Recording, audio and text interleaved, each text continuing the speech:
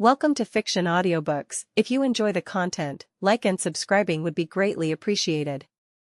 If you have any recommendations for novels, comment below. Please join my Patreon at https://www.patreon.com/fictionaudiobook. Chapter 391. Implanting Rinnegan. The party last night went nicely. He didn't need to sleep, so he just went out. He had seen Leonidas and Natasha getting too horny and go to their rooms. He expected to have a new grandson in a few months. He was also notified that Hats caught the Black Zetsa yesterday and was experimenting on it. He quickly went to Hats' Chaosheim and found him in his base. "What are you doing, Hats?" Alexander asked. "Oh, you are here. Well, this thing thought it could take control of my body. Ha, what an amateur. I have been ripping his body apart slowly the whole night." Hats told him. "Any information you got from it?" Alexander asked. "Yeah, he's done many crazy things in his lifetime. His final mission was to get his mother out." "Yeah, he has a mother complex." Hats answered. "Is he a living thing?" Alexander asked. "No, it is just a construct made by the will of Kaguya. He has no life. He is only driven by his mission." Hats explained. "Well, he is a sinful being, whose sole purpose is to create trouble and revive his supposed mother. Let's just purify him then," Alexander decided. Black Zetsa was screeching inside his glass case in which Hats had put him. "Easy now, you've had your share of living. Now it is time to return back to nothingness," Alexander said and checked his sins. Black Zetsu, category. The physical form of Kaguya's dark will. Sin percentage. No soul found to judge. Interesting, a soulless living thing. To purify Black Zetsu, Alexander threw Barry's tears at him. But it only burned it a little. So, he took it out to throw it inside the dimensional pocket. "Haha, I was waiting for this," the Black Zetsa shouted and entered Alexander's body through his ears. Alexander was still not surprised and looked at Hats. "Ha ha ha, that dumbass." Hats laughed. "He probably thinks he can control my body, but there are no internal organs. Only an endless void," Alexander stated. Meanwhile, Black Zetsa was now lost inside Alexander's body. He could see some shining orbs of light. Blue, red, purple, yellow, green, orange, and golden. He could also see lots of black holes and stars. He could not find the body parts, so he went to the colorful lights and touched the purple one, which was in reality the power of Power Stone. He foolishly touched it and soon found himself shrieking in pain as the power of the Power Stone ripped his body apart on a cellular level. What is going on? What is this? "No." He screamingly asked himself. Then Alexander's voice came. He couldn't get inside his own body, but he could send sound. "Ha ha ha, you thought you caught me. Well, you were lucky for half of your plan, but it was you who got caught. Now, I can't save you even if I want to," he said. Little by little, Black Zetsa got disintegrated into nothingness. "Well, that takes care of the big threat to the world. Let's go out and deal with this Kaguya. Let's see if she is really as hopeless as her sons told me." Alexander pondered and went out of Fixheim with Hats. He found Nagato having his breakfast with Dabi. "Good morning, boys," Alexander greeted and took a seat beside them. "Nagato, we will be dealing with your eyes now. Don't worry. You won't lose your vision because I will give you another eye and it will be much better than this one," Alexander informed him. "So, are we going to deal with her?" Dabi asked as he understood what this meant. "Yeah, but we will go to the moon for this. I don't want to destroy any part of this planet if a fight happens," Alexander decided. "Anyway, where is everyone else?" he asked. "Well, Olivia went to Earth Country to check the orphanages there. Leonidas and Natasha are still locked inside their room, so are Brian and his wife. Jiraiya and Tsunade asked me to return to Konoha, so I sent them back. Blue Fong is showing Haku around. Ragnarok is behind the bar, passed out. He drank the whole liquor storage last night," Dabi informed him. Then let's go to the moon. Hats, you go and wake Ragnarok. I will prepare things here," Alexander instructed. He took Nagato to Fixheim as it was the safest place for doing the eye change.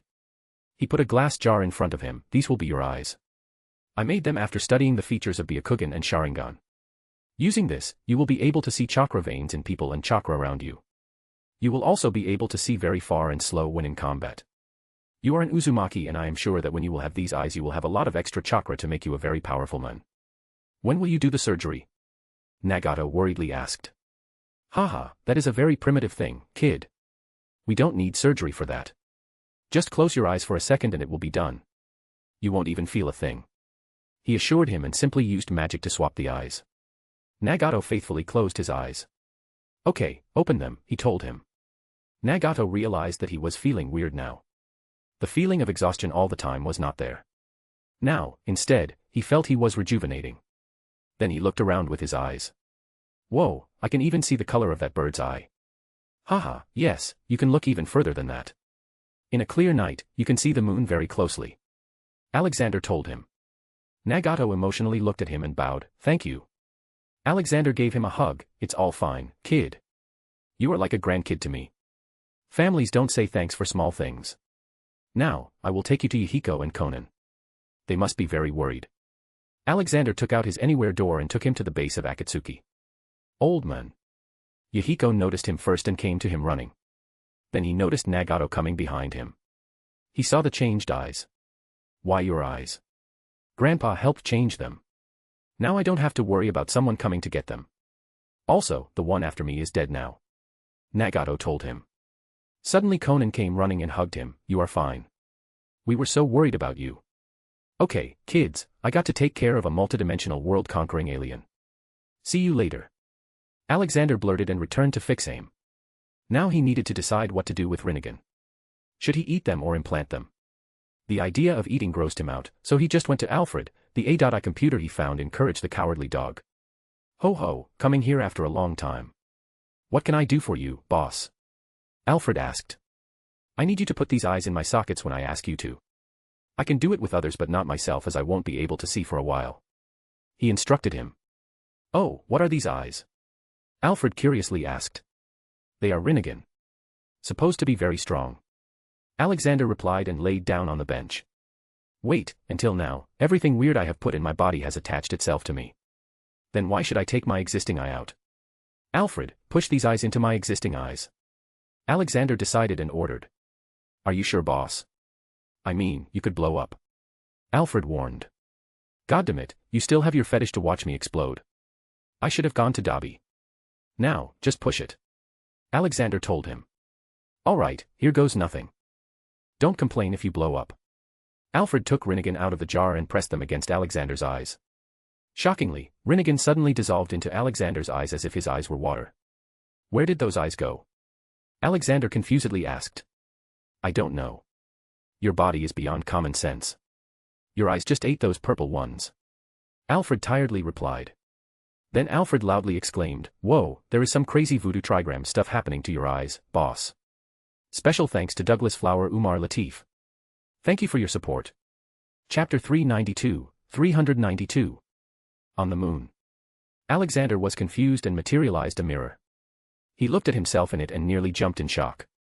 Motherf, what the hell is this? I expected to have them purple but this is weird. Alexander exclaimed. No, you are weird, Alfred added. I think they are evolving according to the powers of your body. You are, after all, an extraordinary being. Archangel Michael came in. Probably, but I will have to check them out later to see what power I received, Alexander said and got up. It's time I deal with this world's mess. He went out of Fixaim, grabbed all the tailed beasts, and brought them to Fixaim. My little cute potatoes, I have a very important mission for you all. He seriously said. We will do it, Ji-chan, just say it. Chomei excitedly agreed. I need you all to stay inside Fixaim for today. I am going to deal with the 10 tails Husken Kagaya.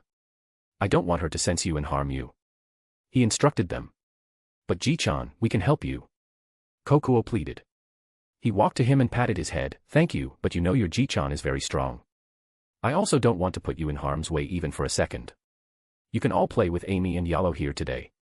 Even Leonidas is here. What are you talking about, Dad? Leonidas came to them, yawning. Last night's not-so-family-friendly activity session was a bit extra, it seemed. Woa. To Ji-chan, Isabu exclaimed. All the tailed beasts looked at Leonidas and Alexander alternatively.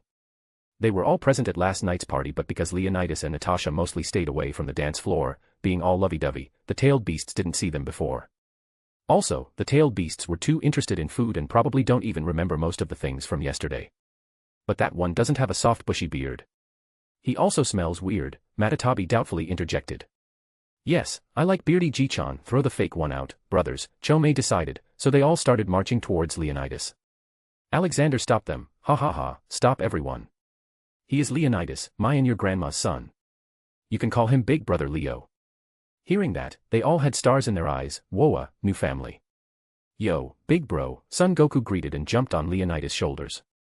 Haha, what a cheerful bunch, Leonidas commented. Yes, my Bijavengers are the best, right? Alexander doted on them. Yeah. They all shouted together. Okay now, I will go and work.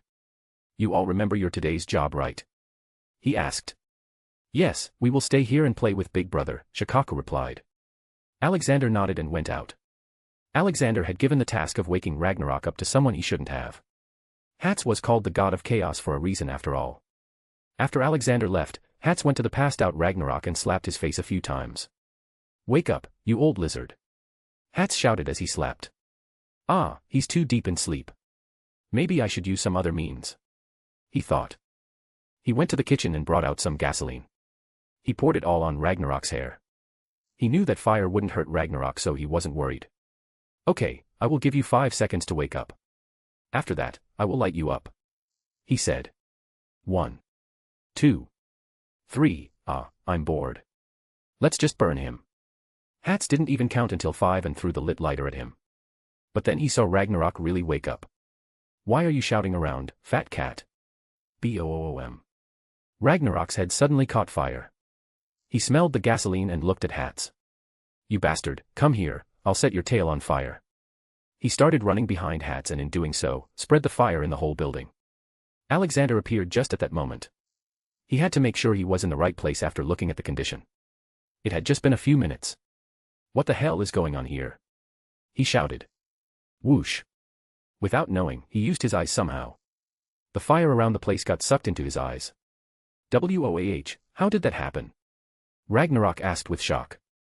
Alexander was also confused, I don't know. He looked into his palms. Without even trying, a fire lit up in his palm. I think I know what I can do with these eyes.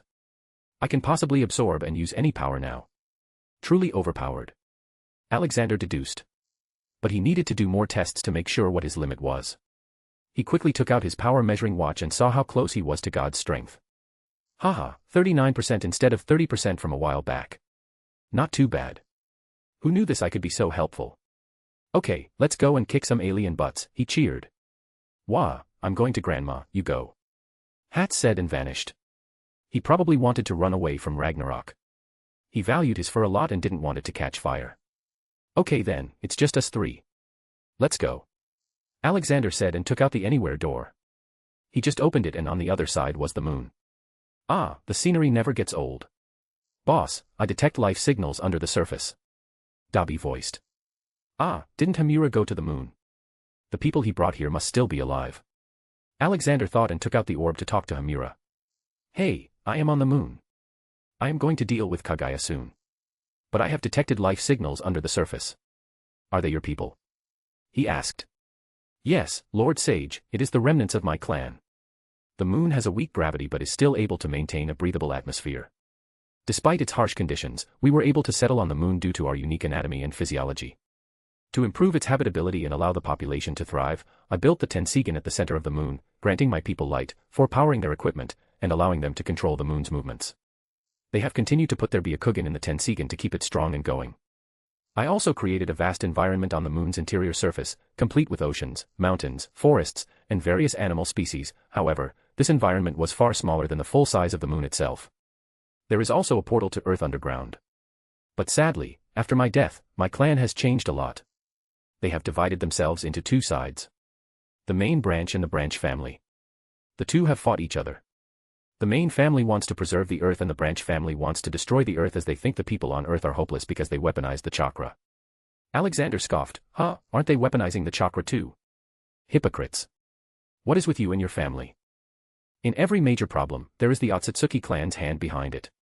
Also, is everyone blind here now? There aren't many left and those that are, have generated heightened senses, Hamura said. What a headache. Okay, I will go and deal with them first. Can't have these suicidal fools run amok here. Alexander tiredly said and walked to a crater. He jumped inside and made himself intangible and passed through the surface. The next moment, he found himself in a mountain valley with forests and earth-like things. Gotta give it to him, making this place inside the moon must have been hard, Ragnarok commented. Well, he was a godlike being according to human standards. If it is easy for me to make planets, it shouldn't have been hard for him to make this small place. Let's look for people now. Alexander suggested. They flew around the whole area. In some places, they found abandoned villages, possibly destroyed by internal fighting. After a few minutes of searching, they finally appeared in a small village with a tall building. It was most probably the center of the moon. He could see the big Tensigan, lighting up the whole underground area. As expected, his entrance was detected by everyone and they came out to confront him. Who are you? Why have you come here? An old man asked who didn't look too different from Hamura. There were a few more of his clan members standing behind him. Special thanks to Chesser Douglas Flower Umar Latif. Thank you for your support. Chapter 393. Little Kagaya. The first thing the people of the Otsutsuki clan noticed was his eyes. They all knew about Byakugan, Rinnegan, and Sharingan but not this. Although they couldn't see, they had something like a sensory vision. And their senses were telling that the three people in front of them were immensely powerful. I am Alexander, also known as the Sage of Beasts. This is Ragnarok, the Dragon King, and this is Dabi, the Elf King. Alexander gave them made-up names. Are you not from the Earth? The old Otsutsuki man asked. Yes and no. We currently live on Earth but are not originally from there. Just like your little clan. Just like your clan creator, Hamura. Alexander said. He wanted to portray himself as big and knowledgeable so he could get these people to listen to him. Do you know Lord Hamura? The man asked in shock. I do, and he is not happy with you all. The way you misinterpreted his words is truly astonishing. Alexander said, surprising him. Care to tell me your name? Alexander asked. I am Hamatsu Otsutsuki, the current clan head. What were you saying about the words of Lord Hamura? Please tell us. Hamatsu pleaded. Okay, in fact, I will let Hamura tell you himself. He needs to scold you all a bit. He revealed and again summoned Hamura with the orb. In an instant, Hamura's projection appeared. Seeing it, all the Otsutsuki men kneeled down. Lord Hamura, you are back, Hamatsu exclaimed. I'm not. This is just an astral projection of my body. I still live in the chakra. I am very disappointed in you all. You killed your own people using the chakra and dare to judge the people living on Earth. What makes you better than them? Hamura angrily asked. But Lord Hamura, it was your will that we look after the Earth, Hamatsu clarified. I never said that. I just told you to keep a watch over the Earth and observe how it evolves. It was you all who misinterpreted them to destroy the Earth. Hamura scolded. And these dumbass killed their own people for it, oof. Ragnarok commented. Everyone turned to look at him with big eyes. Cough.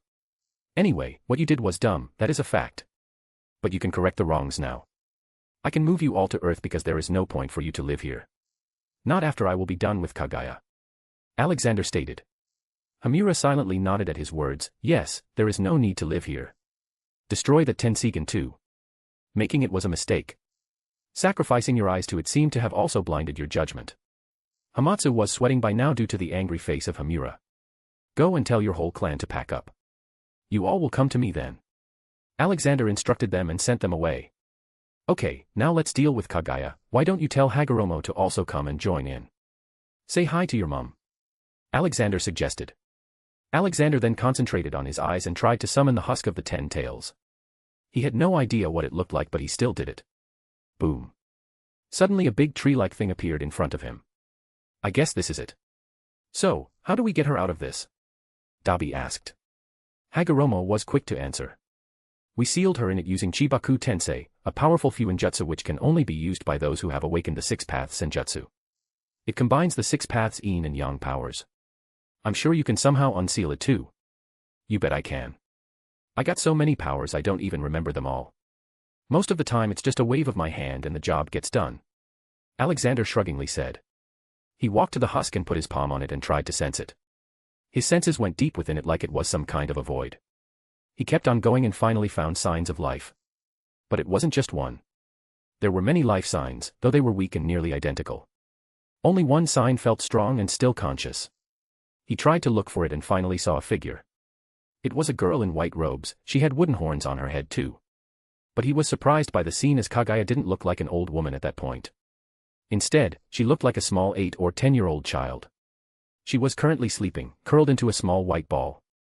Around her were a few made-up animals like rabbits and puppies. There was also a photo frame with both Hagoromo and Hamura. Alexander understood that what he was seeing was the most vulnerable state of Kaguya. She had been locked in here for 1,000 years, in this utter darkness. She probably made all this stuff around her with her chakra to feel less lonely. He lightly walked to her. But she didn't seem to sense him. Alexander was still unsure about what Kaguya's motive was and why she turned from a peace lover to a peace destroyer. He looked into her mind as smoothly as possible. He was immediately greeted with the dream she was seeing right now. Forgetting the memories, he decided to see what it was, as it seemed the scenes were from Kaguya's childhood. Kaguya's memory, not canon. In a Japanese-style house on some planet. "Mama, why does Papa always tell me to not be nice?" Little Kaguya asked her mother, who had similar skin as normal Otsutsuki. She also had Byakugan, as it was originated from their clan. Kaguya's mother caressed her head, "Because that's the kind of world we live in, Kaguya. If we don't follow the rules, then we will become an outcast. You know what happens to them." "But I don't want my little brother to do bad," Kaguya said, and hugged her mother's inflated belly, which was harboring another life.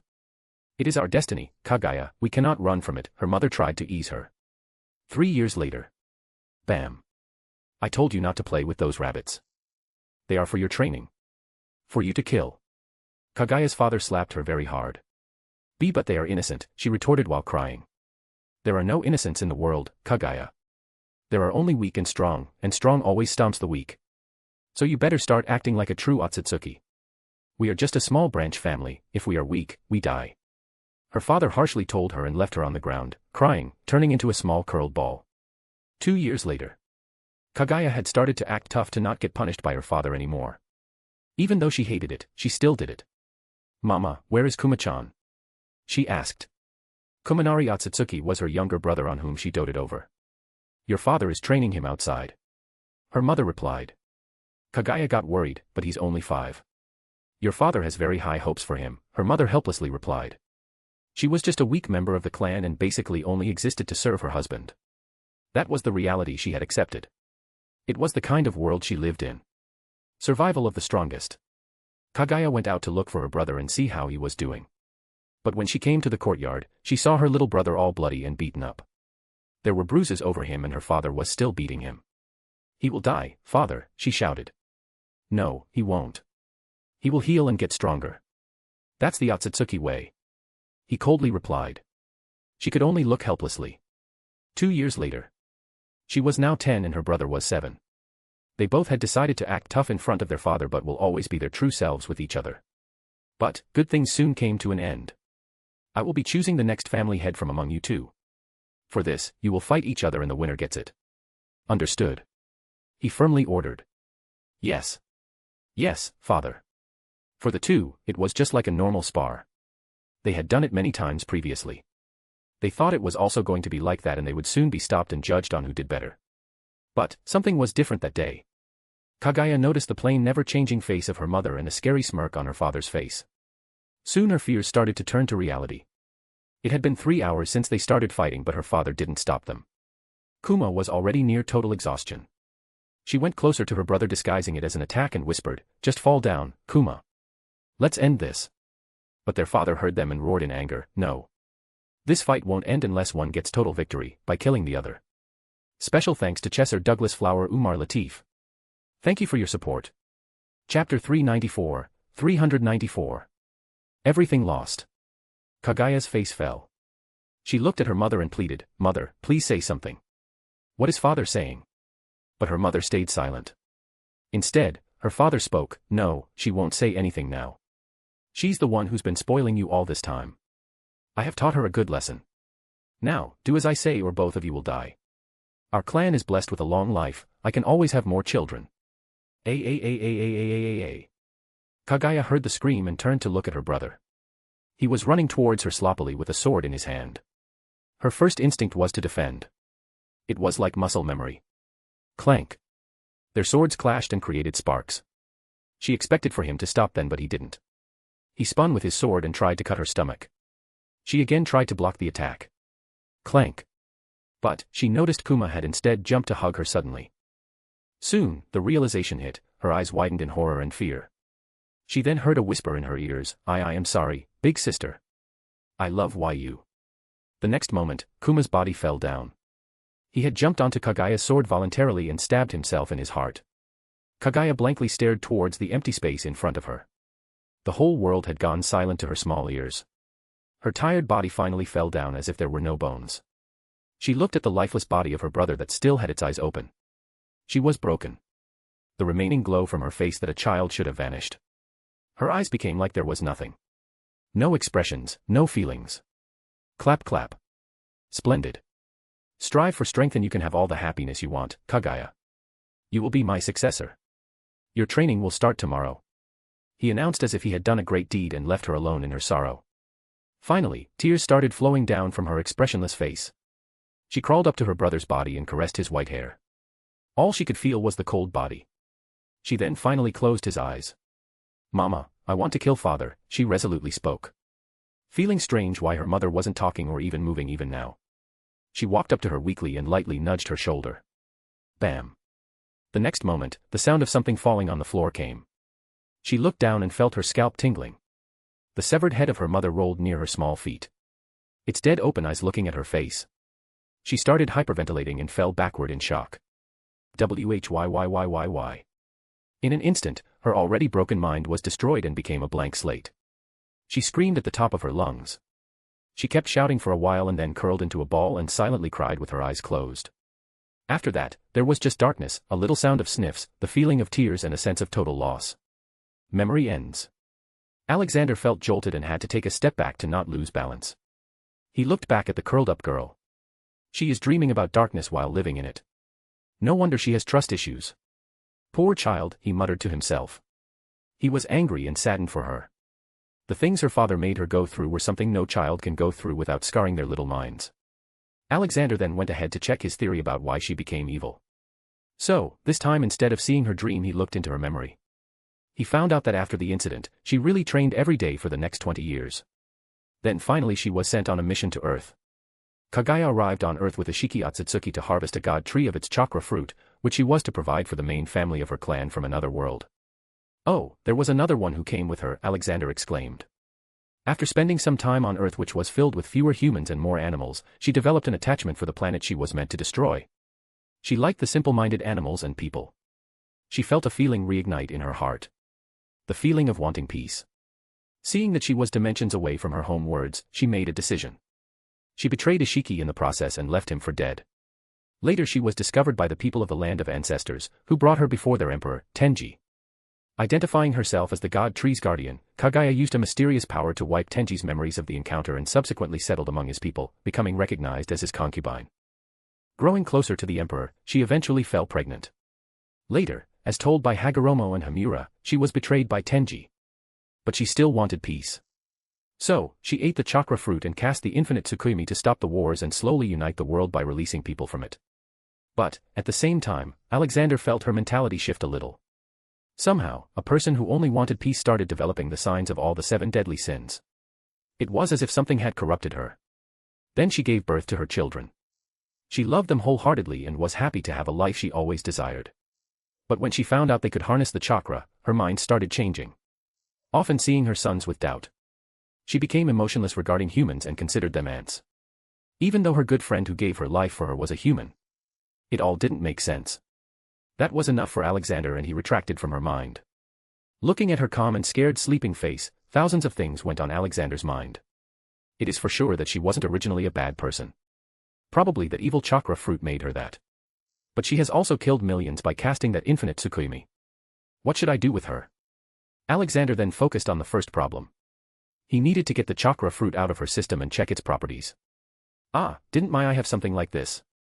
If I can absorb any power, I should be able to take the chakra fruit too, he thought. He activated his eye and intensely looked at Kagaya. Soon he felt a connection being established. He saw Kagaya's eyes twitching a little so he put a sleeping potion on her. After a few minutes, he saw Kagaya's third eye disappearing and now Alexander had a third eye. He took out a mirror and looked no. Olivia will hate this. This is ugly. I also don't want to wear 3-panel glasses. He then used his eye's power in reverse and willed for the chakra fruit to appear in his hand. Little by little, a fruit started to form like it was being 3D printed.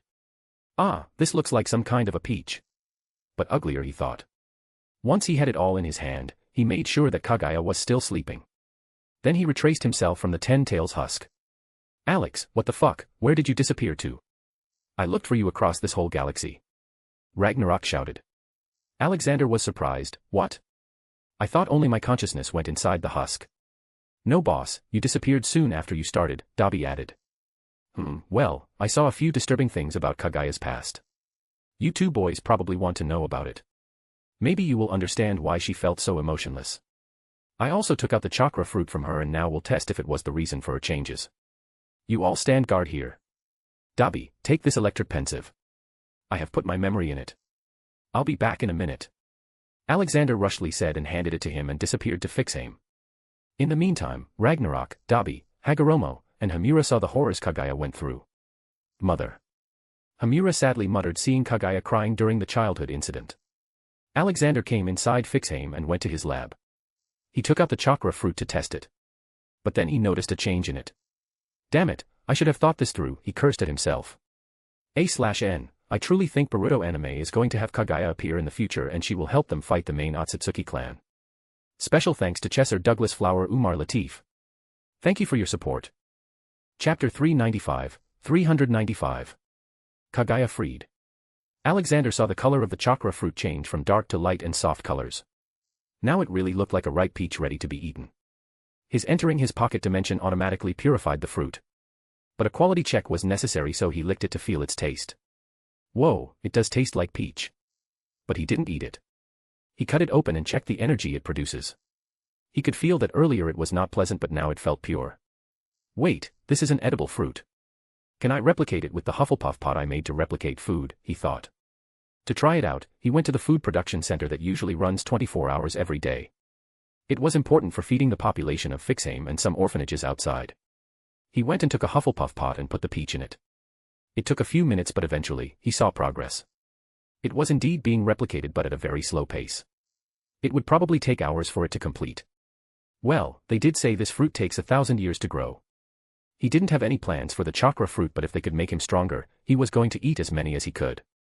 So, after getting one extra chakra fruit, he appointed a seraph to produce 5,000 more. He came out of Fixame to Dabi and others. They had finished watching the memory and looked pretty depressed. Ragnarok sternly looked at Alexander. I so want to kill those Otsutsuki bastards. Me too, buddy. We will eventually go there. But now, it's time to wake her up. Also, I was right. It was chakra fruit that had changed her mind. But no worries now. He assured them. He again went inside the 10 Tails husk and walked to the still asleep little Kaguya. He first sent the power of the chakra fruit back to her. Her third eye again appeared on her forehead. It was also sleeping. Wake up, little one, he lightly called her. She tilted her head and slowly got up. She rubbed her eyes and looked up. Who are you? Alexander's eye twitched. Kaguya looked like a small girl, but her voice was of old Kaguya. Though he was sure if he brought her out she would turn back to her original older body. It took her a second to realize that her personal space was breached. She immediately got up and also turned to her normal body, the old Kaguya, who also didn't look very old. Calm down, Kaguya. I came here to get you out of this place. But, you have to promise me to be a good girl. He politely said. But she got angry. Who are you to order me like that? We're going to have to work on that anger issue. Okay, can you tell me why you tried to kill Hagoromo and Hamura?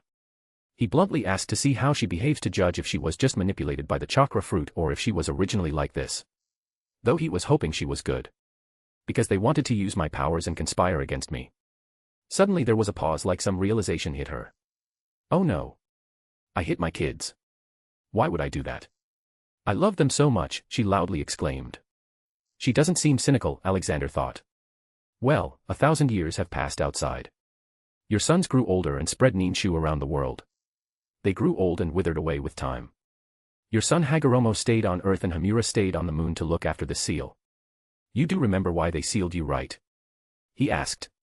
She nodded. I cast the infinite Tsukuyomi and enslaved the world. But why would I do this? I wanted peace. I love this planet. Well, the fruit you ate, the chakra fruit, was the reason. Did you really expect a fruit that grows by sucking the life of the planet and its people would give you power without any drawbacks? The fruit probably had a psychological effect on you. He explained to her. She immediately collapsed to the ground. All I ever wanted to do was to simply live in peace. But why do these things keep on happening? Your sons, they are waiting for you outside. Their bodies may have died, their souls are still lingering as chakra projection. He revealed and also checked her sins. Kaguya Otsutsuki, category. Murder. Attempted murder, 1,546, 875, still alive. Sin percentage, 53%. What? Attempted murder, Alexander confusedly thought. He looked at Kaguya, who was also looking at him with hopeful eyes that he would take her out of the seal. Don't you have questions? He asked. Will you answer? She asked back. A fair question. I will answer your doubts. Fire them up. He allowed her. She asked the first obvious question, who are you? How did you enter the seal and what are those eyes? Whoa, go slow, girl. Well, for starters, my name is Alexander Maxim Universe. You can say I am a god. I travel to different worlds and help them. Currently, I am ruling this ninja world and making it better. And I have named my eyes God's Eye. He explained to her. She nodded, so you are like me. From another planet. Yeah, something like that. I'm also thousands of years old, so heads up, don't be offended if I treat you like a child sometimes. Now, let's go out. He explained. Wait. She stopped him. What happened? He asked. There are still so many people stuck inside here as cocoons. We should release them. They are all alive. She revealed. Oh, so it was them I sensed. They must be the victims of your infinite Tsukuyomi. But what will we tell them? I mean, I'm sure there will be whole families stuck in there. They will see the changed words outside and be confused. He asked. But we have to get them out, she insisted. I never said no. Okay, I'll just plant memories of the modern world into their heads. That would help them. He decided. He went to all the cocoons. But he found out that most of them had been transformed a little. Their facial features had gone missing. He took out the timecloth gadget. Used magic to enlarge it and put it on everyone. He waited for a while for it to restore, and as expected the people looked like their original self. He quickly severed their connection with the 10-tail husk and the cocoon. Outside, Dabi and Ragnarok had gone bored, so they were playing chess. Ah, he's taking too much time, what if he's doing something not family-friendly in there? Ragnarok asked, making Hagoromo and Hamura uncomfortable. Dabi scoffed at the idea. Ah, I had forgotten you were in heat. Boss isn't like that. He'd probably die than be with anyone except Olivia. He's an ultra simp. Ragnarok laughed. Who's the simp? Alexander's voice came from behind him. Ahaha. I was worried about you, Alex. Ah, she must be Kaguya. Pleased to make your acquaintance. Ragnarok showed a total change of attitude. Kaguya was less interested in the humanoid dragon and noticed the projection of her sons. Hago and Hamu. She ran to them and tried to hug them. But she fell to the other side face first. Alexander face-bombed himself and helped her get up. They are just projections. They are intangible. He reminded her. Tears welled up in her eyes. Forgive me, my children. I wasn't a good mother to you. Hagoromo and Hamura also looked very emotional and sat close to her. Although they had fought her in their life, they still remembered all the love she showered on them when they were small. It was not your fault, mother. You ate the fruit with good intentions. What happened later was not something anyone could have predicted. Hagoromo consoled her. Alexander let them have their mother-son reunion while he dealt with the husk. He first summoned all the people out. At the same time, he implanted memories in them without any intrusion into their privacy. He taught them about how to live in modern society and other values of modern society. They all still looked clueless and naked. He immediately conjured clothes on their bodies.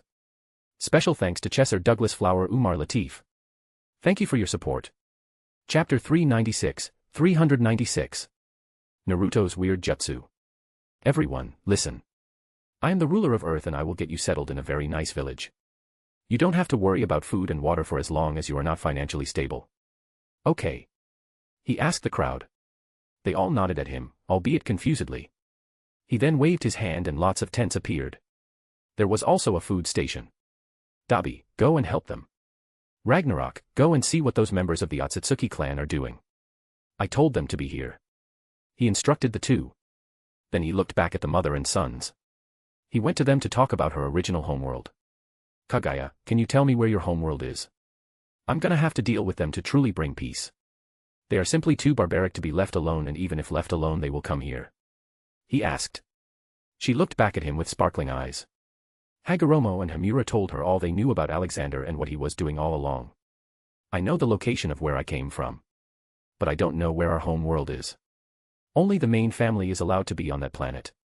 All of our branch families were spread throughout the space. Every 1,000 years we are to give chakra fruit to the main clan as a tax for letting us branch clans exist. If 1,000 years have really gone by, then they will surely come again. To harvest the fruit and destroy this place. She explained. So if I were to go to the planet you came from, catch the most important person there, will he know where the main clan lives? He inquired. Yes, he would. As the branch family's clan head, he is supposed to personally take the tax to them. She revealed. Good, I will be going there someday then. But for now, I need to solve this messy planet.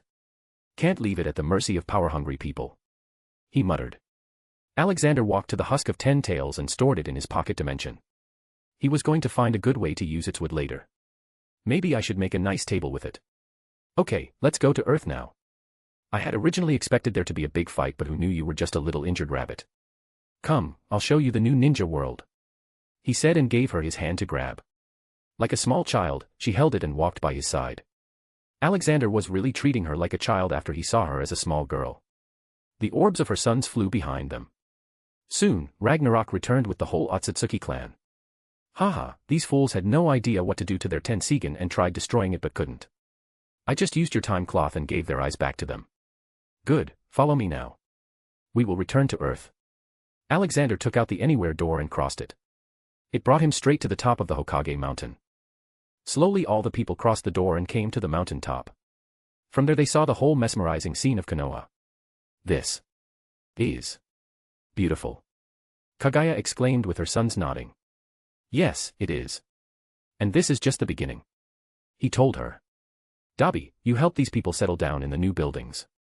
I will take Kagaya to my office and introduce her to some people. You too, Hamatsu, you follow me. He instructed and led the way.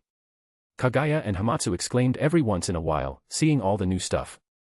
This place is called the Hidden Leaf Village. Mainly a village made for ninjas to live in. There are millions of humans in the world right now, he said. Hamatsu, the head of Moon's Otsutsuki clan, had come to Konoha a while ago, but it had changed a lot since Alexander came. Ah, Gramps. Naruto appeared out of nowhere. Oh, who is this grandma? Are you cheating on Grandma Ali? He curiously asked. Asterisk cough asterisk no, Naruto, she is your ancestor. Alexander jokingly said. Naruto took it very seriously and deeply bowed, my respects to the ancestor. Will you see my new jutsu? Kagaya's face changed as if she saw a cute little puppy.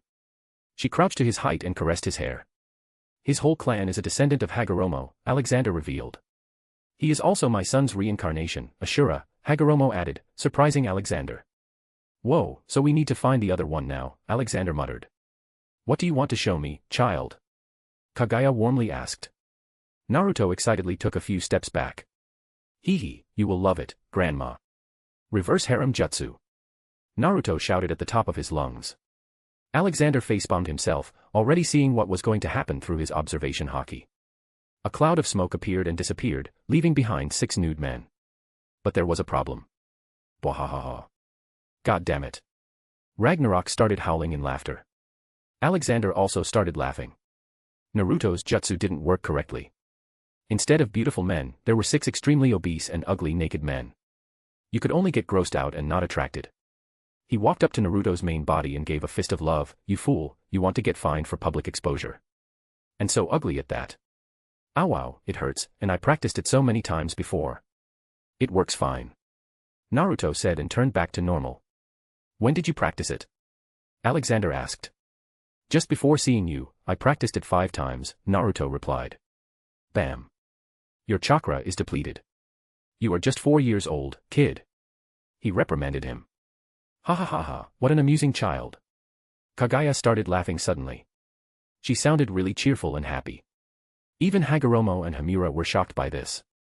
Thinking that this was how their mother was originally supposed to be. Go home and tell your dad to come to my office, Alexander told Naruto. Okie dokie, old man, Naruto cheerfully replied and ran to his home. On their way, people greeted Alexander and the shop owners tried to give whatever they were selling to him for free. He had to slowly make his way. Kagaya, on the other hand, was enjoying the social interactions after 1,000 years. They all love you, she spoke. Haha, of course, they do. Ending the everlasting war, uniting the world, and making their lives better will make that happen anywhere. You just show them kindness and care and they will reciprocate it in most cases. Alexander responded. Finally, they reached the Hokage office. Alexander found Hashirama and Tobirama working there. How's it going, boys? The two looked at him and the guest in surprise. We are good, Lord Hokage. Who is this? Oh, this is Kagaya Otsutsuki and these are ghosts of Hagoromo and Hamura. I told you about them, right? Alexander answered without much thought. Both Hashirama and Tobirama were shocked. You mean the World Destroyer and the Sage? Yes, but she was not bad. It turned out that the chakra fruit she ate was rotten. Anyways, she will be staying with us for a while. He revealed. He was still unsure about what to do with her. After a while, all the important people of various clans came to his office. Hizashi, that is Hamura Otsutsuki, the creator of the Hyuga clan. You can go and talk to him. That man there is also from the Moon's branch of the Hyuga clan. He told him. Obito, Hashirama, and Mito, that is Hagoromo Otsutsuki, indirectly the originator of your three clans. You can ask him anything you want. He informed them.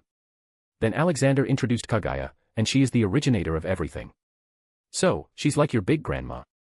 Lord Sage, has anyone from my clan come to this world after me? Kagaya suddenly asked. Not that I can remember. He replied. Then we must start preparing. When they come, they will try to destroy everything. She warned. Ha ha ha, it is okay, I can handle them. No matter how many come. He confidentially said. But. She tried to speak but was interrupted. Kagaya, why don't we have a friendly match? You can see how powerful I am. It will give you confidence in my abilities. He proposed. The whole room turned silent. Kagaya was also interested in this. I accept, Lord Sage. A/N, okay, this arc ends on chapter 402. Next will be Avatar, The Last Airbender. Special thanks to Chesser Douglas Flower Umar Latif. Thank you for your support. Chapter 397. Finally, peace. Everyone gathered in the Forest of Death to see the sparing. Hagoromo and Hamura already knew the outcome but didn't stop their mother as they wanted her to understand the scope of Alexander's powers. Kagaya still had too much pride after all and she needed an utter defeat to bring her feet back on the ground. This is going to be bad. I feel bad for this forest. Hagoromo muttered. Don't worry, Lord Hagoromo. Lord Sage has the ability to make the forest regrow.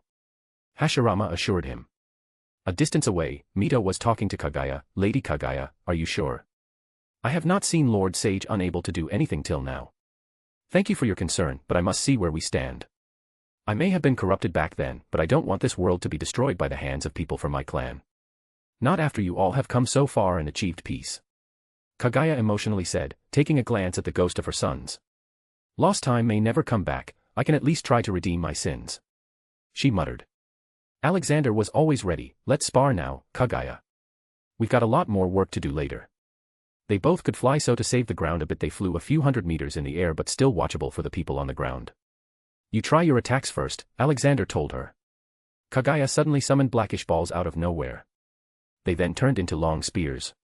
Truth-seeking spheres, she spoke the name of the attack. They were orbs of black chakra of variable size. They were a mix of the 5 elements and natural energy and could obliterate anything at contact, cancel normal techniques, and overcome regenerative powers. They could also be used to channel their wielders' powers, stuck to people, sent as projectiles, and detonated in a devastating atomic blast. Alexander didn't even move and caught the spears in his hands. He could feel it was a very unstable thing and held the power of nature in it. It was like an atomic bomb in his hand. Just without the radiation part. This is an impressive attack. If it were to touch a normal ninja, it would kill them instantly. He praised her attack, ignoring her gawking face. But Kagaya wasn't much surprised. If she could do this, there was no reason why a so-called god can't. A person who could break the Chibaku Tensei seal so easily could not be weak. She decided to take her next attack physically. Suddenly a big dark pink exobody formed around her. It looked like Susanoo, but this was much different. It looked more like a physical extension of her body than just a hollow armor. She teleported to Alexander and punched him.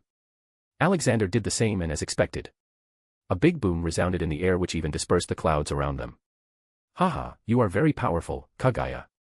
If even with this much strength you are worried about the Otsutsuki clan, then they must be really strong. He commented and punched the exo body. Immediately cracks appeared on it. Finding out that Alexander wasn't even using his full power, she decided to defeat him in another way. She used a major ability of her called Amanamanaka, her mightiest and most versatile power. It granted her access to several dimensions she created.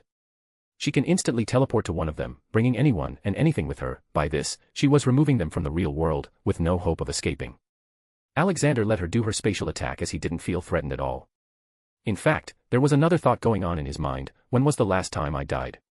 Soon, Kagaya and he disappeared and came to an endless lava field with a giant volcano in the middle.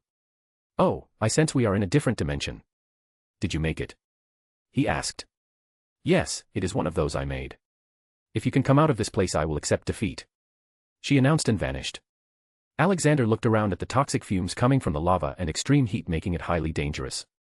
But there was nothing different or interesting except a huge statue that looked like some kind of demon of the Otsutsuki clan. He could apparate out if he wanted, but he just took out his anywhere door. Kagaya returned to the real world and flew down to everyone. What happened to Lord Sage? Hashirama worriedly asked. I have trapped him in one of my alternate dimensions. It is impossible to get out of it, and if he can then I cannot defeat him, she explained. Her two sons nodded at her words. But Ragnarok laughed. Bwahaha, we'll see. Yeah, he's going to appear soon, Dabi added. As they said, a pink door appeared out of nowhere. The knob turned and the door opened, then Alexander walked out. The people near the door felt the extreme heat coming from the other side. It even started burning a few trees. Alexander just waved his hand and stopped the fire. Haha, I won I guess. Kagaya and her sons had their jaws falling. Hagoromo knew about the door, but they didn't expect it to be able to cross dimensions. They had expected him to come out eventually, but not this soon or this easily. How did you? Hagoromo asked. It was very easy. You see, the dimensions Kagaya created were actually a subdimension that was a part of this one. So, it was no big deal. In fact, if one of you were to get stuck into my dimension, then you wouldn't have been able to get out no matter how much you tried. He revealed. Can you also make dimensions? Kagaya curiously asked. Alexander nodded. Dimensions and many more things. Now, do you accept defeat? Yes, fighting any more will only destroy nature here. But can I ask how much power you were using while fighting me? Kagaya asked. About 5%. He nonchalantly said and started walking to the village, leaving behind everyone gobsmacked. If the legendary rabbit goddess who was the mother of the legendary sage of six paths was only equal to such a small fraction of his power, what can Alexander do if he utilized it all? They all thought this in horror and a bit of relief that he was a nice man and on their side. Alexander let Kagaya live in the Senju compound. It was the biggest and the least populated living area in Konoha. The repopulation of their clans would take a lot more time. Her sons also spent time with her for as long as they could. She told them many small things about her life which she could consider happy moments. Alexander, meanwhile, got back to work. He wanted to make the whole world inclusive and interconnected with each other. Even though he knew that it would take a lot of time for people to forget their past hatred and lifestyle that had been going on for years. This world was also filled with all kinds of crimes and he couldn't just make them disappear. It would at least take him tens of years to even change them slightly. But, one thing he could do was to make all the schools in the world nurture the children as the best possible citizens. They were young and moldable, so he was putting a lot of emphasis on it. He also needed the people to travel from one country to another and from one village to another. All the shinobi villages in each country would be labeled as capital cities/states of that country. He also sent instructions to Ragnarok, Douglas, Dabi, and Brian to start modernizing their respective regional administrations. The countries were smartly divided into states and states were divided into districts and small counties. A regional representative would then be elected by the people. For now, Alexander was establishing himself as the head of everything. Any country that held Konoha in bad view was now changing for the better, or at least had become neutral, as Alexander had supplied them with resources that made their lives much better. Bam. Old man, here, I have come to give you a gift. Jiraiya rudely entered his office. What is it? He uninterestingly asked while analyzing the natural resources data Dabi sent him. Jiraiya came forward and put a small book on his table. I finished my new book. This is the first edition of the Ika Ika series. It is called Ika Ika Paradise.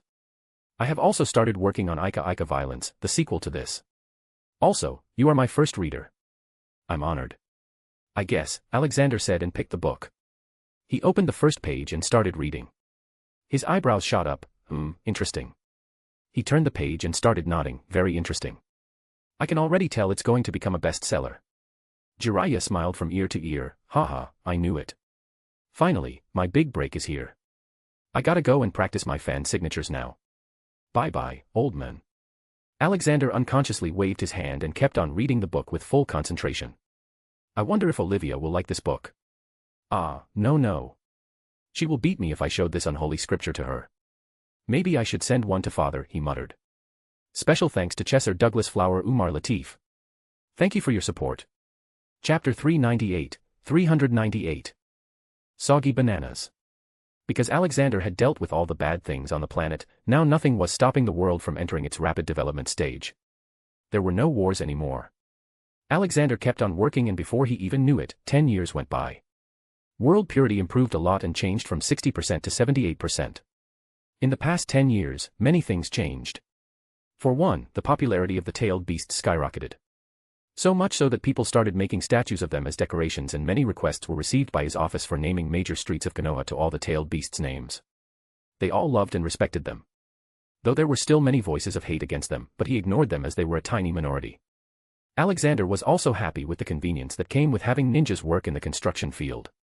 As traveling between countries was very much promoted, all kinds of ninjas with various expertise moved to various villages.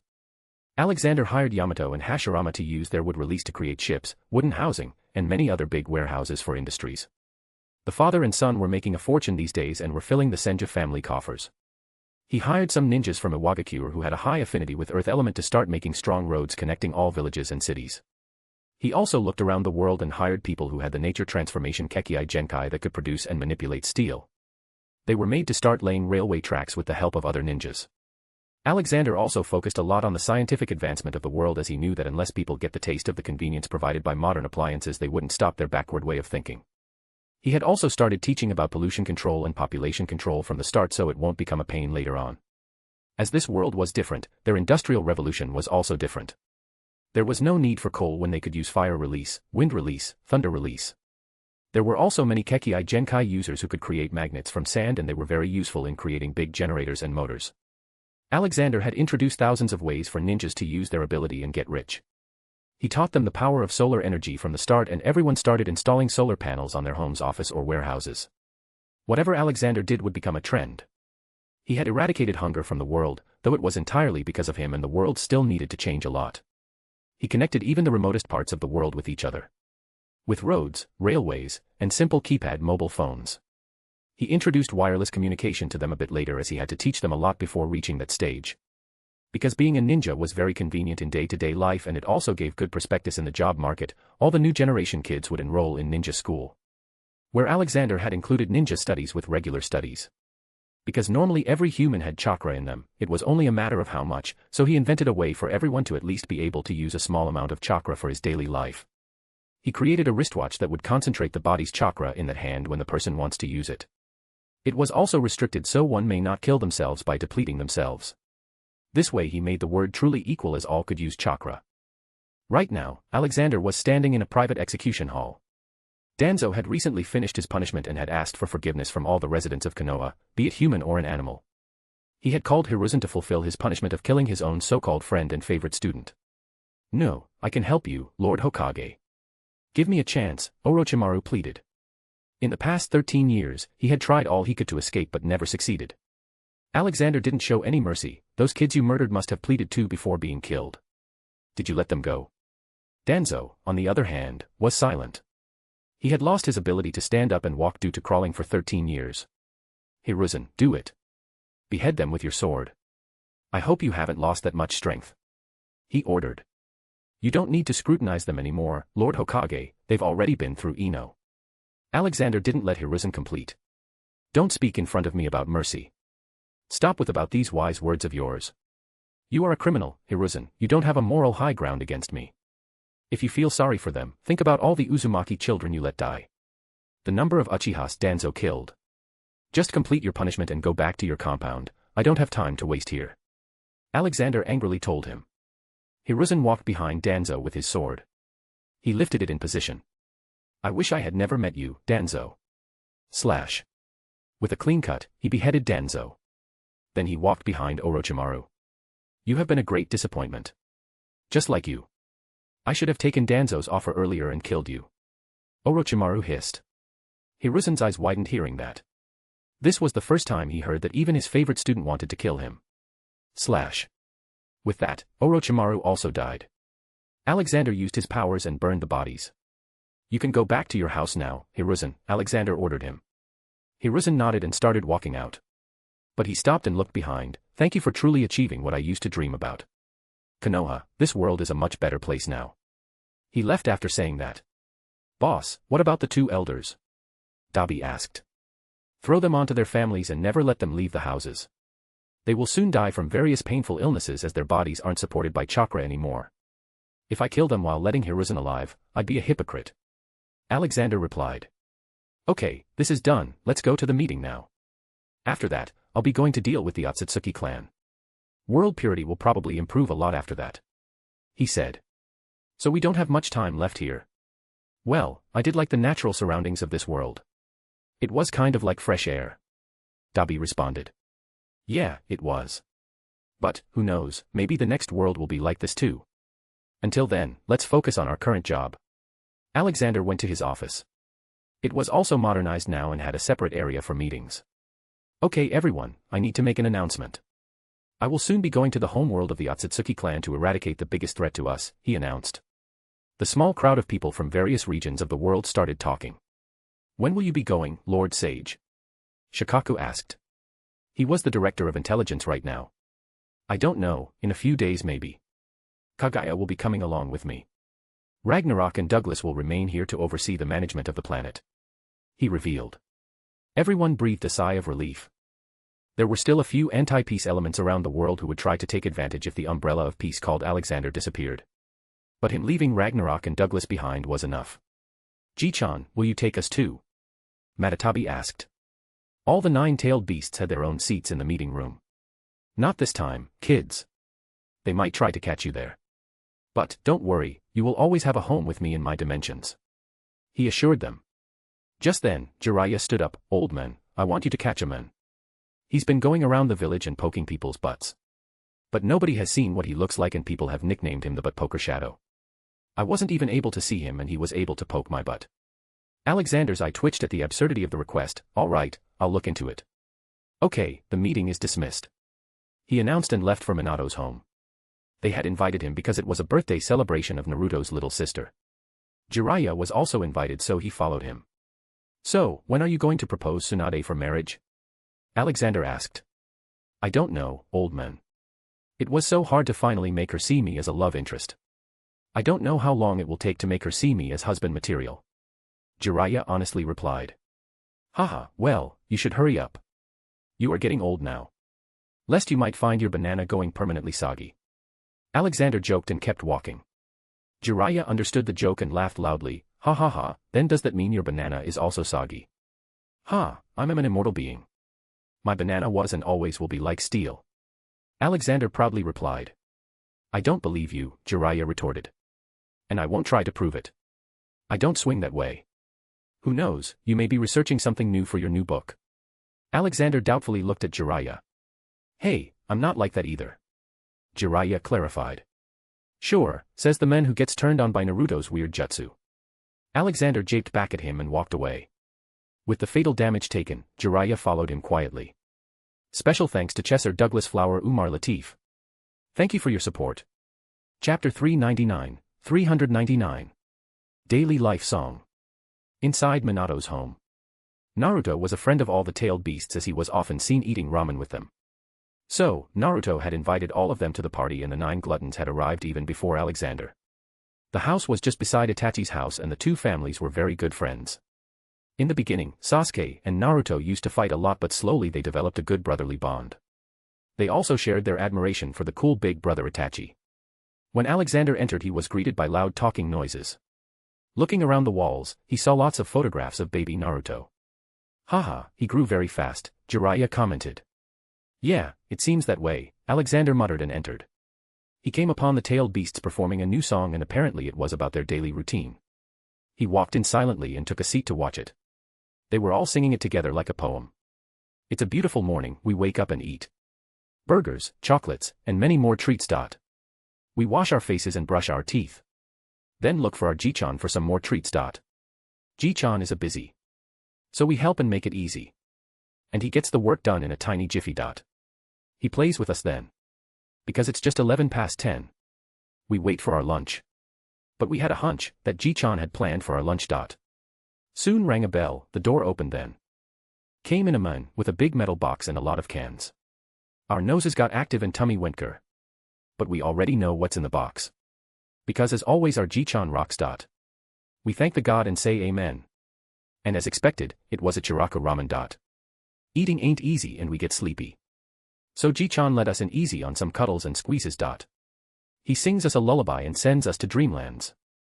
There we beat some monsters and save some kiddies. They also in return give lots of hugs and kisses. Hard work we do, then wake up we do. We see our tired Ji-chan, so for him coffee we brew. Ji-chan is a busy. So we help and make it easy. And he gets the work done in a tiny jiffy. Then comes the night, we sit on his left and right. We feast with Ji-chan because our relation is tight. Then we play with guests. It always feels the best. Then go to our rooms to have some more rest. We sleep with smiles, in hope that morning comes fast. Because we want this life to forever last. Let's sing it together, Ji-chan, you are the beest. We will love you till eternity and the reest. As soon as they stopped, loud clappings resounded in the room. Alexander, of course, was the loudest. He treated the little beasts like his own children. They have been vocal about their love for him from the start and he feels it. He stood up while clapping and walked to the little beasts. That was an amazing song, my lovely potatoes. Come here and give Grandpa a hug. Ji-chan. They shouted and jumped into his arms. Alexander held them tightly all for a while. Okay, let's start with little Nina's birthday, Alexander said.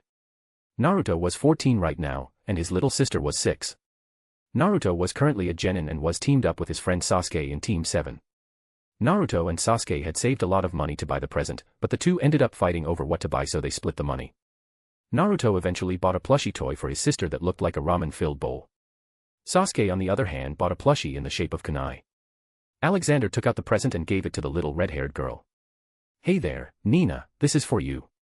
She chubbily held the doll, which was even bigger than herself. She looked visibly happy. Thank you, Grandpa, you get a kissy. She planted a kiss on his cheek and went to the side to open the box and see her doll. By now, Alexander was recognized as the grandpa by the whole world. All the kids and young people would call him Grandpa. Except for Naruto. Old man, I learned a new jutsu, do you want to see it? Naruto excitedly came to him.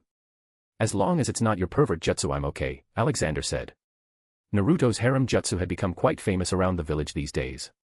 Many men who didn't know about Naruto were still searching for the hot blonde girl of Konoha. I tried it on you, it didn't work. I was going to show you this. Naruto said and focused on his palm. Soon, a small blue spinning ball appeared on his palm. It kept on getting bigger and bigger. Bam.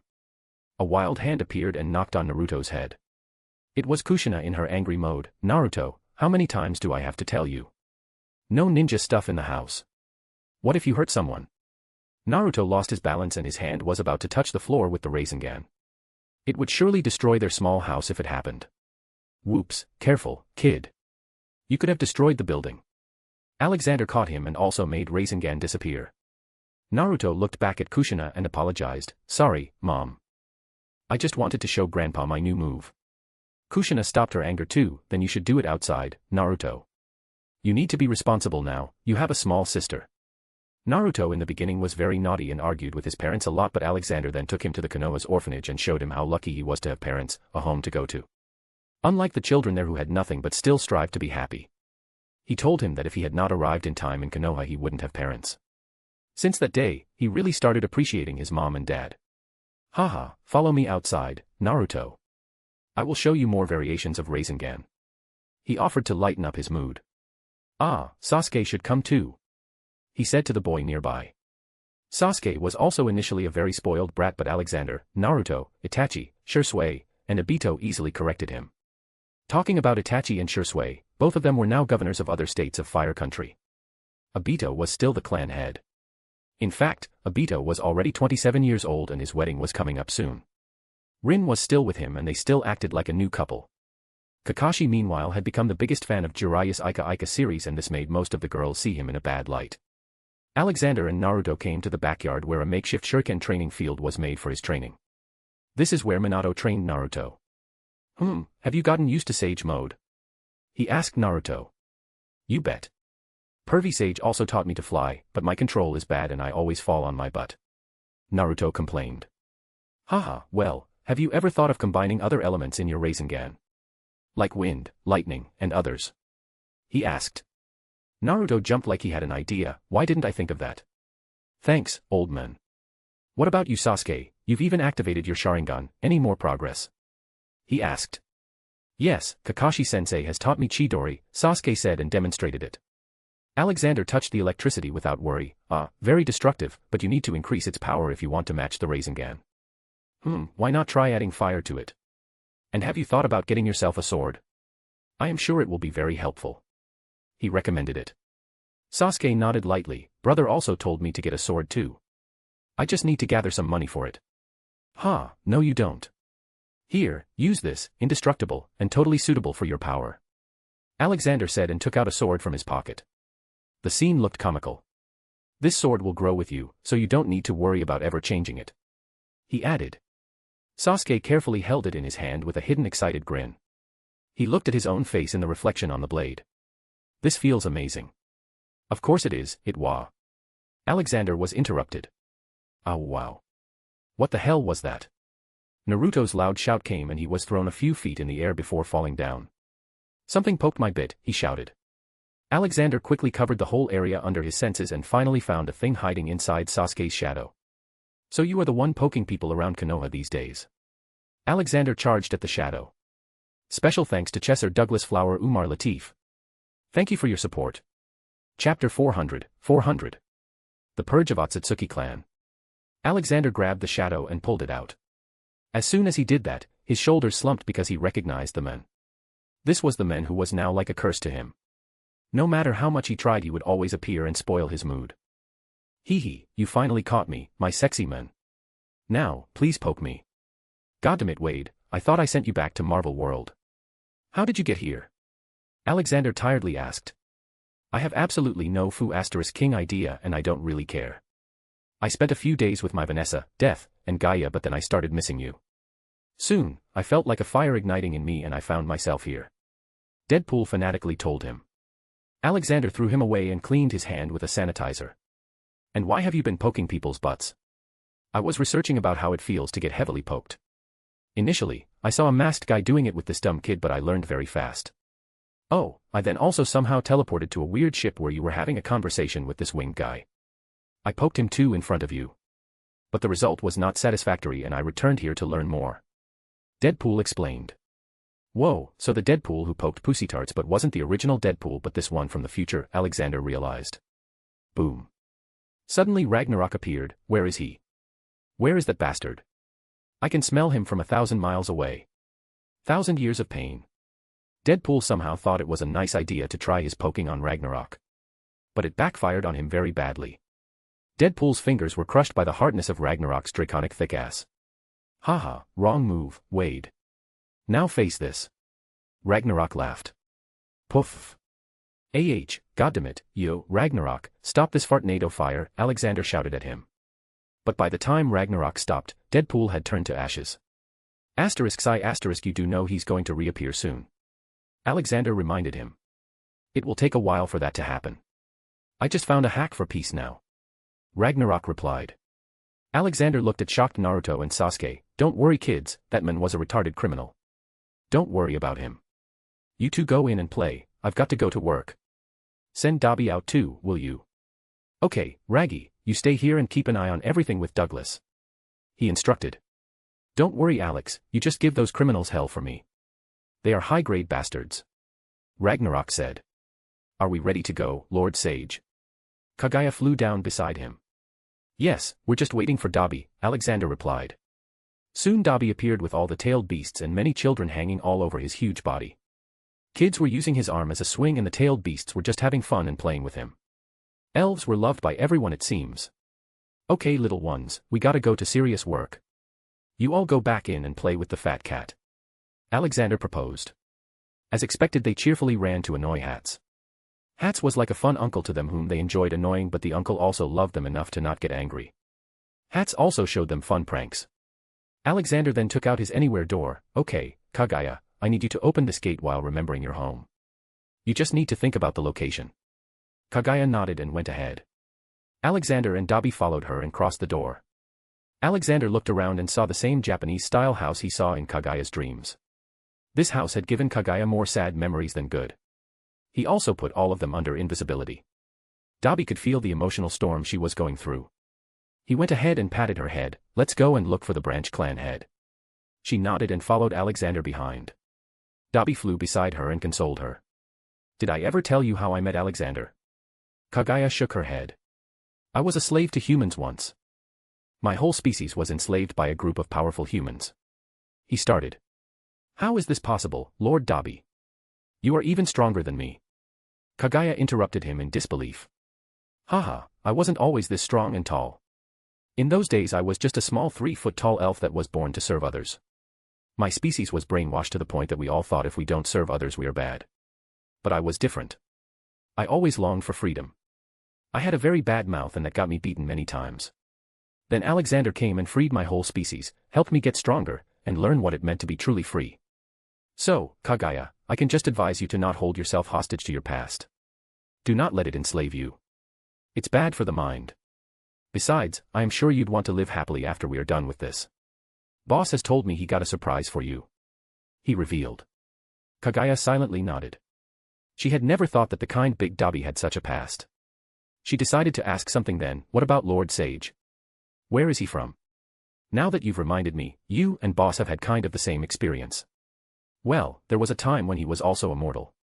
But, because of greed, his 2 sons betrayed him and killed him. Later he ascended to become a god. At least your sons truly loved you, Kagaya, but Boss can't even be sure of that and I think it still bothers him sometimes. He's pretty good at hiding his personal problems. Dabi finished. Kagaya looked at Alexander's back and thought how she would have felt if her sons had really turned evil and betrayed her. Why don't you talk to him? She asked Dabi. I want to respect his privacy.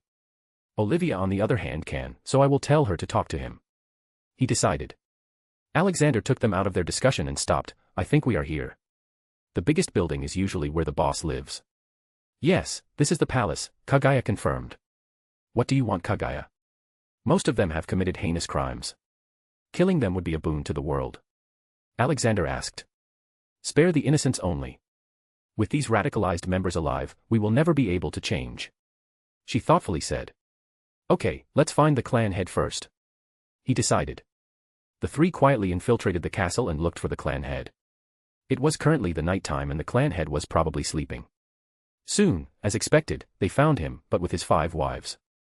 He was also fat and looked weird. But Alexander had expected this from a planet ruler clan head. The man was supposed to be the highest authority and could do anything here. Alexander first went ahead and looked into his memory for the location of their main clan base. He found out that it was near a red supergiant star in another dimension. But now he knew the location, going there was no problem. Now it came to the punishment. He went ahead and slapped the hell out of his face to wake him up. The fat Otsutsuki woke up with missing teeth and face so swollen that even his mother wouldn't recognize him. Wah. Fo aau. The fat Otsutsuki asked fearfully. You are a very big sinner, you got this position by gifting 10 chakra fruits to the main clan. This means you killed 10 planets and most probably there was life on them. For this, you will not only die but will be disgraced. He first put him on time torture in which he would never be able to obtain the chakra fruit and it would always get stolen from him by little Naruto and Sasuke.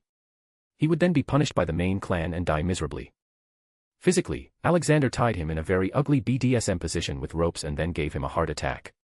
He was a category 4 sinner so his soul was supposed to stay in hell till eternity, which is why Alexander didn't waste too much time on him.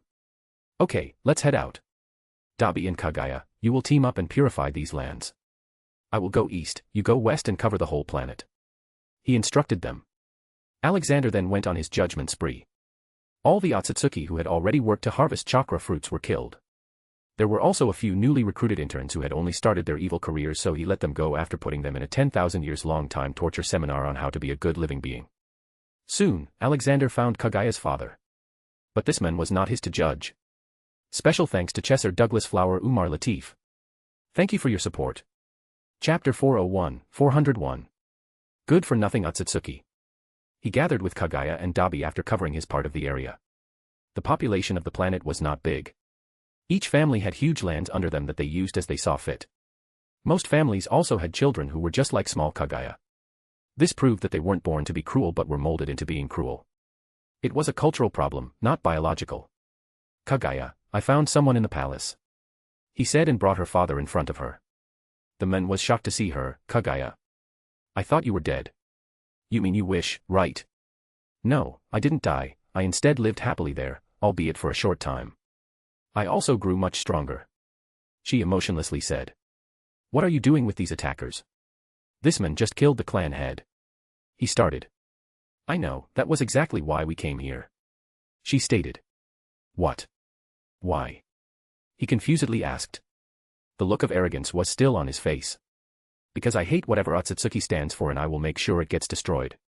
I still haven't forgotten that day, I still remember their faces and I won't ever forgive you for that. You are a monster. She said while walking closer to him. Haha, yes, kill me then. That will only make me proud of what I made you into. You wouldn't have survived if I had not taught you how to be ruthless. Bam. Alexander punched him in the face, saying, taught her by killing her mother and brother. Man, you are a psychopath. Call me whatever you want, only the strong survive, like what you are doing now. He retorted. He's really trying to play with our minds, it seems he is experienced in messing with empathic people. No, the difference between you and me is that I only kill people like you, while you kill whatever moves. Kagaya at least grew up to be nice and retained her sanity, which puts her leagues above you. He argued. Alexander looked back at Kagaya who seemed conflicted. She was thinking that if she killed her father, wouldn't it make her the same as her father? You don't have to do it, Kagaya, you are trying to start a new life and this shouldn't be the first thing you do for it. He tried to calm her down. She then nodded. Alexander quickly read the man's sins. The list was long and he had an 85% sin percentage, a category 4. This meant he would rot in hell for forever. Not wanting to drag it and make Kagaya feel bad, he simply disintegrated him into ashes. Okay, that leaves us with the next objective. I will leave someone to manage this planet for the time we will be gone. Let's go. He decided. Again taking out his anywhere door he set his destination to the main planet of the Otsutsuki clan. It was a huge planet revolving around a supergiant red star. They arrived while being invisible. It looked nothing special, the whole planet was covered with various landscapes and there was just one city on the whole planet and it was made of castles only. The style and level of technology looked old but he had no doubt that it was made to be that way. After all, a civilization with the sole purpose of destroying other worlds must have come across a technologically advanced civilization.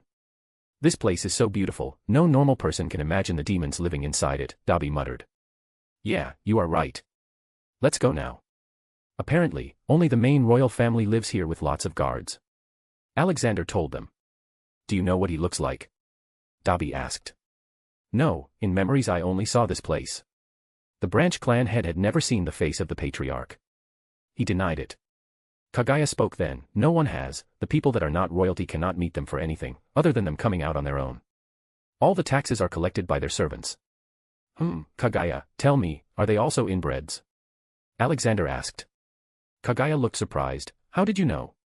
Haha, that's a reoccurring pattern among royalties who are freakish about their blood purity. Well, let's lay siege then. Alexander said and activated his god's eye. He was still not very knowledgeable about these eyes. But one thing he had found was that it could eat anything and also repel anything. It was like a pathway through which he could absorb anything, use it, or throw it. He was going to use the repulsion power and make all the buildings vanish like they were standing around a nuclear blast and got disintegrated due to its harsh wind. Let's call this godly push. He muttered. Boom. The whole castle city got blasted by his power like a sandcastle in a nuclear explosion. Soon, many figures came out of the rubble and flew into the sky. There were about 5,000 Otsutsuki members. Wait. A voice came from behind the crowd. Finally, a man in golden robes came forward. He had bigger horns on his head than any other. But Alexander exclaimed seeing him, wait, Kagaya, he's the same guy whose statue you got in your fire dimension. But, we were told that the statue belonged to the god of our clan. We all worshipped it. She clarified. Alexander raised an eyebrow hearing that, so we are also dealing with a wannabe god here. Hey you, what is your name? Alexander's brash questioning irked many of them. But the man in the golden robes stayed calm. I am Kawashiki Otsutsuki, the god of the Otsutsuki clan. Who are you? And you are one of us. Alexander's first thought after hearing the name was Kawasaki Bikes. I am Alexander Maxim Universe, this is Dabi and that is Kagaya. We are here to kill you. Alexander answered plainly. His words clearly left everyone speechless. But then Kawashiki did what all villains with God complex do. Ha ha ha ha, it has been thousands of years since the last time I fought anyone or someone challenged me. Rejoice, mortal, I will kill you with my own holy hands. Scratch. Alexander uninterestingly scratched his beard. Beep beep. He took out his mobile phone and saw the text message from Olivia. It was an image of little Yalo in his new dress. He was playing with unicorns. Ah, look, he's so cute. He muttered. It piqued the interest of Dabi and Kagaya. They came closer to him and looked at the picture. Ah, boss, she sent you a video too. Dabi pointed out. Damn it, I'm getting old. Alexander cursed and clicked on the video. The video played and Yalo was sitting on the back of a unicorn. But something started happening and Alexander didn't like it. Olivia's voice came from behind the camera. Yalo, say mama. Yalo looked too focused.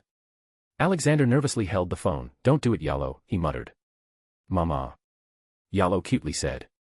Alexander's eyes furrowed. Goddammit, I was so close on winning. He had nearly called me dad. No, boss. I'm sure he said damn it instead of dad. Dabi pointed out. Goddamn, let a man have some dignity, Dabi.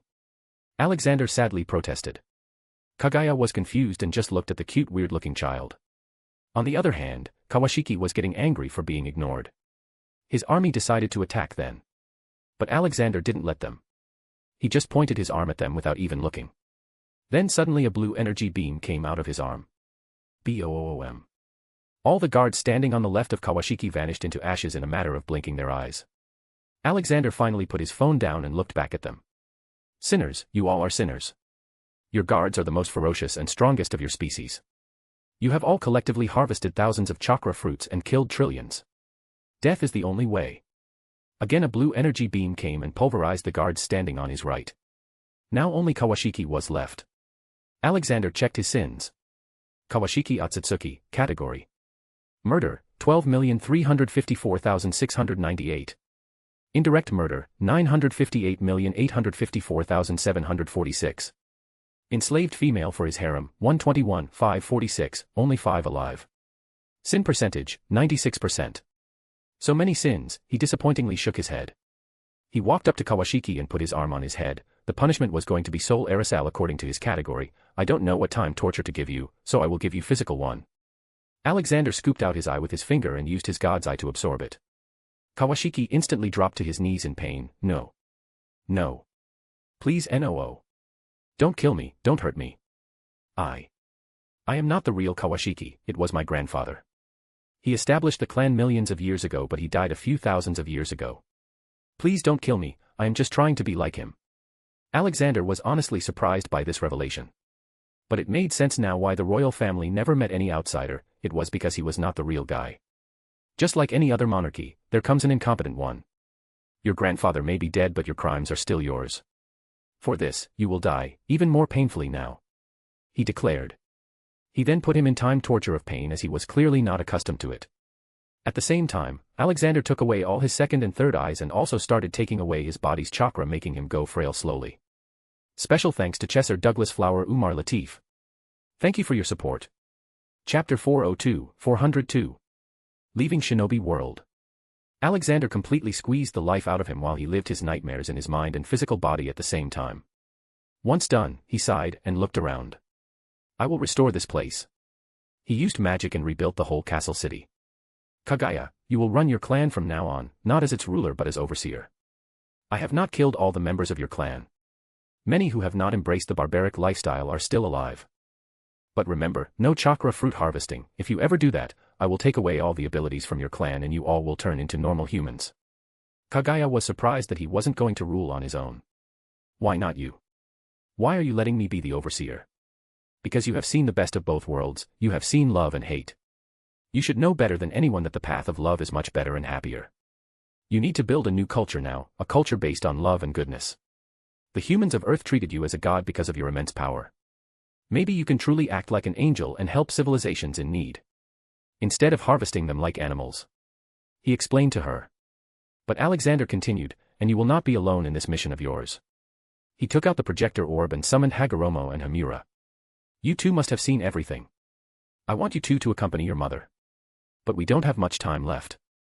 We will soon vanish and be one with the universe's natural energy, Hagoromo argued. Not anymore, Alexander said. He used his power to create a body for the two brothers that would show them in their prime. Then he used his eye power to absorb the two brothers' souls and put them inside their bodies. He had understood that his eyes could act as a pathway to many things. He could even teleport to dimensions on a whim now. Hagoromo and Hamura's souls were still in the physical world, so he couldn't use the reanimation jutsu and had to do this. Soon, the two woke up in their bodies.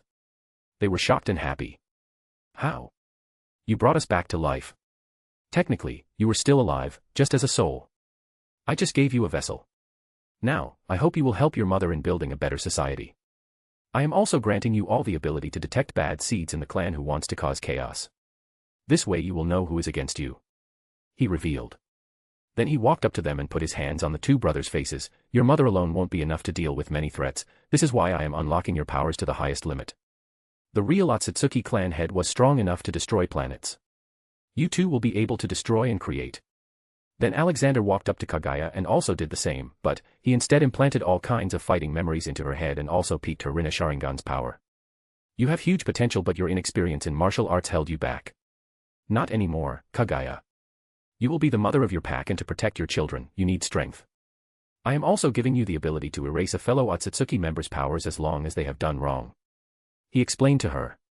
These gifts were too much for her. This was the most someone had ever done to her in so many years. Her eyes became teary and just hugged Alexander. Thank you, Lord Sage, thank you. Alexander patted her head with a smile. Haha, I am everyone's grandpa, no shame in calling me that. Be good from now on, girl. As long as you don't lose your way, you will have my blessing. There might also come a time when I will pass away to a higher realm. I want you to keep an eye on Earth too and help them if the need arises. She nodded her head. Although she was shocked that Alexander would leave the world someday, I will honor every word of yours. Good, now, I should go back to Earth and deal with all the problems there. I will see you before leaving this realm. He told her. He walked back and took out his anywhere door. Behind, he saw Kaguya tightly hugging her two sons. The joy of physically hugging them was as clear as a day on her face. With a smile, Alexander crossed the door and returned to Earth. When Alexander was gone, Ragnarok was the ruler and safekeeper. Though he was just having fun by drinking in his office. But he had just received a report from Shursui that there was a secret organization whose agenda was unknown but believed to be sinister. The organization was called Kara. Ah, who the hell is this now? Ragnarok tiredly complained and went outside to an open field. He cast an Achio charm on the whole Kara organization. Pop. One by one, many people started to appear out of nowhere. One of them especially looked like an Otsutsuki but with a weird horn on the head. Wahahaha, you must be the one that came here with Kaguya. I thought you were dead. Ragnarok laughed. All the people looked around themselves in shock. They had no idea how they appeared there. Ishiki looked at Ragnarok with contempt. This was not his plan at all. He was just going to wait and watch things unfold for the right moment. How did you find us? Ishiki asked. I just thought about it and found you here. Now, are you good or a bad boy? Ragnarok asked. But Ishiki just attacked him. It was the wrong decision. Ragnarok broke his bones and utterly defeated him before burning him with his dragon fire. He then looked at all the members of the organization. You are all under arrest, he said. Out of nowhere, heavy handcuffs appeared on their hands. That's what you get for spoiling my free time. He muttered and called guards to throw them in prison. He went back to the Hokage office but found Alexander already sitting there. Ha ha ha, you're back. I presume it was successful? Ragnarok asked. Yes, very successful. The world's purity had reached 89%. We will be leaving this place soon. He told him. Ah, I was enjoying it, but it was also starting to get boring, Ragnarok remarked. So, what now? He asked. Now, we attend Obito's marriage and put in some contingency plans before leaving. But I don't know how long it will take as I have already dealt with all the major villains. Now we just need to keep on doing good work. Ragnarok planned. Knock knock. The door opened and Obito entered in a suit. Old man, let's go, it's my big day today. I was going to come anyway, you didn't have to come here to get me, Alexander said and got up cheerfully. Well, I owe my and Rin's life to you, so, you are the most important person for me today. Obito cheekily replied. Alexander went and put his arm around his shoulder. You owe your life to no one, kid. Your life is your own, and Rin's now. They went to the marriage ceremony. He let the tailed beasts roam freely as they had no threats now. They were running around and eating stuff. Ji-chan. I want ice cream, Chomei came to him and asked. Haha, my little Chomei wants ice cream, then ice cream is what he gets. He happily went to the food stalls and made a new stall with an automatic ice cream dispenser.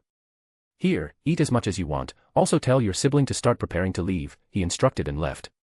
Alexander had already made them understand what he does and they all were very eager to help him. He had given them an option, they could choose whether they wanted to be with Hagoromo or with him and they unanimously chose him. It was normal as they had spent more time with him than Hagoromo. Alex, did you see the video I sent? Olivia came to him to put salt on his wounds. Ah, yeah, but I'm sure he will start calling me dad soon too, you just wait, he displeasingly comforted himself. Soon the ceremony started and they busied themselves. For the next few years, Alexander would just have to simply keep on working to keep the world progressing. 5 years later. In the past 5 years, many things had happened. For starters, Jiraiya was successful in wooing Tsunade to marry him. Both had come to the realization that they both were good for each other in their age group. Kakashi and Shisui were still lone wolves. But Itachi on the other hand had married Izumi after many years of dating and now they had a little kid. He was really fast with his life, he was also the new Uchiha clan head. Other than this, 19 years old Naruto was now dating the Hyuga princess nowadays. The girl had come out of her shy cocoon. Alexander had also stepped down from the position of Hokage and the new Hokage was Obito Uchiha. Naruto was also next in line after Obito. The Senju and Uzumaki clan were not on the brink of extinction anymore. Hashirama and Tobirama really worked very hard. World peace was achieved. Alexander had also left behind many contingency plans. It was a simple yet effective plan. If the world started a major war again, then all ninjas will lose their ability to manipulate chakra.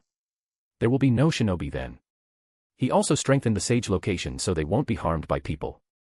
The increase in technology and ease of travel made the whole world interconnected and truly one. There was no nationality now as everyone was dispersed around the globe. But there was still some racism, though it was on a path of downfall. Slowly in the 5 years the world really progressed and so did its purity. Above Hokage Mountain, half of Konoha was gathered there. My time has come, everyone. I must ascend to the other realms now. He announced. Everyone looked at him sadly. Don't be sad, just be happy that I was here and the mess was solved without bloodshed. Itachi, Obito, Shisui, and Sasuke, you four have been great students and were able to master your powers so fast. I am sure you will look after the world. Naruto, your will to never give up is commendable and your heart is pure. I wish you luck and blessings for your future with Hinata-chan. He said, making Naruto and Hinata blush. Nagato, Konan, and Yahiko, may you three always be friends and keep on helping the world. He blessed. Then he looked at Jiraiya and Tsunade, haha, you two are the weird ones. But, you are good people. Tsunade, I hope my teaching will help you advance the medical science around the world and Jiraiya may all your future books go hit, he laughingly said. Then he talked to Brian, his friend for so many years and worlds, even though I feel bad to leave you behind, I still want to wish you a good life. Look after this world, my friend. Brian quickly hugged him, thank you for everything, old man. After saying a few more goodbyes. Alexander looked at all the people, everyone, I will be watching you, I may be like your kind grandfather, but remember, I can also get angry. So, be good and keep on striving for better. Kaguya, you too. You have already done a good job with your people, now you just need to keep on going. Okay, it's time for me to go, take care, everyone. He waved his hand and white light fell from the sky over him. Everyone was waving back at him with some of them having tears in their eyes. We love you old man, many of them shouted. Zip.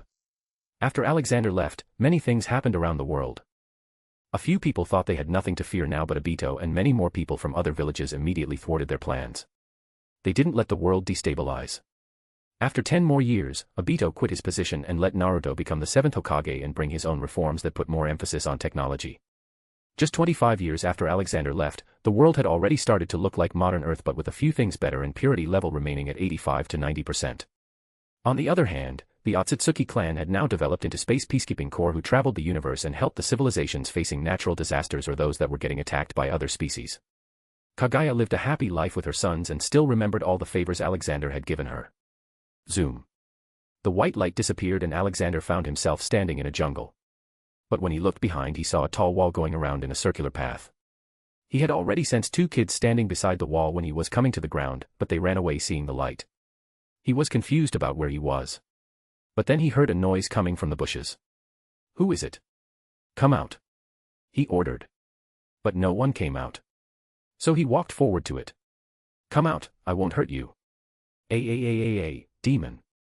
Suddenly a blonde/orange-haired little girl jumped out of the bushes with a knife and stabbed Alexander. But the knife just got bent. Straight face. What are you doing, little one? I'm no demon, I am just a wandering grandpa. Alexander clarified. But the girl still showed a scared and contorted face like he was going to eat her any moment. Ha. Just then a white-haired boy jumped out of the bushes and also tried to stab him. Alexander was taken aback due to how similar the boy looked to his younger self. The two were probably 10 or 11 years old and were wearing some kind of white night suit. Ah, no need to stab me, I am not here to harm you. What are your names? He politely asked. Unlike the girl, the boy acted calmly. Who are you? Did you come from beyond the wall? Yes, you can say that. Can you tell me where I am? He asked. Hearing that he came from beyond, the boy carefully answered, I am Norman and that is Emma. This place is an orphanage called Gracefield House. Oh, but these walls seem to differ. This feels more like jail. Alexander replied. Pop. Boss, where are we? Dobby appeared. It spooked the little kids. Easy, kids, nothing to fear, this one is Dobby. Ah, I didn't introduce myself, I am Alexander Maxim Universe, you can call me Grandpa. Special thanks to Chesser Douglas Flower Umar Latif. Thank you for your support.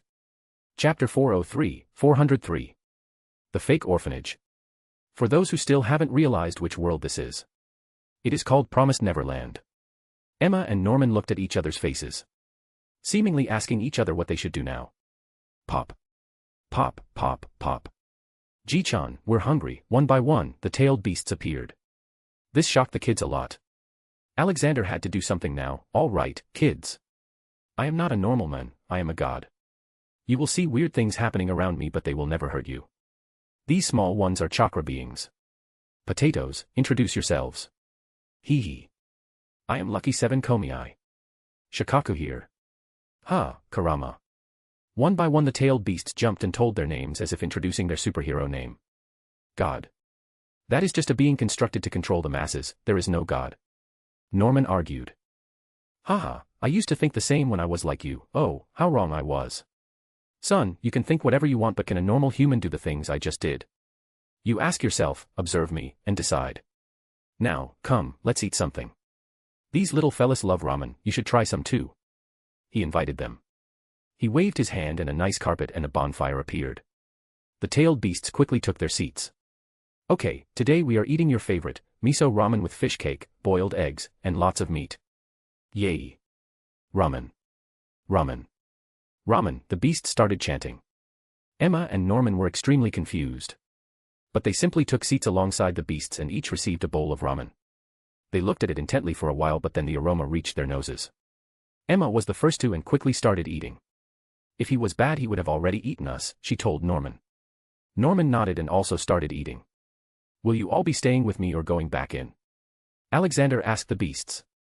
Only Chome, Shikaku, and Karama wanted to stay and the rest wanted to return to Fixheim and play with countless beings there or just sleep. They really liked living in Fixheim as it was filled with various kinds of soothing energies. After a while of eating and talking all the remaining tailed beasts left, leaving Alexander to do his job. Alexander decided to ask the kids about the world but then he noticed something. Son, why are there numbers tattooed on your neck? I don't think orphanages are supposed to do that. He asked. Norman puts his hand on his neck, this is the number to identify us. Strange. Can you tell me about this world? He asked. We don't know anything. We have never been out of this place. We only get adopted when the time comes. Norman answered. Alexander sensed the hesitation in his voice. Why though? If this is an orphanage you should be allowed to see the world outside. We can't, we can never go out. We are just food for them. Emma blurted. Norman tried to hold her mouth as he suspected Alexander might be like their caretaker, Isabella, only putting on a good face. What's the point of hiding? I don't think he is bad. Look at him, Emma pointed to Alexander's face. Alexander, Dobby, and the three beasts gave a big smile to them. Then Alexander asked them. What do you mean by food for them? Who? Norman sighed and started explaining, taking a leap of faith, we don't know. They look like monsters, they are certainly not humans. We have been able to figure out the pattern of how kids are chosen to be taken away. We go through tests to judge our IQ here, and all those with the lowest marks are the first to be sent away. Emma started with a crying face. They tell us that someone wants to adopt us.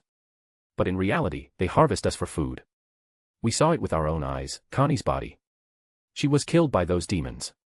Alexander went closer to them and caressed their heads. Don't cry. I will correct everything now. I will destroy all these demons, I promise. Alexander looked around himself. He was already sure that whichever world he was in, it was not a normal Earth. These kids were being harvested like it was a slaughterhouse. Dobby, call Ragnarok out too. I'm sure he will also like burning these demons, Alexander said. Dobby nodded and went to fix him. What were you two doing here at such late? He softly asked. We were looking for a way to run away. We have been planning for a while now, but crossing this wall seems impossible. Norman responded. Well, if you want to see what's beyond this place, I'll show you. He told them. He held them close to himself and flew into the air. It spooked the two children a lot, but they held themselves. He brought them above the wall and finally looked at what was beyond. Well, even if you were to somehow climb, there was still this ravine. He said while looking down. Norman and Emma were shaken, realizing that even if they had claimed it, they wouldn't have been able to cross to the other side. Running away was impossible. Poof. Where are the demons? I'll burn them all, bring them to me. Ragnarok appeared all ready to fight. Easy there, Raggy. We will go where these children are staying. They surely have a warden there who is colluding with the demons. Let's start the purge after learning what we are dealing with. He decided. I hate this phase of your work. Okay, I will wait. Shikaku, come, let's play chess. He decided and sat down. Alexander let him be and looked at the two kids. So, will you take me to your orphanage? The two nodded. No man who could fly be normal. And this one had said he was a god. Even the intellectual Norman was starting to believe a little, and a small glimmer of hope appeared in his mind. But then Norman remembered something. Oh no, we've been out too long. We were supposed to return. She will know we're here. It's all right, nothing to worry about. What can she even do? He said and again brought them down from the wall. Ragnarok was going to wait there while Dobby came with him. Come, sit on my shoulders. Your little feet won't be able to match our speed. He jokingly said and put them on his shoulders. Which way? He asked. That, Emma pointed in a direction. Okay, now enjoy it, he said and started running very fast. Emma and Norman held him tight. Emma was even enjoying it as she threw her arms in the air. Soon they came out of the jungle to the open field. In the distance, a big wooden house was standing tall. Let's walk now. Here, grab my fingers, he offered his hand. The two were visibly scared at the moment, but holding his hand comforted them. Alexander also used his power to ease their minds. They started walking to the building.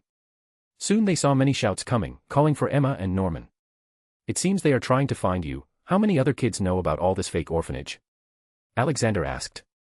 Only me, Emma and Ray, Norman answered, keeping a plain face. Emma. A small boy came running and hugged her. We were lost in the jungle, Phil, don't worry now, Emma ruffled his hair. Yes, don't cry, child. Here, try this candy. It's sweet and sour. Alexander handed him a handful of small candies. Phil confusedly looked at him and took them. Who are you? I am Grandpa, just call me that. Alexander warmly said, releasing his godly aura to give everyone a nice feeling about him. Hee, thank you, Grandpa, Phil smiled widely. Alexander then raised his head and looked at the only adult around. The kind-looking woman, but a monster in hiding. The woman was also looking at him, scared and confused. Not wanting to make the children worried, Alexander made the woman fall unconscious. Mama. The kids worriedly ran up to her. Step aside, little ones, I will pick her up. He offered. Norman, show me her room, I will take her there, he said. Norman understood his intention and led the way. Alexander picked her up and reassured the children. Don't worry kids, I am a doctor, I will take care of her. Meanwhile, Uncle Dobby here will give you lots of tasty treats. Follow him to the dining area. Dobby, being the most loved creature, attracted the attention of the kids and led them into the hall. The only ones left behind were Emma and Ray. Ray went to Emma and asked in whispers, what is going on? Who are these two? Gods, they are gods, Ray. We are saved now, she excitedly said. What are you saying? Did you fall on your head or something? Ray angrily asked. Believe me, Ray. Just come with me and see for yourself. Emma dragged him inside. Special thanks to Chesser Douglas Flower Umar Latif. Thank you for your support. Chapter 404, 404. Save the children.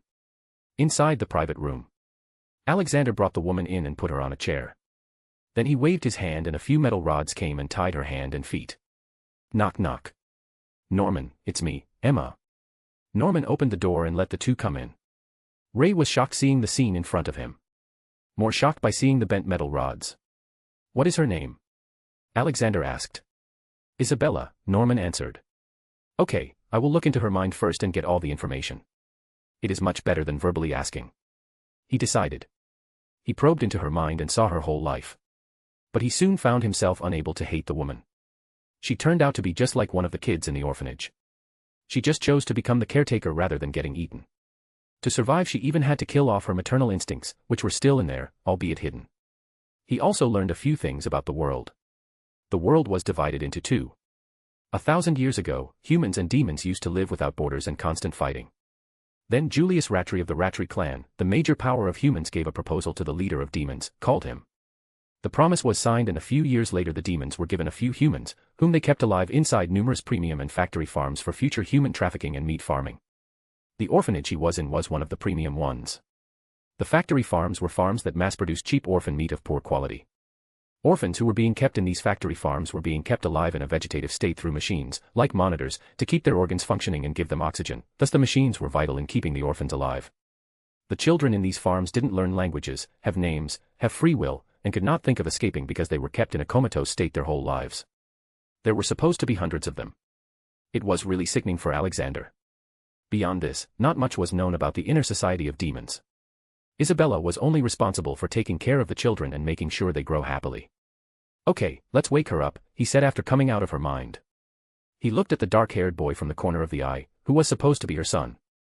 Isabella woke up with a big jump. She instantly tried to stand up but couldn't under the restraints. Resistance is futile, look where you are sitting, he reminded her. She realized what had transpired and looked at her locked hands and feet. Who are you? A god for ones like these little ones and a monster for the sinners like demons. What you want me to become entirely depends on your choice of the next words. Tell me, is there a way through which you can make demons come here?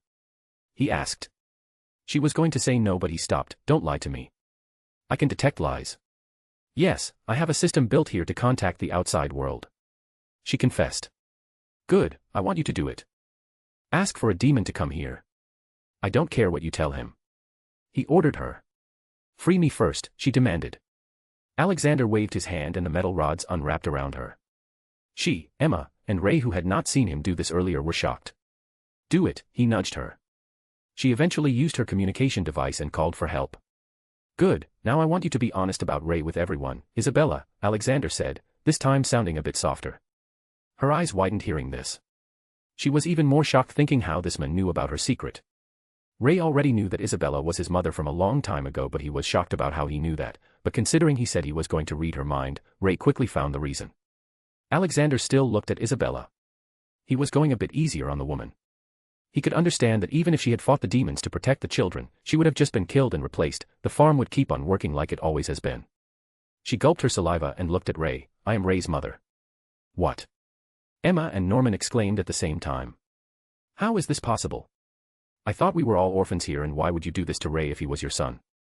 Emma asked in disbelief. Because if I didn't act then they would have noticed and taken him away from here. I tried to save him. She confessed. Alexander decided to step in for her. She is not lying, Emma. Come, I will show you, only then will you believe it. Emma quickly took his offer and walked to him. Alexander touched her forehead with his index finger and she instantly got flooded with images of Isabella's early life. From the orphan days to the present. By the end of it, she had a small tear in the corner of her eyes. She looked Isabella with a sad face. You were just like us. An orphan. Isabella sadly nodded. I still am. Ray didn't know about the past of his mother, so he and Norman were startled by this new bit of information, but it all made sense to them now. They always thought about how a human can be as heartless as Isabella. It turned out, she wasn't heartless, she was just as scared as they were. She was trapped as they were. Ding ding. The doorbell sounded. Isabella twitched, realizing who it probably was. They have arrived. Quick, you should hide. If they saw you they would kill everyone here. No need to worry, it won't be us dying, Alexander replied and walked out. There he saw Dobby handling the two demons like dolls. He had the two held by their necks. Bring them to the dining hall. Let's reveal everything to the kids so they can understand what condition they are in," he announced. He looked at Isabella. "You will tell them everything honestly. If you do this, I promise to provide you a safe passage to human land with your son." Isabella quickly made a decision and firmly nodded. "Good, follow me." Alexander went to the noisy dinner hall where various dishes were spread on the table and the children were having fun eating them. "Okay, little ones, I want your attention here, listen to you mama carefully," he announced. Then Isabella went on to tell the truth about the reality of the farm. Then Alexander showed them the deformed demons. The children were horrified by this, but Dobby and Alexander helped them with Chome and Karama cheering them on. "You don't have to fear anymore as I am here now. Just sit tight and wait, I will solve everything," he assured them. "I knew something was fishy about this place." Phil stood up and spoke. Alexander was surprised as the boy was just 4 years old and still had doubts about the place. Then he remembered that all the kids there were supposed to have a very high IQ. "Yes, little one, your doubts were right. You all will stay here while I go out and solve the problems, okay?" he said and dragged the 2 demons with him. He also looked into their memories. He learned that there were in total 5 premium farms and hundreds of factory farms. He learned that the demons were a totally new species of mindless creatures at the beginning. But after they started eating humans, they started growing intelligent. After a long time of eating them, they finally developed their own societies and their own food chains. If they stop eating human meat now, they will start degrading and become mindless beasts. They had chosen to eat children because they were easy to control and their young minds were a better source of minerals to them. While most of the demon population ate children from the factory farms, the elite and rich ate those from premium farms because the kids from there were smarter and lived a healthy life, which according to them made them tastier. Alexander was in a dilemma of judgment. Should labeling the demons as sinners be the right thing to do? Weren't humans also sinners for doing the same with their cattle? The demons saw humans as their food and saw nothing wrong with eating them, just like humans saw some animals. No, they are sinners because what they are doing now is not a necessity anymore. They are doing this to enjoy their meals, they even torture their food sometimes. There may be good demons too, but there were a hell of a lot more bad ones. Including humans, this Ratri clan, who sold children and now controls the whole child trade. Alexander took out his phone and called Ragnarok. "Raggy, round up all the demons in the world securely. I will start judging them." "All right, boss." Ragnarok got to work. "Dobby, you take care of the human side of the world. This Ratri clan is the one that is responsible for catching if anyone from these farms runs away," he ordered.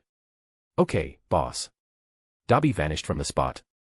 Alexander also released 100,000 T-800 droids under the command of 100 seraphs that will secure all the premium and factory farms and save the children. Special thanks to Chesser Douglas Flower Umar Latif. Thank you for your support. Chapter 405, 405. God in a Modern World. After issuing the orders, Alexander spent some time with the kids. He gave them many gifts and candies. When all the demons were gathered, Alexander mercilessly killed those who liked hunting people as a sport. He killed the whole royalty of the demons and also many more high-ranking personnel. On the other hand, the Ratri clan's few members were also put to death for shaking hands with the demons for money. But by far the most important discovery was Ragnarok's. He found a female demon who looked exactly like humans. Her name was Magika. She was born special and her blood had the power to act as a permanent substitute for human flesh. However, the demon royal family, the 5 regents' heads, and the Ratri family saw that as a threat to the farm systems, their money supply, their control over the demon world, and the promise they made, so the royals and 5 regents devoured the cursed blood demons, those demons who drank Magika's blood and became human-like permanently. They never ate human meat, until only Magika remained. Alexander instantly ordered anyone related to this greedy activity to death. The world's children's farm problem could have been solved if they had used Magika for help, but they chose money.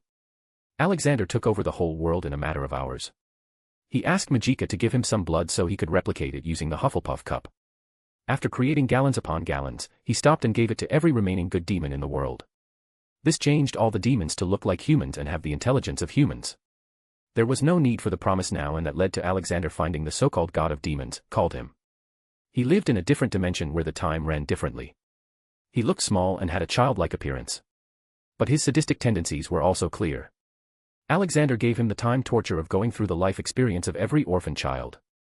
Then he killed him too by erasing his soul as he was a Category 5. There was also a dragon-like being that Alexander caught so Ragnarok could deal with it later. After that, he only focused on making the whole world one and uprooting the whole farming thing. There were still a few demons left who had not drunk the blood, so they were also caught and made to drink it. He lived in that world for 3 years and helped all the orphans settle down, no matter from which farm. Though he had to help the children from Factory Farm a lot as they were kept in a zombie state till now. The kids from Gracefield still treated each other like family, and Isabella was trying to redeem herself by genuinely helping them in any way possible. Kids from the premium farms were all intelligent kids, so they all had scholarships from big schools. After making sure that the world didn't have a difference between humans and demons, he checked the sin rating, which was already at 94%. This meant his job was done. In fact, he had overachieved it. He had only reduced the sin percentage but not the mentality of the people. There were still a few differences between humans and demons turned humans. But he left that to the next generation. Ha ha ha, okay then, goodbye. As a god, I cannot stay here for the rest of my life because there are many worlds out there with people like you who are in trouble and need help. He waved them goodbye. Sorry for not believing you were a god, Norman apologized. Haha, it's all right, kid. The existence of a god in a world like this would feel unrealistic to many. I wish you all a happy and successful future. Goodbye, little ones, he waved his hands. All the kids shouted goodbyes for him as he vanished in the white light. Alexander was very worried about the world and knew that someday some demon will try to ruin everything. That was why he left 100,000 T-800 reinforced with magic. They will keep things clean if anything goes bad. But the situation for their use never came. 30 years later, Norman became the first president of the world government with all other kids from his time in an orphanage as his ministers and other big position holders, working to make the world a better place. Majika turned into a leader of demons turned humans and worked to erase the gap in society. From there, they genuinely changed the world for everybody. As for the demons, no biological demons were remaining. There were only a few humans left who committed various heinous crimes from time to time. A society could never be perfected, there would always be a few bad seeds. Alexander's eyes adapted to the light after coming out of the white light. He looked around and found himself standing on top of some Himalayan mountain. I appreciate the beauty of this place, but where the hell am I? He talked to himself and checked his phone for messages. The current message said he was just a god and nothing else. Pop. Dobby appeared and looked around. Wait, is that a tsunami? Alexander laughed. Haha, are you drunk? We are on top of a mountain, how ca? Goddamn it really is a tsunami. What is this place? Alexander and Dobby flew into the air and saw the whole mountain except its tip getting swallowed in water. Boss, look, a ship, Dobby pointed out. Alexander looked at the ship and was hit with a realization. I think we are in the movie 2012. A very bad yet commercially successful movie. But why are we here right now? The world is already destroyed. Maybe you are supposed to be like some kind of new Jesus to them. Dobby thoughtfully said. No thanks, I am not interested in getting crucified. Jesus had it enough. Instead, I'd like to take a direct approach. Alexander decided. But instead of Dobby's, another voice appeared near his ear. Did you miss me, brother? Alexander twitched a little by the sudden surprise. Damn it, you did it again. Can't you arrive normally? Says the man who uses a pink door to travel dimensions. Jesus joked. Alexander laughed and gave him a hug. How are you, brother? Very fine, coming straight from heaven. Father has been celebrating his small win over that Zolrak for the past 5 years. It's a never-ending party and we will probably run out of virgins up there soon. Jesus worriedly said. He's always over the top no matter what he does. So, what do I owe the pleasure of this visit? Alexander asked. Nothing, just came to check up on you. My last job ended too soon when they crucified me when I was just 3 years old. It was a world of orcs and all they thought about was war. When I preached peace, they crucified me. Jesus revealed. Damn, your job is hard. Alexander sympathized with him. Let's go now, and mess with these humans. Jesus excitedly said and flew towards the ship. Alexander and Dobby also went with the flow. They flew towards the opening hatches of the ships. It was a useless dramatic scene at which point the movie ended, but now they were here. All the people on the ship were in shock and in disbelief. There were 3 figures flying in the air in front of them. One of them was literally Jesus and even looked like that. Alexander just looked old with his long white beard and hair. People mistook him for Jesus' father, the real God. Dobby looked like some kind of buffed Greek god with ginger hair and beard. Instantly more than half of the people fell to their knees and started praying. What was I even expecting? Jesus sighed. What were you expecting? That they would invite you to a party? Alexander japed back at him. Well, I did want some nice food and a drink, Jesus stated. Alexander decided to handle the messy situation in his own way. Humans, what happened to this planet is the result of your own greed. Constant harm to Earth with your destructive weapons, destruction of the ocean with your toxic waste. Your senseless wars on which God is greater when in reality there is just one God with different names and iterations. I have come to meddle in earthly matters today, but I will make sure you don't forget this experience. You will have 200 years to get your things together before all this comes again. He used his time stone powers and started reversing the time of the whole planet but leaving out people's memories. This way, when everything went back to normal, they still had all the memories. He then only reversed the time of the ecology of the earth and made it better as it was 200 years ago. So, Jesus, what are we going to do now? He asked, looking at him. I want a pizza, it's been a long time since I ate one, Jesus demanded. Pizza it is, the three flew to Italy to find good pizzas. Meanwhile, the world was realizing the crazy thing that just happened. Initially, they thought it was just a dream, but then they asked each other and it spread on social media. It turned out that everyone had experienced it. Even the people who had died very gruesome deaths and were not even on the ship also had the words of Alexander in their heads. Now it was all up to humans whether they take the warning seriously or not. Though Alexander honestly didn't have much hope. Special thanks to Chesser Douglas Flower Umar Latif. Thank you for your support. Chapter 406. The Spirit God. A/N, a lot of info dump in this chapter for the next world. Alexander spent a good amount of time with his brother. They even went to Disney World after their pizza trip. They just had normal human fun. After that, Jesus returned to his job and he returned to his. He was again thrown into a new world. Alexander opened his eyes and looked around. He was in a jail cell it seemed, and from the movement, he could say it was a ship. What weird past do I have now, he asked himself. He looked around to make sure no one was seeing him. He took out the phone from his pocket and checked it. The moment he opened the message, memories covered his mind and he started to see them. Memory starts. It was an ancient world where spirits and humans were both present. But the spirits were a danger to mortal humans. To protect themselves they took refuge over the shells of the mighty lion turtles who were master of one of the forces of nature, air, earth, fire, and water. Whenever people would have to venture into the wilds to collect food, the lion turtles would bestow upon the hunters the ability to control their own element. Because the distance between each turtle was big, the different communities never met each other. This, eventually, made the majority of the cities lose contact and knowledge of each other's existence, and developed unique cultures with time. But then came a young man named Juan. He misused the power of the lion turtle for selfish desire, and for it he got banished into the spirit wilds. He traveled to many places, and on one of his journeys, Juan mistakenly severed the link connecting Rava and Vato, the two oldest known spirits representing light and darkness. In the process he released chaos into the world. Vato was freed and caused chaos, and this needed to be stopped. Hence the light spirit, Rava, and Juan began their journey to master elements. Soon the time of the battle between the two spirits every 10,000 started coming closer.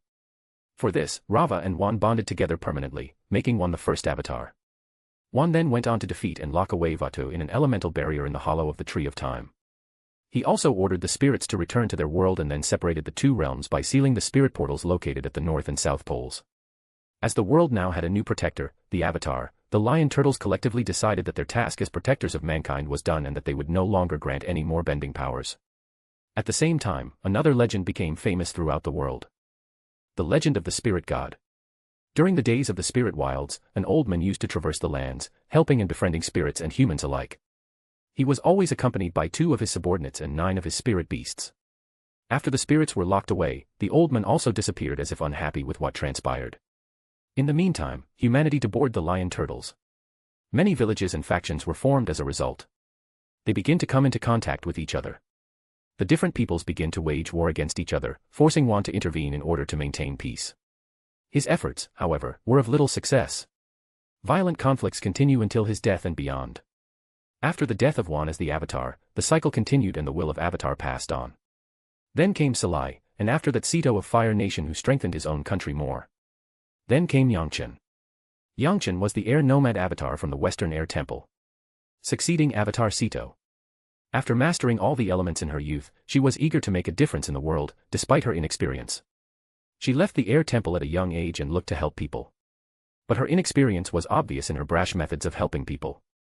She never backed down from a conflict, which in turn created more problems. Then she came to a small village in the Earth Kingdom called Yudao. Seeing the poor village and its poverty-stricken population, she tried to help. But that instead started the fight among the villagers to receive her aid first. She then beat the villagers up, which incited the village against her. She could not understand why people were behaving like this, even though she was just trying to help them.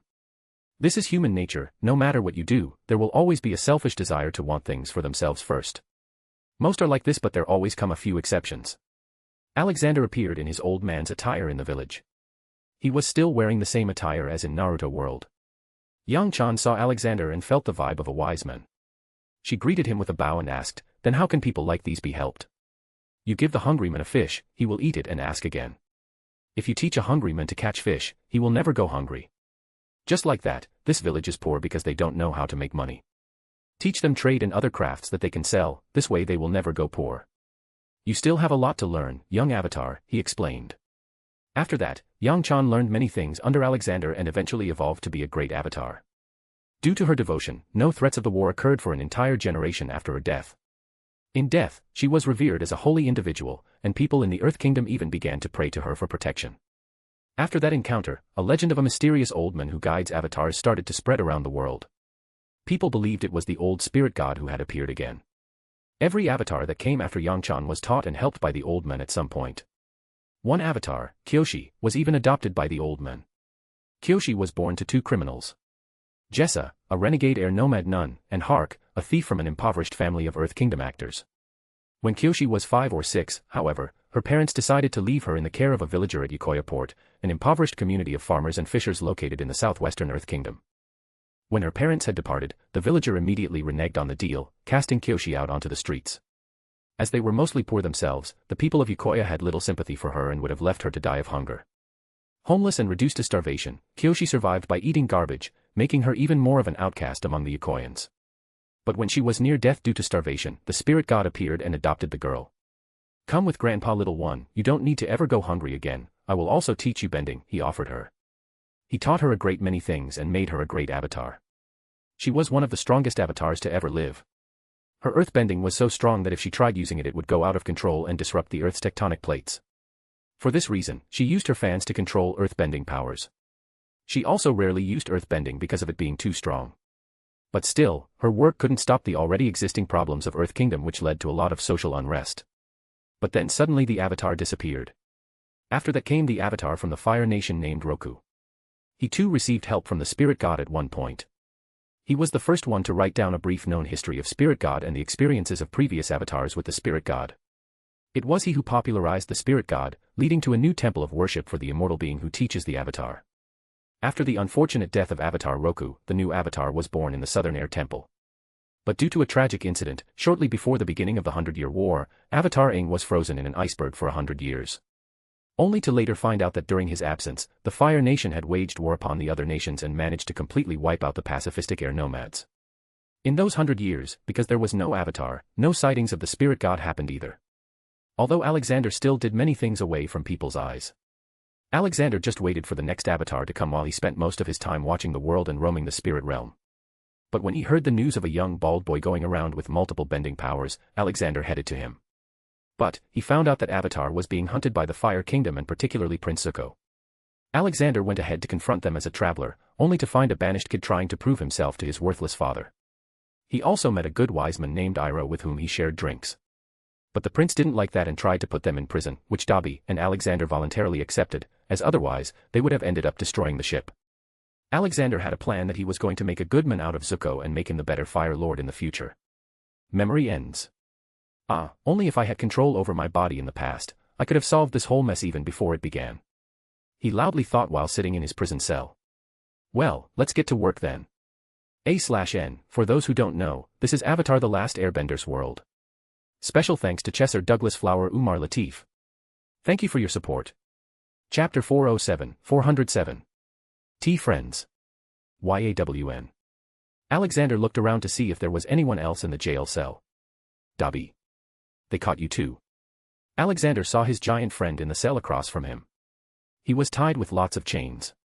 I don't know, boss. Never thought I would see a being like you chained up like this, Dabi jokingly replied. You know it, Dabi. We did it voluntarily. Besides, I have no control over the memory. They are like ultra-realistic movies for me. Most of the time they are absurd, but I can only accept them. Though the good thing is I have a close relationship with all avatars and was able to help so many people. Now that we are physically here, our work starts. Oh, look, someone's coming, Alexander babbled. Soon an old man came to Alexander and opened the cell's gate with keys. Forgive me, my friend. My nephew has very bad control over his anger. Haha, it's all fine, Iroh, young men tend to be full of themselves. He's a cocoon right now, someday he will become a butterfly, Alexander said jokingly. Iroh laughed, ha ha ha, I just imagined Zuko as a giant butterfly. He then freed Dobby. Let's go, my friends, let's play pie show over some warm tea. Ah, I could use some tea, Dobby agreed. Alexander then put his hand in his pocket and took out a very nicely packed bag. I got some exotic tea, Iroh. Let's drink this, you will love it.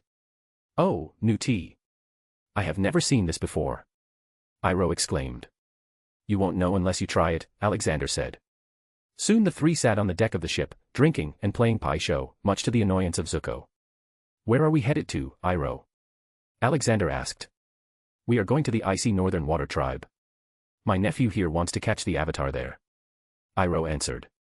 Dobby scoffed, since when did people start catching avatar? Isn't he meant to be the key to the balance of the world? My nephew has a strange obsession over catching him after he was banished. He needs to catch avatar in order to return home. Iroh explained. Zuko quickly came to Iroh angrily, Uncle, don't reveal everything to strangers. Oh, they aren't strangers, nephew, we drank tea together and that makes us friends, Iroh heartily replied. Zuko ignored Iroh and looked at Alexander, when will you leave my ship? We are overusing our resources on you too. Haha, you don't need to worry about me, kid. I will catch some fish. About where I want to go. I will board in Northern Water Tribe, always wanted to see their icy city. Alexander said. Zuko realizing that Alexander won't leave his ship, he went to his room in a foul mood. Your nephew has too much rage in him, Dobby spoke. Yes, but he wasn't always like this. He used to be a good kid when he was small. But since his mother disappeared he changed. Iroh revealed. Well, bad experiences sometimes make good men too. He just needs support. Anyway, I will go and catch some fish. Alexander said and went to the edge of the ship with Dobby. What's the plan, boss? Dobby asked. Well, this world is fairly simple. Fire Nation is the big bully and Avatar is supposed to be the protagonist of the story. We will just make this whole process less violent. Alexander answered. Dobby nodded, yes, but if Iroh had taken his rightful place as the Fire Lord, things would have never gotten like this. The man has a beautiful mind and heart. Haha, don't turn on me now, Dobby. I told you I will find a beautiful elf wife for you later. Don't improvise and settle with Iroh. He joked. Hey, I'm fine, boss. You should worry about the old lizard first. Dobby replied. Beep beep. Alexander took out his phone and checked the message. Blue Fong wants to take Haku out for a field trip. He's stronger than anyone on this planet, I think it will be fine. He typed the message and told him the necessary things he'd need to bring with him. People mostly had nothing to do in Fixame. Michael trained with Douglas. Douglas was also slowly reaching the power level of an archangel. Hats was helping Olivia with everyday things. He was really tamed by her. I caught something. It's time to eat, he said and pulled out the fish. But that was just for the show. Alexander had stopped hunting animals for meat as he had meat trees in Fixame. But he couldn't tell everyone about it. So he puts on a show before releasing the animal and showing the meat from Fixame. **** another world, another war. This is always the story. Dobby sighed. This just goes on to show you that even if you cross dimensions and go to different universes, the nature of humans remains the same. Let's not be emo now, we will be making this world a better place soon. He cheered the big elf and went to cook the fish. He set up a small fire on the deck and started cooking. Soon he was joined by Iroh and a few more men who started singing and dancing. So, tell me about your family, Iroh. You haven't talked about them. Alexander asked. Iroh's face turned sad. This war sadly also consumed my only son years ago. Alexander lightly patted his shoulder, I can feel your pain. But as long as he is not forgotten, he is alive inside you. Who knows, maybe someday you will get to see him again in the spirit world. Iroh smiled, that's the plan, in the long term. But I did venture into the spirit realm once, it is not an easy place to be for a mortal. While they were eating, a guest appeared on the ship. It was General Zhao, who wanted to take the ship and men away from Zuko to use them in the assault on the northern water capital. Iroh worriedly looked at Alexander, this may be a bit problematic. You should eat, I will join you later. Alexander, on the other hand, had a different plan. He was already near the shores of the Northern Water Tribe, so he decided to leave now. The moment he was left alone, he flew away with Dobby. The whole land was covered in icy sheets. He even saw small penguins. This world is quite small, boss, Dobby deduced. Yeah, I feel that too. I guess the whole planet is small. Alexander hypothesized. After flying for a while they reached the northern water capital. The whole city was carved out of the ice and had many waterways. It was certainly beautiful but also chilling for normal people. Pop. Hey, Alex, wanna drink with me? Ragnarok appeared out of Fixame. He was wearing red and golden clothes that made him look like some royalty. Haha, I don't have time but you should tag along with me. I'm pretty sure you can pass as an extremely strong firebender. Alexander said. Huh? What the hell is that? Ragnarok asked. The ability to create fire. There is a whole country in the world where a lot of people are able to do that. Alexander explained. Haha, then I will become its king. Point me in its direction, Alex, Ragnarok brashly claimed. No, we are not here to make you king this time. Sure, you can show yourself maybe as a fire-bending god but not the king as I already have a candidate in mind. He clarified. Arg, all right then. I guess it will be fun. Ragnarok muttered and started drinking from the bottle. Alexander went in to see where Avatar was and see his progress. Him, Ragnarok, and Dobby's height, features, and address made them stand out a lot and gain the attention of the guards. The guards came to question them but by the time they could say anything the war drums started sounding around the city, signifying an attack. I guess we will be going to this war first and making sure no innocent loss of life occurs. He decided. They flew to the outer gates of the capital where the Fire Navy had gathered with their machines and men. A battle had already started among them. From the air, Alexander looked at a large number of ships in the distance. He just waved his hand once horizontally towards the ships. Boom. The next moment, all the ships got split in two with loud explosions. On the land, the Fire Navy was taken aback by the sudden turn of events. Nobody knew what happened. But that moment was enough for the Water Tribe to charge ahead and take the upper hand. Special thanks to Chesser Douglas Flower Umar Latif. Thank you for your support. Chapter 408. Moon Spirit. While all that was happening in the capital, Zuko had infiltrated and abducted the Avatar whose soul was in the spirit world. In the spirit world, Avatar was trying to find the location of the Moon Spirit and Ocean Spirit so he could find a way to stop the Fire Navy. While searching for these two spirits he was visited by the previous Avatar Roku Spirit. Roku, I need to find the Ocean and the Moon Spirit. The Northern Water Tribe is under attack, Aang said worriedly. The Moon and Ocean are ancient spirits. They crossed over from the spirit realm to the mortal realm very near the beginning. There is one spirit I know of, old enough to remember. Roku said. Aang quickly asked who it was. The spirit's name is Ko. But he is very dangerous. They call him the Face Stealer. When you speak to him, you must be very careful to show no emotions at all. Not the slightest expression or he will steal your face. Roku explained to him. However, he continued, but there is another way, Aang. Do you remember what I told you about the spirit god? He is like a father to many spirits, good or bad. He is near you, you just have to find him. He can teach you everything and also help you save the Water Tribe. But I don't have time to find him, I need to quickly get the power to save the people, Aang argued. Then you must take the risk of meeting Ko, but keep my words in your mind. No expression, Roku warned him and dissolved into the water. Aang firmly looked around and made his way towards Ko. Ko was born to the Mother of Faces thousands of years before the 100-Year War. Over time, he increasingly interacted with the human world and started to carry out punishments against perceived wrongdoers as well as answer questions to those mortals brave enough to face him. The latter behavior resulted in some discontent among more ancient spirits, who believed that Ko set a bad example by allowing any human to approach him. After looking for a while, Aang finally reached the cave. You can do this, Aang, he encouraged himself and put on a plain face before entering. Hello. Anyone here? I am looking for a spirit named Ko. He spoke even though he did not see anyone around. Just then he sensed something behind him. Then suddenly a clownish face appeared in front of him. It had the body of a centipede. Welcome. Ko tried to get a reaction from Aang but Aang stayed strong. Instead, Ko received a plain thank you from Aang. My old friend, the Avatar. It's been a long time. Ko said in a creepy hoarse tone. Aang innocently asked, you know me? How could I forget you? One of your previous incarnations tried to slay me.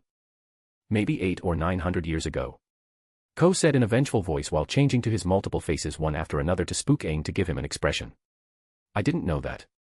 Why did he, or I tried to kill you? Aang asked. Ko started speaking like he was enjoying it. Oh, it was something about stealing the face of someone you loved. Ko changed his face to a woman whose face he stole and looked at Aang deeply. Then suddenly he moved close to his face and turned his face into a baboon's trying to give Aang a jump scare. But, his tactics didn't work. He continued speaking, of course, that is all behind us. Why should I hold a grudge against you for something in the past life? After all, you're a different person now. You've come to me with a new face. He got very close to Aang's ears. It's been a long time since I've added a child's face to my collection. But again, I wouldn't try to do that either. I still remember the harsh lesson the spirit god gave me for stealing Avatar Kurek's wife's face. He even made me give the face back. Ko sounded sad for a bit. But he's a very nice being. He gave me 1,000 unique faces that he made just for me. They are my special occasion collection. Ah, we are getting off topic, so, how may I help you? Avatar took a short breath and spoke, I need to find the moon and the ocean. Ko started making circles around Aang creepily with his centipede body. Their names are Tue and La Push and Pull, and that has been the nature of their relationship for all time. Aang requested Ko to tell him about their location so he could save the water tribe. Ko mockingly looked at Aang, oh, you think you need their help? Actually, it's quite the other way around. Bam. He gave Aang another jump scare just for the heck of it. But Aang didn't show any expressions. Someone is going to kill them. Of course, Spirit God is close by and might save them, who knows, Ko said. What do you mean? Aang asked. Aang asked Ko how he could find them and protect them. In return, he received clues from Ko that he had already met them. After a few seconds, Aang connected the dots and suddenly the image of the koi fish back in the capital appeared in his mind. The koi fish? He exclaimed. Avatar's face became excited and Ko quickly turned around to look at his face. However, Aang had changed it back to normal. Unknown to Aang that Ko had seen him but he was just letting him go. He didn't want to receive the spirit realm's infamous fist of love again. I must go now, Aang plainly said. We'll meet again, Ko replied and receded into darkness. Aang exited the cave and asked Roku for help to return to the physical world. Soon his soul was back in the physical realm but he couldn't find his body where it was the last time. Then his soul flew in the air on its own and returned to the body captured by Zuko. Soon his friends, Sokka and Katara also reached him and they were on their way back to the capital's spirit oasis where the two spirits resided. Back in the capital, Ragnarok decided he wanted to join the fight and jumped down and started using fire. His attire and power shocked many as he was using fire and attacking the army of the Fire Nation. His fire was also immensely potent and destroyed whatever came in his path. From the air, Alexander and Dobby were making sure that no innocent died in the war. Whenever necessary he will throw his powers. The water tribe was winning quite easily. But then suddenly, it seemed the moon got covered in blood, spreading an ominous red light all around the place. Alexander then noticed all the waterbenders losing their waterbending powers. Quickly all the Fire Nation soldiers launched an attack on defenseless retreating water tribesmen. Goddammit, what have they done now? Ragnarok and Dobby, you two stop this army. I will look for the reason behind this. I sense an imbalance in the forces of nature. He seriously said and flew away. General Zhao had caught the moon spirit that had taken the physical body of a fish, along with the ocean spirit in a piece of cloth, and planned to kill it to make his name famous. But Aang came in time and told him not to kill the moon spirit as it would ensue chaos around the world for everyone. But Zhao was still defiant. Then Iroh came and angrily shouted, he is right, Zhao. The Fire Nation needs the moon too, we all depend on that balance. He then took an even harsher tone and got ready to fight, whatever you do to that spirit, I'll unleash tenfold. Let it go now.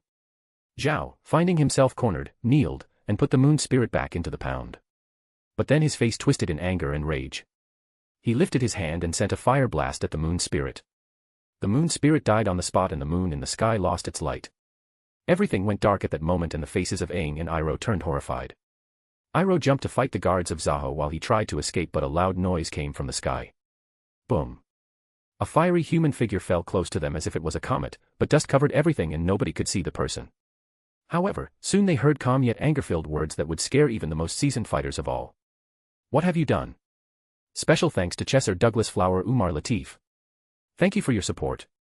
Chapter 409. Teaching a lesson.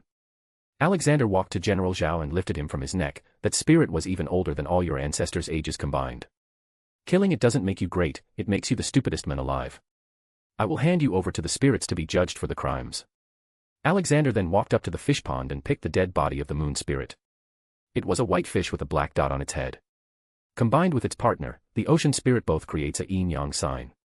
He quickly reversed the time of the body of the moon spirit and soon it started flapping. He smiled warmly and put it back in the water to reunite with its partner.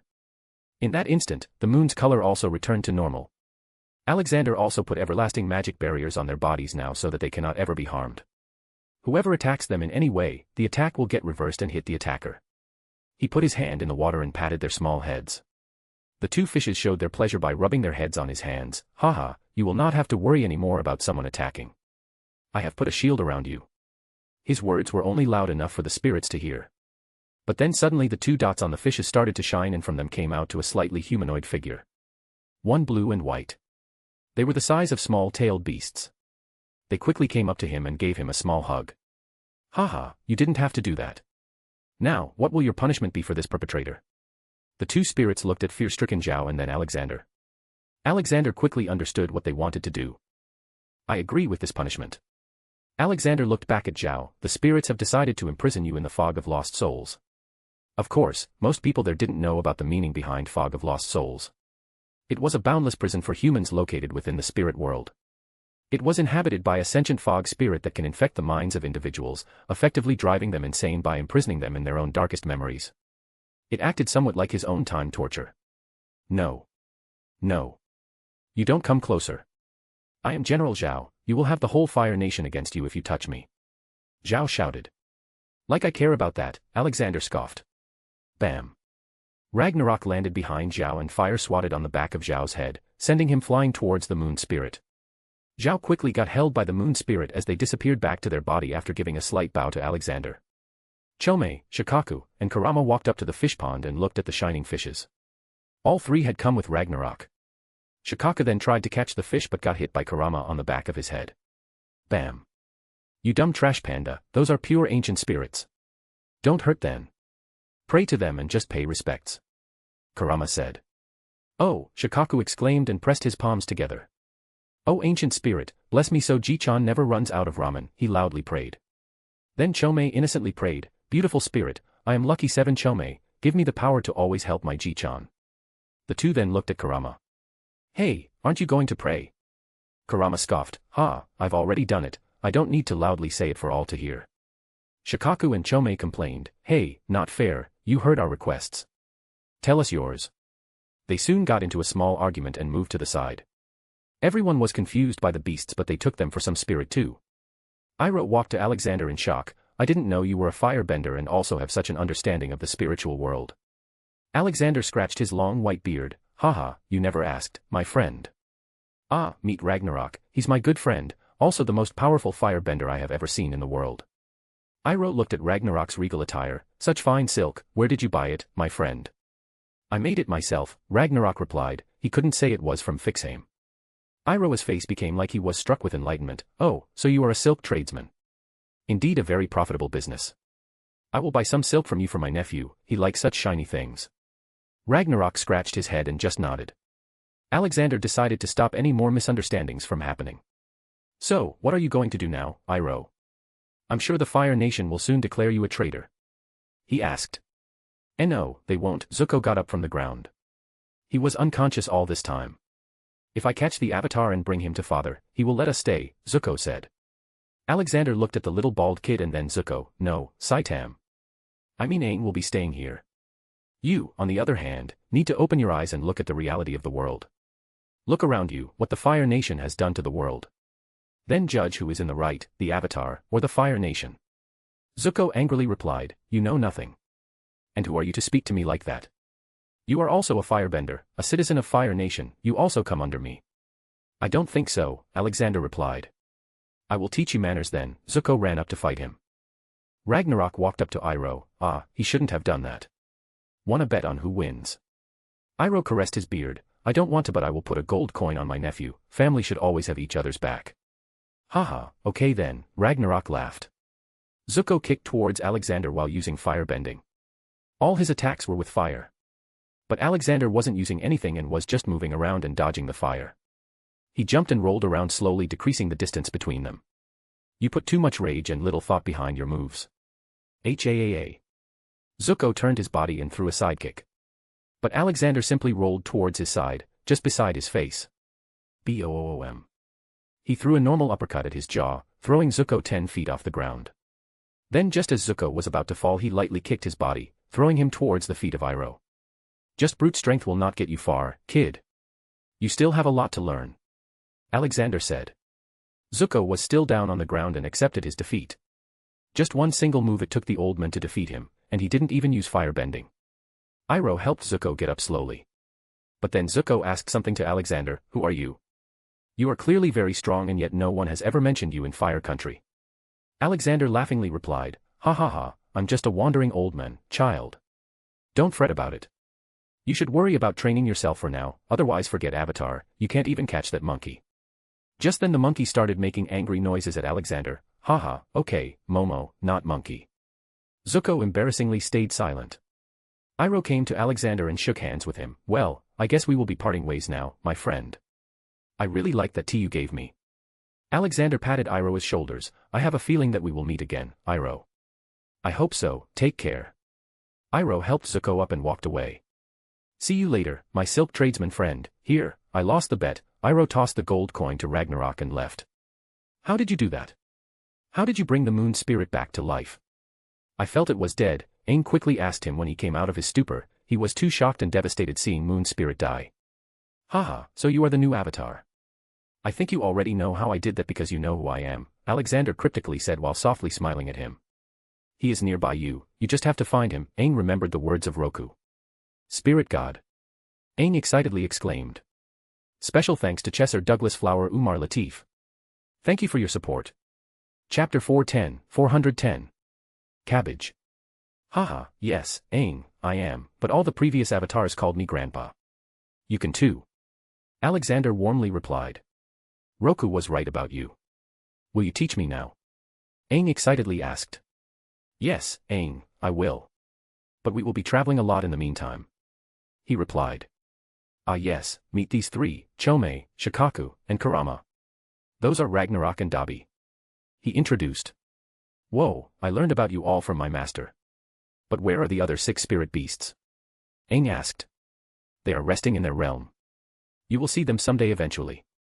Now, I think we have some work to do. He reminded Aang. Yes, we still need to defeat the Fire Navy. He worriedly exclaimed. Actually, no. You don't. I have already defeated all of them. Dabi spoke. Whoa, you are so powerful. Then I should go and talk to the tribe chief. I need to tell them that they should go to the Southern Water Tribe and help them rebuild. Aang said. Alexander nodded, yes, you should. Let's go together. They went to the main palace of the Northern Tribe. There he met Arnuk, the tribal chief. Did they carve this whole city out of a glacier? Nice, looks beautiful, but there is a lack of gold. Ragnarok exclaimed. Thank you, Avatar Aang, for helping us. Without you we may not have survived this war, Arnuk bowed to him. Oh, it was not me who defeated them. It was Grandpa here, Aang said. Asterisk cough asterisk haha, a good joke, Aang, how can my old bones fight hundreds of soldiers? Alexander refuted, confusing Aang. Alexander meanwhile spoke to him in his mind, child, being the Avatar does not mean you are only supposed to be powerful in strength. It also means that you must be powerful in mind too. You need to learn diplomacy too. I am but an ordinary man. I am also not after fame as people already worship me around the world. It is you who has to shoulder the responsibility that comes with being an Avatar. Take his gratitude.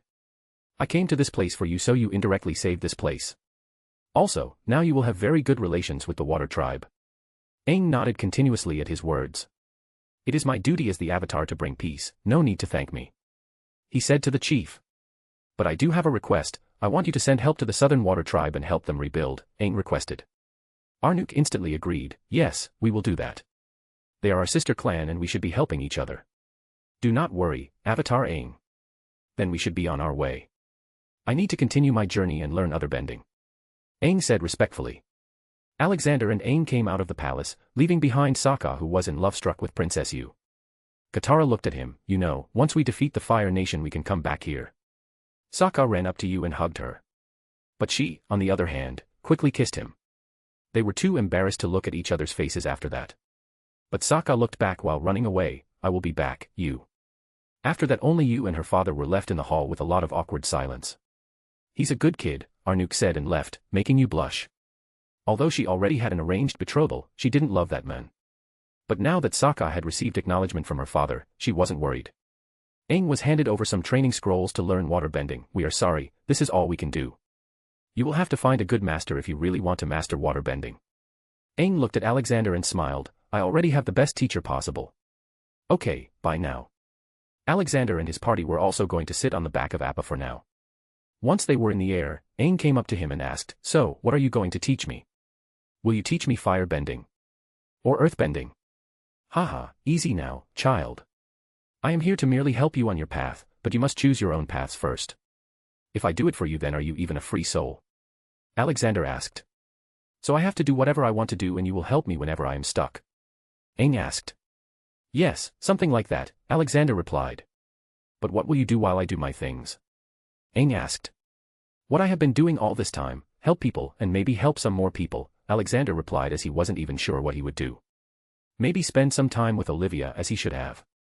Marvel, alternate universe. Saitama's adventures had gotten boring since he beat Galactus to smithereens. He mistakenly even destroyed his whole solar system-sized ship. After that, he went to a few more planets and just did his normal hero for the fun stuff. Killing bad guys was always a bit satisfying. At last, he was now searching for the Celestials, who were supposed to be immensely powerful if all of them were fought together. He was in his ship made by Tony and just munching on some dried alien seaweed that he bought from a sale on a planet. It didn't taste exactly like Earth's, but it was still satisfying to his taste buds. Ah, this is boring. I wonder how the old man is doing. Maybe I should go and meet him when I am done here. His spaceship was currently going through a space jump, but then suddenly a white light appeared in front of the ship and it got transported somewhere. "Welcome, student of the Wandering God. I have been watching you," a majestic voice came. "Who is it now?" "I dropped my seaweed because of you," Saitama asked as he got out of his ship. He found himself in a white space, but he could breathe there. Then a golden giant man with 3 heads appeared. "I am the living tribunal. I safeguard the multiverse, the total sum of all universes, from an imbalance of mystical forces. I can show you an opponent that you should defeat, or else he will destroy half of the life in the universe very soon," the living tribunal said. Saitama got a bit excited knowing that there was someone this powerful. But he also saw that the man in front of him was also strong. "I will do it if you spar with me." "I want to see how strong you are," Saitama asked. "I am not stronger than you, Saitama. Not physically, but I do have a variety of abilities that can be used to trap you in a dimension where nothing exists," the living tribunal replied. Saitama thought for a bit, then give it your best shot. Saitama quickly got into his punching position. Medium series, serious punch. He punched towards the living tribunal. The living tribunal sent a yellow beam from his eyes. But the beam was deflected with his punch's wave and the punch made contact with his body. The living tribunal was thrown very far away. "Whoa, you are very strong," Saitama praised. The living tribunal shook its heads in denial. "No, it was my beam that slowed your punch. If you had hit me directly, then I would have died. Now, I have kept my end of the bargain. I am sending you to the Earth, where this being is minutes away from doing the deed." "Wait, what?" Saitama couldn't speak further as he was pulled into a portal. Earth. All the Avengers and Wakandan forces were fighting Thanos' forces near Wakanda. Thankfully for them, Thor had arrived, but Thanos was still beating them very badly. No one was able to do anything. They were hopelessly trying to stop him from snapping his finger. Boom. A huge thunderstorm appeared in the sky and it looked like a tornado was forming. "Thor, what are you doing?" Rocket shouted. "I am not doing anything," Thor shouted back. Then with a red thunder, a bald man in a yellow jumpsuit was thrown towards the Wakanda city. "Wait, is that the same bald guy?" Dr. Banner asked. "It seems so, don't get distracted, Cap is still fighting Thanos. Let's just hope he comes to help us," Natasha said on the comms. Meanwhile, Saitama fell inside the high-tech city. He looked around and noticed he was just outside a vegetable shop, and after seeing the signs on the door, only one thing was on his mind. Sale, 80% off on cabbages. To be continued in the next chapter. Special thanks to Chesser Douglas Flower Umar Latif. Thank you for your support. Chapter 411. Thumbless Thanos. Saitama's adventures continue. Ah, crap, I need to save them, Saitama remembered. In his hand was a big bag filled with cabbage, but he still ran to the battlefield. He jumped from his location to the forest where the fight was going on. But he fell too hard on the ground and everyone around him fell down due to the shock wave. "Oh, sorry. Where is the bad guy?" he asked. Although Thor was beaten by Saitama back then, he wasn't salty about it. "Mighty bald warrior, you have come at the right time. That blue man is the enemy. The gauntlet in his hand is the power with which he can wipe the universe."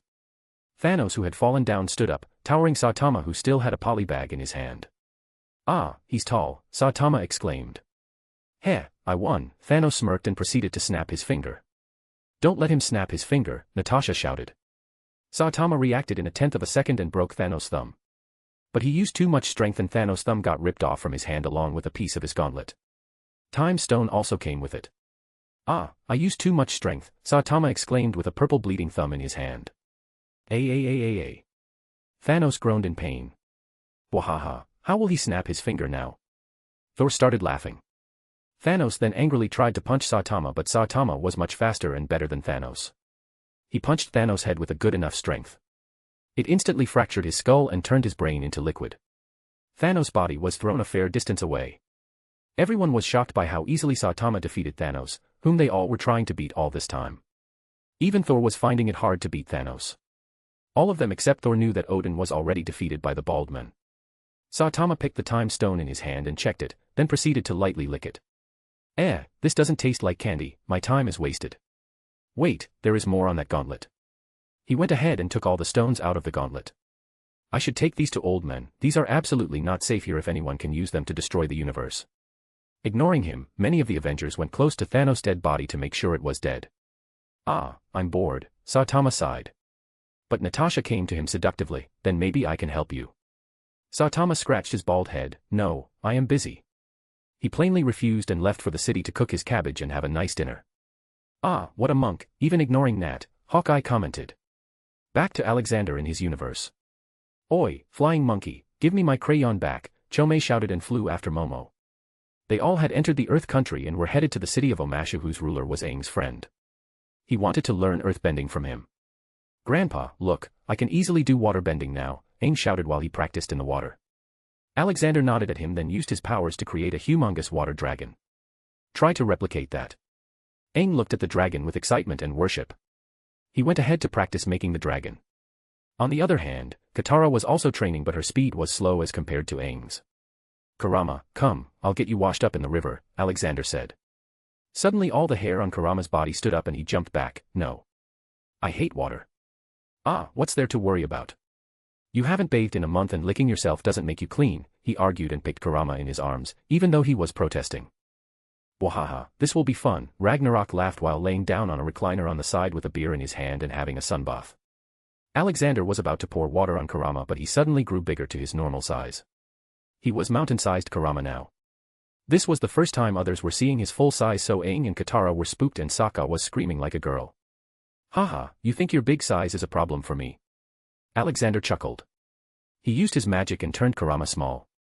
But now because Kurama was already in his full body he wouldn't be able to get bigger, and if he tried to get smaller he would become the size of a frog. Nuji-chan. Kurama complained, but Alexander still washed him neatly with special shampoo. Soon his orange fur was shining. Then he blew air on him and dried him up. Good, look how good you smell. Your grandma gave me this conditioner to use on you. Sniff sniff. Chome came and sniffed Kurama, yes. He smells like roses. Ha ha ha, Rossi Kurama, Shikaku started laughing. Okay, next is Shikaku and Chome, Alexander said, making Shikaku stop laughing abruptly. Yay! I love bathing, Chome cheered. He was always the opposite of everyone else. Shikaku tried to run away but Kurama caught him and brought him to Alexander. No, Ji-chan, I am made of sand, I will melt if you clean me with water, Shikaku shouted. Ah, stop making excuses, Shikaku. We both know the truth. Alexander refuted. Eventually, Shikaku also started smelling like roses.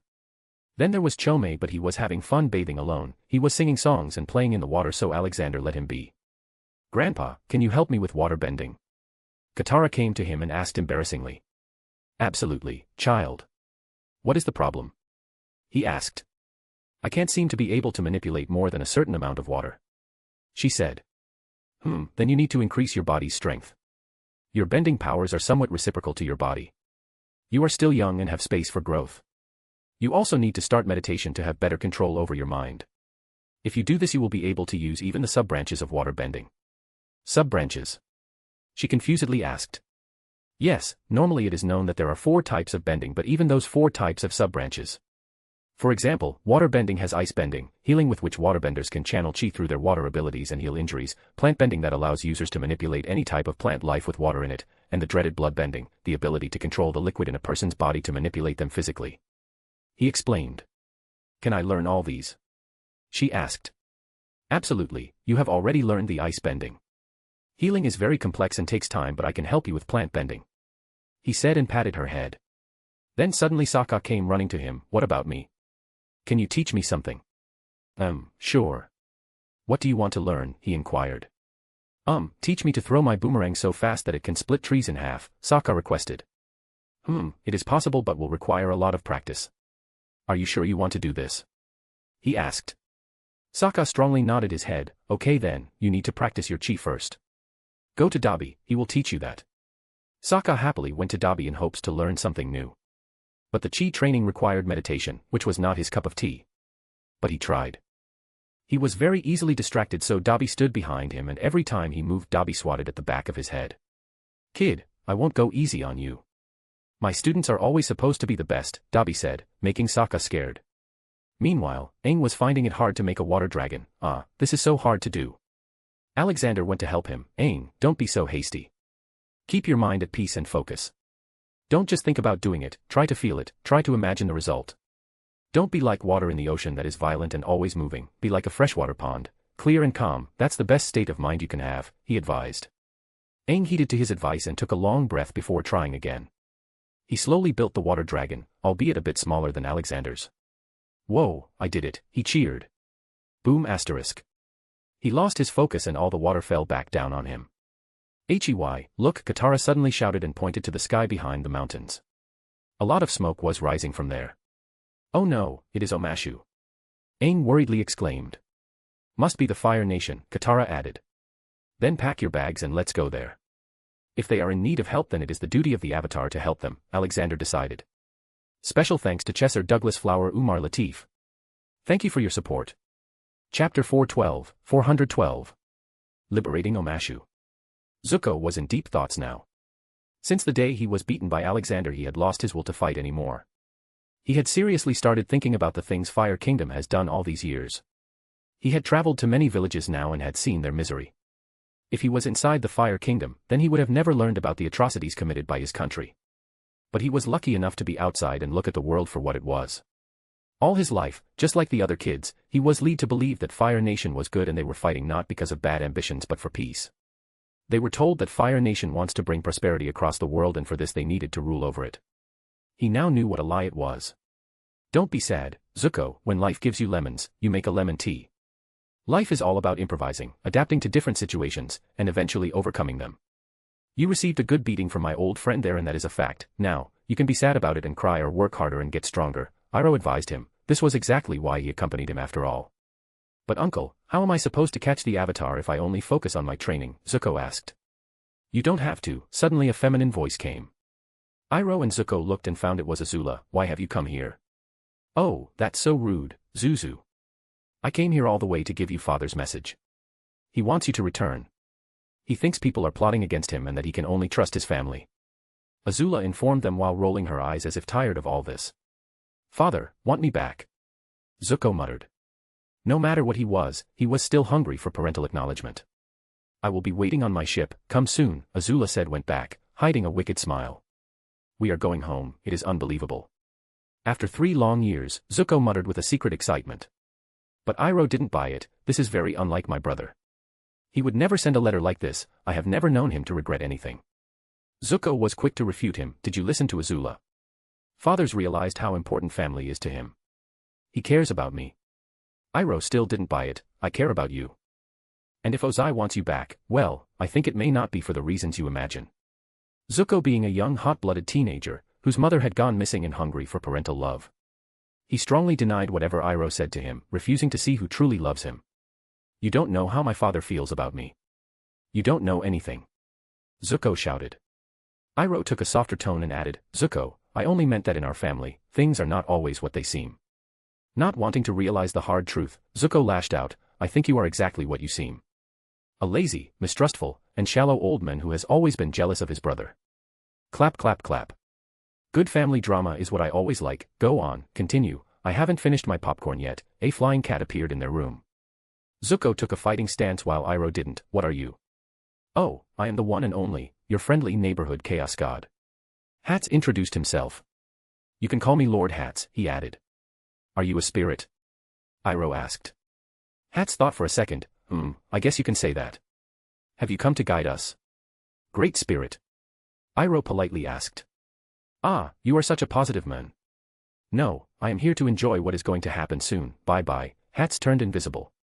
I feel that this cat was a bad omen and tried to warn us, Iroh mumbled while scratching his beard. The next day, they went to board the ship, but as expected by Iroh, they weren't being taken back as the family members of Fire Lord but as prisoners. The captain of the ship had mistakenly called them prisoners instead of Prince and General Iroh. So they fought and ran away. Their whole way they could honestly hear a laughing sound always near them, as if mocking them. Alexander, Dobby, Ragnarok, and the Avatar team came across the city of Omashu. Omashu was the second largest city in the Earth Kingdom and the capital of one of its states. Surpassed in size and importance only by Ba Sing Se. The gates of the bustling metropolis were normally guarded by an army of earthbenders.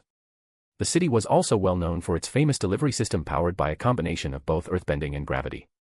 The tall mountain peak on which Omashu was founded was located in the southwestern Earth Kingdom. It rises high out of a deep chasm and was created by earthbenders several centuries prior. The only way to reach the gates of Omashu is across a long narrow bridge of stone that spans the sheer gorge. Yes, we were right, the city is taken over by the Fire Nation. I must save Bumi, Aang exclaimed as soon as the city came into view. But how should we enter? There is only one entrance to the city.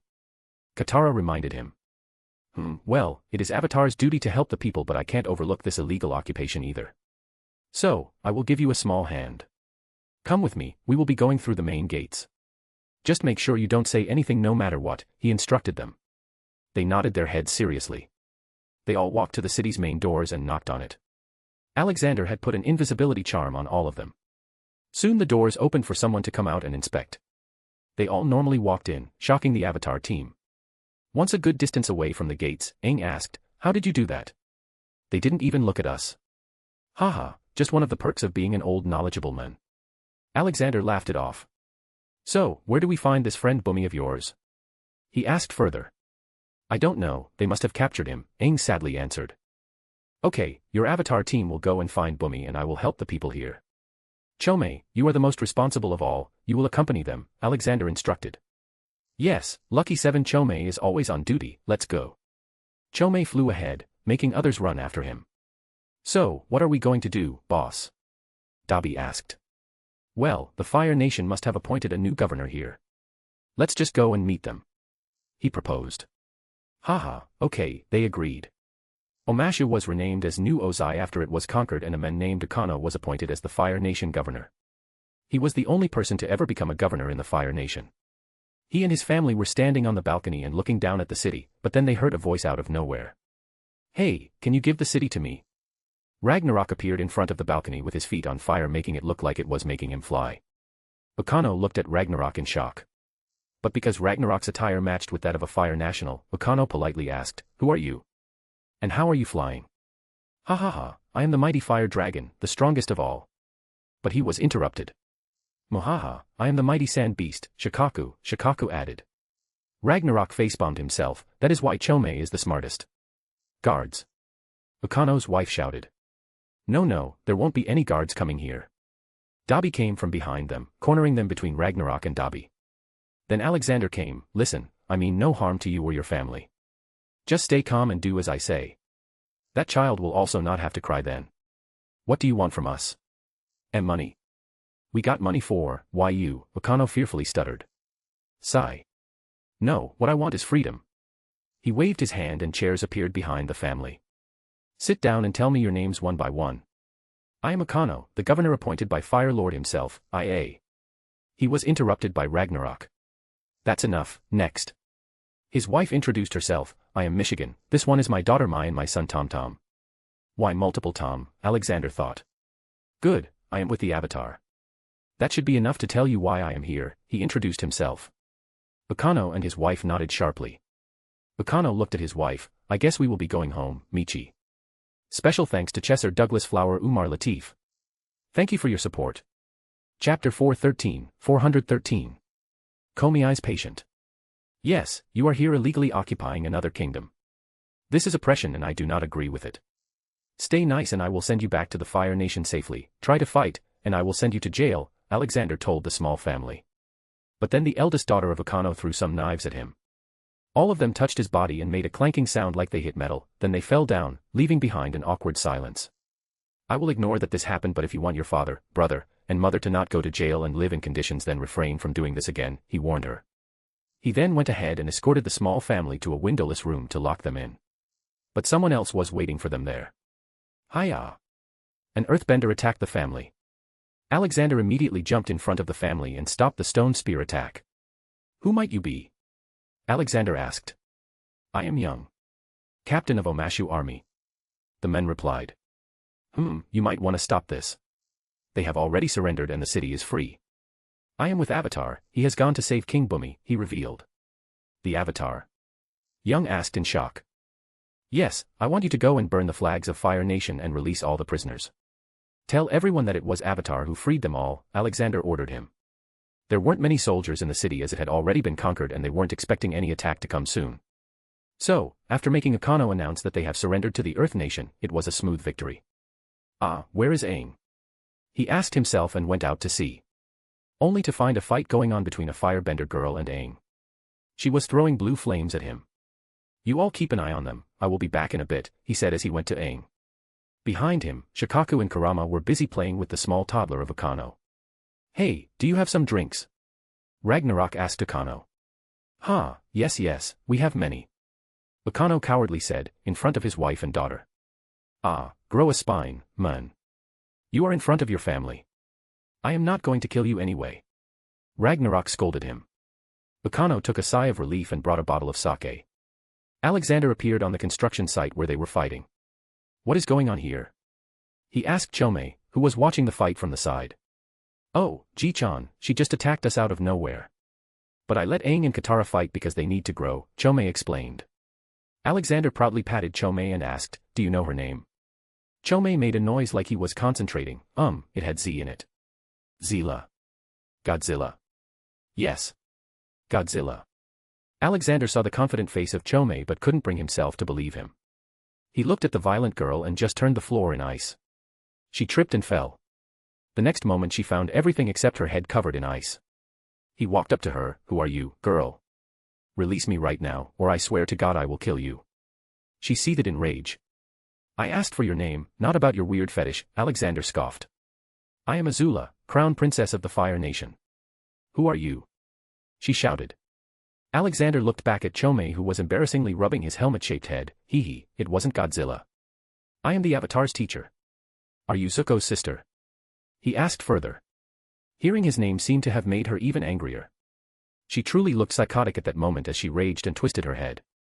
What a crazy girl. Must have family issues, he thought. He decided to look into her sins. Azula, age 14, category. Murder. Indirect murder. Attempted murder, 4, her family. Mental state, psychotic. Self-harm. Sin percentage, 55%. Asterisk psi asterisk she is broken. I guess she needs some counseling. Azula, you will be getting medical rehabilitation. Until then, you will be staying around me. He announced. The next moment she was freed from the ice cage. But the moment she would try to do anything extreme like attacking someone, her hands would go numb and get paralyzed. What did you do to me? She asked loudly.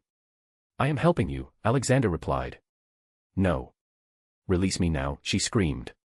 Bam. Chome lightly slapped her on the face. Hey, you shout too much. My ears are hurting. No Chome, don't hit her.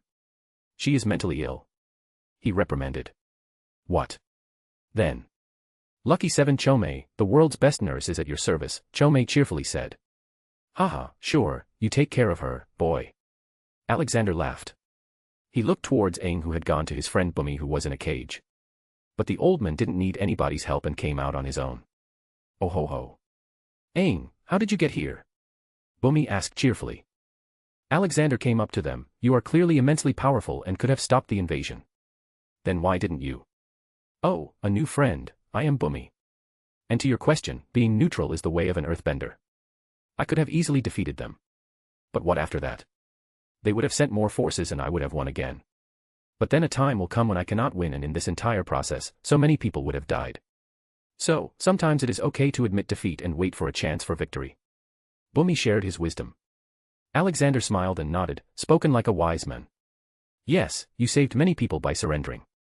But there's no need to do that now. Oh, how so? Bumi asked. But Aang answered his question. Bumi, he is my master in 4 elements. Aang went closer to his ear and whispered, he is the spirit god. Bumi delightfully laughed, then this is the greatest moment of my life. Meeting the god I pray to is the greatest blessing. Alexander didn't tell him not to worship him. If people get hope for a better future and strength to face hardships by praying to him, then that was a good thing. Also, in his experience, whenever he told people not to worship him, they would worship more. Like those CUNT chanters. The pleasure is all mine, and you can call me Alex, Bumi. I have already liberated your city. I will leave behind one of my seraphs who will protect you all if the Fire Nation attacks. He proposed. Thank you for protecting us all, Spyrai. Lord Alex. I will forever remember this. Bumi tried to bow, though Alexander stopped him. A man of your standing doesn't look good bowing, also it is bad for your back, Alexander joked. Ha ha ha, yes, my back has been having some problems. Let's go, I will organize a feast for you. Bumi invited. Alexander nodded, why just me? Let's arrange a feast for the whole city, food is on me. Release me now. Everyone was interrupted by the screams of Azula. Chome, who was just beside her, looked at her with confidence. Oh no, she's having an episode again. Tickle treatment starts. Chome had multiple feathers in his arms and started tickling Azula here and there while telling her she is a good girl. Alexander was in reality giving her medicine to bring her sanity back, but that would take some time. He was letting Chome do this because she was indeed a Category 3 sinner and deserved some punishment. Using time torture on her would have also worsened her mental state. Wah. No. Ha. I hate you. Stoop. She cursed and laughed at the same time. Let's go Bumi, Aang, let Chome handle her, Alexander said and took them with him. They later went to the dining hall, but to everyone's surprise, the Fire Nation governor and his family were also there. Don't be surprised, I wasn't going to kill them. The men didn't kill the people of the city. At least that separates him a little apart from the Fire Lord, and he has a little son. He told Bumi. That is the best decision. I wouldn't have killed them either, Bumi agreed. Hey, Bumi, will you teach me earthbending? Aang asked. But Bumi looked confused, you have Lord Alex with you, why would you need me? Then Aang explained to him that he needed to naturally make his choice and the spirit god was only there to help him when he was stuck. Still, Bumi declined to it as he was very old now and would not be able to take out time for him because he needed to help his city to get back on its feet. And if he ignored the city for him, then he would be ignoring his duty as the king. Still, Bumi told him about a girl in jailing who is rumored to be the best earthbender of the generation and he should seek her. Meanwhile, Alexander had to go to the side because Amy had asked him that she wanted to come outside and travel with him because she was bored. He let her come out and then brought her to the dining hall. Everyone, meet my granddaughter, Amy. Immediately, Sokka came up to introduce himself in his foolish ways, trying to impress her. In return, he won an irritated look from Alexander, Dobby, and Ragnarok. Amy was like a piece of their heart for them. Sokka suddenly felt chills on his body. Why did it suddenly get cold here? Katara, did you do something? Special thanks to Chesser Douglas Flower Umar Latif. Thank you for your support. Chapter 414. Chin the Not So Great. Alexander helped Omasha get a lot better. Meanwhile, he had sent Aang with his team, Amy, Chome, and Azula to find the earthbender girl in jailing.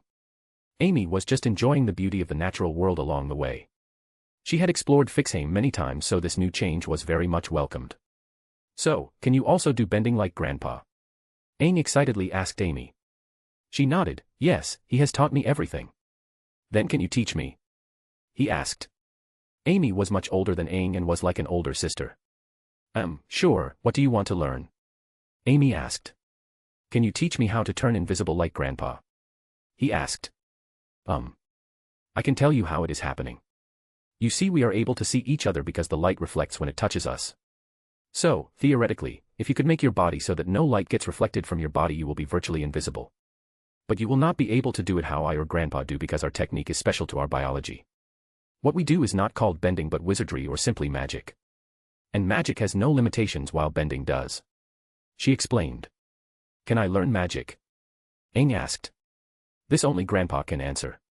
You need a certain type of biological features to do it, but I don't know how to check it yet, she honestly answered. Look. There is a village down there, Sokka shouted, disturbing their discussions. They brought Appa down to visit it. Oh, look, they are celebrating avatars, Katara exclaimed. Back in Omashu. Alexander was done with Omashu City. He had brought the city back on its feet and now with impenetrable defense. All right, boys. Let's head out.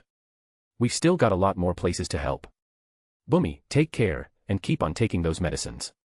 Alexander instructed everyone. Hee, yes Lord Alex, I will. Thank you for your help, say my hello to Aang. Bumi waved his hand enthusiastically. With that, he, Dobby, and Ragnarok soared to the sky. Boss, you should ask Olivia to come too, Dobby advised. I will, right now she is doting over her son and daughter-in-law. Once they go back on their adventures she will have nothing to do. She is also taking care of Natasha as she is pregnant, Alexander planned. Ha ha ha, I am happy that I do not have to worry about such things. I am free, Ragnarok laughed. Haha, look who's talking, the dragon in the heat, Alexander joked. Shikaka then suddenly spoke, yes, very much heat. I am feeling very hot too, oh, this climate. All of them started to laugh at his naiveness. But Shikaku, your nature is sand. How can you feel hot? Alexander asked. Ji-chan, I can control sand doesn't mean I like heat. I also enjoy a nice ice cream every once in a while. Shikaka stated as a matter of fact. Haha, okay. Well, we are close to the Si Wong Desert. But we won't be going there. Aang has gone to some village called Chin. We are going there. Alexander informed them. How does one name a village Chin? Do they have big chins or small chins? Kurama wondered. Alexander laughed and flew to the village at full speed. In a matter of seconds, they reached the village. It seems a festival is going on there. Look, it's a bonfire, Ragnarok pointed out. Haha, no, it looks like they are burning the statues of Aang and the previous two avatars. Alexander corrected. They made themselves invisible and landed near the crowd. But Alexander noticed Aang standing on top of his own statue and confronting the people about why they were burning his statue. I suggest you leave, you are not welcome here, Avatar, a man from the crowd shouted. Why not? Aang helps people. Katara argued. It's true, I'm on your side, Aang added. But the man who was probably the village leader didn't accept their words. I find that hard to swallow, considering what you did to us in your past life. It was Avatar Kyoshi, she murdered our glorious Chin the Great. You think I murdered someone? Aang said with self-doubt. All the people started booing, so he came forward and said, give me a chance to clear my name. The only way to prove your innocence is to stand trial, the village leader said. To which Aang agreed. You will have to follow all our rules, that includes paying bail, the leader added. Then by the laws of Earth Kingdom Aang has the right to have counsel to represent him. Alexander came down from the sky, making the villagers' jaws drop. Where are Amy and Chomei? Alexander asked. Oh, they went to the Kyoshi Island to sightsee, Katara answered. Alexander nodded and looked at the men. Can you tell me again why you are accusing Aang? The leader came forward. In his past life, Avatar Kyoshi murdered our glorious Chin the Great. Alexander nodded. Okay, I want you to say that again, but this time very slow. The leader came forward. In his past life, Avatar Kyoshi murder. Stop right there. Did you say past life? How do you know that this avatar is the same avatar of the past? Alexander asked. Because they reincarnate, the men replied. Everyone reincarnates, but can you prove that Aang is the same as Avatar Kyoshi? He asked. The man was confused and speechless now. His own game was reversed. It was Avatar who was supposed to prove his innocence. I am not the one on trial, it is the Avatar, he rebuked. But to put someone on trial you need to catch the right culprit. Prove that Aang is Kyoshi and prove that what you are saying about Chin is right. He countered. But he didn't receive any counterargument. What is your name? Alexander asked the men. Tong, I'm the village leader, Tong answered. Did you know what Chin was truly like? He asked. They all denied to this. So, Alexander made a holographic magical show. Chin was an earthbending warlord and he aimed to overthrow the 46th Earth King and launched a largely successful conquest of the Earth Kingdom. He was an extremely stubborn and proud man. Chin fell to his death when he refused to back down as Avatar Kyoshi separated her village from the mainland and formed Kyoshi Island. But you might not believe me, so I will summon the soul of Chin for him to speak for himself. He announced. He used his resurrection stone and summoned Chin. Soon a transparent ghostly figure of a 5 feet tall man appeared. PFF, this is Emperor Chin. Chin the Conqueror. Bwahaha. He is even shorter than Napoleon. Ragnarok laughed loudly. Many others there were stopping themselves from laughing too.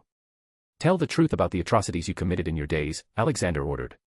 Chin was bound to the stone for as long as his soul was here, so he answered quickly. Even the voice of Chin didn't feel very manly. I killed and pillaged my way through all the surrounding villages and conquered them. My focus was to eventually reach the capital and take over it. But I reached the village of the Avatar and challenged her.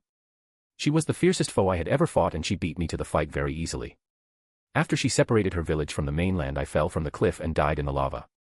So you are telling me that you provoked Avatar Kyoshi and that is why you died? Alexander asked further. Chin's ghost nodded. Yes, I wanted to take her land and she defended it. Alexander looked at Tong, happy now. This is the soul of Chin. You can also ask something if you want. Aye, you are not the real Chin. This is an illusion, a trick. Tong shouted. It angered Chin. Silence, how dare you question my honor? I may be dead, but I still take pride in my past life. If you are the next generation of my homeland, then I am disappointed. Alexander let Chin back as he was getting agitated. He looked at scared Tong on the ground. See, it's all proven now. If you still insist on your senseless drama, I will inform the Earth King about your activities of acting as the king here, not following the laws of Earth Nation. He threatened. From today, if I hear about any stupid thing happening here, I will return and let Chin punish you all. He warned. Alexander then looked back at Aang. Let's go to Kyoshi Island and get Amy. Then we will head to jailing. Alexander used his powers and they were back in the air. Sokka and Katara were very scared of flying like that. Aang, on the other hand, was experienced. Grandpa, did you know Avatar Kyoshi? Aang asked. Yes, I did. I had actually adopted her and taught her everything.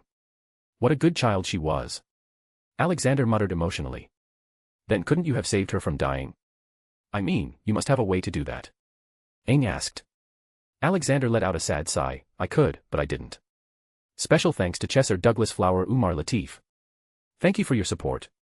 Chapter 415. Blind Bender.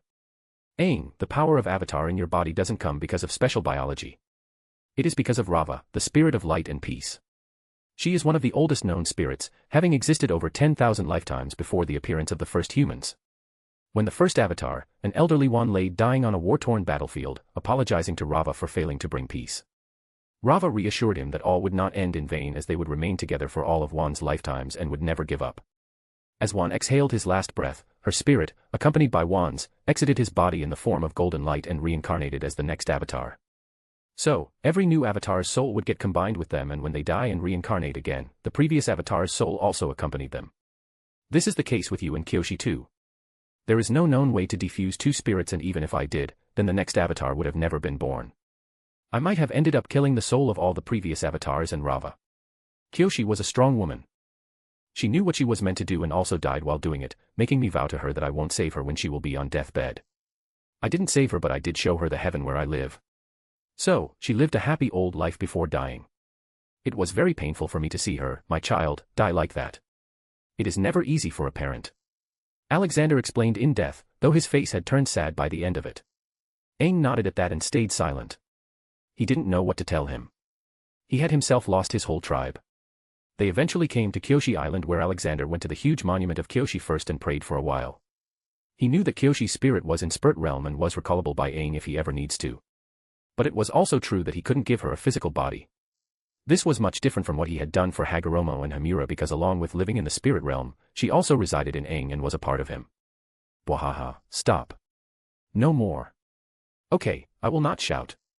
No good, you are still shouting. Tickle punishment, Chomei replied. Alexander heard the noises and went towards it. Soon the view of Chomei teaching his patient a lesson and Amy brushing Appa came into view. What are my kids doing? He cheerfully said. Oh, Ji-chan, this Mina tried to burn people here, Chomei complained. Alexander looked at Azula. It seems I will need to increase the dosage. Well, don't worry, I will never give up on my patients. Keep up the good work, Chomei. Alexander then went to Amy, haha, grooming Appa, ha. I have never seen an animal like this before. And he's also so cute. She said and dived on the soft fur in Appa's back. Hee hee, good thing you are enjoying this. We need to head to jailing now. Aang's new earthbending teacher is there. He informed her. The current village was a small island and people lived fairly well there, so after he left lots of supplies for the people, he and everyone else sat on Appa's back and flew to their next destination. So, any idea what this new teacher of yours looks like? Alexander asked Aang. I don't know. I had this vision in which I saw something. It was a flying boar and a girl in a white dress. Aang said. Well, that is something. We will surely find her in no time. Alexander assured him. He then went to Dabi. I want you to go on your own mission and start preparing the world for a sudden change of power. I want it to be as smooth as possible. He said. Dabi nodded. Yes, I knew something like this would be needed. In all our journeys we did not meet one family that had a mix of races. The world is really divided by people sticking to their territories. Fire Nation is the first to start their globalization, but even that in a wrong way. Yeah, that is why. You take Shikaku and Karama with you to keep you company. Use all resources necessary. He instructed. Dabi nodded and vanished from the place in an instant. Whoa, where did he disappear? Sokka exclaimed. Magic.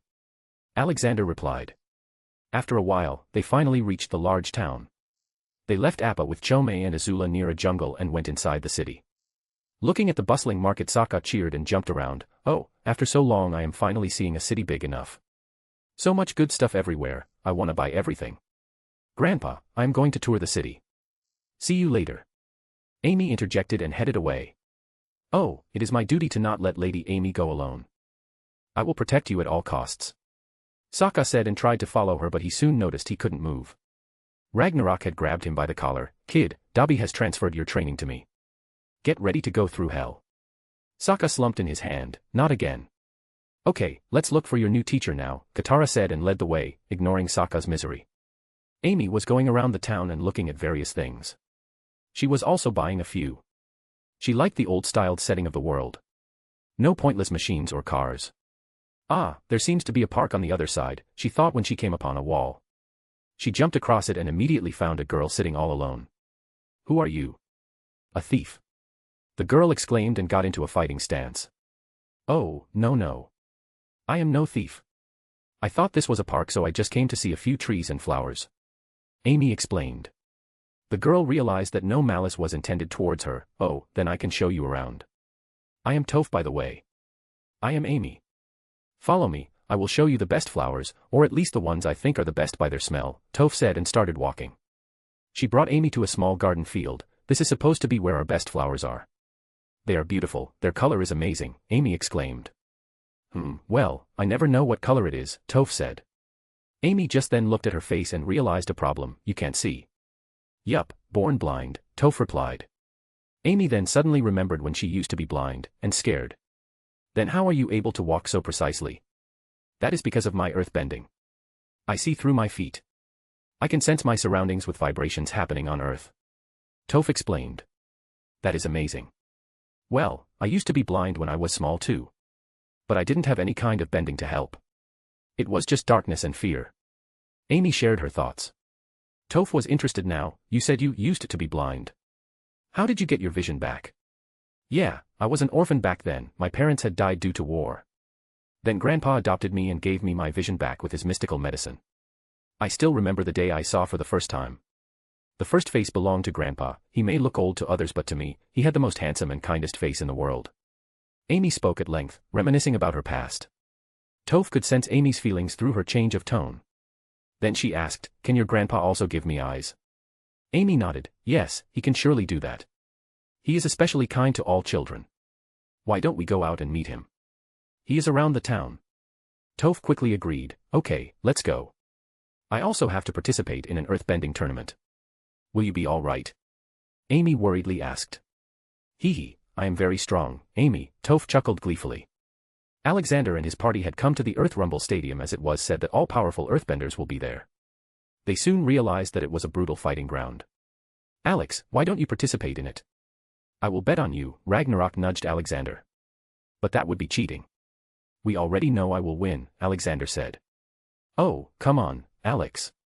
Besides, these guys are all criminals and run an extortion racket. Ragnarok tried to convince him. Well, in that case, I will take the reward and donate it. Alexander decided and filled his name in the tournament. Ragnarok then quickly went to the betting station and put 1,000 gold coins on Alexander winning with 0 injuries. Haha, this dragon will be rich, he laughed, even though he already had billions of gold coins in his cave home in Drakium. Hiding from Ragnarok, Sokka also put all his money on Alexander. Hee. I am gonna be so rich. Special thanks to Chesser Douglas Flower Umar Latif. Thank you for your support. Chapter 416. Senior citizen. Alexander's number to fight was 3. So the first two went on stage, who were called the Boulder and the Big Bad Hippo. Hippo was knocked out of the platform. Then the announcer started to call him, and now the next fighter is a new one. But don't be disappointed, he looks pretty old and most likely has years of practice in his martial arts. The name of the next fighter is Senior Citizen. Alexander face-bombed himself on the side. He had told them to call him Senior Alex. In the stands, Ragnarok and others were having a big laugh out of this. Alexander then walked to the center stage. Boulder looked at him with a smirk. Old fogey, you should have stayed home. Now, who will pay for your injuries?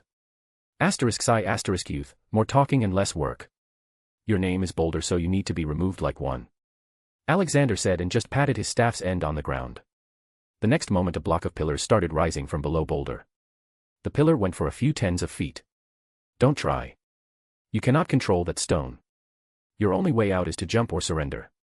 Seeing that Boulder wasn't surrendering, Alexander just broke the stone tower and it fell like a tree. When it touched the ground, the top where Boulder stood was already out of the stage. After that many more fighters came and got defeated by him easily. Then in the end, to his surprise, a little girl came to fight in a dramatic entrance. He instantly realized that she was blind. Hello there, child, Alexander greeted. Ha, get ready to lose, beardy man, Toph taunted him confidently. Ha, then attack, Alexander laughed, but also wondered how she saw he had a long beard. The next moment Toph started throwing rocks and trying to push the ground under his feet to throw him off the stage. Alexander, meanwhile, was just checking how she was able to judge where to attack. When he doubted she was sensing the vibrations on the ground, he flew an inch from the ground. As he expected, the girls were confused and looked to her left and right. Alexander then threw 2 rocks to his opposite side. Toph thought it was him and attacked, but unknown to her, Alexander had come within hand's reach to her. He lightly patted her shoulder. I can fly, child. That is why you can't sense me. Toph was surprised by the sudden breach of personal space. She quickly attacked him. Alexander couldn't bring himself to really hurt her and defeat her. Their power level was so out of comparison. You win, little one, I quit. He said and walked out of the arena. When he reached the stands, Ragnarok was glaring daggers at him. How did the most powerful being in the world lose to a little girl? Ragnarok angrily asked. No, Raggy, she is just a little girl. Using my powers to bully her would be bad. Alexander argued. Whatever, I lost so much money today. You will have to pay it back, I'm telling you. Ragnarok said. All right, you and your gold fetish. Where are Aang and others, and why is Sokka crying? He asked. Oh, that poor boy put all his money on you too. Aang and Katara went to find the girl you just fought with. They think that she is the girl Aang saw in his vision. Ragnarok answered. Then let's follow them too. Oh, you're here too, Amy. Alexander noticed Amy coming to him. Grandpa, I want you to heal someone. She is blind and very nice. Amy requested. Haha, I think I already know who you are talking about. Let's go. Alexander looked for Aang and they eventually ended up outside a big compound. Ah, I was here a while ago, Grandpa, let's go in, Amy spoke.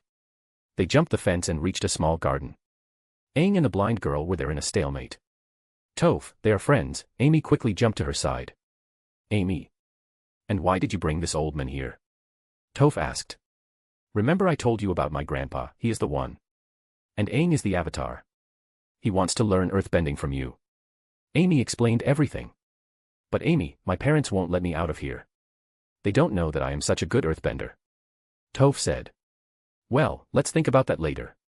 Don't you want your eyes back now? Amy asked. Toph faced Amy with hope, really? Can you? Haha, of course, child. I can heal your eyes as easily as lifting my hand. Alexander affirmed. How long will it take? Toph asked. Amy walked closer to her and put her hand on her shoulder in assurance. Don't worry, Toph. It just takes a few minutes. Alexander checked her eyes to find the problem. It was a birth defect. So he made the same potion he made for little Amy back then. Here, drink this, he handed her a glass. Go ahead, Toph, drink it. Amy encouraged her. Toph took a long breath and drank it in one go. Whoa, I thought medicines were supposed to be bitter. This is so tasty. Ha ha ha, my medicines are never bitter. Now, keep your eyes closed and open them after a few minutes. He instructed her. After 5 minutes passed, Alexander told her to open it. Try to slowly open your eyes.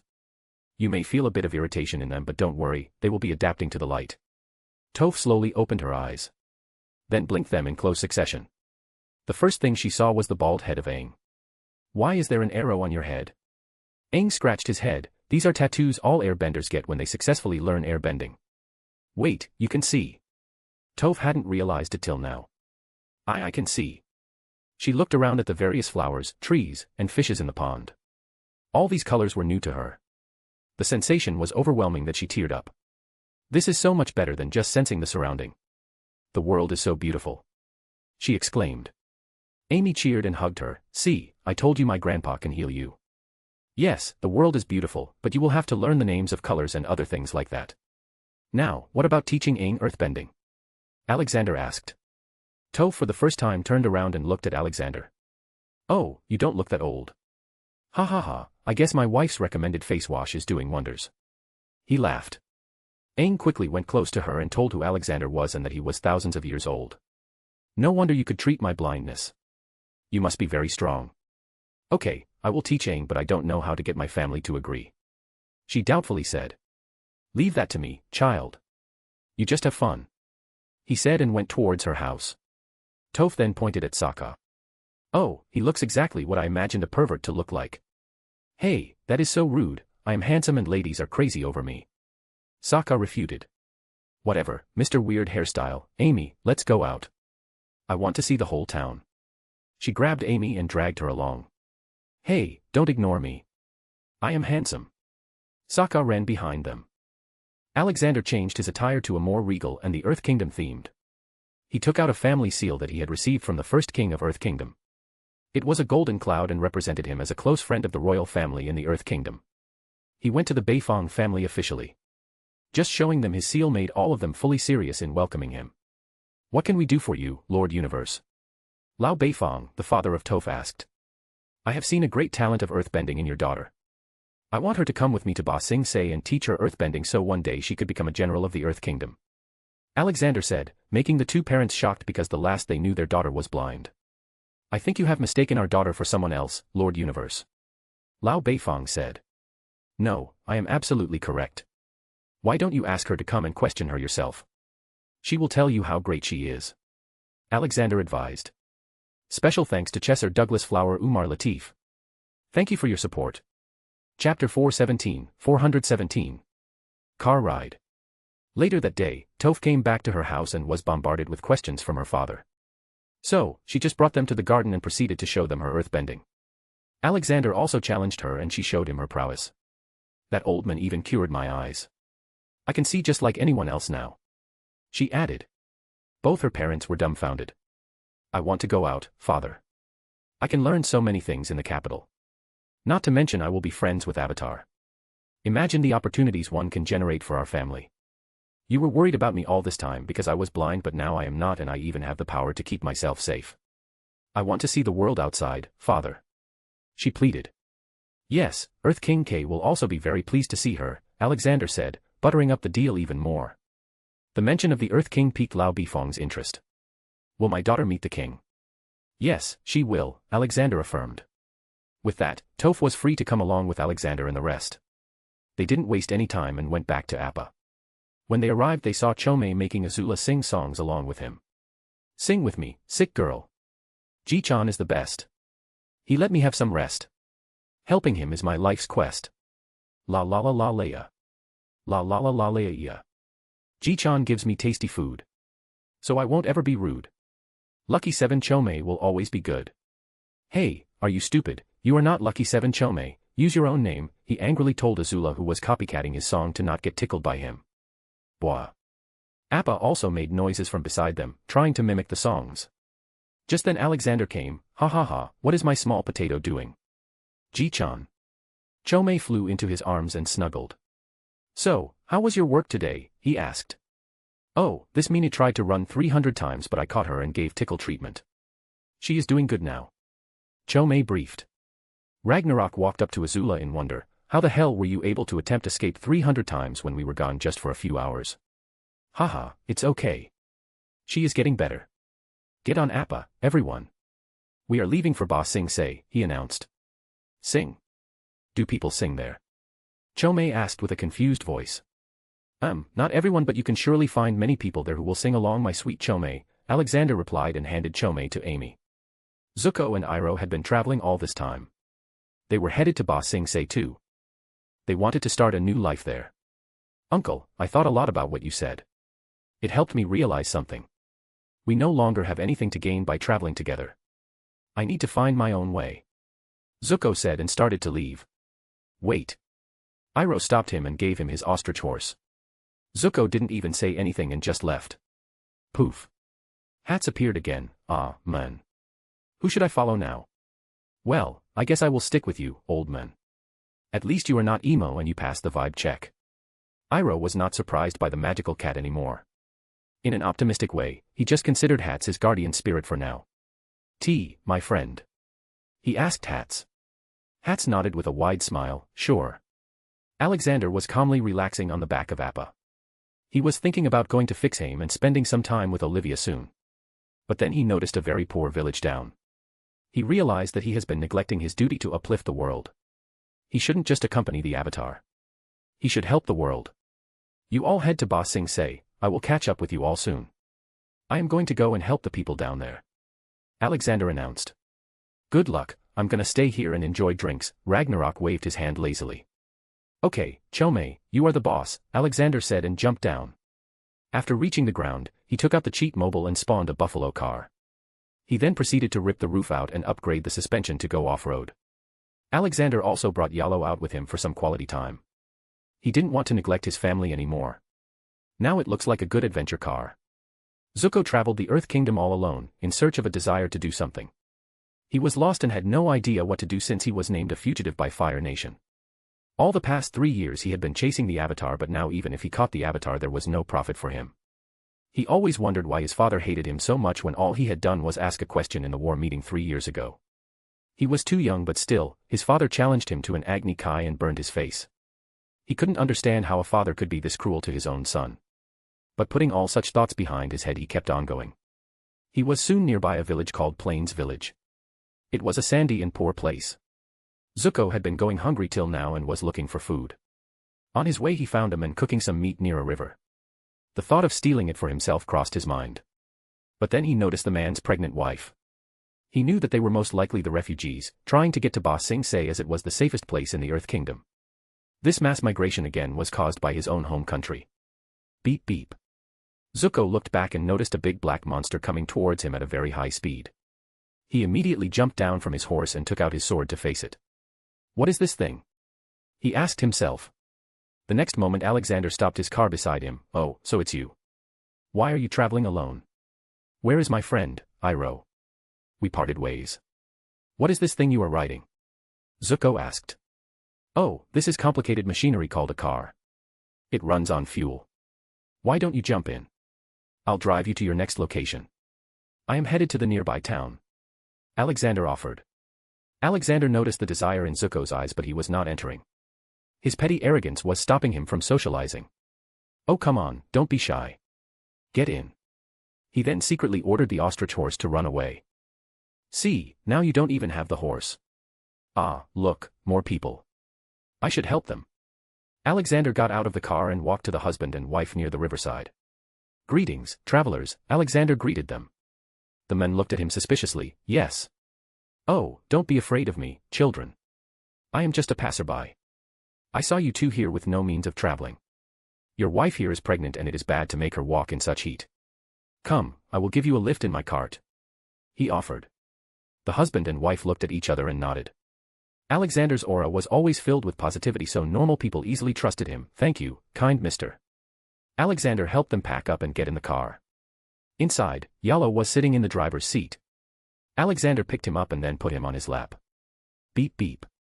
Yalo had some kind of revenge to settle with the car horn and was pressing it continuously. Alexander just made the horn sound only audible by Yalo. Okay, let's go then. Where are you two going? He asked the couple. Ba Sing Se, we want to take refuge there after our village was burned by the Fire Nation's army. The men answered. Alexander saw the guilt appearing on Zuko's face. Haha, what a coincidence, I am going to Ba Sing Se too. If you are lucky, you will be able to meet the Avatar as well. He revealed. Not just for the couple but Zuko too. Now Alexander was sure that Zuko would stick with him. Okay, it's time for some music then, Alexander cheerfully stated and switched on the music played. I'm a Barbie. Damn it, not this again. I hate Barbies. He cursed and put on some orchestra music. Such a fascinating machine, this level of technology is even beyond the Fire Nation, Zuko exclaimed. He quietly drove and others marveled at the changing scenery so fast while Yalo was still busy with the horn. Special thanks to Chesser Douglas Flower Umar Latif. Thank you for your support. Chapter 418. Beep. Beep. After half an hour of the journey, Alexander reached the plains village. He was bewildered by seeing the tattered state of the village. Not even a single building was in good condition. There was less to no crowd on the streets and shops were closed too. A few people that he saw looked malnourished and depressed. Sigh, this is a harsh place to live, Alexander sighed. Okay, we will be staying here for today. I need to help people here before we move on, he announced. Alexander looked at the couple. Don't worry, you two. I am an earthbender from a big family in Ba Sing Se. You don't need to worry about anything. But you are a fire. Zuko tried to speak but Alexander put a lollipop in his mouth out of nowhere. Haha, don't be a party pooper, he said and got off. He parked the car on the side and put an invisible shield around it, leaving the couple in with the air conditioner on. Yalo still did not leave the horn. He walked to the nearest shop with Zuko. Why are you so hellbent on helping people? Zuko annoyingly asked. Everyone has their own way of finding inner peace. To me, helping others is peace. I love it when I'm the reason behind someone's smile and I try to preserve it. You should try helping people too, Zuko. It gives a very different feeling. You will feel proud of yourself. Alexander advised. Arg, you and Uncle are exactly the same. No wonder you became friends, Zuko retorted distastefully. Ah, Iroh. He is a good man. Too bad what happened to his son. Maybe he sees you as his son, Zuko. Maybe he sees the shadow of Lu Ten in you and wants you to become a great man. During the war, Iroh was a mighty general.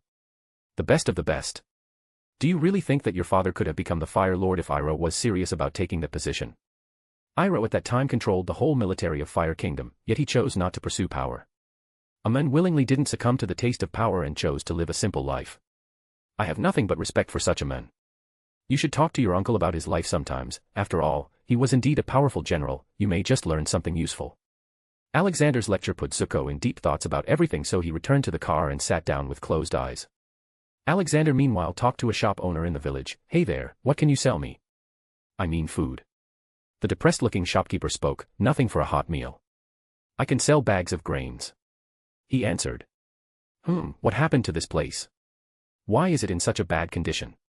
I am sure there would have been no village here if it was like this from the start. Alexander asked. You are right, it was not always like this. A few years ago, this village used to be filled with activity. But then the drought hit our lands. All the wells dried up. People also stopped passing through the village as the crowd decreased due to the war. Everyone wants to go to Ba Sing Se. But those who have their whole life attached to this place can't leave so easily. The shopkeeper explained. I am a powerful official from Ba Sing Se, I can help you. I can even make it rain, but that will bring long-term benefits. What you need now is relief. I will leave behind full granaries in each home. He proposed. Oh, I am sorry for not treating you with respect, sir. I don't know you were an official from the capital. The men whimpered. Don't be scared. You have done nothing wrong. Alexander tried to ease him. Sir, even if you leave behind the food, it will only get taken by Commander Gao and his men. They have been harassing this place for a while. The shopkeeper answered while looking around to make sure no one was listening to him. Don't worry about them. I will deal with this Gao. Alexander assured him and returned to the car. But there he saw it being surrounded by a few kids. Hey, don't go near it. He warned. But ignoring him, they went ahead and touched it. They got slightly electrocuted from the safety mechanism. I told you not to touch it, Alexander said. All of the kids ran away except for one. Hey, what's your name, kid? I am Lee. What is this box? Lee amusingly asked, pointing at the car. This is called a car, you travel in it. Want to sit in? Alexander offered. Really? Yes. So, Alexander gave him a lift to his home, which was not very far away. His family owned a pig farm for a living. They reached a small out-of-shape house. Come, I will introduce you to my father. His father was called Gansu. Alexander could see the tiredness clearly on his face. He looked at the house and waved his hand. All the out of shape and broken parts got fixed. They were already made of stones and bricks, so he could just say it was earthbending. Gansu gratefully looked at Alexander and bowed a little. "Thank you, sir. This would have taken me days if I had done it normally." Just then they saw a crowd of people riding towards them. "Oh, it's Gao and his goons," Gansu exclaimed. When they stopped, Gao mockingly informed Gansu that his elder son who had gone to fight for the Earth Kingdom had been captured by enemies. He tried to make them feel uneasy by saying he would die. Alexander stepped forward then. "Are you the officially appointed troops commander in this village?"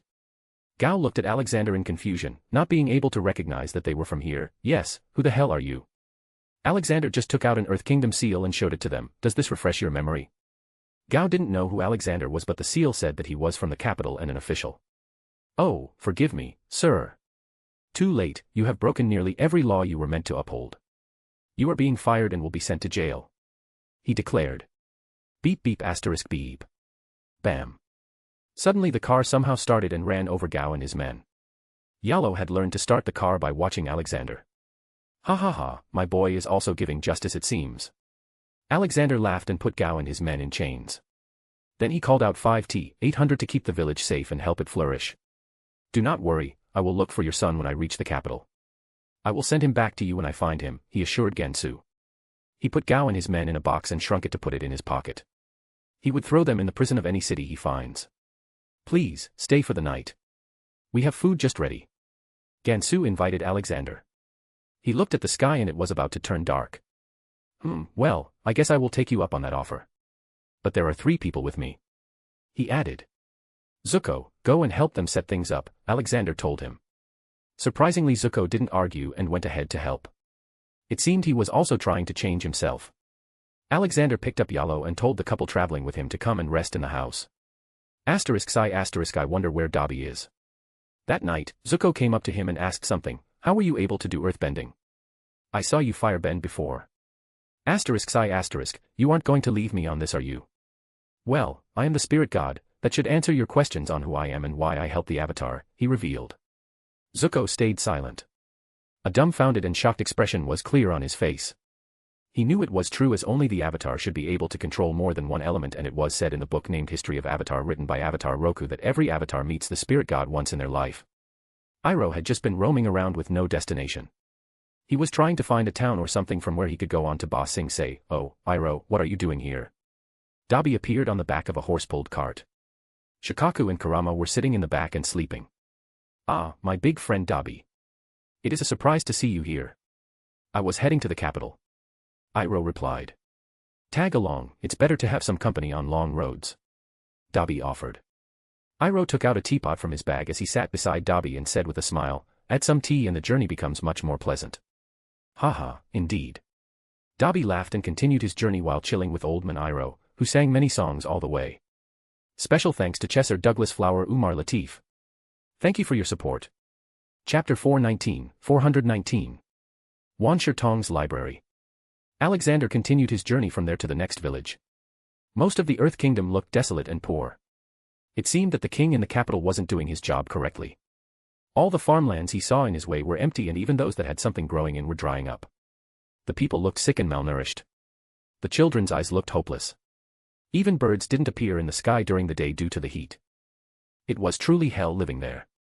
Usually, these villages relied on the travelers, but now, no one traveled thanks to the Fire Nation's attacks. He saw many small villages and left lots of food everywhere he went. He also made rainfall in many villages who were hit by drought. After traveling for a day, they appeared in a ghost town. What happened here? Zuko wondered loudly. People most probably migrated to the capital for refuge. Alexander guessed. Look, there is a horse carriage there, Zuko pointed. Let's check it. Maybe they need our help. Alexander decided and went out. Behind him, Zuko followed. The closer they went, they started hearing a song in an old man's voice. It's a long, long way to Ba Sing Se. But the girls in the city, they look so pretty. And they kiss so sweet that you've really got to meet. The girls from Ba Sing Se. Ha ha ha, I never knew you were a man of such taste, Iroh. Alexander laughed seeing Iroh singing while slowly dancing by the campfire. Dobby, Shikaku, and Kurama were also there. Oh, Alex and Zuko too. Well, my days have been surprising. Come, the tea is warm. Dobby here gave me his special tea leaves. Iroh invited him. Pop. Give me some too, Hats appeared. Alexander didn't know that Hats was out in the open. When did you come out? Since the day these two have been on the run. I must say, I have started enjoying tea more than my catnip now. Hats said. Ha ha ha, yes, tea is better than drugs, or maybe it is a better drug. Alexander laughed. Alexander then noticed a brown teddy bear just beside Hats. I never knew you liked playing with teddy bears. Oh, this is not my teddy bear. This is my friend, his name is. Hats stopped speaking as the teddy bear moved. Arg. Goddamn, last night was the best. That shit you brought to smoke took me to a different dimension. The teddy bear cursed. You are in a different dimension. Hats told him. Ah, yeah, I remember. Those chicks were crazy. We had to run away, the teddy bear said. Alexander was looking at the teddy bear with an ominous hunch. What's your name? Oh, I'm Ted, who are you? Some kind of guru. Sorry, not interested in your religion, I only follow weed and booties. Ted brashly stated. Alexander now remembered the crude, foul-mouthed, alcoholic teddy bear from the movie called Ted. Hats, send him back. He will be a bad influence on everyone here. Alexander ordered. Already on it, I don't even know why I hung out with him. Hats muttered and made a portal and threw Ted in it. No. Ice-tea. Ted shouted but he still disappeared. Okay, now to the tea, and how is your work going on, Dobby? Alexander asked. It is going okay, I have started lots of food kitchens around the world. I simply bought many farm fields and gave people work there after upgrading the field to give a high yield. Now, people are also earning and eating to their heart's content. The water tribe is small so I didn't have to do much but Earth Nation is huge. So, I am traveling to Ba Sing Se to make the king bring new reforms. Dobby briefed. Yeah, I also want to meet the king. How incompetent do you have to be to not know the situation of your own country? Alexander commented. Well, I have heard rumors that the Earth King does not run the country.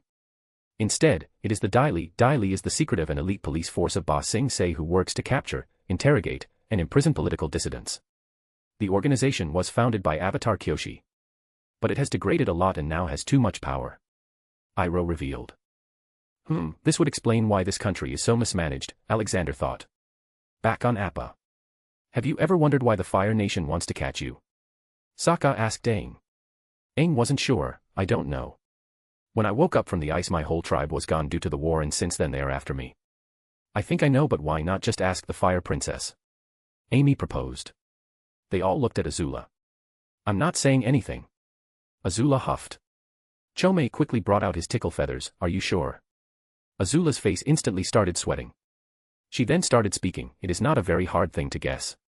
My father wants to rule the world and the Avatar exists to keep peace around the world. So, he knows that one day he will have to fight you. It is just a matter of when. So, he wants to deal with you. But you all are obviously too dumb to realize that. So you are accepting that what your father is doing is wrong? Amy asked. I never said that, Azula said and looked away but Amy could see the frustration on her face. She had started to question. Oh, look, a tower in the desert, Chomei shouted excitedly. They all looked at it amusingly. For all they could see around them there was only desert and just out of nowhere there was a big stone tower. It looked like it came out from the ground. Weird, let's go and check it out, Ragnarok suggested. Oh yes, I like adventures, let's go and slay some beasts, Sokka tried to boast to impress Amy. But he was just making a fool out of himself. Soon, they all went inside except Toph as she was not interested in exploring. They entered the building and found it to be huge. It went deep too underground. This looks like a library, Ragnarok remarked. Suddenly a heavy voice came, indeed, this is my library. People call this place Wan Shirtun's library. And I am Wan Shirtong, he who knows 10,000 things, and you are obviously humans, which, by the way, are no longer permitted in my study. But because you have come with Lord Ragnarok, I will allow you to have any knowledge here as long as you add to the knowledge. They all looked at the origin of the voice and it was a huge owl. Wan Shirtong was an ancient, wise, and powerful spirit who collected information for his spirit library. He was the most knowledgeable being among humans and spirits, never missing an opportunity to learn new facts or boast about his vast intelligence. Although his regular shape was that of a huge black and white barn owl, when angered he could assume much more frightening, stronger forms. So, he was more of a shape-shifting spirit. Bwahaha, in that case, here take my special whiskey. Ragnarok handed the big. Thank you, Lord Ragnarok, though you didn't have to give me anything, songs of your mightiness are still famous in the spirit world. Wan Tong said. Ha ha ha, thanks. Well, you all contribute something too. Ragnarok told everyone behind him. Then came Katara's donations, an authentic waterbending scroll. Then came Aang and Sokka's turn, which were a wanted poster of himself and a knot. Wan Tong was less impressed with it, though nonetheless accepted the offerings. What about you? The owl asked Azula. Azula was flustered and didn't know what she could give. But an unlikely savior appeared. Chome flew in front of Azula. I will give you the lyrics of one of my songs. Fair enough. The owl said and accepted it. You may look at my library now, he said and started to leave. What about Chome and Amy's contribution? Katara asked. Wan Tong turned around. Children of the Great Spirit God are always welcome to my library. The vast amount of knowledge he has given me is unquantifiable. I will always be indebted to him. Enjoy your stay, and don't break anything, lest you might find me not so pleasing. He warned them and left as he came. Special thanks to Chesser Douglas Flower Umar Latif. Thank you for your support. Chapter 420. Messed Up Party. Ragnarok went ahead and looked for the section with knowledge about all the drinks and other smoking stuff. In the end, he came to a section with a lot of bottles and books beside them. To his shock, they were all recipes of different drinks.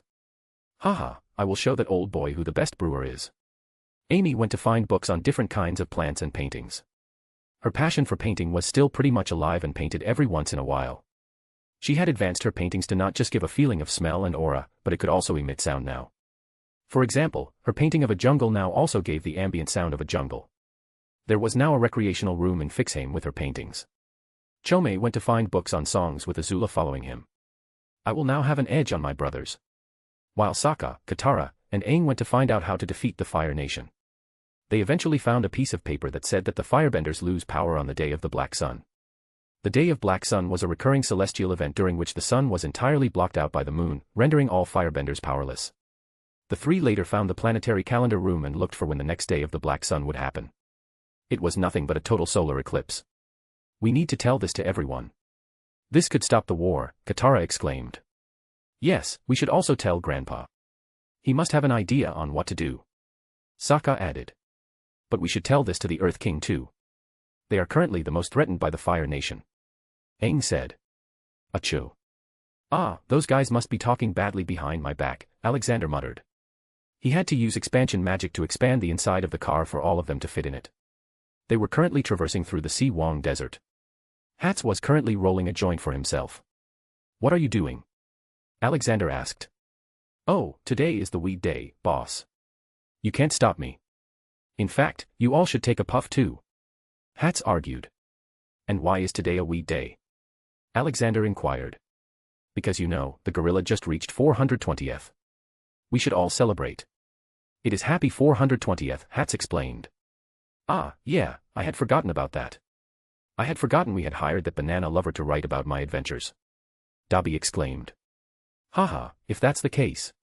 I will later invite Olivia too. I remember we used to smoke when we were young and wild. Alexander reminisced. Beep beep. Ah, Yallo, why are you still pressing the horn? Aren't you tried with it? Alexander confusedly asked. Virum, Yallo voiced unintelligibly. Oh, try saying, Dad. He hopefully asked.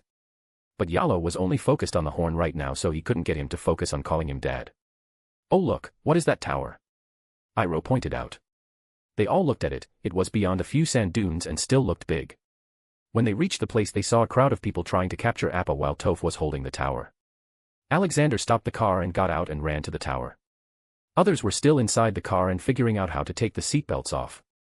He waved his hand and all the thieves got pinned to the ground. Then he walked to the tower that Toph was holding. How are you, little one? He said. Hurry. They are. Inside. Toph murmured. Alexander walked to the tower and put his hand on it. It instantly stopped going into the ground and started to resurface. Soon the big owl came out. Greetings, spirit god. Hello, Wan Tong, can you let them out? Alexander asked. Fine, but they are not welcome anymore. I will not allow my knowledge to be used for waging wars. Tong barked. Don't worry, and in fact, they want to stop a war using your knowledge. They will be saving millions because of your help. Alexander explained, buttering the old spirit a bit. Soon everyone came out of the tower. Chome first gave him a hug, then to his brothers. I thought you all would have reached the capital by now, Alexander said. Aang came to him running. We found a way to defeat the Fire Nation, Grandpa. The total solar eclipse makes the firebenders lose their power. Oh, I already knew that. Alexander nonchalantly replied. What? I've been alive for a long, long time. I have seen it happen, Alexander revealed. Yes, it is true. I have only experienced it once in my lifetime. The feeling was dreadful. Iroh came forward with Zuko by his side. Zuko had grown hair by now. Aang, Katara, and Sokka took a fighting pose seeing him. Zuko also got ready to fight. Okay, no fighting in front of me. Zuko, go and greet your sister. She's been getting treated by me. What's the progress, Chome? Alexander asked. Ji-chan, she's getting better. I only had to give one tickle treatment since yesterday. Chome reported. Iroh then went forwards and patted Azula's shoulder. I am happy that you joined the Avatar and my friend's side. You will learn so many new things. Unknown to poor Iroh that Azula was not with them because she wanted to. Haha, good. Everyone will be camping here tonight. Wan Shirtong, you are invited to stay, maybe you will learn something new. He invited. Wait, who are these people? Sokka asked, pointing at the thieves. Toph quickly answered, they tried to steal Appa while I was holding the tower. Thanks to the old men, he arrived in time and stopped them. Aang looked at them angrily. Don't be angry, Aang. Anger only clouds judgment. If you want to punish them, do it not because they tried to take Appa, but because they did wrong.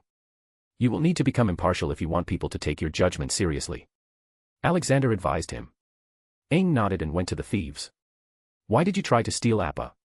The thieves weren't confessing at first, but a small threat by Aang made them spill it. They were just desert dwellers. Living in poverty. They saw an opportunity for quick money from Appa. Aang couldn't bring himself to punish them for this. But Alexander did because they tried to enslave an animal. He put a curse on them that for the next 24 hours they will trip every 10 steps they take. Though he made sure that it wouldn't be life-threatening. Okay, let's set up the camp.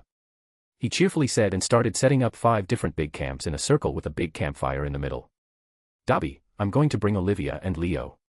See you later. He informed and jumped into Fixame. Oh, where did Alex go? Iroh asked Dobby. Nowhere. He'll be back soon. Dobby answered. Iroh still didn't know that Alexander was the spirit god. He just knew that Alexander was a firebender who was helped by spirits. Just as he entered he was greeted by lots of different musical instruments playing. Though they didn't sound perfect. He went to see where the noise was coming from and soon found his family sitting by the lake. Leonidas, Olivia, and Natasha were teaching the little beasts different musical instruments.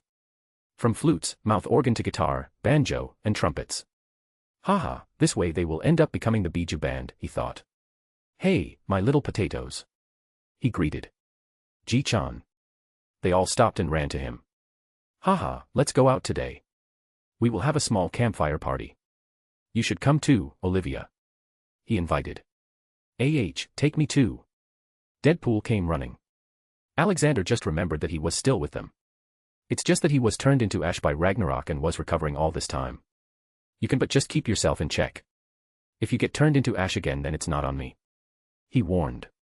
Got it, Chief. Deadpool saluted. Alexander then took out his anywhere door to facilitate them. The moment he crossed it he was not able to differentiate if he was in the right place. The whole camp was now crowded with lots of people. Many of them were from fiction. There was a yellow man drinking beer. Then there was a fat man in green pants and a white shirt who was smoking weed. There were Scooby and Shaggy. Powerpuff Girls taking a puff from the pot. Mickey Mouse was already passed out. Winnie the Pooh was mixing alcohol and honey together. Douglas was too high and strip dancing on the table. There was also another old man who was probably Gandalf. He was smoking weed and laughing with Ragnarok and Iroh. It was all a mess. Wubba lubba dub dub, haha, yeah, this is the best weed in the multiverse, Morty. Try it, take it. Do it, Morty. Ah, geez, Rick, I don't think I'm old enough for this. What the F***ck are you saying, Morty? Don't be a PU***sy. Do it or I will turn Jessica into a horny male python. Rick threatened. Why you can do that? No. I don't want to know, I'll do it. I'll do it, Rick. Alexander was looking at the whole scene in shock and disbelief, that damned cat. Special thanks to Chesser Douglas Flower Umar Latif. Thank you for your support. Chapter 421. High Talks. Happy 420th everyone, let's fuck this planet's atmosphere with smoking weed, Deadpool shouted and ran to everyone and distributed joints. Alexander looked at Olivia, let's just sit with little beasts and children to eat dinner. Yes, I don't want to be around them. They are like animals. She scornfully said. For now they are. I'm sure the moment the stuff hits their brains they all will start having discussions about the universe like some saint. Alexander predicted. Alexander let everyone to smoke while he spent time with non-smokers. It was the team Avatar, the Beasts, and surprisingly Zuko. Iroh had also joined Ragnarok and Gandalf. I thought you would join your uncle. Alexander amusingly stated. I don't drink. It clouds my mind. Zuko stiffly replied. Well, sometimes it also gives you much-needed silence. Life will always be filled with bad experiences, you just need to grab every opportunity to be happy. Here, drink this. Alexander quoted and gave him a can of cold beer. Tip-tap. Alexander saw the joys of his life coming towards him. They all had different musical instruments on them. Ji-chan, we want to sing a song for you. We learned these instruments from brother Leo and beautiful sister Natasha. Can we?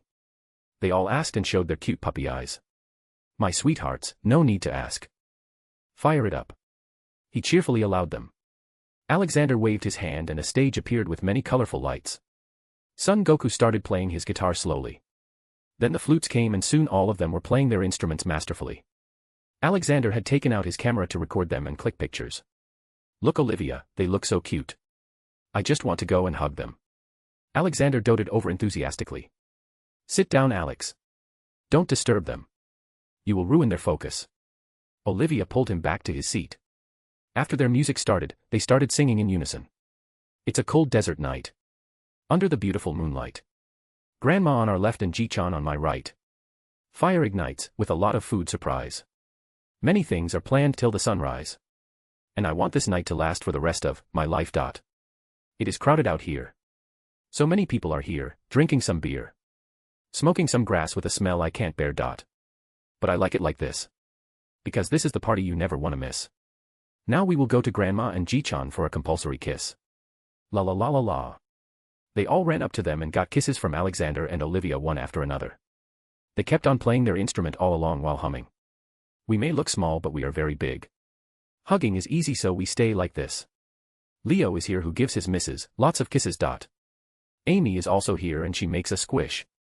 Uncle Dragon is here and finding Auntie Dragon is his only wish. Uncle Dobby came too, he's the world's best dude. He never gets rude, although he looks like a brute. Big Bro Barry is flying with his son, who is his partner in crime. They always go together to mess the toys of mine. Uncle Douglas always whines and sleeps all the time. But he is also good as he likes cakes made of lime. Lots of people here, but we don't know them. But they're enjoying as they're dancing to our rhythm. Fire ignites, with a lot of food surprise. Many things are planned till sunrise. And I want this night to last for the rest of my life. Because this is the party you never want to miss. Now we will go to Grandma and Ji-chan for a compulsory kisses. They all stood in a line and bowed lightly. Alexander was the loudest in his clapping. It was nearly making a sonic boom every time he clapped. Yes, my little rock stars, Alexander shouted. Why this is the beest stuff. Morty, why you lousy piece of sh*t, why can't you sing like this Why? Rick shouted and pulled out his gun. Morty scaredly looked at his grandpa, geez Rick, my voice is bad. No Rick, don't shoot, why you are drunk. Songs are the best invention of humankind. They transcend species and touch the heart, a high Iroh quoted not far from the weird grandpa and grandson duo. Ragnarok beside him nodded, agreed, music unites the world. Fuck species, fuck war, we all should get together and just sing a song and smoke a joint. Douglas nodded, yes, let's sing for my father. I haven't done it in a long time. Hooah. Sounds of the Halo games theme started coming out of his mouth. Ignoring Douglas, Red-Eyed Hat spoke, I have a confession.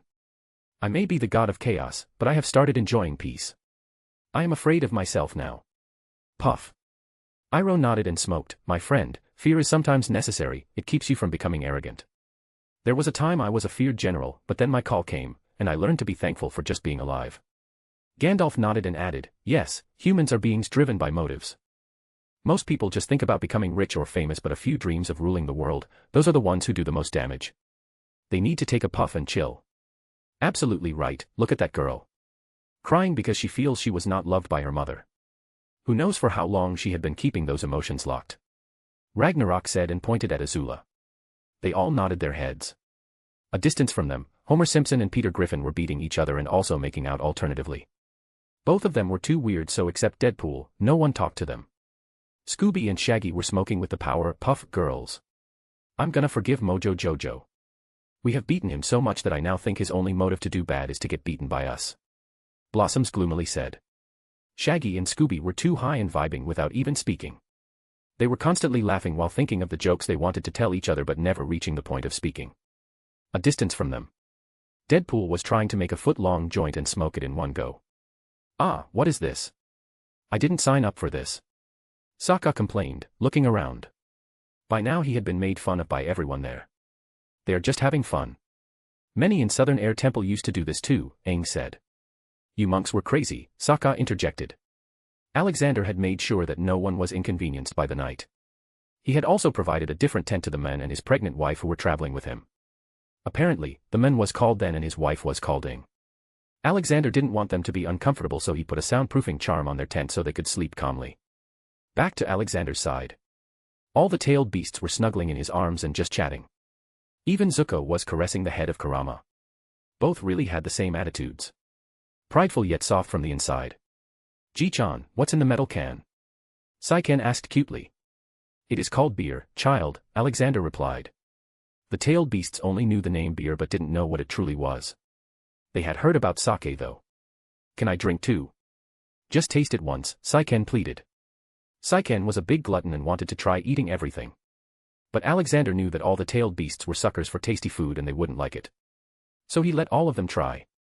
Sure, you all can try. He allowed. Soon, all of them were coughing and making a twisted face. Why do people drink this? This is not sweet. Yuck. Saiken cleaned his face. Ha ha ha, only old people like me and humans like it. You drink this, your favorite ice cream milkshake. He offered. You spoil them too much, Olivia told him. They deserve it. Alexander proudly justified. Beep beep. Alexander took out a watch-like thing from his pocket. Whoa. I never thought Saitama would need my help. I got a god, Ali, I will be back in a few minutes. Talk to Aang and Zuko till then. The moment Alexander left, the tailed beasts moved and sat beside Olivia and ate their meal. She looked at Zuko and asked, why do you look so worried, child? Zuko was going to scoff at her, but when he looked at her kind and loving face he couldn't bring himself to do it. Her face resembled his mother so much. I am wondering what happened to my mother. And what is happening to me? Zuko said in self-loathing. What do you do for a living? She asked. Zuko had nothing to say. I was after the Avatar for 3 years. Now I don't know. Who told you to go after him? She asked further. My father, he banished me after defeating me in Agni Kai. He gave me this mark and told me to only return if I catch the Avatar. But now he declared me and my uncle an enemy. I don't know why, Zuko confusedly said. I can heal your wounds, child. Back to your normal face. But, do you really want that? Think about it in a different way. A child fought the Fire Lord and came out with just a scratch. All your life, you have been told what to do. For the first time, you are free. Maybe you should do what you want to do.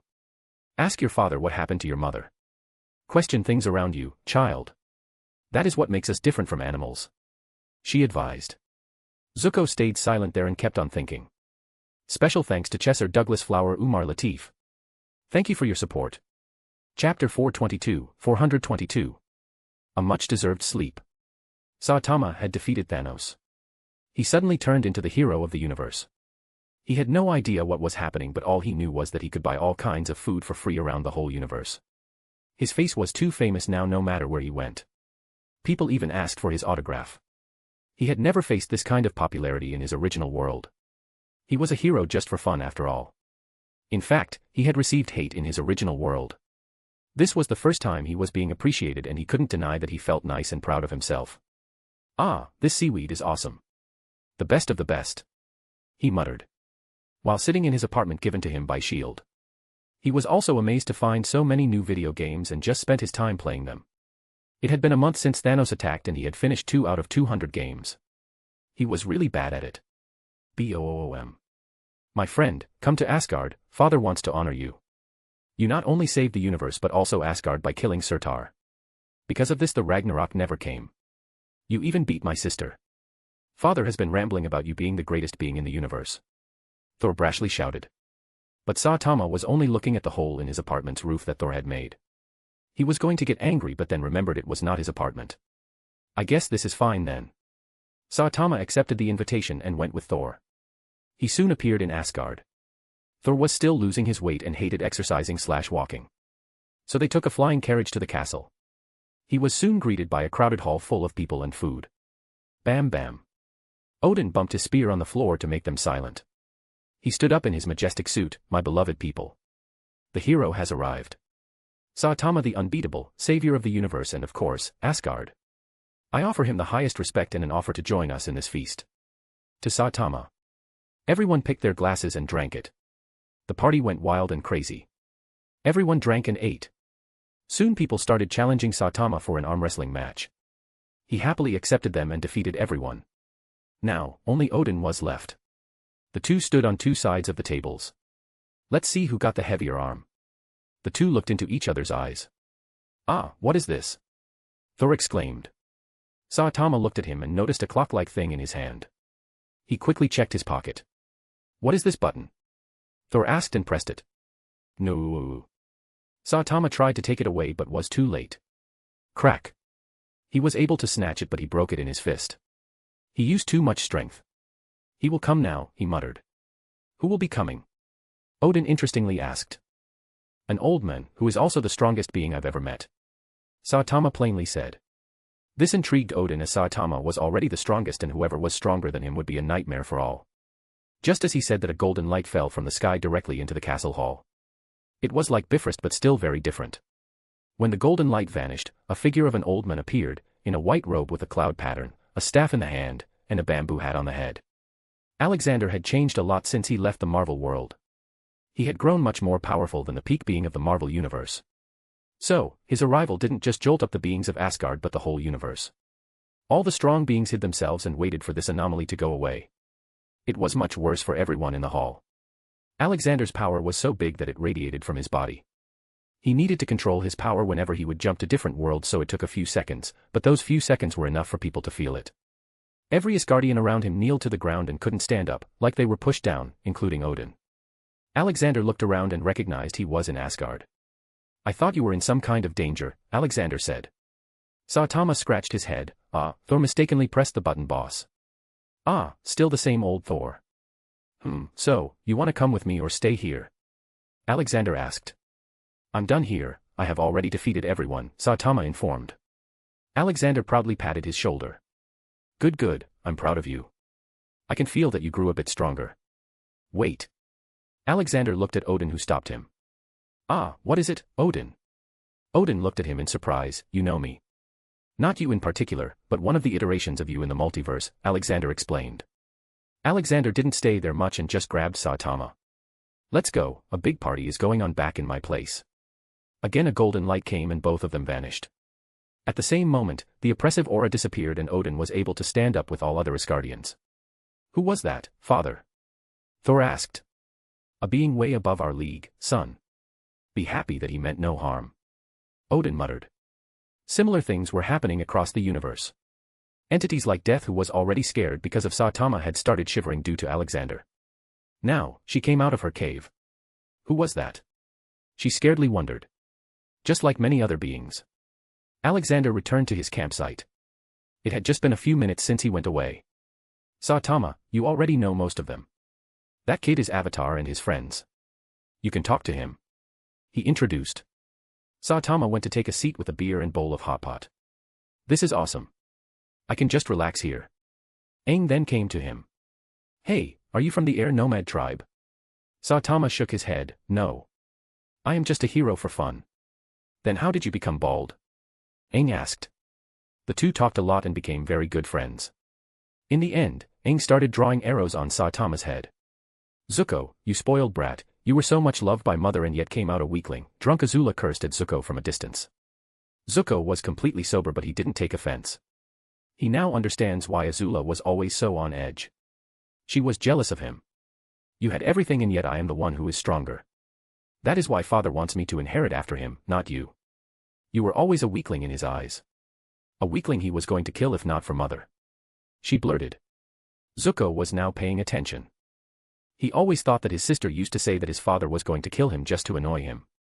But this time it sounded too real. Why would he want to kill me? Zuko asked. That day when father suggested grandfather that he should become the Fire Lord. You ran away but I stayed. I saw what his punishment was. Because father wanted to take the rightful position of the uncle, who had just lost his son, grandfather ordered that father kill his son too. That is you. And guess what, you didn't die. However, grandfather died and at the same time, mother disappeared. You've got to be extremely dumb to not see the truth. Father killed grandfather and mother had something to do with it, I just don't know what.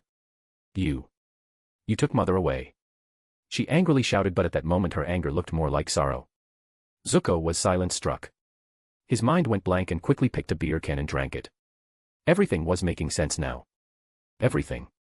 Alexander saw that most of the camp had become high now and all of them were now just sitting and talking. So it was the best time for some slow music and fireworks. He pointed his finger at the sky and quickly lots of fireworks started. Alexander stood beside Olivia as she rested her head on his shoulder. A distance from them, Leonidas and Natasha were doing the same. In Alexander's lap and on the shoulder, tailed beasts were sitting and looking at the sky. Alexander then noticed that Natasha's face didn't look good. Child, is everything okay? I don't know, Dad, I'm not feeling good. She answered. He quickly did a diagnostic check with magic. The next moment he started howling in laughter. Wahaha, this is the best day. Ollie, we are going to have another grandson soon. Olivia looked at his face and then Natasha. This is great news. Leonidas, what are you doing? Take Natasha home and get her to sleep. She needs rest. Leonidas scratched his head and just picked Natasha in a Princess Carrie and disappeared. Alexander then looked at Olivia. Maybe we should go to sleep too, my beautiful wife. Alexander didn't let her answer and picked her up in his arms. Oh, my Ollie, why are you so beautiful? I nearly skipped a heartbeat. Shameless, she replied. Thanks for the compliment. With that, they disappeared. They were just going to sleep and not do adult stuff. So, the tailed beasts also followed them. Soon, Olivia and Alexander were holding each other on the bed and the tailed beasts were sleeping around them. Alex, when will this world-hopping thing end? Olivia asked. I don't know, Ollie. Currently, I am not strong enough to face the mighty beings of heaven. I need to at least get as strong as my father to truly be able to do that. Alexander explained. I can understand. I wonder how Rena and Golly are doing. Also Edward and Hermione. They haven't contacted us yet. Olivia was worried. Well, I left the One Piece world in perfect shape so Rena and Golly should be just having fun. I have no idea about Edward and Hermione. I should go and check up on them someday. He decided. Yes, you should. Now, sleep. I haven't seen you rest in so long. Olivia said and slowly caressed his hair while humming. Alexander completely relaxed his body and finally, after thousands of years, went to sleep. Special thanks to Chesser Douglas Flower Umar Latif. Thank you for your support. Chapter 423.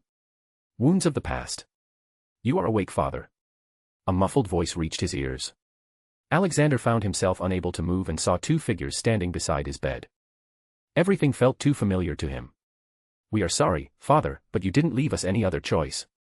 So many times we proposed that we increase the price of our products but every time you denied it. We stayed silent all this time but not anymore. Do you have any idea how much money we could make with this new cancer drug? We could be trillionaires, but you still want to sell it like candies. Rest in peace, father. We have asked the doctor to make sure that it's painless. Alexander tried to move and get up. But soon the doctor came and injected something into the IV bottle. Alex. Wake up. Ji-chan. Boom. Alexander's eyes shot open under his glasses that he had still not taken off. He took a very long breath and noticed the sweat all over his body. His breathing was uneven too. He looked around. Olivia was worryingly holding his hand and the little beasts were also up. Looking at him worriedly. Goddammit, I knew this would happen. He cursed at himself. Was it a nightmare? What happened, Alex? You were talking in your sleep about some injection. What is going on? Tell me truthfully, Alex, or I will never be at peace. Olivia asked, her eyes looking extremely anxious and troubled. Sigh. I've been having nightmares about the time when I died. I was killed, he answered. Just then Olivia realized something. She had died when their twins were just 5. So she had not spent as much time with them as Alexander. Alexander had single-handedly taken care of them and spent the most time. He was very close to them on an emotional level. He brought them up with love and care his whole life. And then those two went ahead and killed him. She couldn't imagine the mental strain it would put on him. No matter if you are a god or not. She felt even worse because she never tried to talk it out with him. She simply focused on her new family. Now they had a perfect son, daughters, granddaughter, and friends. She lifted her hand and touched his face. Then she proceeded to take his glasses off. But then her head went blank and her hand shivered. She was horrified seeing his eyes. They looked dark, sunken, and depressed as if he had not slept for years, which really was the case. See image in paragraph comment. Alexander tried not to look at Olivia as his brows furrowed. He didn't want her to see this. But he always looked so happy. All the while he was masking his pain under his glasses, she thought sadly. Alex, did you not sleep all these years because of these nightmares? Since when did these nightmares start? She worriedly asked. Alexander didn't look at her face, he knew she was sad, since day one. Don't worry, Ollie, they will go away soon. I have been fine all this time, my beautiful children are my happiness. He tried to assure her. But Olivia knew he was trying to derail the conversation. She quickly moved and hugged his head tightly while caressing his hair. Seeing that, all the worrying-tailed beasts came and hugged them too. Let's talk about this, Alex, she whispered. There is nothing to talk about, Ollie. It isn't physically harming me. I'm not sick or anything. Sometimes bad trauma can persist for a very long time. I'm not sad or anything. It's just that whenever I sleep I see this nightmare. He explained quickly. But she was not at peace. Physical harm is not the only damage possible, and you know it. Your mental health is just as important. Why don't we ask Father? Maybe he will have a solution. We need to deal with this problem while we can, running away won't solve it. Well, I guess there is no harm in this, Alexander agreed. He didn't even have to look up and speak, God's voice came on its own. Ah, my son, I was aware of talking to you in the future so I took an initiative in the past. I see what your problem is, child. I should have helped you earlier. Hello, Olivia my sweet child. Hello, Father, please help Alex, I can't look into his eyes. They are too depressing. She pleaded. Well, nobody can easily handle betrayal from your loved ones. I was depressed too when Lucifer betrayed me. But I came out of it later because I understood the order of things. One thing must happen for the other to occur. It is all interrelated. Just so you know, if you had not been killed by your sons then you would have been killed by the president. He had also ordered a hit on you but it never reached the finalization stage. Also, everything that happened to you led to this exact moment. Look around you, son. Look into their eyes, see their love for you. You are not alone this time. And if it is about your nightmares, normal medicine might not help you as you are certainly way beyond an ordinary human. You are already 42% equal to me. So, here you go. Take these tablets before sleeping. These induce calm happy memories in your mind. Instantly a big jar of candies appeared beside him, I take them like candies. You won't believe the things I see all the beings doing. Murder, crimes, and other horrible things. I also need some peace sometimes. Also, son, I have sent Michael a combined report from heaven. He will help you train to eventually become a big god.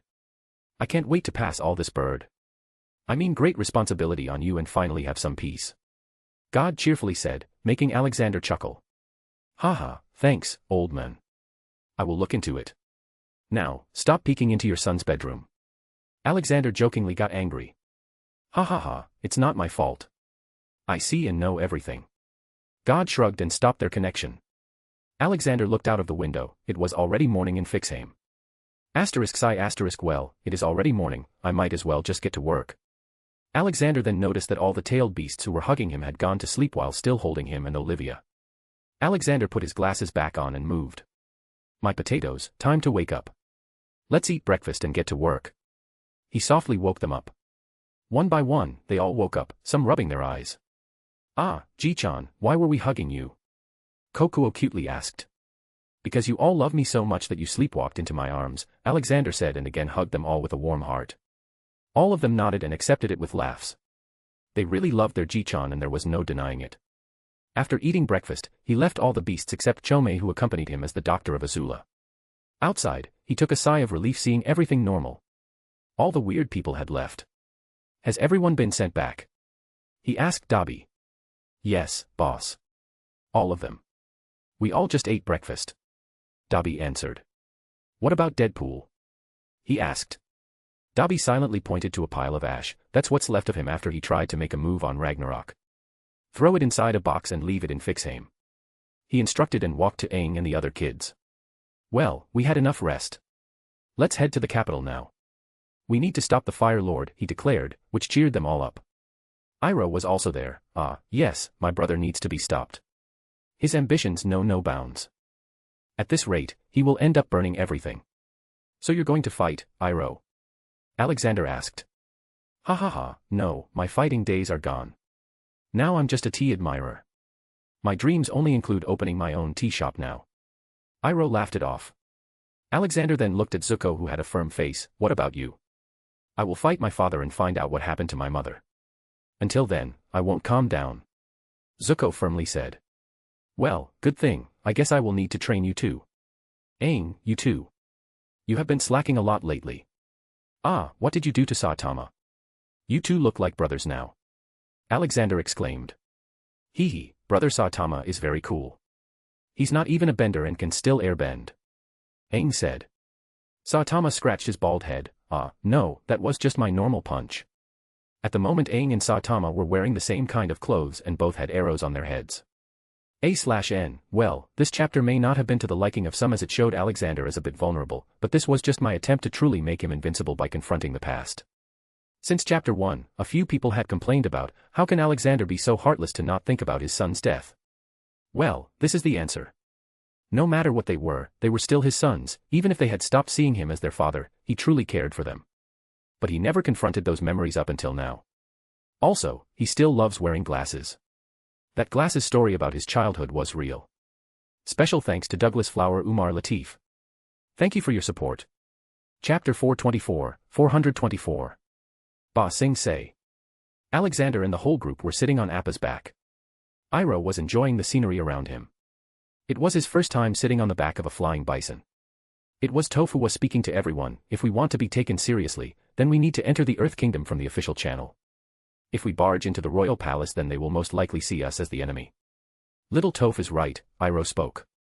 Remember how I told you that in Ba Sing Se, the real ruler is not the king but the Dai Li. And its leader enjoys a very high level of freedom. He will most likely try to do something stupid. He added.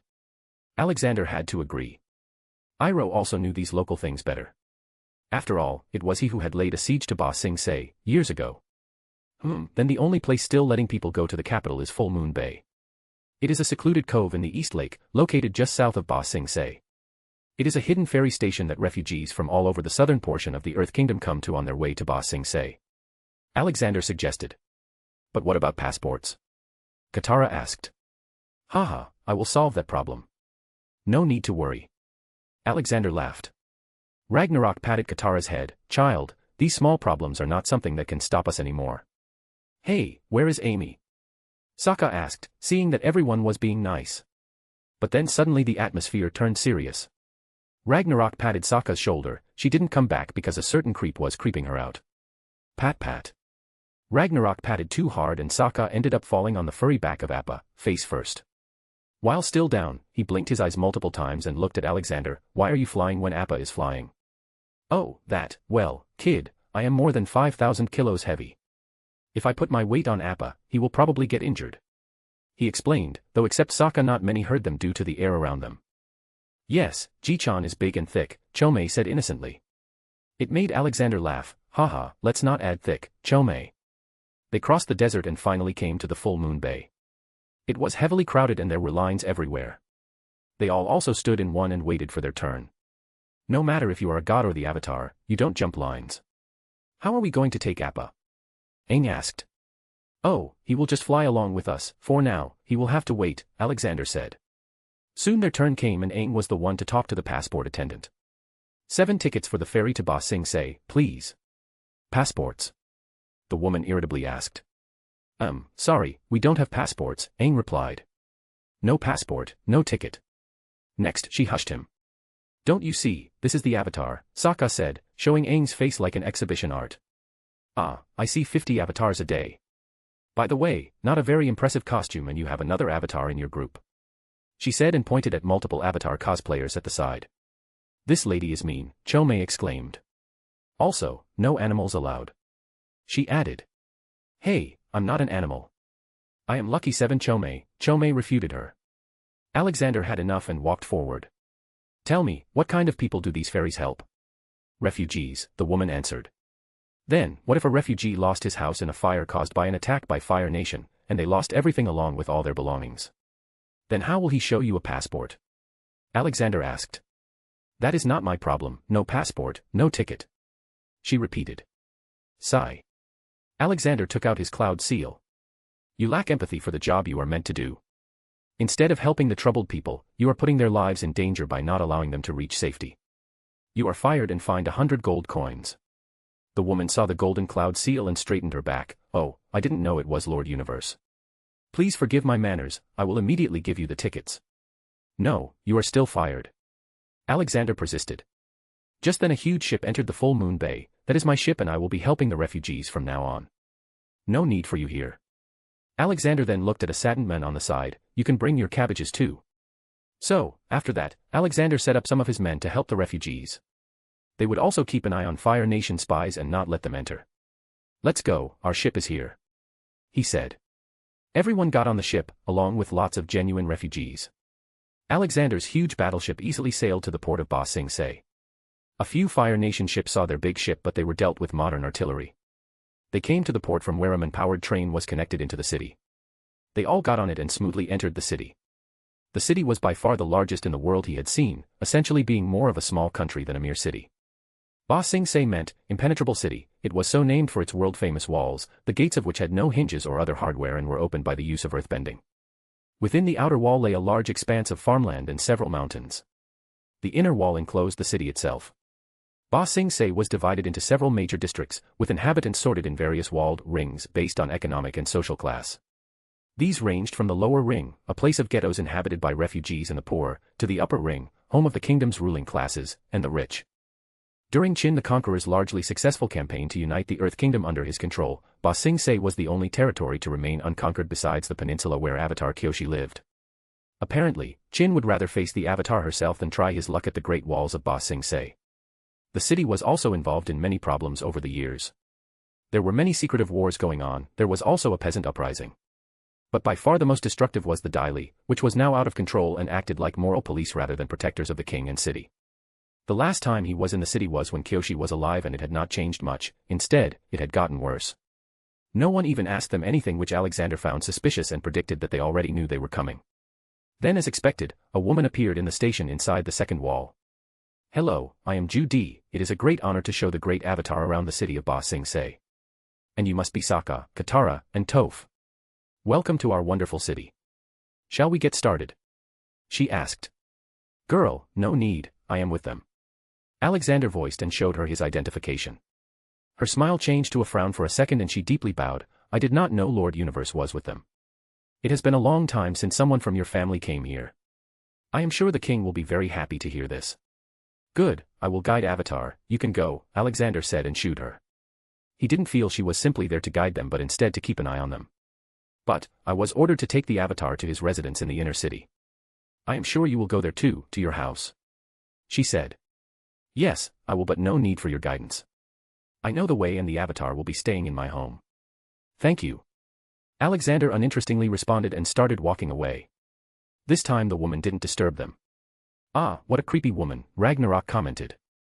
My friend, I would like to go on my own way now. I need to find a job and make a new life here. Thank you for letting me accompany you on this great journey. Iroh said, stopping them all. Are you sure, Iroh? Alexander asked, he had grown fond of his new friend. Yes, maybe I will try to open my own tea shop, Iroh thought loudly. Alexander took out a money pouch, then consider this my investment in your shop. Iroh saw the gold coins in the pouch. Ah, thank you, my friend. You won a lifetime's free supply of tea, haha. Zuko, are you coming with me? Iroh asked. Zuko didn't hesitate and followed Iroh. He knew who his real family was now and who he should give more importance to. Special thanks to Chesser Douglas Flower Umar Latif. Thank you for your support. Chapter 425, 425. Tales of Ba Sing Se. Alexander took everyone to his home in the inner wall and let them rest for the night. It was the first day of their stay in the countryside city. For the next day, Alexander had given money to all and told them to just have fun while he investigated the city. They all happily went out, reminding him they were still children after all. So, he went out to see what was going around the place. Ragnarok and Dobby had also gone to their ways. Dobby was going to Iroha's shop where he worked and also help him to find a new shop to buy. Ragnarok went with Chome and Azula. Alexander, while roaming around, noticed that he was being continuously followed. So, he changed his attire and face. Now he looked like an Eastern martial artist monk. His looks really went well with the area he was in. He now did a reverse and instead started following the Daily around to see what they usually did. And he did not like it. He soon found out that they had their own hidden headquarters where they did lots of brainwashing on people. Telling them that everything is okay, there is no war happening outside. My instincts say that the king doesn't know about the war. What a worthless king, but again, all decision-making people in this world have disappointed me till now, he thought and kept on looking. He then found out that people were not allowed to talk about the war in public or else they would simply vanish. Most likely arrested by the Daily. Part 2, Komiai's Secret to Happiness. Middle Ring of Ba Sing Se. The middle ring of Ba Sing Se contains the city's middle-class populace. Inside this ring are a vast assortment of shops and restaurants, as well as the financial district and town hall. Mostly middle-class people lived and roamed this place. Chome, Azula, and Ragnarok had come to the market to look around. He was still treating Azula, although he didn't need to tickle her much now. Whoa, this place is so big. How did they cramp all the people in here? Chome wondered. Ragnarok chuckled. Chome had not seen any modern world city yet, so he was like this. As curious as a little child. This city is apparently more than 5,000 years old. But this is really not as magnificent as I imagined it to be, Azula haughtily said.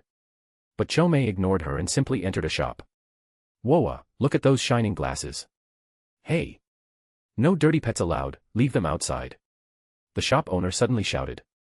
Chome just turned around and left. Ragnarok huffed at the shopkeeper, foolish man, you probably lost the wealthiest customer of your life. Ragnarok went out to Chome, why didn't you talk back, kid? He was rude. Chome replied in his cheerful voice, well, I am not human looking, so I can imagine why he talked to me like that. Besides, I know I am not the best looking of my brothers. I look weird with my beetle head and butterfly wings. I am ugly and I know it. Humans have always been afraid of me due to this.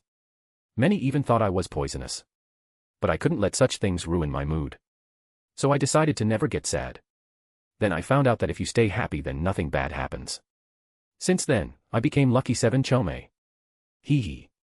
Ragnarok warmly patted his head, who says you are ugly? You are one of the best looking and behaving of all your siblings. Don't let anyone tell you otherwise. And if someone bullies you, you just tell Uncle Raggy here, I will deep fry them. Hee hee, okay. Chome chuckled. Yes, you are not ugly. Your wings are one of the most beautiful things I have ever seen, Azula added. Chome and Ragnarok were shocked. How did the foul-mouthed girl say something so nice? But Chome happily started flying around her, hooray. Hooray. My treatment worked. Azula is good now. Poochie. Chome squeezed Azula's cheeks with his head, hee hee, didn't I tell you, I am the best nurse in the world. Azula rolled her out and looked on the other side. Part 3, Art of Tea. Pao Family Tea House, Lower Ring of Ba Sing Se. The lower ring was home to the poor classes of Ba Sing Se society and the majority of its population. During the ongoing 100-Year War, these consisted of newcomers to the city, including its multitude of refugees. Most of the lower ring residents work with their hands as artisans, laborers, and craftsmen, while the rest were merchants and food vendors.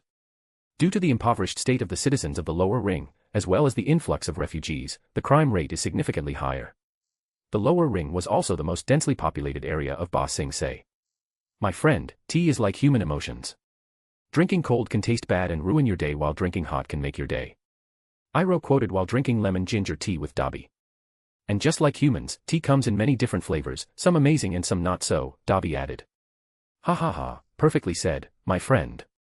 Okay, I am done working on my shift here. I am supposed to look around a few shops here. Would you like to join me, my friend? Iroh asked. Sure, where is Zuko? Dobby asked. Ah, he must be around somewhere contemplating something. The kid has been going through a lot these days. Haha, I just imagine the face of my brother these days. Both his only children are now away from him, and from what it looked like, Azula hasn't contacted her home either.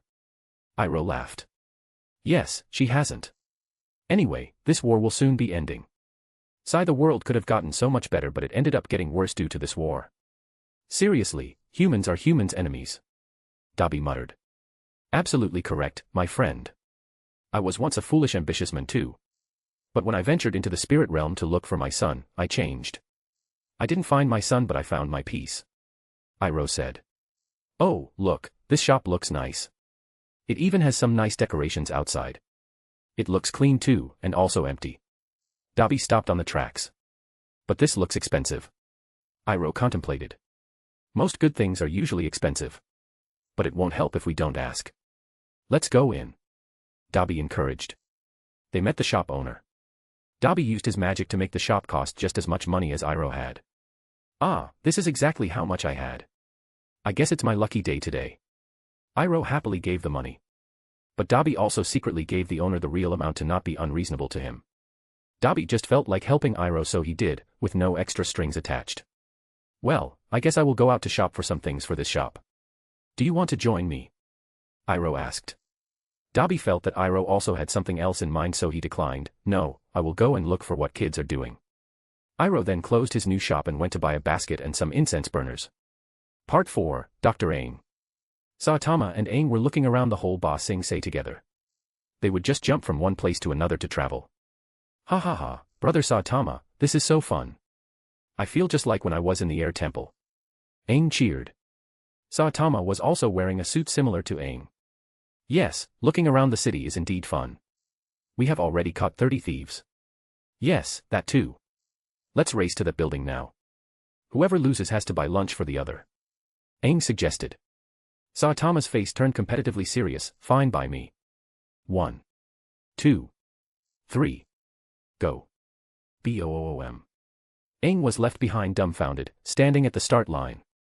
He had not even taken his first step yet. He didn't have hair on his head but still felt like he lost some. Whoa, he is so fast. Special thanks to Chesser Douglas Flower Umar Latif. Thank you for your support. Chapter 426. Rest in peace. Aang then reached Saitama. I think you overdid it a little. Saitama scratched his bald head. Yeah, I think I did. Well, at least I didn't break the ground and the buildings. Oh my god. It's the Avatar. Thank goodness we found you. Please help us. A man came out of nowhere. Aang was always serious about helping others, so he immediately agreed. What happened? He asked. My wife is pregnant. But her water broke and now the baby is stuck. They both will die if nothing gets done. Please help us. You are the Avatar, you can do anything. The men pleaded. Aang was confused now. He had no idea what to do. He looked at Saitama. Don't look at me. I am clueless in this matter. Saitama said. Cough. Dobby came to them. Maybe I can help. Oh, Uncle Dobby. We can surely save her if it is you. Please believe him, sir, there is no better man for this than him. Aang told the men. The men believed Aang and took them to the small hospital. It was a poor area, so the healthcare wasn't the best there. Come with me, Aang, it's time you realize the ways waterbending can be used, Dobby invited him. He went to where the woman was lying unconscious. It was very dangerous for her health already. You don't always need to see water in order to bend it. You can also sense it. There is still water in her womb. But it's not enough to smoothly take the baby out in normal ways. So, you can use your water bending differently to smoothly and slowly spread that water to make it act like a lubricant and let the baby out. As Dobby taught him, he also did his work. Although what he used was magic, it was still not much different from waterbending. He eventually got the baby out, healthy and alive. He then checked the lady and she was fine too. Aang happily soaked in all the knowledge like a sponge. Now, let's return home. I am sure Boss will be there to take us to meet the king. Dobby decided. Part 5, An Old Man's Tears. Iroh still misses his son a lot. The death of Lu Ten was a big hit to his mind. Today he went to the small hilltop in the inner walls of the city. The place had a tree on the top of it and it resembled his son's grave back in Fire Nation a lot. He went down on his knees near the tree and set up 2 stones. Then put a photo of Lu Ten. He suddenly felt emotions encompassing his mind as images of him playing with his son came. He remembered that evening. That memory perfectly. Memory. A young Iroh ran out of the palace followed by a small boy. Mocking a firebending move by thrusting his hands outward, Lu Ten laughed. I got you, Dad. Iroh feigned a blow from the imaginary fire blast and fell onto the grass. Lu Ten smiled and jumped on his father's belly as the two laughed in happiness. Lu Ten chuckled, when I grow up I want to be just like you, Dad. I want to fight. Iroh chuckled, son, your future is many years away. I encourage you to live in the present and look toward the future. Lu Ten sighed and grinned wildly like a mad scientist about to make a discovery. Will you sing me the song, Dad? Iroh smiled. Of course, son. The firebender opened his mouth to sing as a leaf released itself from the branch's grip. Memory ends. Setting down his son's favorite food and lighting the essence sticks, Iroh's eyes started to tear up at the amazing adventures Lu Ten wanted to have. Now, he was gone, and Iroh was left alone. Sure, he had Zuko, but he knew that this would not last long. If only I could have helped you. Then, just like he did at the shrine in Fire Nation, he started singing the song Lu Ten loved. Leaves from the vine. Around him, leaves started to unhinge themselves from their confinement, freeing themselves to join the wind. Falling so slow. Like fragile tiny shells. The leaves were slowly pushed into a nearby gentle stream a distance away and started to slowly drift along the foamy water, leaving its tree. Drifting in the foam. Little soldier boy. Iroh started to cry as the stream turned into a waterfall along the way. The leaves flew off the edge and twirled, transforming into a little Lu Ten playfully shooting his imaginary attack, pretending to fight his father. Iroh realized he was seeing things. Come marching home. Lu Ten smiled as he walked along a path alone, holding nothing but a picture of Iroh. He held it to his chest as he started to grow. Brave soldier boy. Sniff. Lu Ten grew into an adolescent and grew up until he became an adult, now wearing the Fire Nation military suit. But just then, before Iroh could continue, the imaginary figure of his son spoke, Father, please don't cry. Iroh's tear-filled eyes became fully open. The blurriness vanished and his vision became clear. Now, standing in front of him was a real-like figure of his son. Son. He blurted. His voice showing his longingness and fear of this not being real. Yes, it is me. Spirit God guided me to you, Lu Ten revealed. Iroh looked past his son and saw Alexander walking towards them slowly with the support of his wooden staff. I am surprised Zuko didn't tell you until now. Don't worry, he is the real Lu Ten's spirit, Alexander responded. Iroh's eyes widened. He looked back at his son. Tears again fell. I am sorry, son. Only if I was with you, I could have saved you. Lu Ten shook his head and walked to his father. No, father, that was my destiny. No one could have changed it. Iroh suddenly tried to hug his son but found himself passing through the body, nearly colliding with Alexander. Alexander helped him and put one hand on his shoulder. Let's go to Spirit Realm, you can hug your son there. He took out his anywhere door and the three walked into it. They quickly found themselves in a beautiful forest with a river flowing nearby. There were also many beautiful spirits around them, playing and singing melodies. Just then, Lu Ten hugged his father. Iroh's face also became happy as he felt the physical contact. Alexander offered them to sit with him and gave them tea. I should have guessed that you were the spirit god. Why else would an old man travel with the avatar? Iroh said the realization hit. Haha, I even gave you so many clues along the way but you were too busy with your philosophical mind, Alexander joked. Yes, father, I heard that you have become a thinker.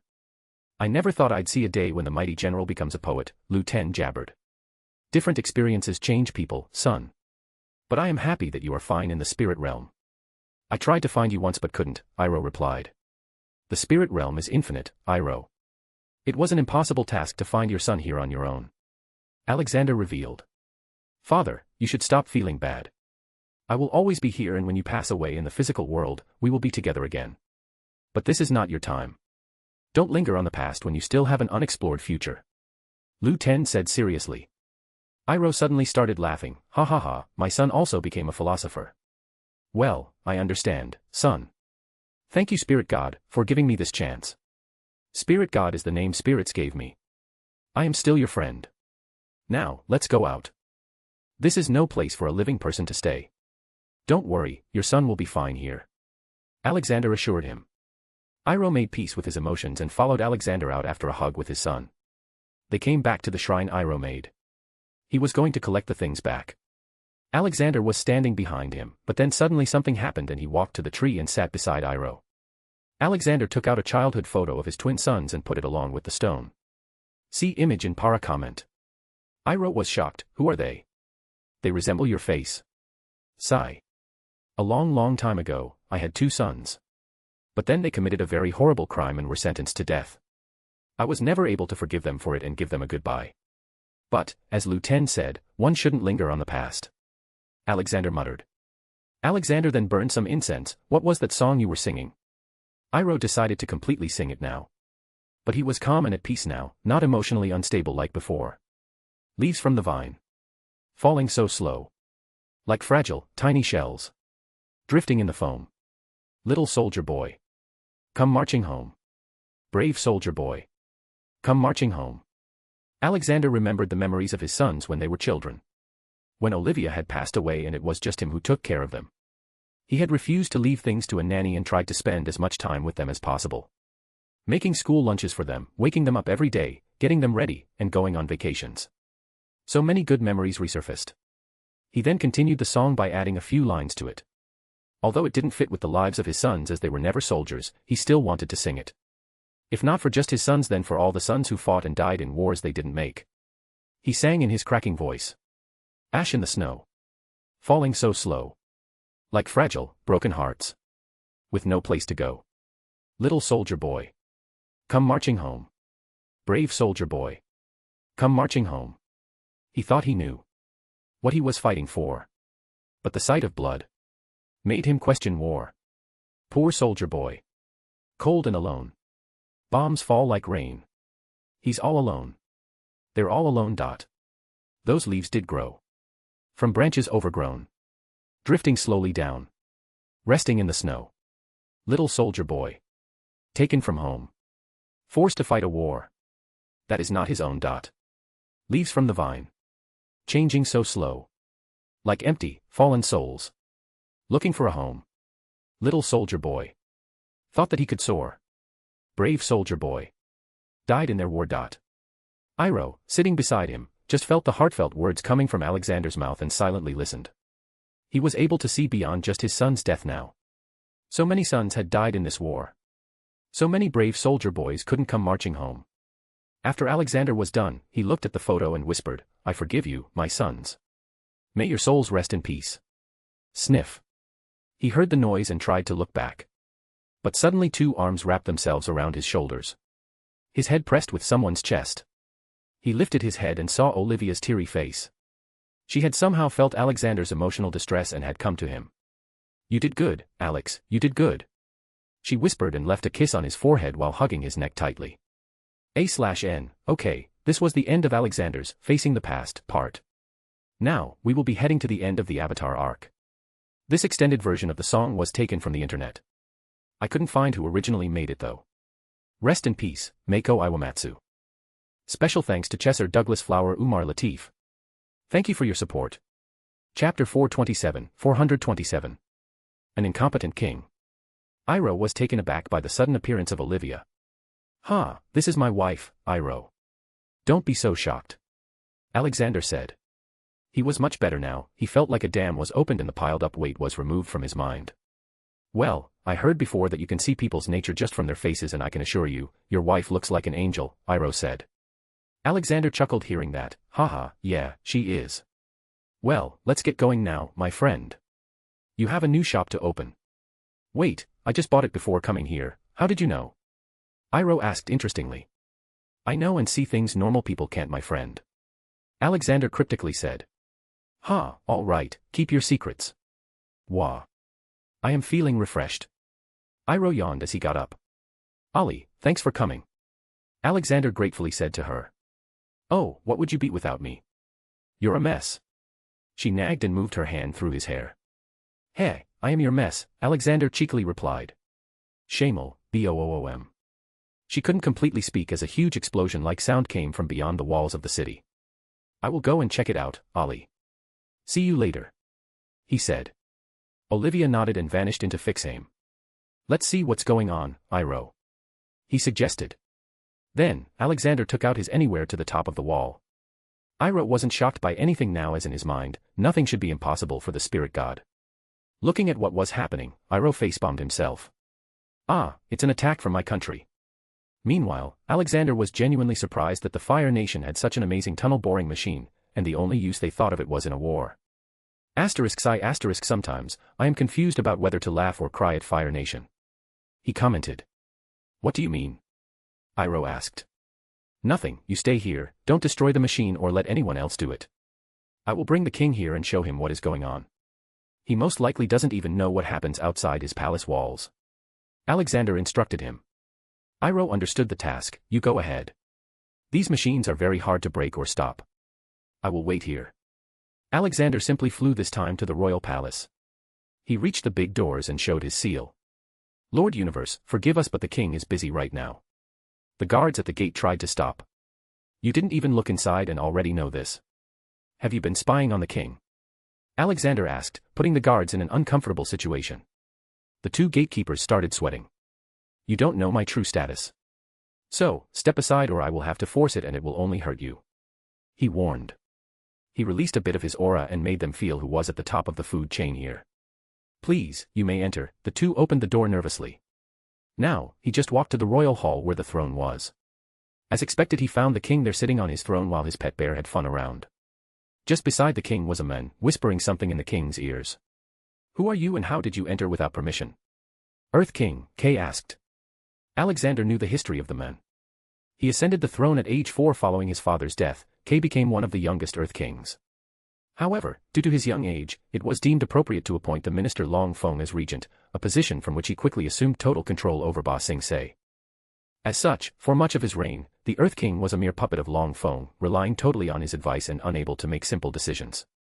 Alexander didn't reply and took out a scroll. By the decree of the first Earth King, ruling from the Ba Sing Se, Spirit God is hereby the highest authority in the country, and if my future descendants are not able to work with same perseverance as me, the throne may be taken over by the Spirit God. Signed by, the first Earth King. He threw the scroll into Kay's lap. Now, do you understand what grave situation you are in? Alexander then saw the men beside him again whispering something in Kay's ears. In an instant, Kay's face turned angry. Guard. Arrest this man. He wants to take my throne. He shouted. Alexander tiredly facepalmed himself. He started walking towards Kay slowly. I knew you were a fool who was being used by that man as a puppet, but I never knew the situation was this bad. It seems you didn't develop your brain after the age of 4, Alexander said in a scornful tone. You. Stay there, don't come close to the king. The men beside the king spoke. Ah, you must be the famous Long Feng, the so-called regent. You have been ruling Ba Sing Se and indirectly the whole country. I visited your hidden base. You have been working really hard all this time. Sadly, this is the end for you. He stated emotionlessly. During the era of the first Earth King, they asked me to help them build this city. And I made them those mighty walls of Ba Sing Se. I am kind of like the patron of this whole kingdom.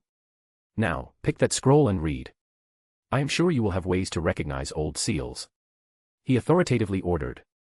Long Feng quickly picked up the scroll and looked into it. It was clearly a legitimate sealed document. The palace does not make you a king. It is the people. And right now, your people are in a very tough situation. Your subjects are being forced to leave their homes and farms and come to Ba Sing Se for refuge. But they still get bullied by the Dai Li and are forced to live in poverty and hunger due to the 100 Years' War, while you sit here. Alexander scolded him. Kay looked at his grand secretariat. Long Feng, is what he is saying true? What war is he talking about? Alexander had enough, so you are telling me that you don't even know what is going around and outside the boundaries of your castle? What kind of king are you? Get up. You neither deserve to be called a king nor deserve to rule over people you have forsaken. He waved his hand and the two were thrown away from the throne. Long Feng fell harder than Kay. Kay, you may have been just 4 when you were forced to take the throne, but that was years ago. Your recent actions won't be forgiven. You will be educated in the art of kingship. Even the king of Omashu is better than you. Along with amazing statesmanship, he is also a powerful earthbender. He scolded. Guards. Alexander shouted. This time the guards came in. Arrest Long Feng and put him in the tightest security prison. If he gets away, I will eat your jobs. So, do it properly. Kay, you follow me. I will open your eyes today. He ordered. Kay just nodded and walked behind him scaredly. First, he brought him to the underground base of Dai Li. This is where Long Feng did all the brainwashing of people and imprisoned anyone he didn't like. After that, they took a train to the outer wall. Look outside, the condition of the city. It has been dwindling all this time because all the money that was supposed to be used to repair it stayed in Dai Li's pocket. Little by little, the foolish Earth King's eyes were really opening up. Back on the wall. Team Avatar and Ragnarok had arrived due to the blast. Why can't we stop them? If they get through, then the people will be in danger. Aang voiced his concern. Haha, the walls of this city are not that weak, Aang. It will take them a lot of time. But you can rest assured, Spirit God told me to wait for him. He will be bringing the king here. Iroh explained. Oh, then it should all be fine, Aang eased up. If it was me, I just need to take my mighty form and blow air at it to destroy it. Cho-Mei proudly claimed. Yes, I'm sure you can do it. You are a mighty spirit beast after all. Iroh said. He then looked at his niece. How are you, Azula?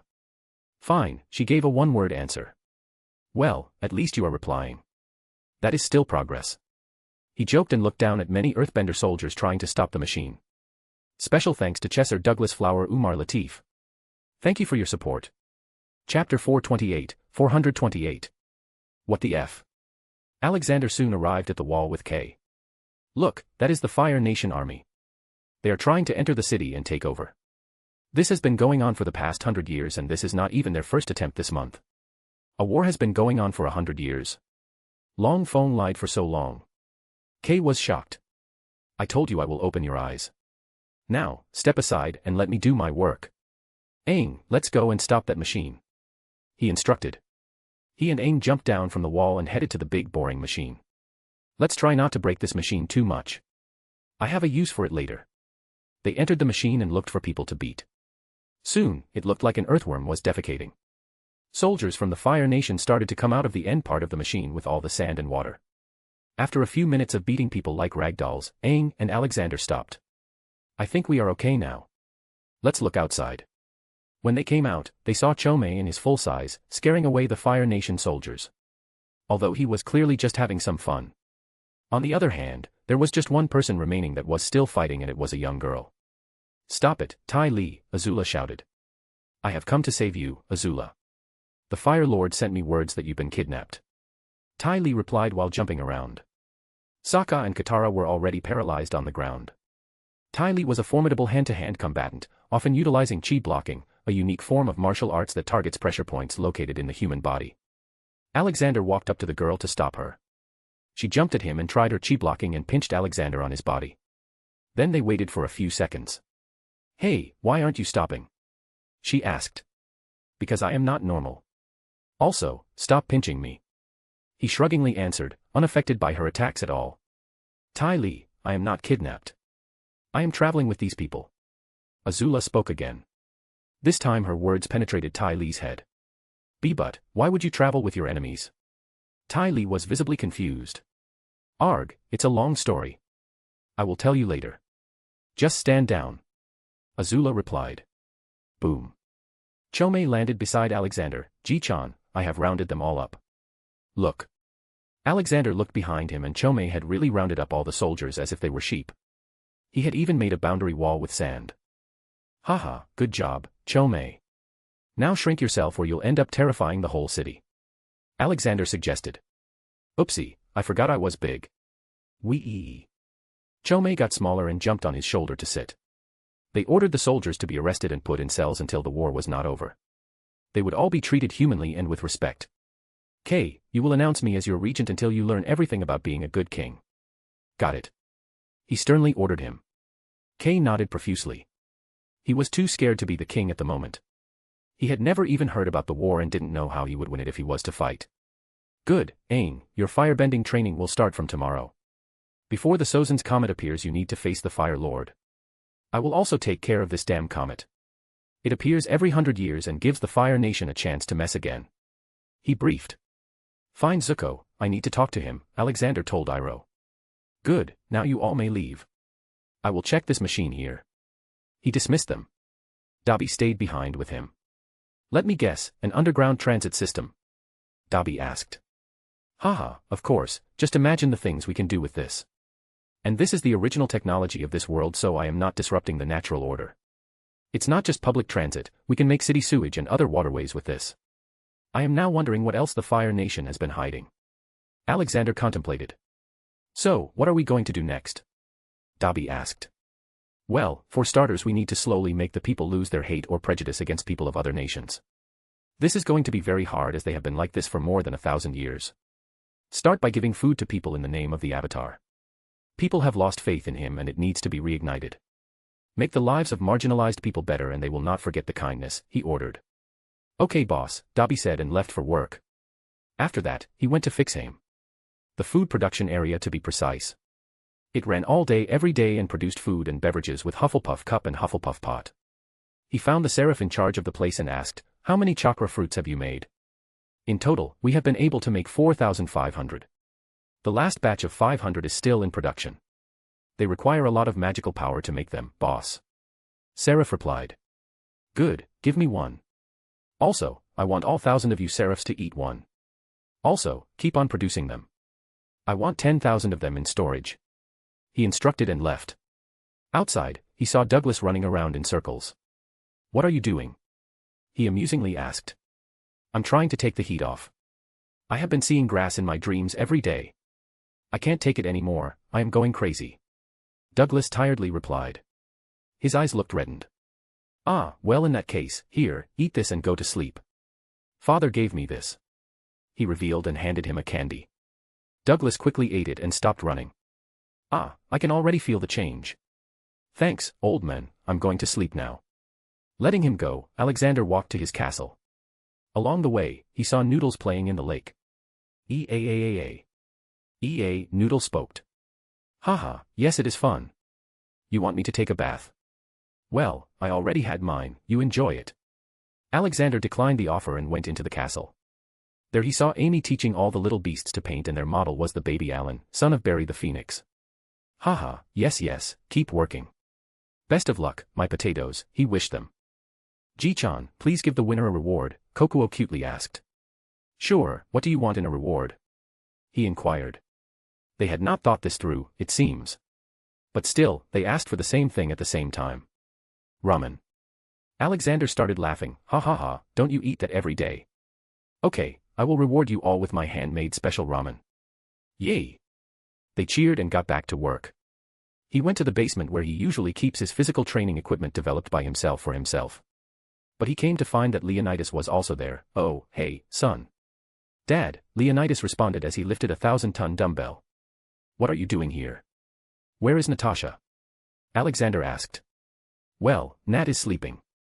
It seems pregnancy has been putting her to sleep too much. Mom said everything is fine so I came here to exercise and let her rest." Leonidas blurted. "Good, take care of her or your mother will be angry." "Okay, I got something for you, son. Here, this thing is called a chakra fruit and it is supposed to make you very strong. Here, eat it." He gave him one. Leonidas looked at it carefully. This looks like a peach. "Are you sure this is special?" "Absolutely, just try it. It should give you some boost." He nudged him. Leonidas finally took a bite out of it. Suddenly, in an instant, his body started shining in blue light and when it stopped he had a third eye with the weird blue sclera and golden iris. The iris also had some trigram-like shapes. "Well, how do you feel?" Alexander asked. Leonidas looked at his arms and tightened his fist. "I feel powerful. It did give me a boost in strength and it is not small, I can tell." "Yeah, it was supposed to happen." "Well, try to explore your powers now. Especially your new eye," Alexander advised him. Leonidas looked confused. "New eye? Ah, so you didn't feel it. Well, look at this." Alexander materialized a mirror and put it in front of his face. Leonidas looked at his face with a dropped jaw. He blinked a few times and saw the third eye also blink creepily. "What the F***ck? Special thanks to Douglas Flower Umar Latif. Thank you for your support. Chapter 429. Zuko's decision. Zuko was feeling lost these past many days. He was not sure what he wanted to do in his life. So, he just roamed around the whole of Ba Sing Se, without a decided destination. He unknowingly came to the poorest part of the city. For as far as he could see there was dirt and bad odor from all the piled-up garbage. Along the street, he saw many kids sitting on the sides. Their eyes looked lifeless and bodies malnourished. He could see their bone structure as there was no muscle fat left. Then, to his surprise, he saw Alexander walking to each child and doing something which would make the kids healthy in every way possible. A child who had been on the verge of death just started to jump around in a matter of seconds. He knew that the man was spirit god and thought that maybe, following him can answer some of his questions. "Ah, Zuko, come here and help me." Before Zuko could approach, Alexander called him. "Come, help me care for these children. The food rations will take a little time to get distributed, so I am making sure no life is lost," Alexander said. Zuko and Alexander walked to the next kid and kneeled in front of him. This one too had lifeless and hopeless eyes. His stomach had deflated, making his ribcage appear in detail. His body was filthy as dirt was all over his ragged clothes and even skin. The smell of urine was all over him too. "What is your name, child?" Alexander asked while using magic to heal him. "Tai. Chin." "What about your parents?" he asked. "And no parents," the kid replied. Alexander caressed his head. "Well, you still have this grandpa. You don't need to worry about food and money now. I will take care of everything." The boy slowly smiled and fell asleep. His body may have been healed, but he was still tired. Alexander just picked him up and started walking to the nearby shelter he had opened, which was being manned by his people. "You look troubled, Zuko. What's on your mind?" he asked. "I don't know what to do now. I don't know where to start now," Zuko replied in self-doubt. Why must you have a plan or a goal? Don't be so worked out about the future that you stop looking at what is currently around you. Look at this kid. He must have had hopes and dreams too. Maybe he wanted to become a soldier or a merchant, but see where destiny brought him. You can never be prepared, Zuko, because life is too unpredictable. You can only be ready to face whatever life throws at you. Why not become the Fire Lord? Alexander gave honest advice. I can't even defeat Azula. How am I to defeat my father and take over? Zuko scoffed at the idea in self-loathing. Azula. Well, even she couldn't defeat her inner demons. Like how you are fighting yourself right now, she is too. And about Ozai, well, he is Avatar's duty. Alexander said. We're here. He exclaimed. He handed the child to one of the seraphs. "Send food out immediately. The situation is worse than I imagined," he ordered. Zuko looked around the huge hall they were in. For as far as he could see, there were children. Some smiling, some sad, and some crying. He tightened his fist seeing the scene. Alexander stood beside him and spoke. "Children are the most vulnerable ones during crises like this war. They are too small and innocent to understand how cruel this world can be. They are too weak to protect themselves from exploitation. Look at those little girls. I saved them from an underground brothel. And to add to their misery, it was their parents who sold them. But I must say, they are very strong-willed. They still want to live a happy life. But all this shows you something. That this world is very unfair. Just because one was born in a certain family or nation with certain colored skin or facial features, it defines how their future life is going to be in this world. You were lucky enough to be born a prince and live your life lavishly, but what about them? This is the reality of the world we live in. It is also likely that many of these were born in rich or decent families and yet are here in this condition, because of the war. As the crown prince of the Fire Nation, it is your duty to stand up when another member of your family does something wrong. Don't let the name of Fire Nation be smothered anymore. Because it is not just people here who are suffering. There are many in the Fire Nation too. Kids, just like these. Who deserved better but destiny didn't allow." Zuko took a long breath and straightened his back as he should. He was the crown prince of Fire Nation and it was his duty to ensure peace and prosperity in his country. Maybe, if I were the Fire Lord, I could truly help kids like these. But I need to get stronger. Don't worry. You will be joining me in for training tomorrow. You will train alongside the Avatar. Just like it was always meant to be. Alexander said, reading his thoughts. Zuko nodded quietly. Good. Now, let's get to work. Your job is to distribute food packets to the people. No slacking. He instructed. Zuko quietly followed the orders. It was his first step to help others. Fire Nation capital. The current Fire Lord, Ozai, was sitting alone behind the curtains of fire in the throne room. This was his favorite place to sit and plan as it made him feel how powerful he was and how much he could do. But he was angry and unstable right now, clearly depicted by the uncontrolled flames around him. Where did this spirit god come from? He shouted. His plans for Ba Sing Se failed. His daughter, his favorite candidate for the next Fire Lord position, was also taken hostage by the spirit god. For the first time since he became the Fire Lord, he felt powerless. His flames couldn't burn through this opposition. Arg, I should wait. I should be able to take them on when the Sozon's comet comes. I will be the strongest then. He talked to himself in a maddened state. But you will still not be able to defeat the spirit god. Ozai looked left and right to see where the voice came from. Who is it? It is I, Vatu, the spirit of darkness and chaos. The strongest, the most ancient spirit and the greatest enemy of the Rava, also known as the Avatar, a whispering voice said. Show yourself if you are so powerful. Sozon shouted. I cannot, I am locked in the spirit realm. But, I can help you to gain power even stronger than the Avatar. You just need to become my host, just like how the Avatar is of Rava. Vatu whispered. Sozai couldn't tell if he was really listening to the voice or it was a hallucination because it all felt like he was hearing the words in his mind directly. What is in it for you? Sozai asked. The same as what you have. Death of Avatar. Vatu said, not telling him his other goal of bringing 10,000 years of darkness. How do I become your vessel then? Ozai asked, fully falling into the trap of Vatu. He was just desperate for power at the moment and was ready to even sell his soul for it. Good, just follow my instructions and see. Vatu started instructing. Achoo. I think I caught a cold, Aang exclaimed, scratching his bald head. Don't worry. This practice session will make you sweat away any cold you have. So, today's first lesson is about mastering earthbending for you. Alexander started instructing. A distance away from them, everyone was sitting and watching. Sokka, seeing that Azula was not a crazy psycho anymore, tried to hit on her. Heh, I guess Aang has gotten very weak to catch a cold so easily. Strong men like me never get sick. He boasted. Oh, really? Azula exclaimed. Then your skin must be strong too. So if I were to roast you in my fire, you wouldn't burn, right? She said with no emotions, which was 10 times scarier. Sokka got goosebumps and ran away. Haha, that was funny, Azula. Since when did you start joking? Ty Lee laughed. But Azula looked at her with a plain face too. Ty Lee stopped laughing. Sorry. Got you, ha ha ha. Azula started laughing but this time genuinely. A distance from the two, Chomei floated beside Ragnarok. Chomei nodded looking at Azula. I am proud of my work. Here, take this, Uncle Raggy. This is my card, call Dr. Chomei anytime you need.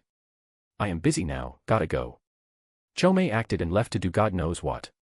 Ragnarok looked at the piece of paper with the words Lucky 7 Chomei written on it with crayons and a crude drawing of Chomei and Alexander on it also made of crayons. Haha, what a cute kid. I will frame this, Ragnarok muttered and put it in his pocket. Special thanks to Douglas Flower Umar Latif. Thank you for your support. Chapter 430. Teaching Firebending. Aang showed a decent amount of control over his earthbending but it was still far away from perfection. Good, you are learning fast, but you need to quicken the process or you won't be strong enough by the time you face Ozai, Alexander told him. But if I master my avatar state then I can defeat him, Aang argued. You are wrong there. Aang, the avatar state is not meant to be used recklessly. If you were to die in the avatar state then the cycle of reincarnations would be broken. Meaning no new avatar. The avatar state is like a safety mechanism of your body that is programmed to kick in whenever you are angry or in danger. Just take it as the previous experience of avatars combining into your body to save you. But at that time, your body is the most vulnerable. So, to become a true and powerful avatar, you need to master all the bending arts normally. He advised. Aang nervously swallowed a mouthful of saliva. He never knew that he was putting the whole avatar lineage in danger. Alexander patted his head and said, Don't worry. Toph has already taught you very well. Now, we just need to polish your skills. Then we will start the firebending training. You have 3 days to master earthbending so work hard. Let him in, Alexander ordered. Soon the gate of the training grounds opened and a friendly huge badger mole entered. He came beside Alexander and silently sat down. Pat pat. This boy here will be your new training partner. They are natural-born earthbenders so I think you can learn a great deal from them. Also, our dear Toph learned from Badger Mole too. He revealed.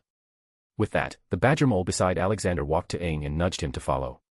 Hee, okay, let's go. Aang sat on its back and left. Once he was gone, Azula came up to him, surprising them all. Old man, can you teach me too? What do you want to learn? He asked. My lightning is no good. People already consider me evil due to it. What about simple flames? She asked. Lightning is not evil. All that matters is who uses it. Because even though it is a very destructive force. He snapped his fingers and suddenly the whole area became pitch black as if it was a night with no light. It is still light. He added and started making lightning in his palm which illuminated the place. Even if it is destructive, it can still. He waved his hand and suddenly cold wind started to flow. It can still warm you up. He said, and in a controlled manner, used lightning to make the temperature higher. So, it all depends on you, whether you want people to perceive it as evil or good. A sword can be used to harm and defend both, after all. Alexander lectured. Yawn. It was a nice lesson but I got bored. I am going to rest now. She turned around and left. But Zuko came to him. Can you teach me how to do lightning bending? He asked. Sure, though it is very hard and takes time, Alexander warned him. I don't care. I will do it. I must do it. Zuko resolutely said. Well, get ready then. Follow my movement. Okay. From the sitting stands Iroh shouted, you got to feel the flow, Zuko. Zuko ignored Iroh's words and started following Alexander's steps. 1 step forward. 2 steps backward. Turn to your left, turn to your right. Stretch your arms out and say ha-ha-ha-ha. Zuko had been following him till the laugh. What are we doing? This, my boy, is the daily exercise. It's pretty important to keep yourself fit. Alexander said, suppressing his laughter. Haha, smile, kid. Being serious won't take you far. The human mind is not made to always be stressed. Laugh and use its full potential. He advised. Okay, back to training. Generating lightning usually involves a circular motion with the arms. Mentally, it involves a complete absence of emotion and peace of mind, and physically, it requires separating the energies of yin and yang, also interpreted as positive and negative electric potential respectively. When the yin and yang collide together to become whole again, lightning is created, with the bender only guiding, rather than controlling, the lightning's direction. If one attempts to conjure lightning without the required emotional discipline, it can instead result in a huge explosion of fire. Do you understand? If you recklessly try it, you will possibly lose a part of your body. So, do not try it without my presence or your uncle's. He advised after the long explanation. Okay, now follow my movements. I will show you how to prepare your body to harness lightning. He then instructed him seriously. So, for the next 3 days, he gave intense training to Zuko. But it was not just in fighting, but also how to think right when uncertain about things. He was basically preparing him to become the next Fire Lord without him even knowing. Meanwhile, Aang had gone with the badger mole to a cave. It turned out to be the home of it. There was also a mama and 2 small badger mole kids. Aang was astonished by how good they were at traveling even though they couldn't see anything. So, he decided to close his eyes for the next 3 days. He tied a piece of cloth over them. He had heard from Toph about how she sensed the vibrations and saw through them. He was trying to achieve the same level. The first whole day didn't result in much progress. But on the second day, he was able to sense the changes around him through the earth. But then he realized that he could also see things happening in midair as he was also an airbender and could create a very light airflow around him, and wherever it would get disrupted he would know. This way, he learned to see even when he didn't have eyes. He didn't need the object to have contact with the earth to sense it. He had truly developed a 360-degree vision. Also, his hearing power increased. Now, he had fully mastered earthbending and airbending. So, he got up and returned to Alexander after saying goodbye to the family of badger moles. Ha ha ha, very good. But don't think you have mastered earthbending. There are still the derived forms.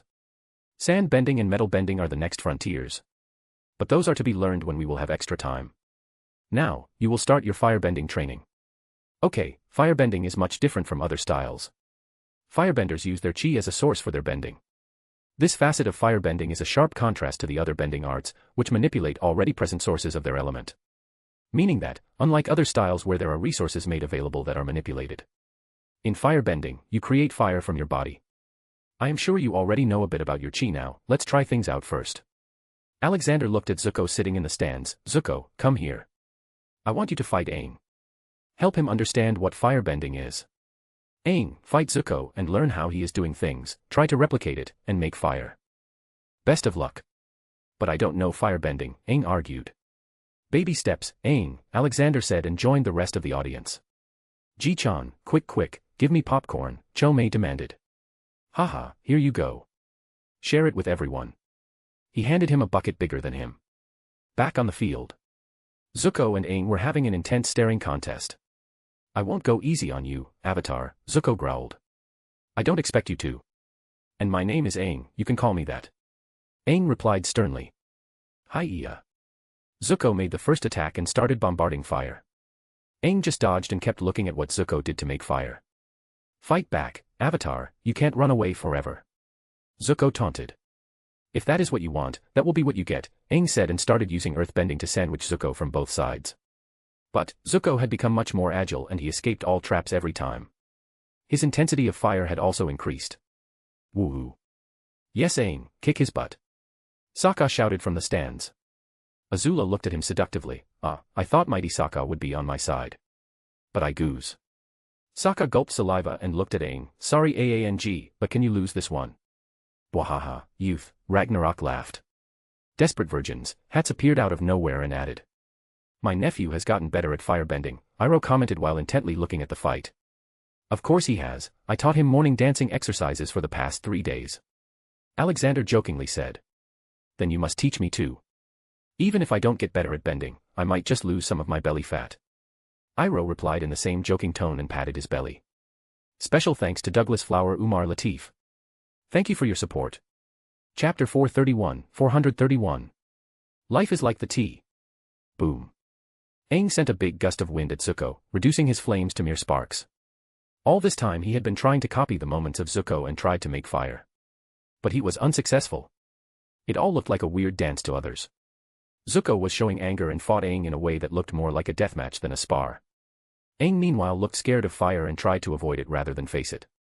It was clear that both had some kind of psychological problems. Aang then fully stopped trying to do firebending and only fought Zuko with 3 other bending styles. Both were in an intense stalemate due to this. Okay, stop. Alexander shouted. Zuko, don't use your anger to fuel your power. And Aang, why are you not focused on firebending? Alexander asked the two. But this is how we were taught to firebend, Zuko said. I don't want to become angry. Aang also spoke. Sigh. Who said firebending was about anger and hate? The first firebender, the Sun Warriors, didn't have anything to hate. They only wanted to survive by gathering food. They cared about balance. The Fire Nation was also set up on this belief, but it was all changed when Sozin started planning for this war. He changed the training method of all firebenders to make them more fueled by rage because it made them easier to control and more destructive. He explained. You are making this up, aren't you? The Sun Warriors died out thousands of years ago, Zuko refuted. Well, you are wrong. They are very much alive and still practicing their ways. And we even have a man who met them firsthand. Alexander revealed and looked at Iroh. Zuko followed his face and exclaimed, Uncle. Well, think about it. Your uncle is one of the most peaceful men I have met and yet he can firebend. I refuse to believe that he based it on hatred. Alexander said. Iroh stroked his beard and walked up to them. I never wanted to tell anyone about this, but because it is in the presence of the spirit god, I will. Zuko, I met the Sun Warriors on an island north of the Fire Nation mainland. There are ruins of an ancient city. Everyone thinks the island is uninhabited, but it isn't. I met them and they put me through a test, to be judged by the mighty dragons, Ran and Shaw. They saw me fit and showed me the true way of firebending. But dragons were extinct, Zuko refuted. Alexander scoffed, huh? It was Fire Lord Sozin who began the tradition throughout the Fire Nation of hunting dragons as the ultimate sport. Anyone who managed to slay a dragon earned the honorary title of dragon, and their talents as firebenders would become legendary. If I had not intervened and saved them, they all would have died and Ragnarok would have probably destroyed this whole world in his anger. This Ran and Shaw must be somewhere hidden when I saved others. Why you mean, all of the dragons are alive? Iroh asked. Yes, they live in my dimension. There are millions of them and they have a whole planet to themselves. Alexander replied. Iroh took a sigh of relief and said, that is a very good thing to hear. I am happy that they are living in peace now. It is better if they stay with you. People seem to find some kind of pride in hunting them even before what Sozin did. Even if Sozin had not done it, they would have still gone extinct in a few hundred years. Okay, everyone, pack up. We are leaving to meet the Sun Warriors. Aang and Zuko will get to meet the 2 dragons there and learn from them firsthand. He announced. Yes. Finally, adventure, Sokka cheered. Dabi, you stay here and run things. Keep an eye on everyone here too. Chome, keep up the good work. He instructed. Everyone else jumped on the back of Appa and left. Alexander could have used anywhere door, but he needed Zuko and Aang to become friends, and that needed time. My friend. Iroh passed him. Haha, thank you. Do you also have a song for T? Alexander asked. Of course, I have songs for every situation. Iroh proudly said and started singing. He walked to each of them to give them a tea glass while singing. His words seemed to be hinting at them too. Life is like the tea. It always makes you free. Happiness is life's key. He walked to Sokka and gave him the glass while singing what made Sokka twitch. He thought it was a she. But she turned out to be a he. But still, life was like the tea. Every sip making me free. Hey, is that a personal attack? Anyone would have gotten confused. Sokka tried to save his pride but only received a laugh from Katara and Toph. Then he went to Aang and gave him the glass. Then he went to a depressed Zuko. Zuko denied the tea at first. Are you sad, my boy? Are you tense, my boy? Here, drink some tea. It will make your mind go free. Zuko felt like these lines were for him. So, he took to the glass. Iroh looked at Zuko kindly and spoke, no valid plans for the future can be made by those who have no capacity for living now. Relax a bit, son. I don't know, uncle. I feel lost. I want to become the Fire Lord and stop this war and start helping. But, I have done so many bad things in my life that I don't think I am the right person to be Fire Lord. Zuko said. Iroh sat beside him. Even I killed many when I was a general. But what has passed may never return, and what is yet to come may never be known. Stop anticipating everything and just believe in yourself. Besides, you are the best possible Fire Lord that can ever be. Do you know about your great-grandfather? Iroh asked. I remember what I learned in school. He was a friend of Avatar Roku. But no one knows about how he died, except that he was on his bed at that moment. Zuko answered. No, I was not talking about Sozin. I was talking about your great-grandfather from your mother's side. Zuko, the grandfather of your mother was Avatar Roku himself. In you lies the blood of the last Avatar too. Only you can bring the Fire Nation back on its intended path, Iroh revealed. Zuko was shocked. Why didn't you tell this to me before? Because you were so filled by your anger and goal to catch the Avatar that even if I had told you you would have dismissed it as a lie. You know it. Iroh said. Zuko calmed down and didn't raise his voice. Why didn't you become the Fire Lord? Why? You could have stopped all this. Iroh sighed and looked at the changing scenery around them. I never got the chance, Zuko. I did want to become the Fire Lord after Lu Ten's death. I wanted to immediately put an end to the war. It had not just killed my sons but countless other sons of countless parents like me. But, before I could even return home, I received the news that your father became the Fire Lord. I knew that he had plotted his way to that position. I was a single man at that time and if I fought him it would have caused more bloodshed. So, I left to travel the spirit realm and found my peace there. I have a grandson. Aang's voice came soon. It was clear he was joking. Ha ha ha, yeah, it seems that way, Aang. Alexander laughed. Well, I am more than 100 years old so I'm not surprised, Aang said jokingly. Zuko grunted hearing them laughing. But he didn't get angry. He was heeding his uncle's advice and let go of his arrogance and foolish pride. If this is the case, then Aang must have had hundreds of children, wives, and even husbands because many past avatars were women too. Zuko japed back. It made Aang's face fall when he thought about it. Ha ha ha. Aang is the real stud among us, Sokka started loudly laughing. At least I don't mistake a man for a woman, Aang replied back. Making Sokka stop, okay, let's call a truce. I didn't hear anything and you didn't see anything. No, Aang denied. Special thanks to Douglas Flower Umar Latif. Thank you for your support. Chapter 432. Firebending Masters. They journeyed for 2 days. In between, the bond between Team Avatar and Zuko grew and they became friends. Countless Iroh's songs and other jokes had truly lightened their mood and it didn't seem like they were going on a serious mission but instead on a picnic. Okay, we are nearby now. Let's go. Alexander announced. They all looked down at the island. It was beautiful even though it was all destroyed. Whoa, where do all the people live? This is all destroyed. Sokka asked. Let's see for ourselves. Iroh, lead the way. Alexander said. Iroh happily guided them to a big building that looked like a temple in the middle of the whole ruined city.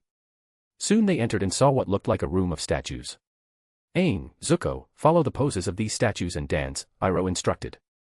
After a little whining from Zuko, they did it. Then the first stone slid under their feet. They all understood that it was some kind of a mechanism. After a few more moves they ended it in front of the central statues. But still, nothing happened. Oh, it didn't come out. Iroh sadly muttered. What didn't come out? Katara asked. Sunstone. They say you can only get it on solstice but I just wanted to try. Iroh clarified. Then let's get it out, Alexander muttered and forcefully took his out by ripping the part of the floor apart. He picked up the golden egg-like thing. What's so special about this? This doesn't look magical. Sokka asked, glaring at it closely. Oh no, you weren't supposed to pick it, Iroh exclaimed. Boom. The doors to the chamber closed automatically and suddenly a dark green gooey slime started coming out of the vents on the ground. It started to spread everywhere and the fist to touch it was Sokka.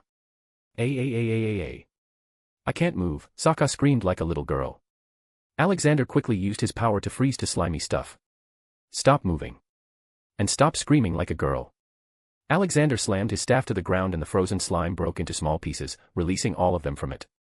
He looked at it carefully. It felt like some kind of super glue. It seems they set up a safety mechanism here. Well, let's put the stone back then. Alexander decided. Hey, thieves. A voice came from the light shaft on the roof. Haha, Mgayo, it's me, Iroh. Iroh spoke, trying to defuse the situation. Iroh. What are you doing here? Why did you join the thieves? Did they kidnap you? The man asked. No, that is not the case. We mistakenly took the Sunstone. With me are Avatar and the Great Spirit God. Iroh introduced.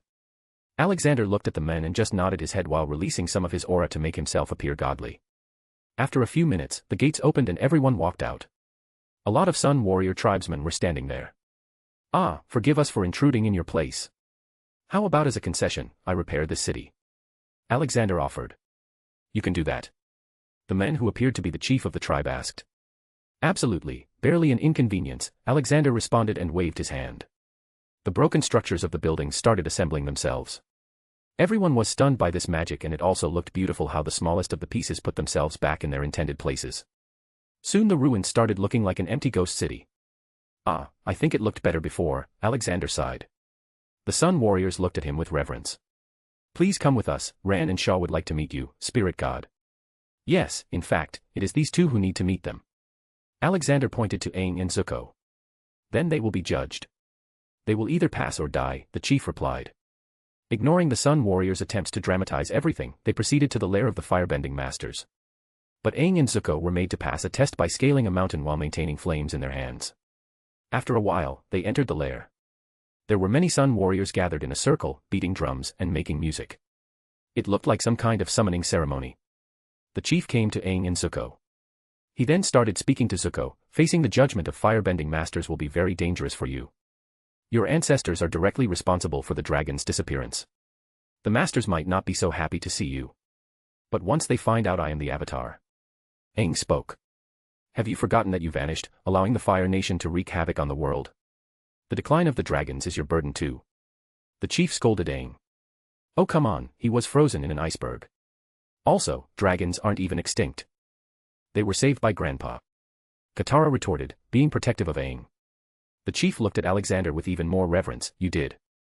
Alexander nodded. Yes, now, will you send them up, please? Chanters. The chief shouted. Immediately the Sun Warriors started beating drums and chanting words. Some of them made fire rings too. Zuko and Aang slowly climbed the stairs to the platform. Those who wish to meet the masters Ran and Shaw now may present the fire, a tribesman said in a horn-like instrument that made him sound louder. Aang and Zuko both faced different sides, on two ends were tunnels. The tribe chief ordered for the huge horn to be blown to signal the masters to come out. Boom. A loud noise came that made the whole mountain shake. Aang got spooked and lost his fire. Realizing he needed it, he started scuffling with Zuko to get some of his fire. From the ground, everyone was sighing seeing the scene. While they were making noise, the mountain started to shake. Then like a gust of wind, two Chinese dragons came out of the caves. One blue and one red. Do the dragon dance? Iroh shouted from below. So, the two started to do it in sync with the movement of the dragons. After the dance was complete, the two dragons landed near them and made a spiral of fire towards the sky with Zuko and Aang in the middle of it. The two looked at the fire from inside while it shined on their eyes. The myriad colors of fire had some kind of mystery in it. To their eyes, they were seeing the true form of firebending. It was not about anger. But it was about light and balance. That is how you truly firebend. I understand, Zuko muttered. Boom. Then as the fire came, it stopped. But, the dragons did not leave. They turned their huge heads and looked at Alexander first. After a slight bow, they looked at Ragnarok as if he was their mother or father. Wahaha, alright, stop with your puppy eyes. Ragnarok loudly laughed and jumped near the heads of the dragons. Ran and Shaw happily enjoyed the boops on their noses from Ragnarok. Ragnarok also made himself a bit bigger to give their heads some hugs. He would have turned into his full form but that would have destroyed the whole planet. I will not leave you here to suffer, children. You two have suffered enough, Ragnarok said while caressing their faces. The dragons then made some noise that made Ragnarok and Alexander laugh as they understood them. Ragnarok nodded, okay, take me to your nest then. Let me see your babies. Everyone was confused by this interaction, but then Iroh realized, my god, how did I forget, Ragnarok is the dragon god. Of course, all dragons are like children to him. This made the Sun Warriors start chanting frenziedly again. But Ragnarok ignored them and accompanied the two dragons to their lair in the mountain. Ba Sing Se. Chome was really happy these days. He was able to help his Ji-chan by treating the girl. He went to look for Azula in her room but didn't find her there. He spent a while looking for her, but after countless attempts, he got anxious.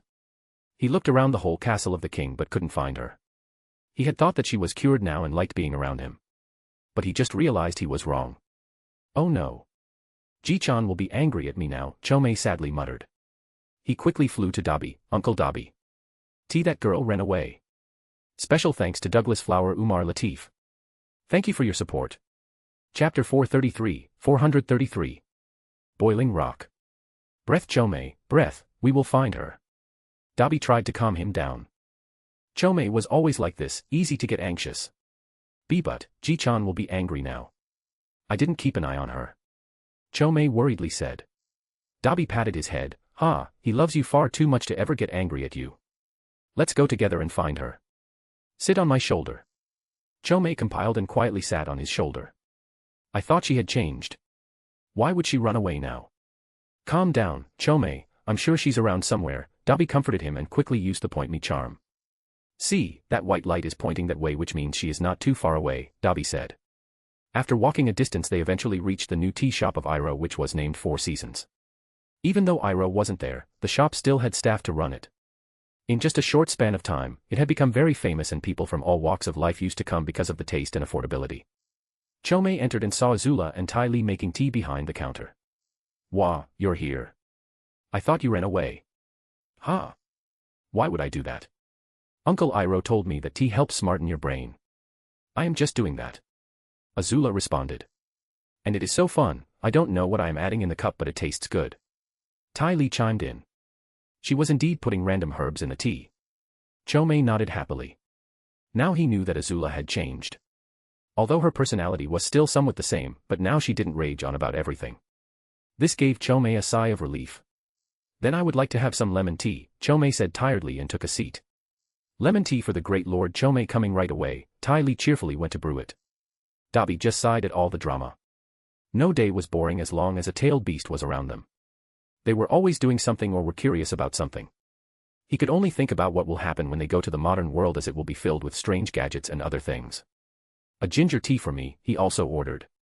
Back at the Sun Warrior Island. Wahaha, such cute little children. Hey there, this is Grandpa Raggy. Ragnarok played with 3 baby dragons. Ran and Shaw proudly stayed beside him. Okay, let's go out. I will take you all to my own world. Millions of dragons live there in peace and harmony. Ragnarok suggested and picked the little dragon babies. He brought them out of the cave to Alexander. Alex, I'm taking them to Drakium with me. The little ones need a safe space to live and grow. Ragnarok informed him. Alexander nodded and let them go. When suddenly the dragons disappeared, the Sun Warriors started freaking out. Where did the great masters go? They asked. They went to the realm of dragons where millions like them live. You can still worship them but don't expect them to come and show themselves. Alexander told them. But who will guide us now? The tribe chief asked. Well, haven't the Sun Warriors been guided for thousands of years? You already have the teachings, now it is time to teach them to others. Once this war ends, you will need to teach true firebending to people. That will be your true duty. Alexander advised them. The people respectfully accepted the duty. I will make sure this city is preserved in its original state. You don't need to worry about people finding you anymore. Zuko assured them. We have been promised many things many times, Prince Zuko, only time will tell if you are good or just like your father and grandfather. The tribe's chief said. Okay, folks. It's time we leave. Aang here needs to practice his newly learned firebending now. I will be leaving food rations for you all in the old storage. They will last a whole year for you, but by then the war would be over and Zuko here would be the Fire Lord. Alexander declared. They all came out of the deep mountains and returned to Appa. So, where are we going now? Toph asked. We are now going to Boiling Rock. I am going to destroy that prison. At least the part that is holding innocents. Alexander announced. So, we are starting an official war with the Fire Nation. Aang asked. Haha, no. I am starting a war with the Fire Nation. You will just fight Ozai. That is your destiny that you must complete. I am just there to enlighten the path and also save a few innocent souls. Ah, from this, I remembered something. We will go to the Western Air Temple after this. He revealed. Then what am I to do? Zuko asked confusedly. When Ozai will be out, fighting Aang, you will be consolidating your power. Wars and fights are not always won with fists, sometimes politics can do a better job at less cost. He advised.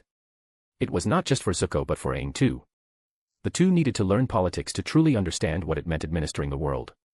Zuko was never taught how to be a good Fire Lord. For most of his life, he just tried to impress his father and eventually got banished.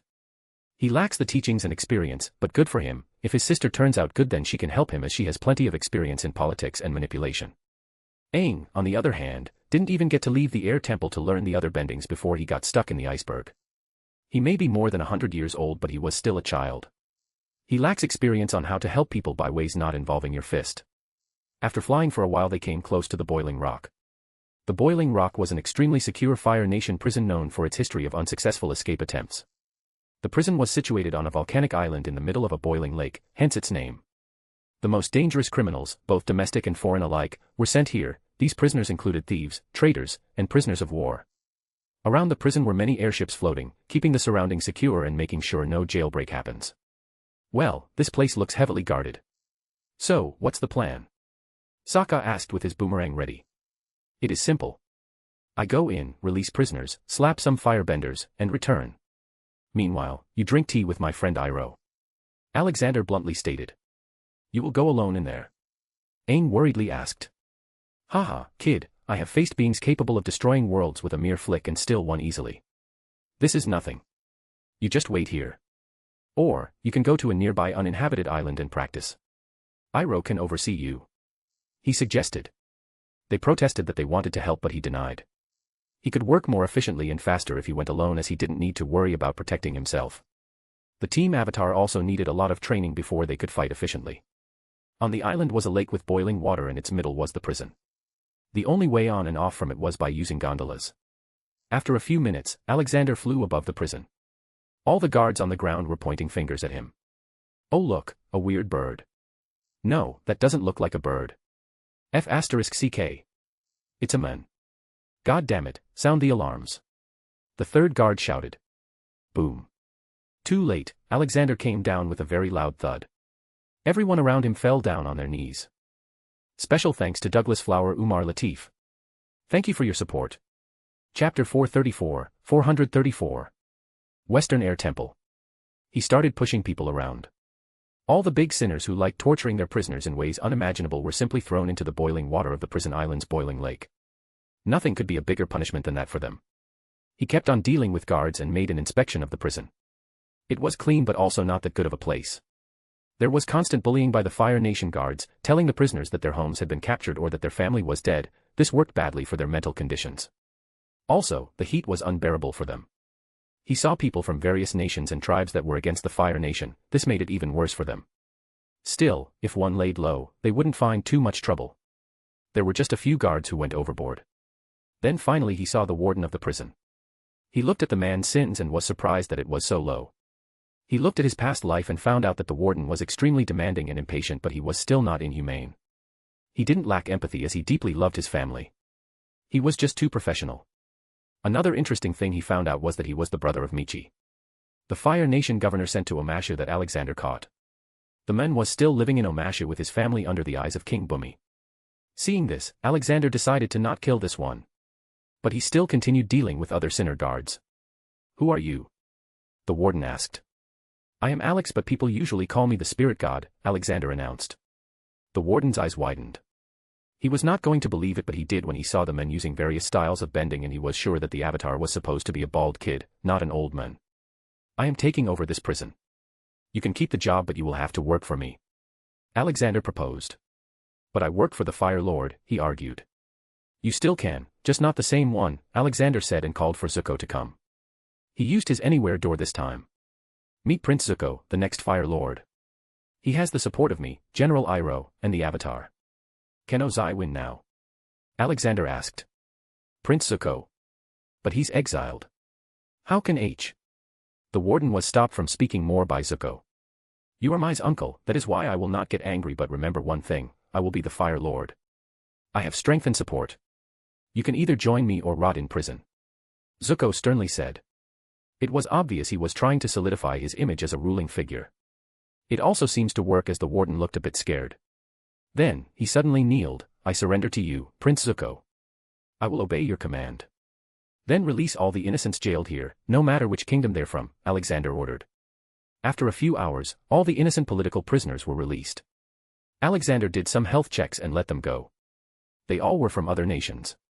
Many people from the Water Tribe were imprisoned there too. Also, a Kyoshi warrior. Alexander just used his anywhere door to send them to their places. But the Kyoshi warrior wanted to come with them, as she knew the Aang gang. Alexander returned with Zuko to a small nearby island where they were training. Oh, Sokka, how are you? The girl, Suki, ran to him and hugged him. Then she planted a kiss on his cheek. Everyone was looking at the interaction suspiciously. Sokka, didn't you promise you that you would come back to her and marry her? Alexander asked, alarming both Sokka and Suki. What?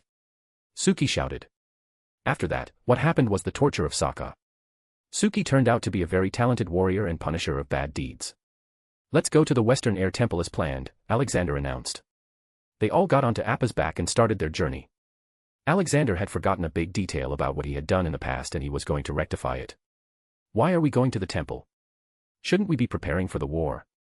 Toph asked. No need to worry about that. Dobby has relayed the message to all other major powers who are oppressed by the Fire Nation. On the day of the Black Sun, they all will jointly attack the Fire Nation. I will be with Aang and Zuko to help complete their task. He explained the plan. And then I will happily retire to my beloved tea shop, Iroh commented. Haha, sure. In fact, why don't you start tea farming? It is surely a very profitable business. Alexander proposed. That I will leave to the young people. I am too old for farming and want some rest now. Iroh said. Sure, we can have our Sokka in the fields then. I'm sure he can't do anything else after losing his dignity so brutally. Toph japed. No, he is going to be my horse from now on. Suki huffed. She was still sitting on the back of a beaten Sokka.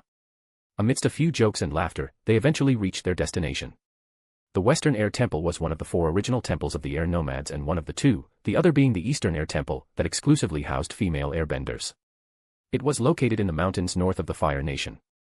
The temple was notable in that, unlike the other temples, it was situated underneath the edge of a cliff instead of atop a mountain. The spires gave the appearance of having been built upside down, and because of that, the temple was hidden to the passerby. Its design allowed the wind to flow into even the deepest chambers, which made the air nomads feel at home. Avatar Yangchen was born and raised at the Western Air Temple. They all were mesmerized by the wonderful ruins that once used to be a peaceful temple with beautiful flying bisons roaming around. Sigh. This used to be an amazing place. But it was also the first to be attacked due to its close proximity to the Fire Nation. Iroh muttered. They all nodded at that. But Aang's face looked clearly sad. He thought about his old days when he used to play with so many of his friends. He may have never shown it, but he still remembered them all. To him, it was not 100 years, as he had no memory recollection of that. To him, the moment he woke up from that iceberg, his whole world was shattered. Suddenly the whole world was at war and his people were gone. Alexander felt the emotional storm he was going through, so he patted his head. Don't be sad, child. I advise you to keep on looking forward, who knows what it may hold. Why, Suddenly the voice of a sky bison echoed around the place. They all looked back and saw Appa looking confused too. What was that noise? Aang wondered loudly. Then to their shock, a sky bison flew close by. Appa, seeing his people, flew up to meet them. The excitement and happiness were clear as a day on Appa's cute face. Whoa, there is still a sky bison. Aang exclaimed. Who said there was only one? Alexander said, gaining everyone's attention. Look there, he pointed to one side. Soon many more sky bison started to come to them. There were many little ones too. Haha, look at Appa, he looks so happy, Katara exclaimed. But what came next made them drop their jaws. Many more flying bison came, and on their backs were people in air nomads' clothes. There were men and women alike. All of them were sporting an arrow on their heads. This showed that they were airbenders. Alexander started speaking to remove their doubts. When I came to this place during the attack of Fire Nation, I saw that they were not killing them but capturing them. They were all female airbenders and I knew how they would be treated. So, I saved them all. Not just them but many more monks from other temples. Sadly, most of them denied my help and wanted to hold their ground, saying that they won't be able to live with it if they did not even defend their homes. My people. I am not alone. Aang muttered, his heart was pounding very fast from all the excitement and happiness. Boom. Before anything could happen, an explosion occurred, injuring a baby sky bison. Alexander immediately teleported and caught it. Its fluffy body was going cold fast, so he quickly used his devil fruit power to bring his body back to the state it was a minute ago. The baby bison immediately got better and looked at Alexander's face. Then he licked it. Haha, go to your mother now, little one. Then he looked at who it was that attacked. It was a man with a tattoo of the third eye on his forehead. But Alexander didn't need to fight him as Bunpuku had come out. Bunpuku had become the spiritual guide of all the airbenders in the past few years. He taught them many things while living on a secluded planet in Alexander's solar system. Bunpuku stood in front of the attacker with a namaste hand pose. He spoke in a calm yet chilling voice, violence leads to corruption and corruption leads not to nirvana. Repent you can right now, or he who exerts violence upon others, by violence shall he be taught. Special thanks to Douglas Flower Umar Latif. Thank you for your support. Chapter 435. French fries for love. The man who attacked them was an assassin from Fire Nation. He had somehow developed an ability called combustion bending. Combustion bending was a form of telekinetic fire bending. It consists of the ability to channel chi through the forehead, often marked by an intricate third eye tattoo, superheating the surrounding air and producing a beam of explosive energy capable of immense damage, both in short and long range. Unlike conventional firebending, which produces a flame from the body, the technique instead creates a powerful beam that explodes upon contact with a solid surface. Bunpuku simply and peacefully blocked his chi paths, leaving him unable to bend anymore. Just balding your head doesn't make you a saint. You also need to follow the lifestyle. Bunpuku said. Absolutely right, Alexander added and walked up to them. He looked at the firebender kneeling on the ground. His chi was blocked and he was continuously trying to use it, which caused immense pain in his body.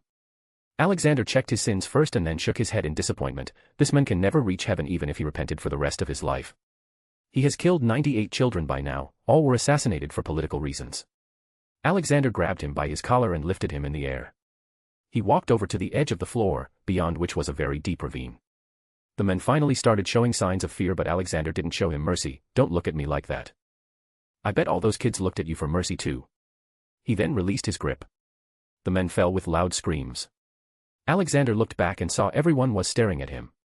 Sometimes, showing mercy to a criminal is an injustice to those he has harmed. One holding a position of power can never be all-forgiving, he said. But, the monks at the air temple taught me to never kill and try to solve things using my mind and tactics. I should only use force to defend. Aang argued. Those are good morals, Aang. But look around you. This whole place was destroyed by people.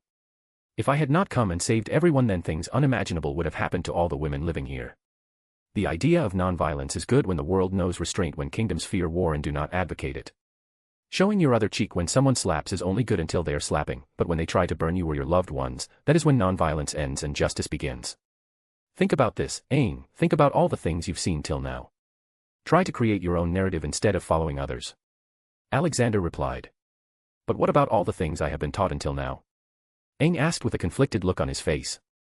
It seems he had started doubting Alexander now. The things he was taught were suddenly being told to be invalid. It was hard to accept. Alexander calmly looked at him. He understood what was going on in his mind. You are the Avatar, little one, you are supposed to enlighten others' path and bring peace. No one can make decisions for the Avatar, not even me. The dragons who taught you firebending, your teachers in Air Temple, we were all just advisors. The final decision always lies in you. Saying that, Alexander left Aang to talk with his fellow airbenders. Maybe that would give him some clue on what to do. In Iroha's tea shop in Ba Sing Se, bells. It signifies that a new customer came in. Azula lifted her head to see who it was, and it turned out to be her favorite customer. Chomei and Dabi followed her gaze. You like him? Do you want to kissy him as brother Leo does with Nat? Chomei innocently asked. Azula got flustered, and it was the first time anyone had seen such an expression on her face. What are you saying? I am Princess Azula. I don't do that. Yup, you're definitely love-struck. But don't chase after him, he's too dense and is only interested in cabbage, dried seaweed, and games, Dabi advised her. But she ignored and happily went to talk to the bald guy. What can I get you? Saitama looked at her in disappointment. It's okay, I was leaving, you guys don't have French fries. French fries? What is that? Azula asked, noting down her crush's favorite food. Ah, it is potatoes cut into rectangular slices, dipped in flavorful batter, and then fried, Saitama explained and got up to leave. Wait. We sell it, just wait a minute, she claimed and ran into the kitchen. Saitama just sat back down and drank the tea for the time being. Dabi then asked Ty Lee near the counter, hey, why is she acting like this? Oh, well, something happened yesterday. Azula and I were just roaming around the city when we saw him. Initially, Azula was disgusted by him. She said he looked so plain and weak. She wondered why he was with the old man. So, she challenged him to a fight. Ty Lee recited the whole ordeal. Let me guess, she got defeated miserably, Dabi said. Oh, it was much more than that. Saitama didn't even move. He just extinguished her blue flames by blowing at them. Just his blow was strong enough to throw her a few feet away. You know what Azula is like. She got angry and started firing her lightning at Saitama, but he was still unfazed. After a while she was so tired that she fell down, her hair was a mess. Then Saitama walked to her and patted her shoulder and said, don't be sad that you are not stronger, be happy because you know you can get stronger. There's no limit. Saitama then punched towards the sky so hard that it sounded like the sky would fall at any moment. Then to our shock, all the clouds in the sky disappeared due to the punch. Then I saw it. The look on her face was the same as Mai's when she sees Zuko. She was love-struck. Ty Lee ended her long narration. So it was he who made that loud sound yesterday, Dabi muttered. Then, does this mean she wants Kissy? Chomei asked. Ty Lee nodded with a grin, yes, Kissy, and much more. Chomei tilted his head in confusion, what's more than a Kissy? 10 Kissies. Dabi immediately agreed and said laughingly, yes, Chomei, it is 10 kisses. *I* compared to his brothers, he is really too innocent, Dabi thought. Soon Azula came out of the kitchen with a plate full of real French fries. She took them to Saitama and waited for him to eat. Crunch. Ah, these are a bit different but tasty nonetheless. He exclaimed. Azula gleefully smiled and returned to the counter. How many potatoes did you waste for making them? Dabi asked. There are only 3 left. She replied. Ty Lee, who was drinking tea, spat it out, what? But there were 100 kilos of them. I am Fire Nation's princess, I will pay for it. Azula haughtily replied. It seems she was only kind when it came to Saitama. My patient wants Kissy, I will help you now, follow me, Chomei suddenly spoke. He flew to Saitama who was happily eating. Tama brother, give Kissy, no, 10 kisses to my patient, he blurted. Cough. What? Saitama had question marks all over his face. Back at the Western Air Temple. In the real world, so much time had passed, but in Alexander's pocket dimension, only the time he spent physically passed. So, Aang still knew many of the airbenders because they had not aged much. Some of us were not even at the Air Temple at that time and yet we were hunted down by them. In fact, the Fire Nation created sanctuaries filled with air nomad artifacts to lure airbenders to them. Many did fall into this trap. But then Grandpa came and took us all away.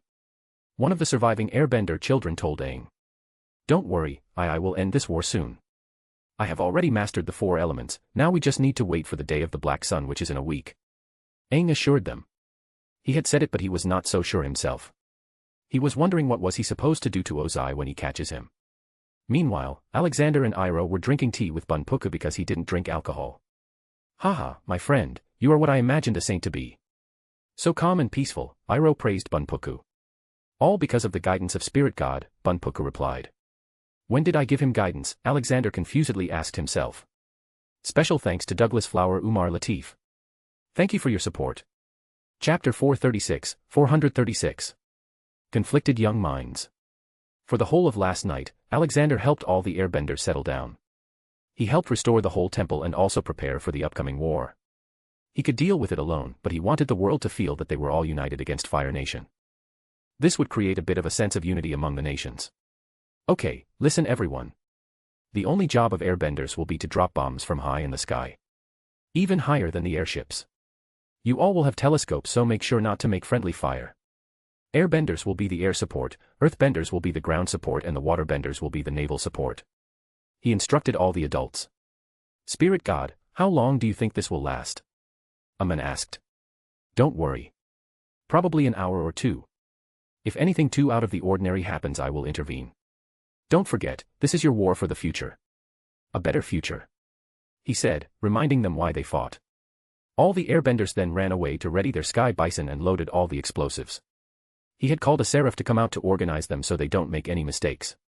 Just when Alexander was about to leave to meet Dabi, Zuko came up to him. Spirit God, can you tell me about my father? I want to know why he became like this. Why would he allow me, his own son, to be killed? Alexander looked at Iroh, who looked a bit saddened for some reason. Tell him, my friend. He won't take my word for it. He still thinks he needs to talk to his father. Iroh said. A/N, remember, this is Zuko different from canon. Here, he never saw the dark side of his father personally or fought his sister seriously because of Alexander. He still doesn't know everything. Alexander told him to sit with him. Not just him, Iroh, Toph, Sokka, and Suki also came. Katara and Aang were nowhere to be seen. Alexander started speaking. When Fire Lord Sozin started all this, it wasn't just a war on the world but his own culture. Fire Nation that used to embrace the teachings of the dragons, the teachings of nature and balance changed and became firebenders fueled by anger. Why do you think dancing is banned in the Fire Nation? Remember the dragon dance of the Sun Warriors? Sozai was twisted enough, but he didn't spare his own son Azulin either. From an early age, he tried to mold him into a person like himself. But, Azulin may have not stopped the war, he was still better than Sozai or Ozai. This can be seen by how he defended Iroh when Ozai asked Azulin to make him the next Fire Lord because Iroh lost his only son. Azulin wanted his Iroh, who was known to be more of a philosopher and calm person than crazy like Sozai or Ozai, to be the next Fire Lord. But conveniently, Azulin died. Zuko's mother went missing and a few years later Zuko was sent away. Now, it is even confirmed that he was going to kill you, Zuko. Azula said it herself and you know she was not lying back then. Do you still want to talk to your father? Zuko, I am speaking from experience, when a person becomes too greedy and narrow-minded, they stop caring about family or bonds. To them, everyone is a tool they can use or dispose of when not needed. Look at Azula, if your father was really worried about her he would have left no stones unturned to get her back. But, nothing like that happened. The rest is up to you, on what you decide. I suggest you trust Iroh. He is more like a father to you than Ozai. Zuko looked at his uncle. He really saw him as his father. The man had only thought about what was good for him and he knew that if it weren't for Iroh, maybe he would have been like Azula before her medical treatment by Alexander. Thank you, Spirit God, my mind is clearer now. It was stupid of me to question myself like this. Zuko apologetically said. Alexander ruffled his hair. Haha, kid, questioning yourself is a good thing. That is what makes us humans. But, to not lose the way, you should also keep looking for answers. Zuko nodded and went to Iroh. I am sorry that I doubted you, uncle. Iroh suddenly hugged him. Come here you. I knew you were just confused. You had stumbled in your path but I knew you didn't lose it. Alexander then looked at Toph and Sokka. You two will train with me now. Toph, I will teach you metal bending and sand bending. Sokka, I will teach you how to be the best martial artist. We can't have you constantly beaten by your girl. That's what he will get for his debauchery, Suki shouted from a distance. Ha ha ha, well, I guess he does need a lesson. Anyway, what have you decided, Sokka? You why? Sokka didn't let him finish and jumped to cover his mouth. Don't talk about her, old man. She will kill me, I am serious. Sokka scaredly said. Alexander shrugged, well, I don't know the experience. I have been with a single woman all my life and I still love her. Ah, that's so sweet, Grandpa, Toph voiced. Kid, you're pathetic. Ragnarok appeared out of nowhere. Sokka slumped on the ground. Great, now you have destroyed my confidence and self-respect. Outside the temple. Aang and Katara were together, looking at the night sky. What happened, Aang? I know something is troubling you. Katara worriedly asked. I don't know. I don't know what to think. What should I do when I fight Ozai? I can't kill him. I haven't killed anyone in my life. I'm even a vegetarian and Spirit God now says that killing someone doesn't make you bad, Aang started. I don't think he meant killing in as like killing whatever you want. Maybe he only meant that in rare cases like the Fire Lord, it is the best option to deal with them. Katara deduced. Who knows, he told me to find my way myself and I am confused, Aang muttered. Katara put her hands on his shoulder and looked him in his eyes. Aang, no matter what you decide, just remember, I will always support you. Always. Aang contently looked her in the eyes. He could see himself in them. Suddenly, his body moved and he kissed her. It startled Katara and she took a step back. He knew he liked her in a romantic way but what happened was sudden for him too. He just moved on impulse. I didn't mean to. Aang stuttered. Katara blushed and went inside quickly. Momo flew to Aang and sat down on his shoulder. His mind was in upheaval at the moment. Ki. Yes, Momo. This was embarrassing. He muttered. Good, Toph. Feel the composition of the metal. It too came out of the earth. Alexander taught her. Alexander had put Toph in a metal box and he had told her to come out on her own. She had accepted the challenge at first, but now he was sensing her breath getting uneven as if she was hyperventilating. When he felt that she could not take it anymore, he released her. What's the matter, child? Why do I sense fear in you? He asked and gave her a glass of water. I am afraid of darkness. Since the day you gave me my eyes back, I feel terrified of again someday waking up and not getting to see all the shapes and colors. When I'm in the dark, I feel I won't be able to sense the light even when I am standing in it. She explained. Alexander caressed her hair. It is okay, Toph. It is okay to be scared. But what you have is not fear but nyctophobia, and it can be cured. From now on, whenever you sleep, you light 10 candles in your room for light. Then every week you extinguish one. After 10 weeks, you will probably be able to sleep in darkness. Here, take these pills, they can calm you down too. Alexander had nearly forgotten that he was dealing with children. Aang, Toph, Katara, Sokka, and Zuko were all kids. They were not supposed to be perfect and he was really asking too much from them, particularly Aang, but he also knew that they needed this experience if they want to change the world someday. Now, let's do the same exercise but this time without the roof of the box. Okay. He asked. She meekly nodded and got back to work. Old man, look at my moves, Sokka shouted at him. Bam. Focus, why did you look away from me while sparring? Ragnarok asked. But Sokka was already on the ground. Haha, jokes aside, teach him some good stuff, Raggy. He needs it. Alexander commanded. Just then he noticed a flustered Katara came in running from outside and went to her tent. What the hell are these kids up to? Did they hit puberty or something? Alexander asked himself. A/N, I have changed so many things in the journey of Team Avatar that they didn't get the chance to grow out of their problems. Which is why all these things are happening.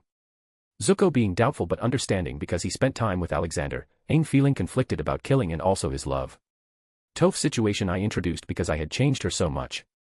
I think her fear of darkness is justifiable, she's just a child after all. This arc will be ending soon.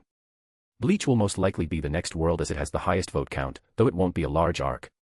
Then there is MHA, Overlord, and Full Metal Alchemist. I will not drag this novel for too long. After FMA, I will do DBZ and DC to finally end it. I already have an ending planned. There will still be small arcs in between, spanning 4 to 5 chapters. Special thanks to Douglas Flower Umar Latif. Thank you for your support. Chapter 437. Spirit God is worshipped. Blue Fang, the world's goodest boy. He really loved his son, Haku. Haku was literally one of the kindest people, after Alexander. There was not even an ounce of selfishness or anything like that. All he wanted was to help people.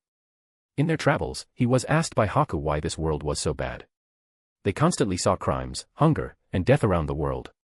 Haku still remembered his depressing days, so he was very sympathetic to poor people.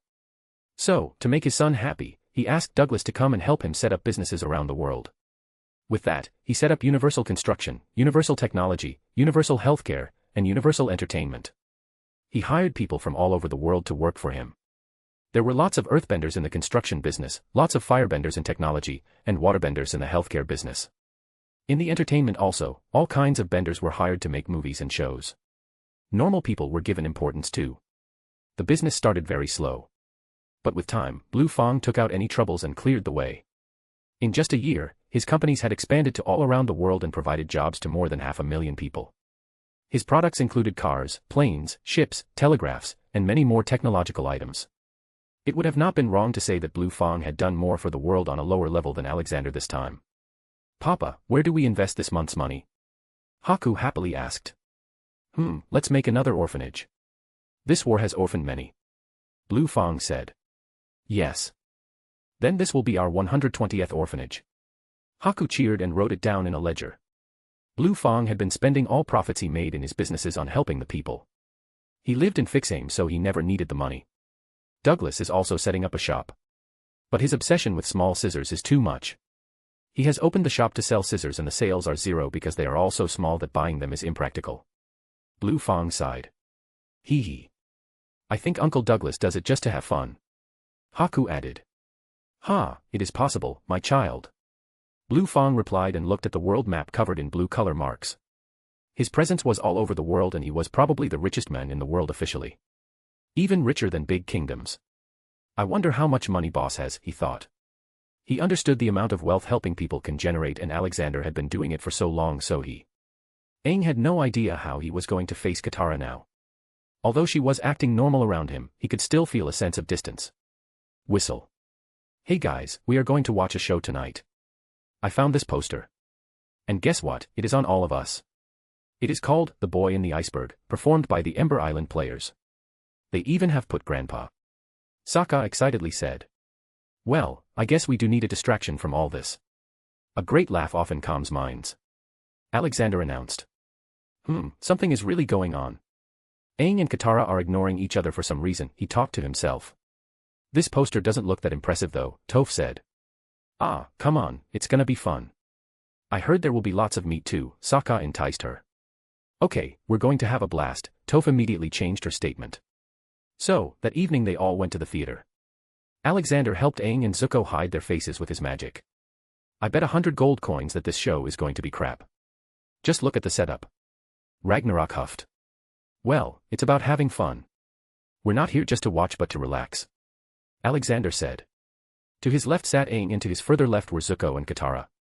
Alexander sensed a bit of jealousy that Aang didn't get to sit with her. Ah, so it is love. Well, I can certainly give it a good push. Zuko, come here, sit beside me, I will tell you a plan for our upcoming attack. Alexander loudly said. It shocked and scared all of them. But then they noticed that no one responded to it and all the people seemed as if they didn't hear them. Haha, don't worry. No matter what we say no one other than ourselves can hear. He assured them. Soon, Zuko exchanged his seat with Aang. Alexander secretly winked at him, making him blush but he did have a smile on his face now. After waiting for a few minutes, the lights dimmed and the play started with a thick, chubby Katara and thin weird-looking Sokka appearing, rowing their boat in the southern waters. Oh, this Sokka is on the spot, the resemblance is uncanny, Ragnarok made fun of Sokka. Making him angry. It started with just making fun of their characters and over-exaggerating Katara. Both Sokka and Katara were fuming about being made fun of. But Toph seemed to enjoy it, ha ha ha, this is so funny. Then an iceberg appeared and from it came out a feminine, childish Aang with pink cheeks and big eyelashes. It was Aang's turn to get angry, is that a woman playing me? Then came Iroh and Zuko. Both of them were pretty accurate though. That is not how I speak, Zuko said. Ha ha ha, oh ho, son, you know the truth. There's no point in denying it. Iroh was continuously laughing. The rest of the things went normal until they reached the part where Alexander was supposed to appear in the Northern Water Tribe. They were hoping for a good laugh, instead what they saw was the exact copy of what happened. Even the actor playing Alexander's role looked pretty much like him. They showed how he punished Zhao and helped the injured moon spirit. Hey, not fair, why does Grandpa gets to have a perfect representation while my character is butchered, Sokka complained. Maybe because there are so many people who pray to him. Even in the Fire Nation, there are many temples to worship Spirit God. Even I sometimes pray to him. He is a religion around the world, Iroh guessed. They all nodded at that possibility. The show went on as normal as everyone started to feel bored, there was also a buffed 6-foot-tall Toph. Then came the kiss part. For some reason whoever wrote the play knew them closely. Aang tried to kiss Katara and she stepped back. The character Sokka came to her and asked if she did not like Aang. Oh ha ha ha, but Aang is like my little brother. I certainly don't see him in a romantic way, the Katara character said. It made real Aang feel bad. He just got up and went out to get some fresh air. The show ended in the second half just how they expected it to, but this time there was just Fire Lord alone as even Azula was not with him anymore. Well, that was fun, Iroh commented. And boring, Aang added. Haha, well, I have learned that if you keep your expectations low you will never get disappointed. Iroh gave his words of wisdom. Then what when the fate of the whole world is on your shoulder? Aang asked. Being an avatar does put you in that position. In this case, it is not you but the people who have expectations. But, you shouldn't let them control your mind. Iroh said. They soon came to a beach house and rested there. Alexander had gone to Ba Sing Se to check things up, leaving everyone else behind. Avatar and his team gathered around to discuss a strategy but Aang had the same problem. He didn't want to kill someone. Getting fed up he just went to sleep. At midnight, an island appeared in the nearby sea out of nowhere. In his sleep, Aang somehow walked all the way to that island. On an unknown island. Okay, my brothers. This is our annual meeting. What are we going to give to Ji-chan? His birthday is coming. Chomei asked. All the tailed beasts were in the expanded full form at the moment. Maybe we should give him another song. Shikaka said. No, that has already been done many times. We need something different now. What about kisses? Saiken suggested. No, we did it last year, Kurama vetoed. While they were discussing, they noticed a sound coming from behind a bush. Soon a bald kid came out. The boy looked at them with wide eyes. Oh. Our secret got busted, capture him. Son Goku shouted. Aang turned around and ran as fast as he could. Special thanks to Douglas Flower Umar Latif. Thank you for your support. Chapter 438. Wise Words of the Beasts. I didn't do anything, Aang shouted. He could hear loud thuds behind him. Stop. Chomei covered Aang and ordered everyone. I know this kid, he is Aang. Don't hurt him. He explained. Aang caught his breath. What is going on here? Oh, meet my siblings. My siblings, meet Aang. He is learning from Ji-chan. Chomei gave the introductions. Oh, why didn't you say that earlier? Hey, kid. You got lucky or we would have smushed you. Why are you here though? This is our secret spot. Gyuki, Eight Tails, asked. I don't know. When I woke up I was already here. I was looking for some answers. Aang said. Oh, why don't you meditate? Ji-chan always says that meditation clears the mind. Chomei advised him. Come, follow us. We know the perfect spot to meditate, Kokuo said and ran deeper into the jungle. Aang followed behind and they came to a weird ground in the shape of a hexagon. It wasn't made of the earth either. Try meditating here. Aang quietly sat down and closed his eyes. Maybe I should ask the previous avatars. They should know something. Soon, a figure of Avatar Roku appeared sitting in front of Aang. Wah, a ghost, I'm scared of ghosts, Saiken exclaimed. Shhhh. Chomei shushed them all. You are right, Aang. All the past avatars, all their experiences and wisdom are available to you, if you look deep inside yourself. Roku advised him in his calm and old voice. So, where am I? What is this place, Roku? Aang asked. Even Roku sounded confused. I don't know, Aang. Ooh. We know where we are. Shikaka jumped to answer. Roku looked at all the tailed beasts in deep respect. Greetings to the great spirit beasts. We are currently on the back of a giant lion turtle. He is a truly magnificent spirit. Even older than me and my siblings. Though less powerful, Kurama revealed. Aang and Roku both were shocked by this. You mean, the lion turtles from the ancient stories? Whoa. That is amazing. To think they still roam the world. But Aang, I see that you are lost in more ways than one right now. Roku said. Aang nodded, even though spirit gods saved air nomads and they are back. Everyone expects me to take Fire Lord's life. But I don't know if I can just do that. In my life, I tried to be disciplined and show restraint. But it backfired when Fire Lord Sozin took advantage of my restraint and mercy. If I had been more decisive and acted sooner I could have stopped Sozin and the war before it started. I offer you this wisdom, Aang. You must be decisive. Roku gave his advice and disappeared. Aang then tried to speak with Avatar Kyoshi. Avatar Kyoshi, I need your wisdom. Soon, she appeared. When I was young, I hated the world. I blamed them for my hunger, poverty, and sadness-filled days. But then, Spirit God showed me the true meaning of compassion. Without him, I would have turned out cruel. But, I also know when I must show compassion and when firmness. When Qin the Conqueror threatened the balance of the world, I stopped him and the world ushered in an era of peace. But you didn't kill Qin.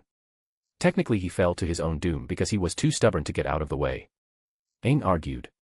Personally, I don't see the difference. But I assure you, I would have done anything to stop Qin. I offer you this advice, Aang. Only justice will bring peace. With that, Kyoshi's image vanished. How many ghosts does he have? Saiken confusedly muttered in the background. Those are not ghosts, you fatty, they are the past incarnations of Avatar, Shikaka told him. Aang was not satisfied with this answer either. So, next, he called Avatar Kuruk. Aang, I would have lost my wife to Ko, the face stealer, if it was not for Spirit God. I lived my life having fun and did whatever I wanted to, ignoring the whole world. I could have done things I didn't. Aang, you must actively shape your own destiny and the destiny of the world, Kuruk said and disappeared. Aang held his head in even more confusion. So, Aang thought maybe an air nomad avatar would understand him, so he called for Avatar Yangchen. As soon as she appeared, Aang asked her, "Avatar Yangchen, the monks always taught me that all life is sacred. Even the life of a tiny spider fly caught in its own web." Yangchen nodded, "Yes, all life is sacred. I know, I'm even a vegetarian. I always try to solve my problems by either being quick or clever. I only used violence as a necessary defense, and I've certainly never used it to take a life." Aang babbled. Yangchen quickly made him stop. "Avatar Aang, I know that you are a gentle spirit. And the monks have taught you well. But this isn't about you, this is about the world.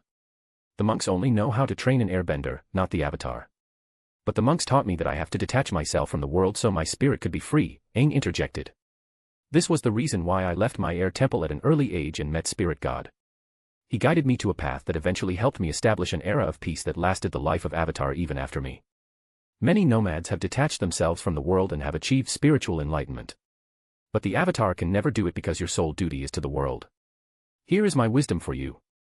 Selfless duty calls you to sacrifice your own spiritual needs and do whatever it takes to protect the world." With those words, the spirit of Yangchen disappeared. Aang sighed and talked to Momo. "I guess I have no choice, Momo. I have to kill the Fire Lord. But why were all these avatars so heavily influenced by Spirit God?" Cough. Aang turned around and saw the 9 spirit beasts. Kurama, being the eldest, stepped forwards in his majestic humongous size and spoke, "You are not looking for answers. You are just trying to hear what you want to hear. You are looking to validate your next action so you don't feel guilty if it turns out to be the wrong choice in the future. Quite idiotic. Ha, those old farts are not you, kid. They lived at different times in different conditions. They cannot make a decision for you. Also, they are dead." Shikaku added. Chomei then flew closer to him. "Aang, you have probably misunderstood Ji-chan's words. He isn't ordering you to just kill him. He is telling you to choose your own path. Don't worry about consequences or possible regret, because no matter what you do, there will always be regret. Ji-chan himself gives people chances to correct themselves a lot of times. He is not heartless, but just practical because he has seen too many people like Ozai in his life. I am sure no matter what you do, he will support you." Aang was shocked hearing such wise words from all the tailed beasts. He had met Chomei the most times, and from his behavior, he thought they were like kids. Matatabi, the calmest of the bunch, read his thoughts. "We may act like playful kids, but that is only because of our beloved Ji-chan. We are more than 1,000 years old, child. We have seen both the good and bad sides of humanity.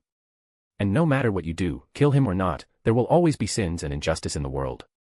You can't end it with just one person. So, do what your heart says. Go and talk to the lion turtle. He is one of the oldest beings in this world, he may have your direct answers." Aang respectfully bowed to all the tailed beasts. "Thank you for your guidance, I will never forget this help." Aang was surprised that till now the best advice was given to him by beings who he considered naive and childish. This also opened his eyes to see that the world is not always what it appears to be. Aang then ran to find the head of the turtle. "Haha, he's a good kid," Isabu said. "Okay, back to the meeting." "No slacking," Chomei ordered. Aang ran up to the head of the lion turtle and stood on his hand. The big yellow eyes of the turtle were looking at him as if staring at his bare soul. Aang bowed to the turtle. "Maybe you can help me. Everyone, Spirit God, even my own past lives are expecting me to end someone's life. I don't know if I can do it." Spirit God is a being much above the worldly matters of both physical and spiritual realm. It is not easy to understand him.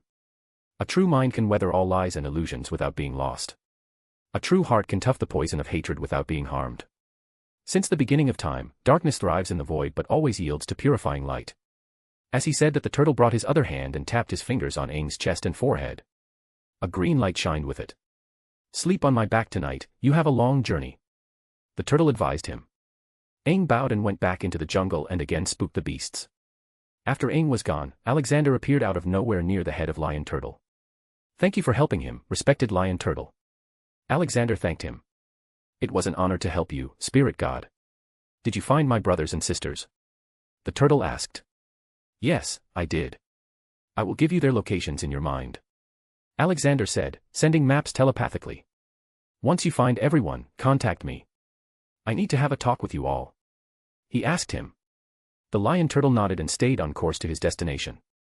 Alexander, meanwhile, disappeared. He first checked what was happening in the forest. He saw all the tailed beasts telling various stories to Aang.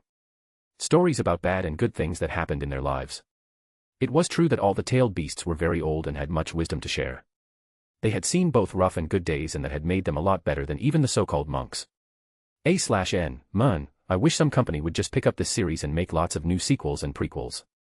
The possibilities are endless with this, but what we get are crappy live actions. Even Netflix is making a live action instead of expanding the universe. Straight face. Special thanks to Douglas Flower Umar Latif. Thank you for your support. Chapter 439. Easiest siege in history.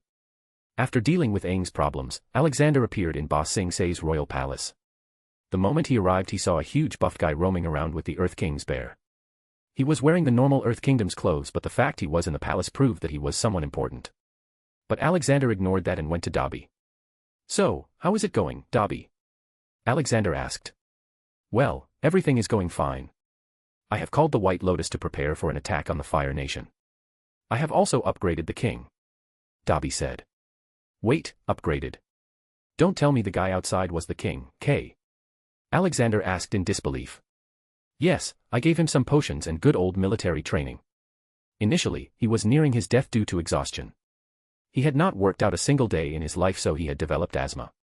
But it was easily solved by our medicine. Then I made him go through training under Archangel Michael. He taught him everything about ruling a nation correctly," Dobby clarified.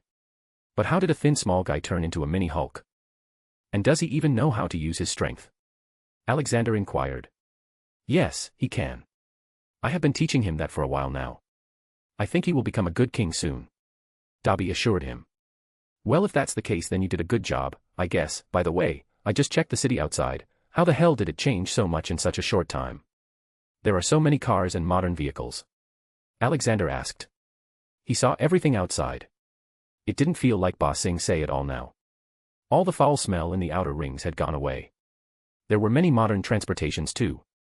Oh, it was Blue Fong's doing. He is the richest man in the world right now. He started various companies around the world and gave jobs to anyone. He and Haku have done a splendid job, Dobby explained. Alexander's chest rose in pride. "Yes, I am proud of him. I am happy he's spending quality time with his son Hole, teaching him good moral values. Okay, prepare to launch the assault now. Our time is coming soon. Where is Saitama?" Dobby scratched his head. Boss. Azula has gotten love-struck and she is after Saitama. The poor guy is running and hiding around the city. But Azula still finds him. Haha, well, at least she is not making trouble.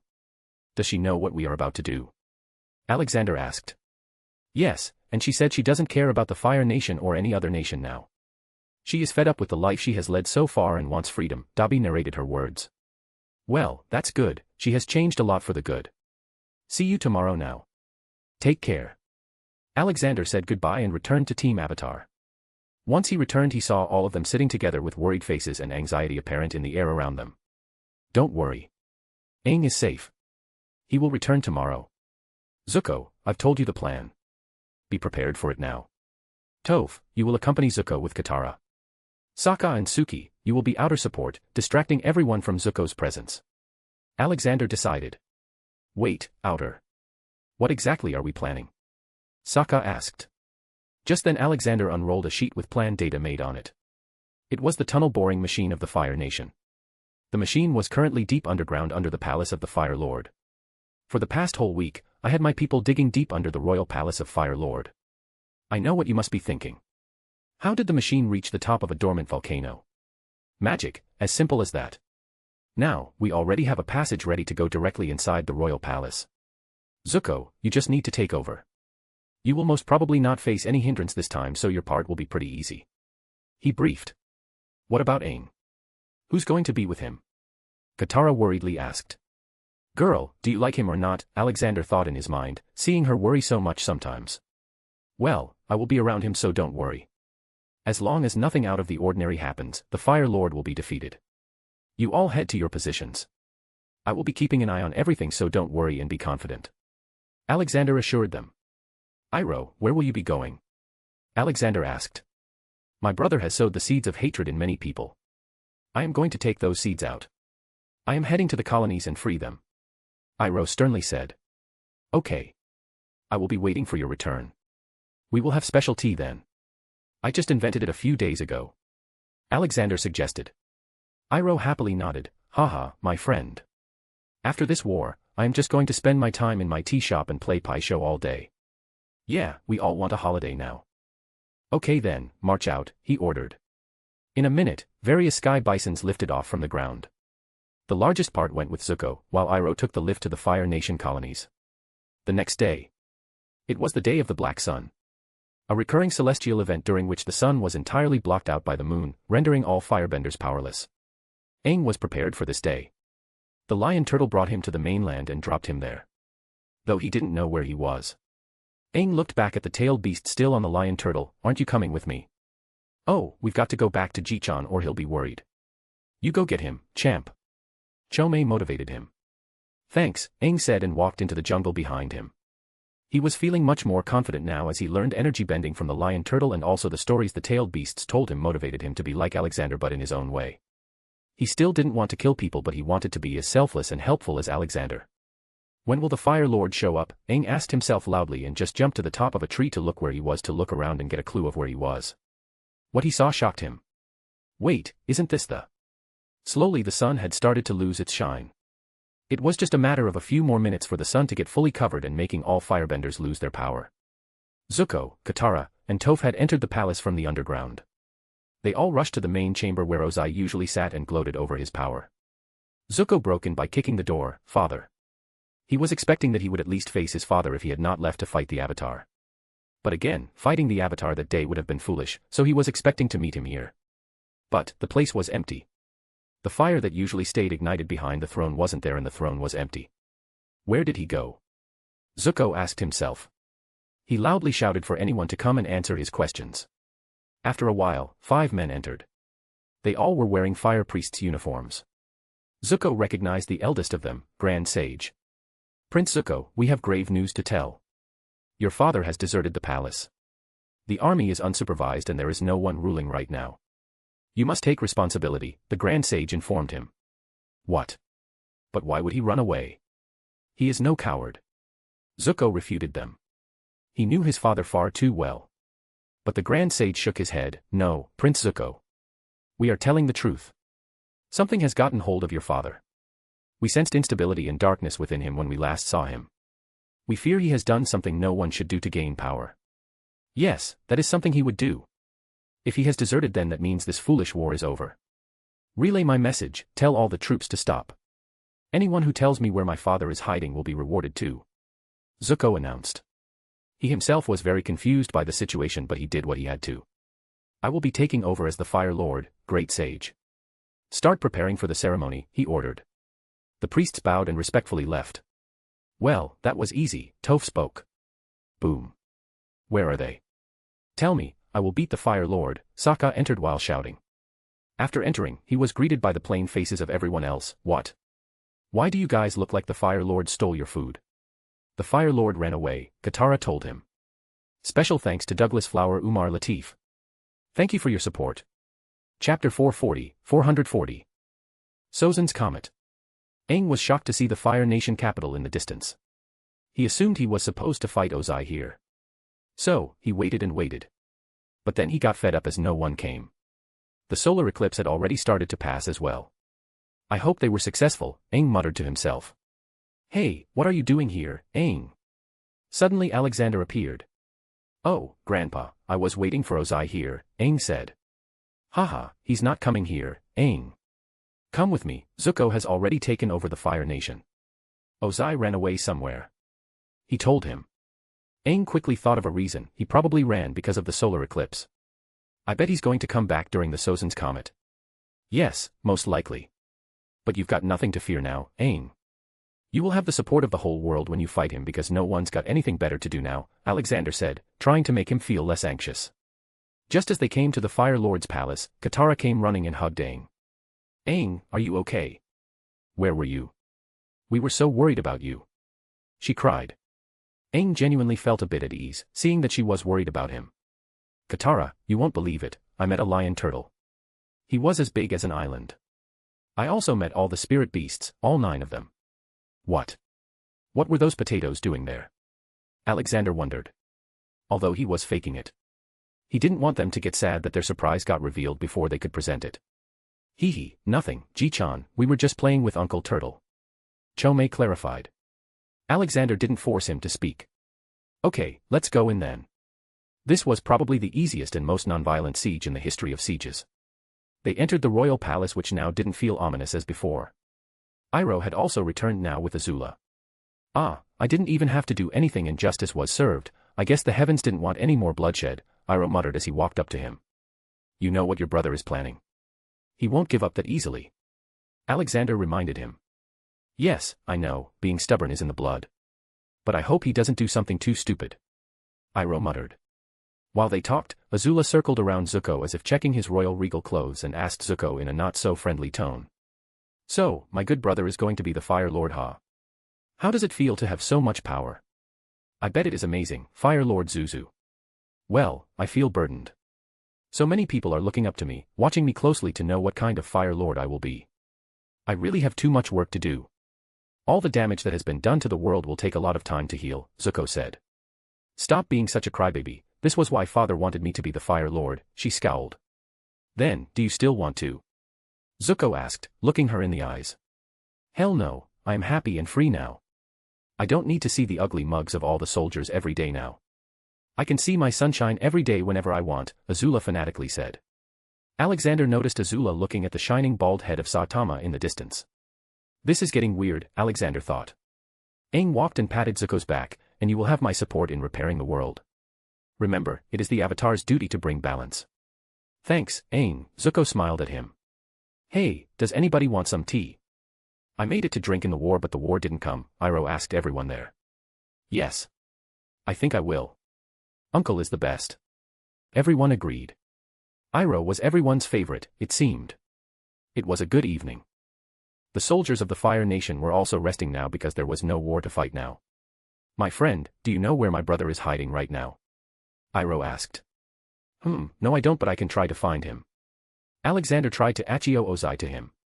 But it failed and nothing appeared. Well, it seems he's either dead or too far away, Alexander said, unsure of it himself. His Achio didn't help him this time even though it was supposed to work throughout the space. In the spirit realm. We wait for Sozin's comet now. When the time is right, I will help you kill the Avatar, Vaatu said, putting Ozai in even more rage. Now, don't get angry, you will get your nation back. I had to forcefully drag you here, otherwise, you would have gotten yourself killed. Vaatu explained. They eventually reached the Tree of Time where Vaatu was caged. We will try to control all the beings of the spirit realm now and unleash them on the physical world. Let's get to work, Ozai. Vaatu was basically using the body of Ozai as his servant now. When will we go back? When? Ozai asked with a shout. It was obvious that he was losing control over his body and mind. Oh, soon. We will go soon. The comet is arriving in a few days and we will be unstoppable after that, Vaatu revealed. The days passed. Everyone was waiting for what was going to happen on the day of the arrival of Sozin's comet. Even most of the people in Ozai's court had ignored Zuko until now. They were delaying their oath-taking for as much as possible because they didn't know if Ozai would succeed in killing Avatar. They all agreed on one thing. That Avatar was the only thing standing between Zuko becoming a Fire Lord and Ozai becoming the king of the world.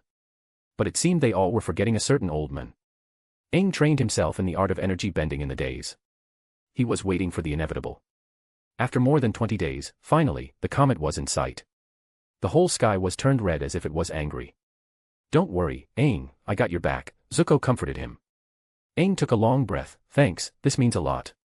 They walked out of the palace to see where Ozai will appear. The only one missing was Iroh. The men had said that there was no need for him now, he knew that Alexander was immensely powerful and whatever was to happen it would be for the good.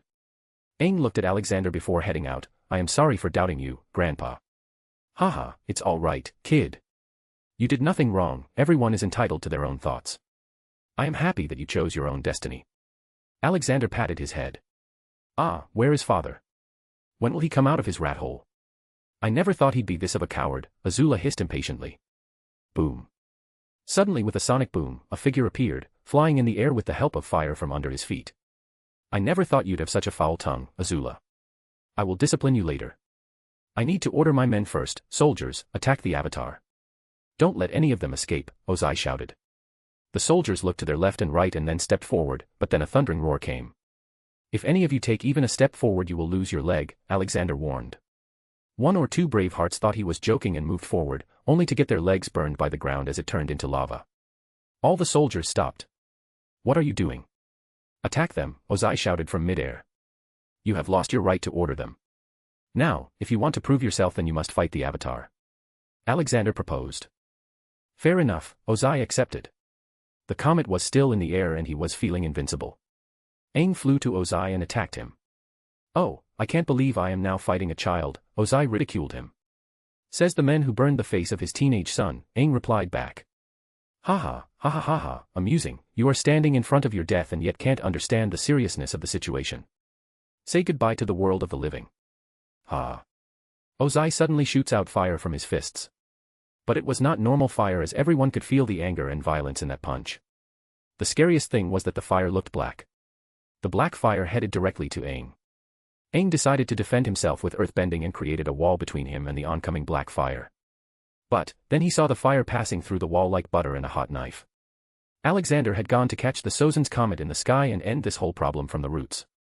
But, when he was in the sky he saw what Ozai did. He wondered if Ozai really did make a deal with the devil. But he could not feel any sort of demonic presence over his body.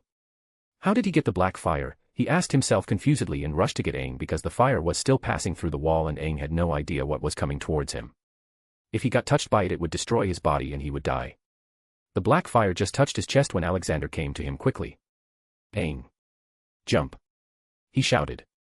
He quickly landed just beside Aang and raised his hand towards Ozai. The black fire got absorbed in his hand by using his eyes ability. The moment Alexander felt the power behind the black fire, he knew what was happening. But, Aang was injured, and even if it was just a millimeter wound, it was still damaging. He stopped him from falling down. Alexander got enraged, the sky's color changed from just red to gloomy dark red. "Vaatu, you dare to come out and meddle with the physical world? It seems you have forgotten me," Alexander shouted coldly. Anyone who was experiencing this felt chills run down their spines. "Aang is not alone," he announced. Suddenly, in a dramatic way, the images of all the previous avatars appeared in a line on Alexander's left and right. He stood in the middle with his hands resting Aang's shoulder, sending his energy into Aang's body, healing him. "Aang is not alone." The muffled voice of all the previous avatars also came. The people of the Fire Nation's capital witnessed the scene firsthand. Many of them dropped to their knees and started praying to the spirit god, asking for forgiveness for whatever crime they committed in their life. "Vaatu. 1 minute is all I give you to leave that man's body. Or else, I will beat you out of him." He threatened him, unleashing his full aura that made the warriors and people of the whole world kneel on the ground. Even Vaatu was feeling the pressure and he was thinking that maybe it was not a nice plan to fight the spirit god. But, he knew that he wouldn't be killed by spirit god as he was a necessary force of nature. Without him, there can be no balance. Time over. All the images of the previous avatars combined into one and it entered into Aang's body, making him go into his avatar state, but this time he was in control of it. But it would take him a few minutes to orient himself. Alexander meanwhile flew to Ozai, Vaatu, to beat Vaatu out of the mortal body. Special thanks to Douglas Flower Umar Latif. Thank you for your support. Chapter 441. Revelations. Alexander grabbed Ozai's face and slammed him onto the ground. It created a shockwave big enough to cover them in the dust. "Leave the body of this mortal, Vaatu," Alexander ordered. But Vaatu ignored. "Why would I? This is the perfect time to use this body. Fight him, Ozai. You have my support," Vaatu said, encouraging his host. Even though he didn't have much confidence. Ozai started spewing black flames from his mouth. Alexander had a plain face the whole time fire was touching him. "What a weak fire, even Ragnarok's burp is stronger than this," Alexander mocked and punched Ozai's face. Bam. "Come out, Vaatu. If I kill this man, you will die too," Alexander threatened him. "Ha, I know you won't kill me. I am the part of the balance that is keeping this world intact," Vaatu smugly claimed. "I wouldn't be so sure of that. Yes, I won't kill you, but I can certainly harm you. For example, I can change you into an insect with reduced power. It is your existence that is important, not your strength and attitude," Alexander threatened him. This time Vaatu didn't immediately reply. Alexander activated his eyes and put his hand on Ozai's face. "Now, come out like a good boy." He used his powers to take out the power inside Ozai's body, which was simply Vaatu. He was a spirit, so his body was untangible in the physical realm, which was the reason he came out so easily. Ozai shrieked in pain the whole time. Alexander knew that the man was most probably having the biggest migraine to ever occur. Vatu had housed himself in Ozai's brain like some kind of fat lord in his castle to control his mind better. After a few seconds, he really pulled out a black kite-like thing from Ozai's mouth. Vatu, realizing that his plan failed and tried to flee. But Alexander caught him and took him to the sky with him. I will give you the beating of a lifetime now that you will remember forever. Bam. On a balcony of the royal palace, Ragnarok and Iroh sat and watched the whole fight going on outside. What a beautiful scenery. You don't get to see a fire show every day, Ragnarok joked. You have become really good at pie show, my friend. Iroh praised him. Well, I learned from the best, Ragnarok said. Oh, look, I guess it's time for me to involve myself, Iroh exclaimed and jumped from the balcony. What about our bet? Ragnarok asked loudly. Upon receiving no reply, he just shamelessly bagged all the money. Well, he quit, so I guess that makes me the winner. Haha. Ozai quickly stood up when Vatu left his body. He looked around and saw Aang. Then he looked at his hands, realizing that he was fooled by Vatu as he had started to lose control over his mind and body just a while ago. He was enraged and unstable. He wanted to take out his anger at whatever he could. He could only see Aang there, so he went ahead to do it. You. I will kill you and make the world kneel. He shouted and launched himself towards Aang. Moments before reaching Aang, Ozai threw a fire punch. Still a bit injured and fearful of the black fire, Aang froze up and tried to counter with his air. But even his eyes were closed, not even realizing that now it was just a normal fire. Hey! Open your eyes. A shout came. Aang looked up and saw Iroh, Zuko, Katara, Toph, and even Azula standing in front of him, protecting him. Ozai amusingly looked at the scene. Ah, I shouldn't be surprised now. The most incompetent men in the family, Iroh. Surrender, Ozai. You still have a chance, Iroh warned him. Ozai scoffed and started speaking proudly. You dare to threaten me? I knew you would never be a good Fire Lord. You should be down kissing my feet for bringing the Fire Nation to such heights. Instead of sulking for your dead son and drinking tea. You even passed your foolishness to my son. Let me tell you a secret, Iroh, this should be a shocker to you. I got your son killed. It was me. Silence ensued around the whole place. Even the supersonic beating received by Vatu in the sky felt like pure silence. Iroh suddenly lost balance and fell down on the ground. This was probably a big hit to his already hurt heart. He looked at Ozai and asked with an expressionless face, why would you do this to your own family? Because you were father's favorite. You were the only great talented son in his eyes. You lacked ambition, Iroh. I knew it. I knew that as long as you were alive I would never become the Fire Lord. I had in fact sent assassins for you too. But sadly, you fought them off. But I still became the Fire Lord. The odorless and textureless poison that Ursa provided me to kill Father right in his sleep was very efficient. Ozai said, just confessing that he killed the last Fire Lord. Boom. Suddenly a fireball hit Ozai's face. What did you do to Mother? It was Azula who had attacked. Her face looked really angry at the moment. I never thought you loved your mother so much. Well, I guess we learn new things every day. I will have to straighten you out later. Ozai said, seemingly forgetting that the fight going on in the sky would decide his fate and not this one. Unknown to him that his fate was already decided because what was happening in the sky was not a fight but a one-sided beating. Zuko looked at Iroh worriedly. He felt like Iroh suddenly aged a decade in a matter of seconds. His heart ached for the kind uncle who never gave up on him. Go Zuko, stop him. He has gone too far. Iroh seriously stated. Zuko nodded and joined his sister in the fight against Ozai. Oh, here comes my biggest disappointment. Ugh. I should have killed you back then. Why did I even listen to Ursa? You being dead would have been more profitable for me. Ozai mockingly said. Zuko's fire suddenly lost its intensity. Boom. Ozai tried to punch Zuko in the face but Azula stopped it. She kicked Zuko on his ass to make him focus. Zuko, you fool, he is trying to manipulate you with words, he's playing mind games. He's been teaching this to me since I was small. Don't die on me now, I don't want to become the Fire Lord when I have found the light of my life. Somewhere inside the palace, a certain bald man scratched his shining bald head and sneezed at that moment. Am I allergic to seaweed now? Zuko came out of his stupor and calmly looked at the grinning face of Ozai. You are disgusting, I am ashamed to have a father like you. Uncle Iroh is more of a father to me than you ever did. For some reason, this enraged Ozai. That even his docile son was talking back now. He was not going to kill Zuko originally but now his mind was clouded. What did you say? You ungrateful son. Ozai started using his full power to fight them. It was honestly a lot. Both Azula and Zuko were good at firebending, but the amount of fire Ozai was bending was too much. He could really burn the whole city if he wanted to. Ha ha ha, where are you running now? Ozai shouted. He was clearly in a crazed state now. His eyes looked bloodshot red. Azula then appeared behind him and threw her blue flames at him. Where is Mother? Tell me. Ozai didn't even turn around. He gave a horse kick to Azula with a big amount of fire. She is dead. Dead. No. Zuko shouted in disbelief and jumped onto Ozai's back and started punching his head furiously with his fiery fist. You are lying, he rejected Ozai's words while punching. Bam. While Ozai was taken aback by Zuko's attack, Azula punched him in the guts with blue flames and then proceeded to kick his nuts as hard as possible, also with flames. Katara's waterbending was useless at the moment because the amount of fire Ozai was making instantly turned water into steam. But Toph was free. She quickly imprisoned him in a block of stone. Only his face and hands were out, to make sure he didn't blast the stone. The rest of his body was inside the stone.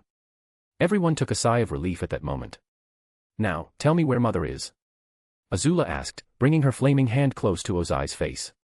Ha, you don't have the guts to do it, girl. And your mother is dead, just accept it. Ozai persisted. Bam. Azula did punch him hard. I will do it again, now tell me. Suddenly Ozai smirked, you shouldn't have left my feet covered. Before anyone could understand what he meant, a loud explosion happened. It was big enough to throw everyone a few meters away. Ozai got up and stretched his arms. You forgot I could do lightning bending. Well, anyway, let's start the main course now. Come. My children. He was not asking Zuko or others to come to him. Hundreds of angry demonic spirits from the spirit realm appeared around Ozai. For agreeing with Vato, he gave me these as a price. I got rid of him and now I rule them. Guess what will happen now? Ozai smirked and then waved his arm, telling all the angry spirits to attack. Special thanks to Douglas Flower Umar Latif. Thank you for your support. Chapter 442. Ate a comet. Everyone got busy fighting the spirits now as they constantly attacked them. Aang started using his energy bending to make the spirits good again. But there were too many to effectively stop them.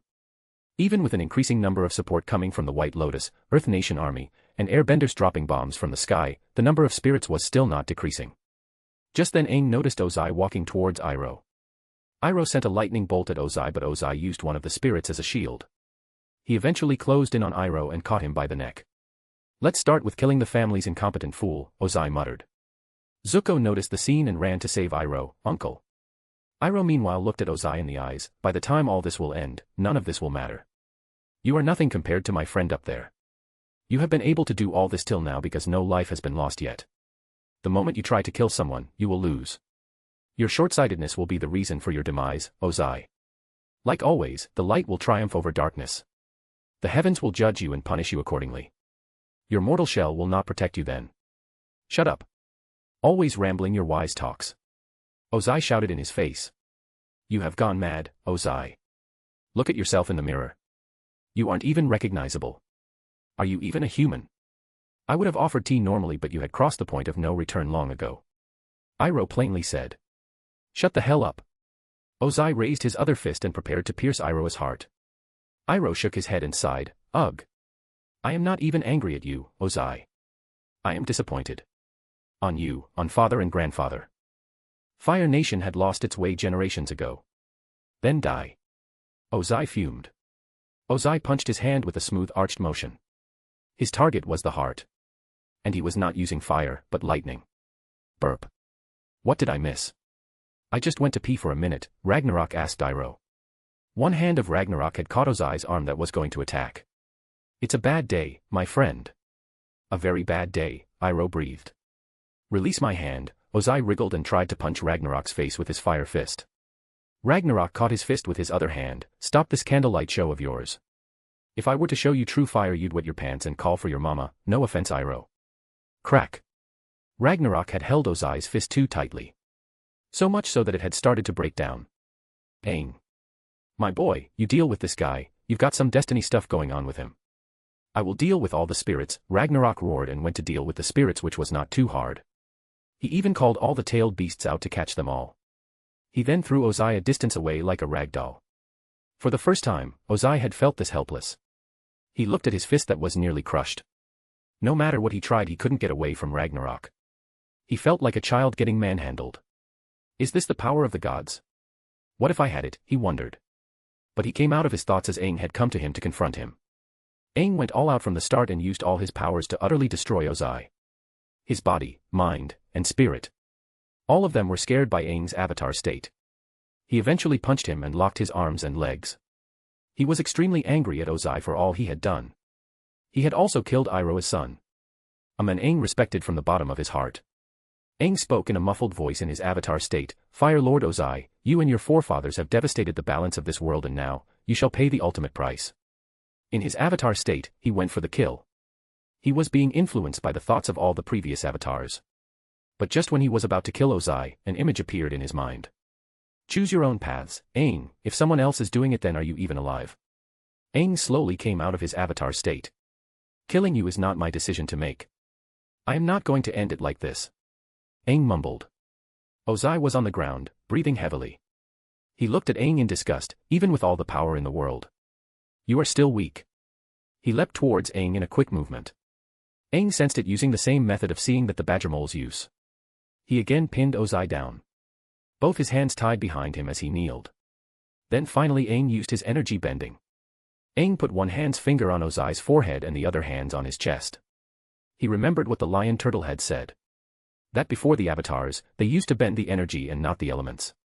He also remembered Alexander's answer when he had asked about how he could do so much different stuff. How he could bend anything. To this Alexander had told him that everything in the universe is energy. The four elements are the most refined, that is why bending them is common. But, one can learn to bend anything. Then suddenly, blue light started to come from Aang's eyes and mouth. Up in the air, Alexander and Vaatu were shocked to see that. Bam. "Oh come on, that was a 1000th punch. I've had it enough. Cut me some slack now." "I won't do it again," Vaatu complained. "No, you even thought about doing this and it was wrong." Alexander refused to let him go. "Go da, oh, look, that kid is doing energy bending." Vaatu pointed. Alexander looked down and saw Aang. He worriedly grabbed Vaatu and came down. Just then, Ozai's eyes and mouth started shining in orange light. Their lights illuminated the red clouds in the sky. Then, Aang's whole body started turning blue. "He is trying to suppress Ozai's bending completely," Alexander muttered. Alexander was prepared to intervene if Aang was unable to do so, and it backfired. But that point never came as Aang was successful. Abruptly the lights vanished and the body of Ozai slumped back down. Ozai tried to get up tiredly and tried to do fire bending, but he wasn't able to. What did you do to me?" Ozai fearfully asked. "I took away your fire bending. Now you will never be able to hurt or threaten anyone else ever again," Aang revealed. Ozai vengefully looked at Aang but stayed quiet. He was the weakling now. Clap clap. Alexander came to Aang and hugged him. "You did good, son. You did very good. Taking away his firebending is a very harsh punishment for a power-hungry person like him." "Whoa." Aang took his firebending away. "Well, I guess he's the loser lord now," Sokka exclaimed. But he received an elbow from Suki. She pointed to Zuko, who was standing with them. Zuko saw this exchange and sighed, "No, I am not angry. He really is a loser. Both, as a lord and as a father. How dare you? I am the Phoenix King." Ozai growled at everyone. Ragnarok went forward and slapped him in the face. "No, you aren't even worth chicken shit, let alone a being like Barry." "Language, Raggy, there are kids around us," Alexander reminded him. "So, is the war over?" "The end of the line?" Toph asked jokingly. "No, I still got a comet to catch." "Who wants to come with me?" he asked. Me. Take me." They all enthusiastically raised their hands. "Haha, well, let's go then." He waved his hand and everyone started to hover in the air. "Okay, do not feel scared now." Before they could ask anything, suddenly they all accelerated and left the planet's atmosphere. The Sozin comet was just going away from the planet. Alexander brought all of them close to the comet. "So this is the Sozin's comet. I can feel it acting as a catalyst for my firebending," Azula commented. "Hey. Why is this shaped like a gorilla's head?" Sokka asked jokingly. "Yes, Sokka, this looks just like your head." Toph japed at him. "Ha, very funny." Sokka rolled his eyes at being made fun of. "Anyway, what are you going to do with it?" Sokka asked. Maybe I'll eat it," Alexander muttered. He went close to it and gave it a traditional lick. Yuck, it tastes like hot mud, he exclaimed. Then he pointed his arm at the comet and activated his eyes. Soon the distancing comet started getting attracted towards his arm. After a few minutes, it instantly disappeared as if it got sucked inside Alexander's arm. Alexander instantly felt the power surge in his body. In fact, he started burning too. Haha, Alex, are you turning into a dragon too? Ragnarok asked. I don't know, Raggy. But we will have to run tests later. Well, anyway, our job here is done. Kids, you have become your world's first people to go into outer space. Now, let's go back. He announced and started dropping down. A. Sokka screamed like a girl and jumped onto Alexander like a monkey. Kid, stop embarrassing yourself in front of your girl, Alexander told him. Life is more important, Sokka argued. Humph. Suki's displeasure got noted soon. Kid, you'll get beaten tonight as well, Ragnarok told him, deduced by the looks of Suki. Okay, touchdown, Alexander said and released them from his magic that was keeping them alive until now. As soon as they came, Dobby appeared. Boss, job well done. We have finished our assignment. Good, now it is time to celebrate and announce the end of this stupid war. Special thanks to Douglas Flower Umar Latif. Thank you for your support. Chapter 443. Family Drama. Alexander looked at Vato. He had not forgotten about this ancient spirit of darkness. It was not an evil spirit, but it was just the way its nature was programmed to be. He currently stood inside the spirit realm in front of the Tree of Time, the supposed place where Vato stayed locked. Welcome to my humble abode, it's not much but it's home, Vato said sarcastically. Alexander was honestly surprised by this weird spirit. It didn't act the way a normal villain would. Okay, here's the deal. You stay inside for the rest of the time and I will not hurt you. I will also leave behind entertainment for you so you won't get bored. He proposed. Oh, what kind of entertainment are you talking about? I have lived longer than I can remember, so not many things surprise me. Vato said. Alexander just expanded the space inside the Tree of Time and set up a supercomputer. The computer was good enough to constantly create new games for Vato and also emulate full natural, multiplayer experience. He also left countless movies and shows in there. They can also be created according to what Vato wanted. Look at this game is called Doom Eternal. You kill monsters in it and this is Ghost of Tsushima. This one is PUBG. There is also entertainment, this series is called Game of Thrones and this is called Friends. This movie is a part of Marvel series. Alexander introduced him to everything. The ancient spirit then sat down and tried playing Doom. Vato knew that he could never win against Alexander, not even in his dreams, so he went with the flow. But after playing for half an hour he really liked the whole violent aspect of it. Oh, woohoo, this is amazing, this is so good, ahahaha, so much chaos, die. Unlimited power. Well, Vato, you should enjoy your time here. I hope I won't have to see you in the physical again. And if I do catch you, you know the punishment. He warned Vato before leaving. From there Alexander went back to the Fire Lord's palace. The war may have ended but a happy ending was still very much due for Zuko and his sister. Iroh, on the other hand, made peace with the fact that his own brother killed his son. He asked to talk to his son for once, which he did let him do. Lu Ten was surprised but not too shocked by the plot behind his death. I am already dead, was his reply. As soon as Alexander entered the Fire Palace he was greeted by the loudest cheer possible. Voices chanting his name echoed throughout the hall. All the different military generals and other high-level officials had bent their knees to Zuko now and had recognized him as the new Fire Lord. So, there was quite a big crowd. Alexander looked at Iroh sitting beside Zuko who sat on the Fire Lord's throne. What is all this for? Well, Zuko here wanted to honor you as the immortal guide of Fire Nation. This makes it so that in the future if another person like Ozai comes then you can simply take over legally. Iroh explained. So, Alexander waited for this prize ceremony of theirs to end. Then finally he talked to them privately, let's go and meet Ozai. Let's find out where Zuko's mother is. Zuko instantly agreed. They then came to the cell Ozai was being kept inside. Came to laugh at me, now. Ozai mocked. So you do accept that you and your whole life is a joke. Alexander shut him up. Then he went forward and made him drink his homebrewed truth-spitter potion. Cough cough. What did you make me drink? Is this how you will kill me? With poisons? Ozai asked. Iroh shook his head in disappointment, you are not even half the man you showed yourself to be. Calm down and start meditating now, brother. Your time for judgment will come soon. What you drank was a liquid that makes people speak the truth. Now, tell us everything that happened to Zuko's mother. Alexander asked him. Ozai tried to fight but soon gave in. Father wanted me to kill Zuko for suggesting that I become the Fire Lord and not Iroh. I was ready to kill Zuko but then Ursa approached me and said that she will provide an untraceable potion and in return, I had to let Zuko live. I agreed to her condition and killed Father. Then I sent her away from the Fire Capital as I didn't want any backlash in the future. I don't know what happened to her after that. I had her followed for a few months but then she suddenly vanished. Ragnarok scoffed and shamed him. You miserably failed at being a good Fire Lord, a father, and now a husband. You are a cluster of disappointments. It's a miracle that someone hasn't killed you with poison yet. I just continued the ambitions of my father and grandfather. Ozai retorted. Alexander sighed, ugh. Avatar may have forgiven you because he doesn't like to kill. But in the end, I will be the one judging your soul. I will make sure it never rests in peace. Alexander then checked his sins. Fire Lord Ozai, category. Genocide, 100,000 air nomads, 60,000 water tribesmen.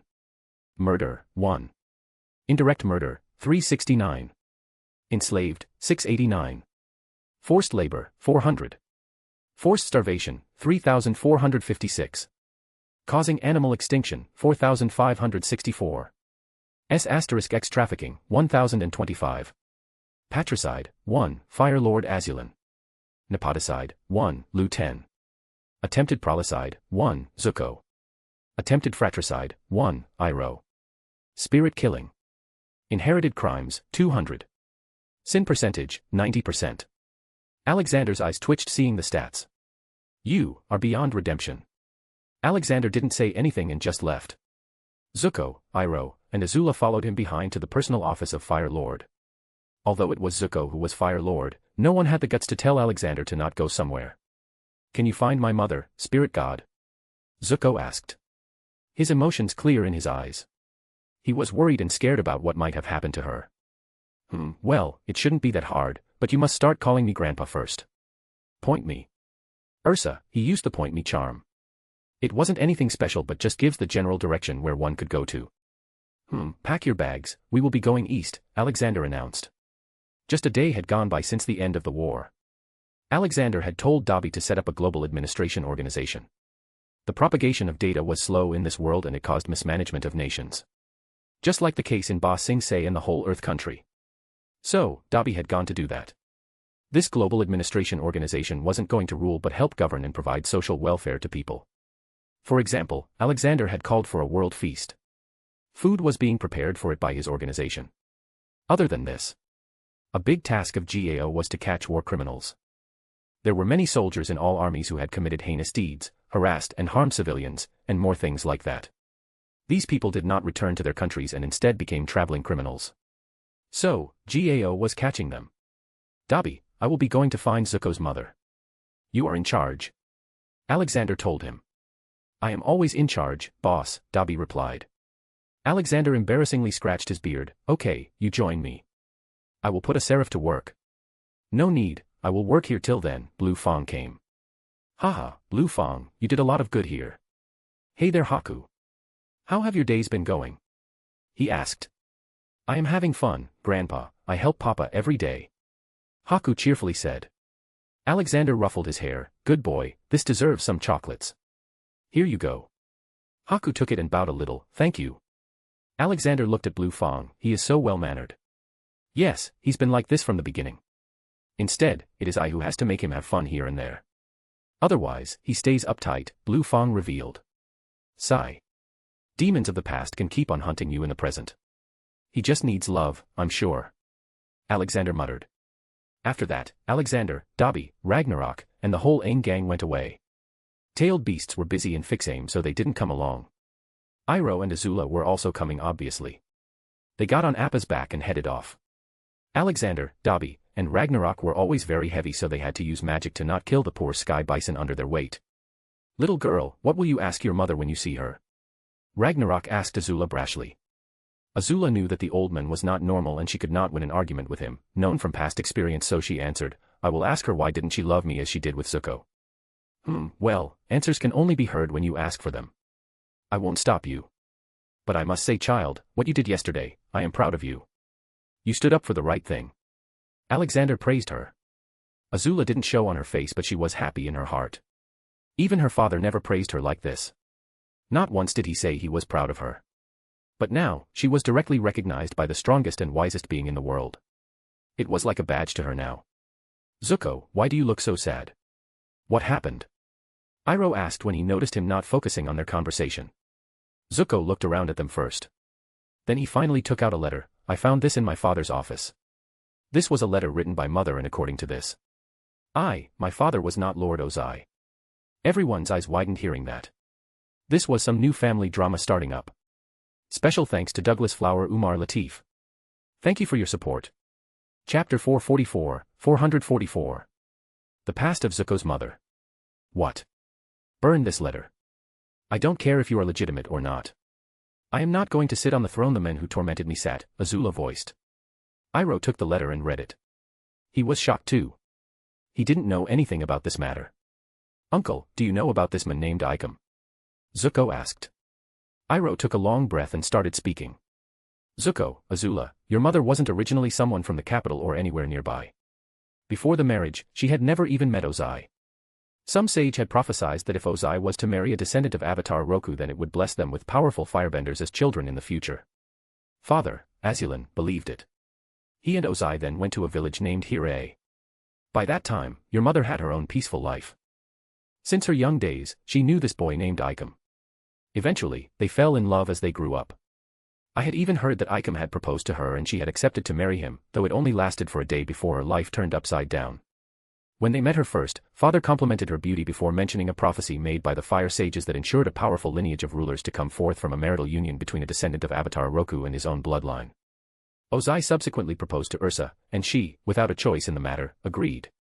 She mostly stayed sad as she couldn't find herself to forcefully love Ozai, which I can't blame her for, as he was really not that good when it came to interacting with other people like a normal human. He treated her like his property and she was not allowed to even think about her family or past life. This was up until you two came. Then you two became the joy of her life. It was not love that brought your parents together but just a marriage for the gain of the royal family. Your mother didn't have a choice. I had not heard anything about Ikem after that and I didn't try to find out either. Later when your mother disappeared I sent men to find Ikem but the man was nowhere to be seen. In fact, no one had seen him since the day your mother came here. I imagined that Ozai must have ordered his assassination. Your mother was a very kind lady and really loved you two with all her heart. But that cannot be said about Ozai, as for some reason he had particular hate for Zuko. Zuko looked at the letter in his hand. Because he knew I was not his son.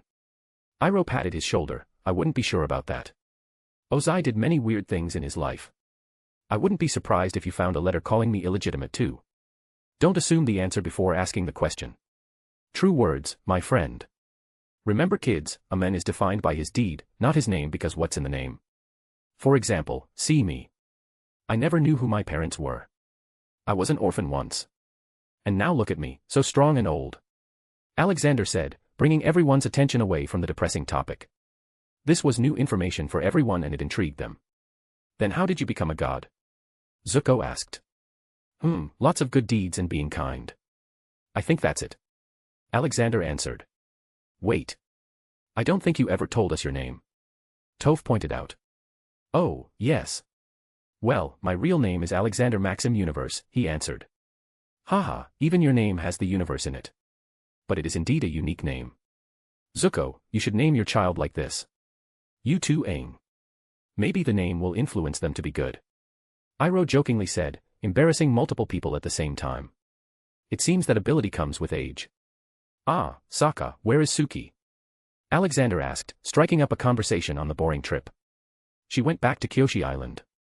She wanted to help her people there. Sokka said, hiding his gaze from everyone. Well, you are in a mess, kid. Let's see who kills you first, Suki or you. Dabi joked. Look. A village.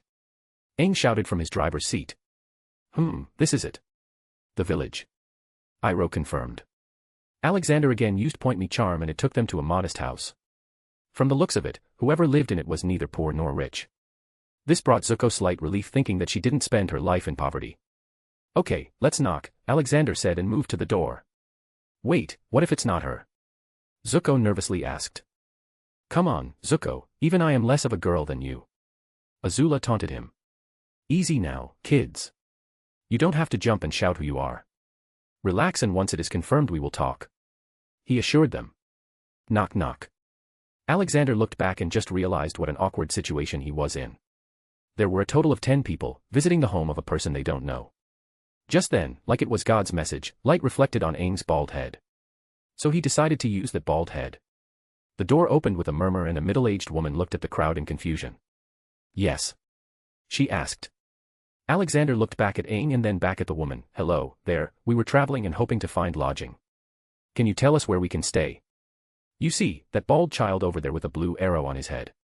That is the Avatar. Sokka cleaned Aang's bald head with a cloth and motioned his hand as if showing expensive merchandise. The woman looked at Aang, then everyone else. There was also Appa behind them, so she was already sold on Aang's identity. She again looked at Alexander, but her expressions had changed. Then, that means, you are the spirit god. She quickly kneeled and started praying. Thank you for bringing your enlightened self to my humble home. Please, come in. Please. Well, I can't say no when you are shouting for me to enter your home, he thought. Don't do that, child, don't kneel. No human should ever kneel. If you respect someone, then keep it in your heart and show it through kind actions. Get up, he said. With the remaining people, they entered the house and also looked around. What is your name, child? Oh, forgive my manners. My name is Nariko. My daughter should be around too. I will bring you tea, please sit. She rushed to her kitchen. After a while, a little girl came into the room running. She was shocked to see so many people, but her cheerful demeanor didn't allow her to be shy. Who are you all? She asked.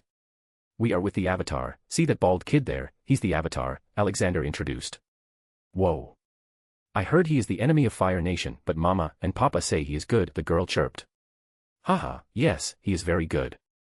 Tell me your name, little one, Ragnarok asked as he sat closest to her. Oh, my name is Ki, it's a pleasure to see you. She lightly bowed. Kiwi. Well, kiwis are tasty, Dobby spoke. No, not kiwi, it's ki, she corrected Dobby. Oh, okay. It is kiwi then. Dobby persisted. She pouted, wrong. Ha ha ha, what is that in your hand? Alexander asked. She came to Alexander happily. Oh, this is my friend Ki. Ha, you named her after yourself. Well, you have a very good name. Alexander praised. Little Ki has a very interesting haircut, Zuko chimed in. Hee hee. I tried to make her prettier, but accidentally cut too much of its hair off. It didn't turn out very good, she cutely said. My sister used to do this too, Zuko added with a frown. Azula quickly denied, hey, I never played with it. I practiced beheading with those dolls. Like that makes it better, Ragnarok scoffed.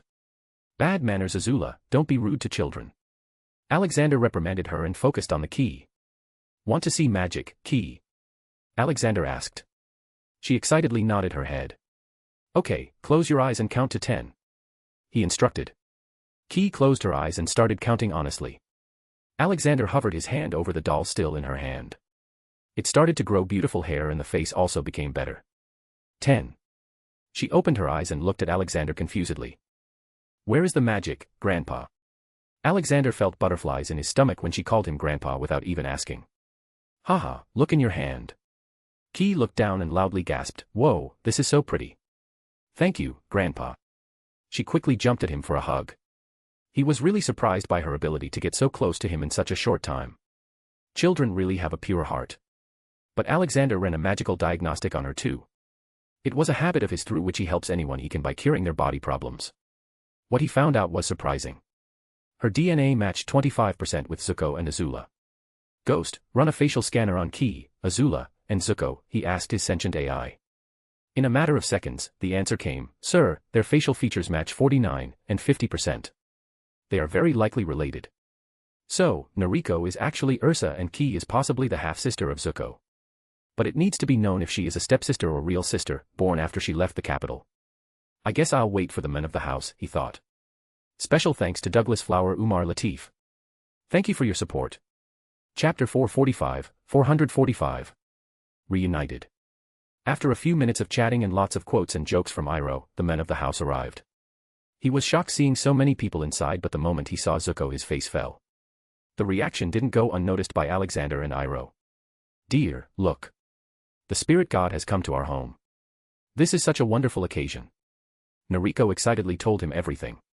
Just one look at the man's face proved to Alexander what he wanted to know. Hello there, young man, come, drink some tea with us old boys. Alexander invited him. Thank you, spirit god. I am Norin, I run the Hirei acting troupe. Norin introduced himself. Oh, an actor. Well, it's a nice profession. Entertaining people is hard. Not everyone is born a joker like our boy Sokka here. Alexander joked. Hey, that was a personal attack. I will remember it, old man, I will strike when you least expect it. Sokka warned him.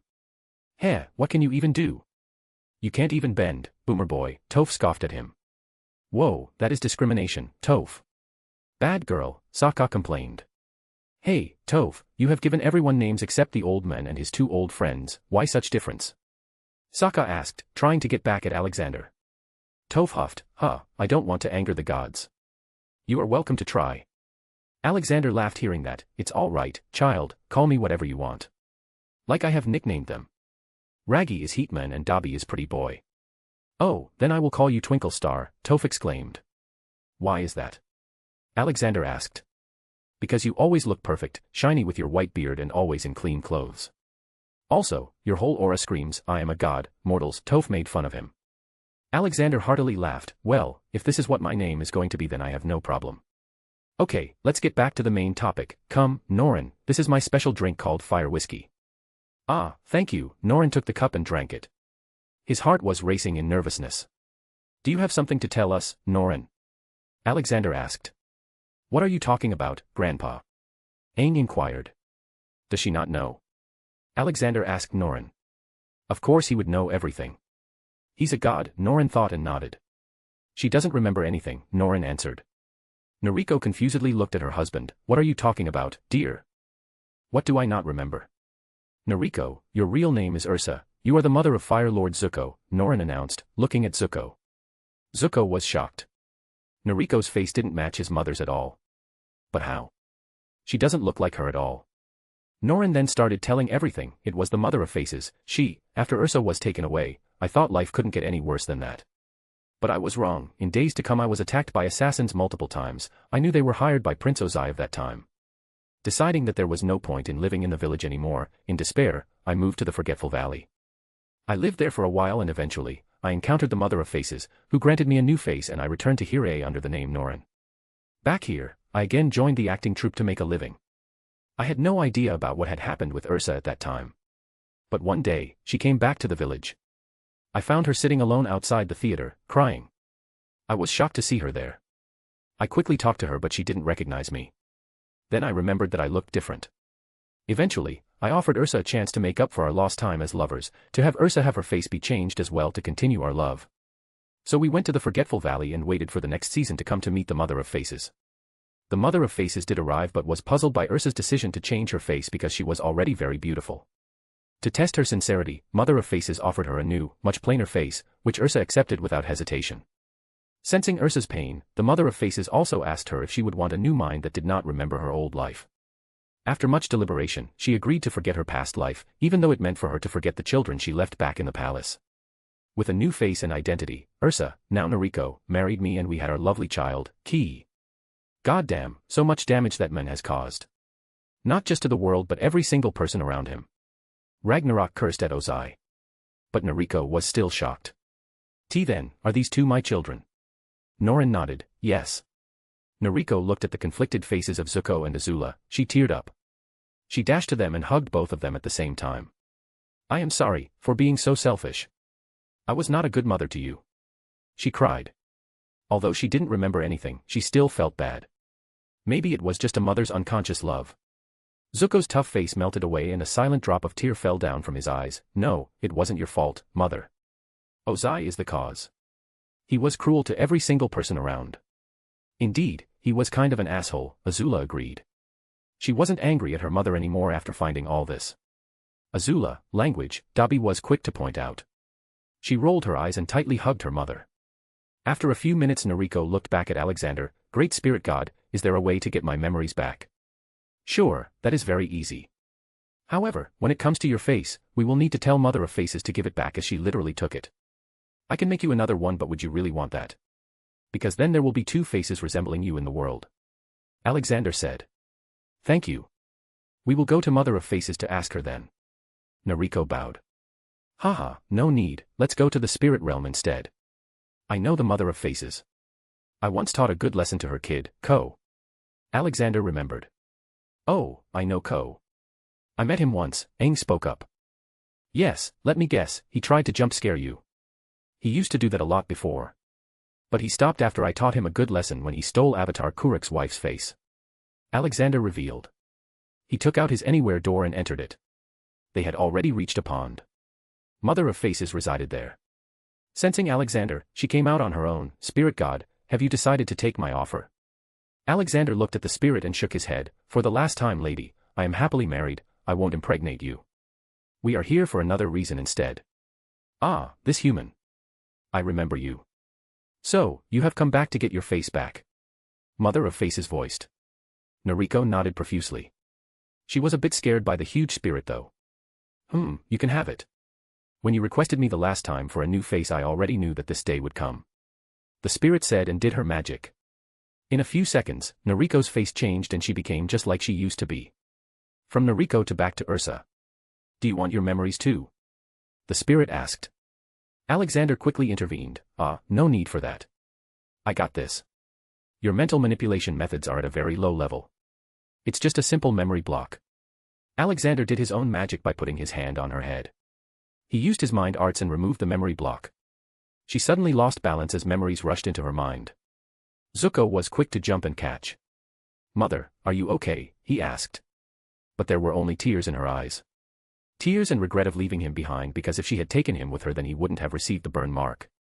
I am sorry, Zuko, she cried while caressing his burnt face. She then quickly called for Azula. Come here, Azula, my beautiful daughter. Mom, why didn't you take us with you? Azula finally asked. I wanted to, my children. But Ozai threatened that he would kill us all if I did that, and I was sure he would have really done it. Ursa reveled. Making Azula find a new reason to hate Ozai. Alexander let them have their moment. In the background, the Mother of Faces was trying to seduce Alexander when he refused continuously. What about him? This dragon god. Alexander put Ragnarok forward. Damn it, Alex, don't burn me in your fire. Save your ass on your own. Ragnarok complained and jumped away. Alexander then looked at Dobby. But Dobby was quick to speak. Don't even think about it, boss. Or else I will give your Momwaro Island photos to Olivia. What? This is blackmail. You hurt my feelings, Dobby. Alexander made a sad face. Little Key, what do you think? Isn't Uncle Dobby perfect for her? Alexander asked. Key looked at all of them first and then at Alexander. No. Grandpa is the best. Alexander facepalmed himself. Spirit God, my offer still sta. Mother of Faces tried to speak. Nope, the answer is still no. Alexander confidently denied. Special thanks to Douglas Flower Umar Latif. Thank you for your support. Chapter 446. What happened? After giving Ursa her face back, they all used the same door and returned to the village. There, Zuko asked something to her that was pestering him. Mother, I found this letter in Ozai's office. Is this true? He asked nervously. She immediately recognized the letter. Sigh. No, this is not real. I wrote this letter to catch Ozai. Since the day I left my home and went to the palace to live, I tried to stay in touch with my family by writing letters. But, I never received a reply. I had my doubts that Ozai was blocking my letters. That is why I wrote this, and as expected, he read it and confronted me. Forgive me, Zuko. But since that day, to punish me, Ozai decided that he would really treat you as if you were my illegitimate son. He saw you as a way to torment me. He most likely burned your face because he thought that no matter where I was, I would cry hearing about you. He wanted to see me sad and frustrated. He was a monster. Azula, this was the reason why I cared for him a little more. Because he was under constant harassment from Ozai, and if I didn't support him then he would have gone mad. But sadly, I overlooked you. But know this, my daughter. I love you as much as I love Zuko. You both are equally my children. Now, there is your sister Ki too. Please don't be harsh on her. She is very young. Don't worry, mother. She is my sister. She is Fire Nation's princess. Zuko firmly said. I should teach her fire bending, Azula muttered. But this raised red flags in everyone's mind and they decided to never let her train Ki. Mother, please come with me and live in the palace. You belong there and you deserve all the respect that was taken away from you there. Bring Ki too. Show her the palace. Zuko said, nearly pleading. Ursa looked at Norin. He nodded at her. Okay, we will come with you. Alexander was genuinely happy that Norin was such an understanding man. He couldn't imagine how harsh his life must have been. Losing the love of his life to an arrogant prince his lover didn't even know. Then being constantly hunted for loving her. Alexander had to give it to him, lovers like these were very rare nowadays. Good, then pack your bags. We will return with my magic door. It's going to be a big party soon. He announced. Yay! Key cheered. Alexander went out of the house to give them space to pack their stuff up. Grandpa, what are your thoughts on the current situation of the world? I mean, how it is governed, Aang asked thoughtfully. Well, it sure is messed up, Alexander said. Yes, young Avatar. Right now, one nation doesn't care about people of other nations and this leads to racism which leads to conflicts. Iroh spoke.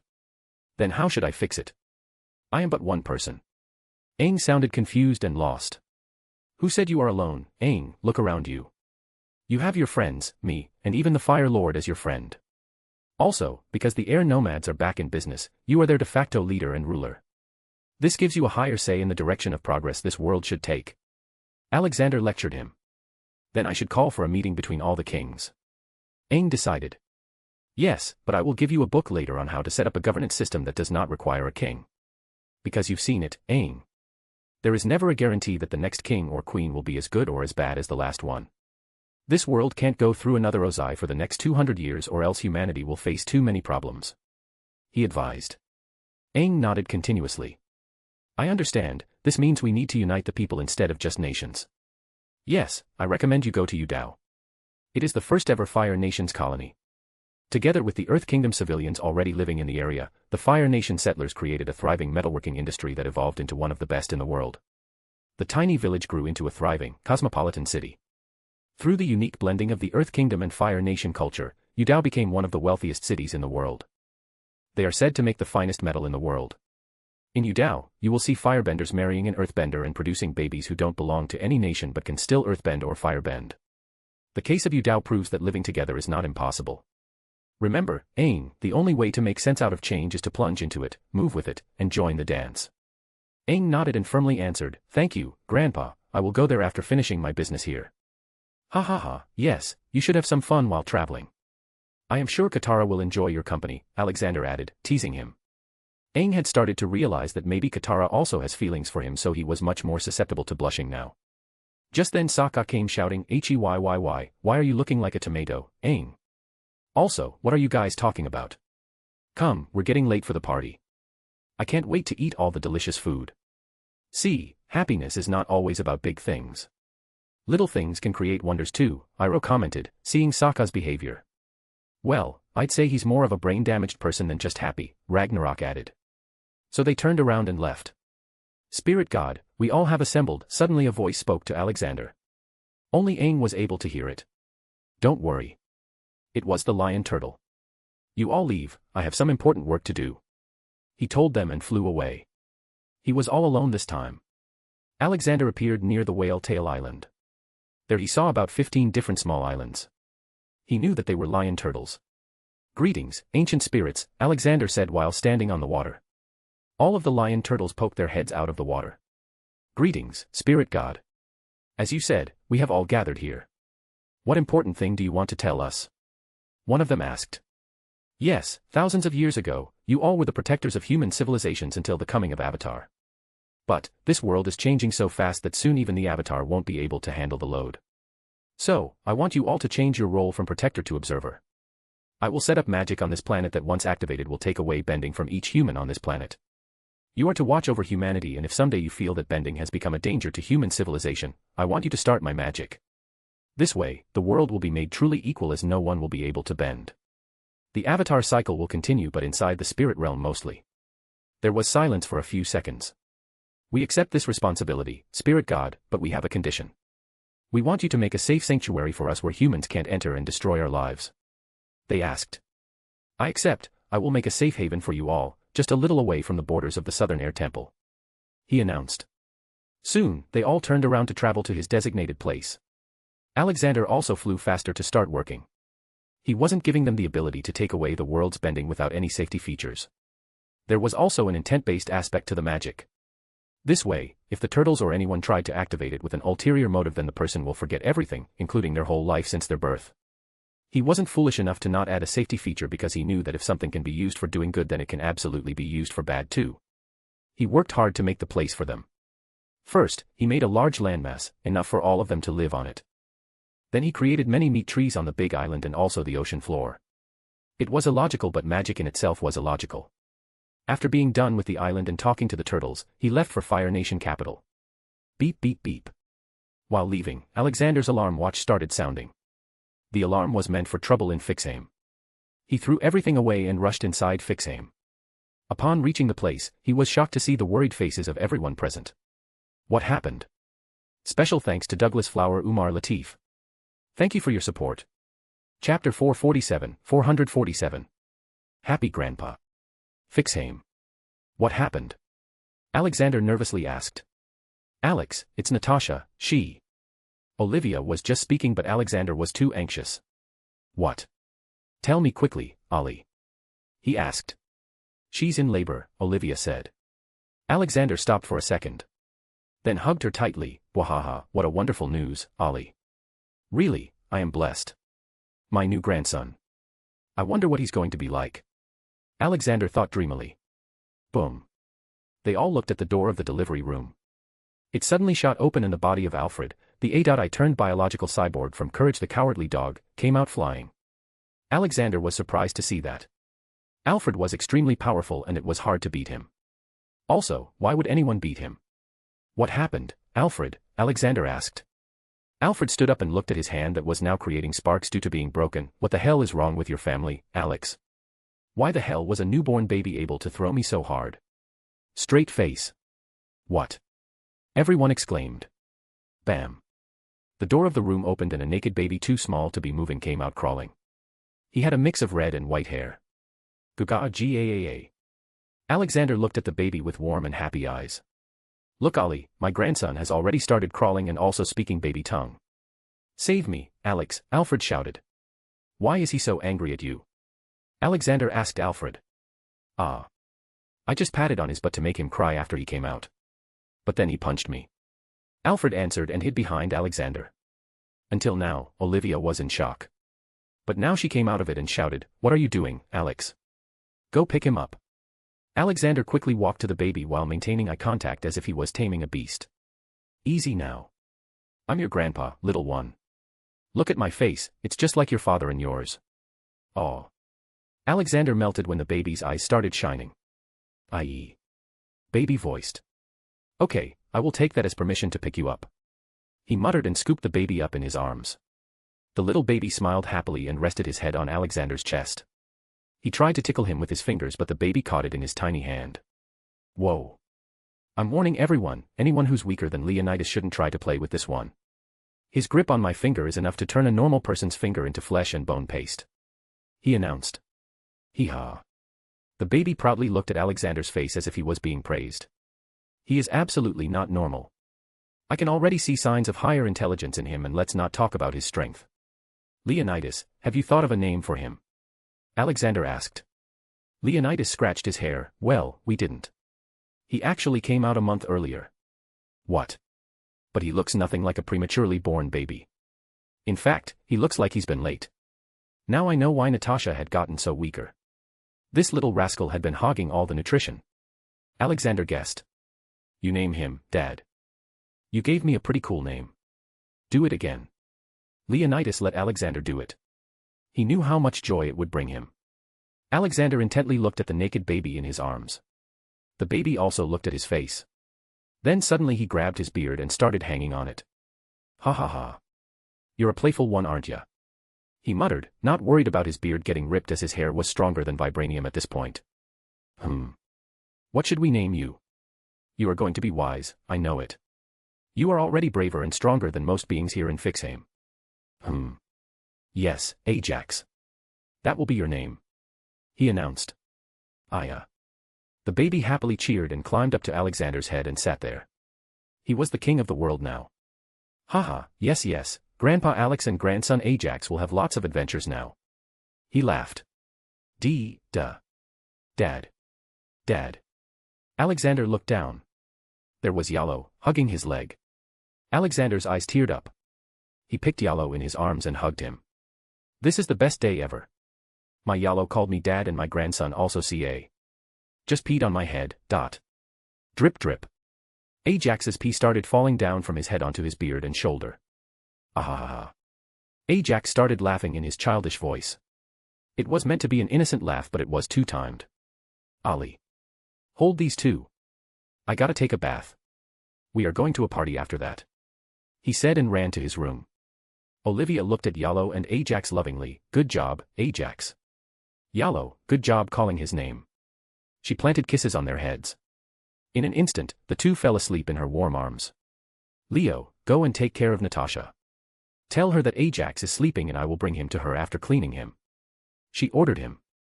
Natasha was very weak at the moment because of giving birth to such a strong baby. Ajax was also bigger and already more developed than most other babies, so she could imagine the pain and exhaustion. Natasha had also passed out after giving birth, which is why they didn't hear a scream when Ajax suddenly punched Alfred and started crawling. Leonidas was going to be staying with her and taking care of her. Alexander meanwhile bathed and returned to his grandkids. Ajax was now dressed up and made to wear diapers. See paragraph comment for the image of Ajax. Ah, look at him. Isn't he the cutest child in the world? Of course, along with Yalo. He fawned over them continuously. Ajax seemed to be really connected to Alexander and always tried to get his attention, by hook or by crook. Because Alexander had organized a feast for the whole world. It had turned into a global event. The most important thing was that everyone knew who was providing the food. So, they all named the day as Spirit Day. From the water tribes of the North and South Poles, for recently repopulate air temples to the whole of Earth Kingdom, everywhere people were given free food. Alexander had also tasked his people to form a population register and also to sort out all the economically vulnerable people who are not able to make a living or buy food. This way, Alexander would know who he needed to help in order to bring the world purity from 79% to 90%. Not just this, Fong Industries, the parent company of many other universe companies, owned by Blue Fong, was going to expand crazily and provide work to lower sections of the society. Blue Fong's company was already the most respected, and after this announcement it became the most loved company. Blue Fong had also given a new style of work idea for housewives. It was working from home. The work included delicate embroidery and other sewing tasks. Everyone could make money as long as they had a skill. And those who had no skill could go to Alexander's free skill learning institute. Fire Lord Palace. Hey Zuko, where did Grandpa go? Aang asked his friends who was going to be coronated today. I don't know. He said he had something to do and left. Although he said he'd be back. Zuko informed him. Oh, I was going to Yudao, but I guess I will wait now, Aang said. Hey. What are you doing? There is so much tasty food here and I had never seen these dishes. Sokka came with multiple plates stacked on one another. Grandpa brought this food. Though I don't know from where. All these are new dishes, Zuko pointed out. Really? Then I will ask him to write a book. This stuff is amazing, ah. Sokka ate chocolate and replied as it melted in his mouth. A/N, this chapter is slightly short but the next one is way longer than normal. The baby in the image is baby Kuriko from Kuriko no Basket. I just changed his hair color. Special thanks to Douglas Flower Umar Latif. Thank you for your support. Chapter 448. Strictly professional. In the busy hall, suddenly a pink door appeared out of nowhere. It opened and people started coming out. Whoa, what magic is that? A man standing with Iroh and drinking tea, asked. Haha, it is the spirit god, he has arrived, Iroh stated. The men gasped and kept on looking. Soon, the people came out and the door vanished. It was Alexander with Ajax and Yalo in his arms, Olivia, Amy, Douglas, Hats, Barry with his son, and all the tailed beasts. Amai. Toph shouted from a distance and jumped into Amy's arms. Amy was like a big sister to Toph, even though they had polar opposite personalities. Amy was calm and caring while Toph was brash and easygoing. Amy caressed Toph's hair. How have you been, Toph? Awesome, what about you? I was just thinking about you and you came, Toph excitedly said. Hee hee, I've been fine. Look, I got a new brother, his name is Ajax. Amy took Ajax in her arms and showed him to Toph. Ah, he's so cute. Hey there, little Ajax, Toph fawned over him. She went on to touch his cheeks but was stopped. No. Don't. He will break your finger otherwise, Amy warned her. What? You are joking, right? Toph asked. Amy looked around and saw her favorite person in the current world. Uncle Iroh, can you pass me that spoon? Sure, child, he quickly picked the spoon from the table and gave it to her. Okay, Ajax, show me your power, Amy muttered and handed the spoon to him. Then right in front of their eyes, Ajax grabbed it and under his fist, the spoon got bent. Then he tried to eat it even though he didn't have any teeth. But still, the spoon got disfigured beyond recognition. Amy took the spoon away fearing that he would eat it and put a milk bottle in his mouth. Even the bottle was made by Alexander because normal ones would get destroyed. Eaaaa. Ajax made noises and laughed. His big blue eyes looking at people around, melting the hearts of everyone. I used to hate babies but if they're like this, I want them, Toph firmly decided. Well, let's go and find a match for you, Toph. I can't let my sister not have a date. Amy said. Haha, yes, go on. Alexander chuckled and took Ajax back. Amy dragged Toph away to have fun. Iroh, my friend. What are you doing? Alexander asked. Nothing, just drinking tea, Iroh replied heartily. And who is this? Alexander asked, thinking that the men sharing tea with Iroh must be important. I don't know. He's a stranger. But, my friend, sharing tea with a fascinating stranger is one of life's true delights. Iroh quoted. Oh, if that is the case. Young man, what do you do for a living? Alexander asked the man who was drinking his tea nervously. I don't do much. I just sing in a dancing troupe. The man answered. Oh, that is a wonderful profession. Do you know any romantic songs? Alexander asked. Yes, spirit god, I do know a few. He answered. Good, then there is going to be a dancing event today. I want you to sing for all of us. Of course, you will be paid handsomely for it. He proposed. And so, the world's first mainstream singer was made. After all the guests had arrived. The coronation of Zuko was on the way. It was the start of a new era for the Fire Nation. Also for the words because the fire was finally going low. Soon Zuko and Aang came out in their newer dresses. All the people cheered seeing that. Zuko raised his hand, today, this war is finally over. People cheered at that. Finally, their oppressors grew a conscience. I promised my uncle that I would restore the honor of the Fire Nation. And I will. The road ahead of us is challenging. 100 years of fighting has left the world scarred and divided, but with the Avatar's help, we can get it back on the right path and begin a new era of love and peace. And Iroh muttered beside Alexander, making him laugh. Zuko continued. And thankfully, Spirit God is with us to support us. He has done more for the world in just a year than anyone else. As I have my full trust in him, I am making him the eternal ruler of the Fire Nation. If I or my future generation again chooses the path of war and expansionism, then Spirit God can legally dethrone them and rule himself. People madly cheered at that. Also, my uncle, he believed in me when the world turned its back on me. Without him, I wouldn't even be alive. He taught me how to be a good human before being a good king.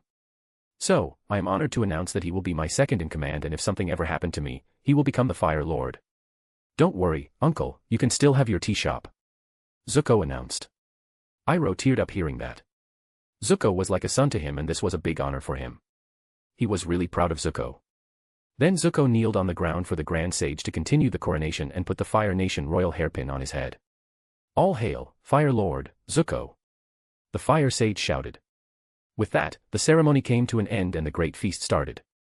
The whole palace and its grounds were lit up in lights, making it look very beautiful. Unlimited food for all was also a major attraction for some. Haha. Iroh, you lost to me again, Douglas laughed. They were playing Pie Show.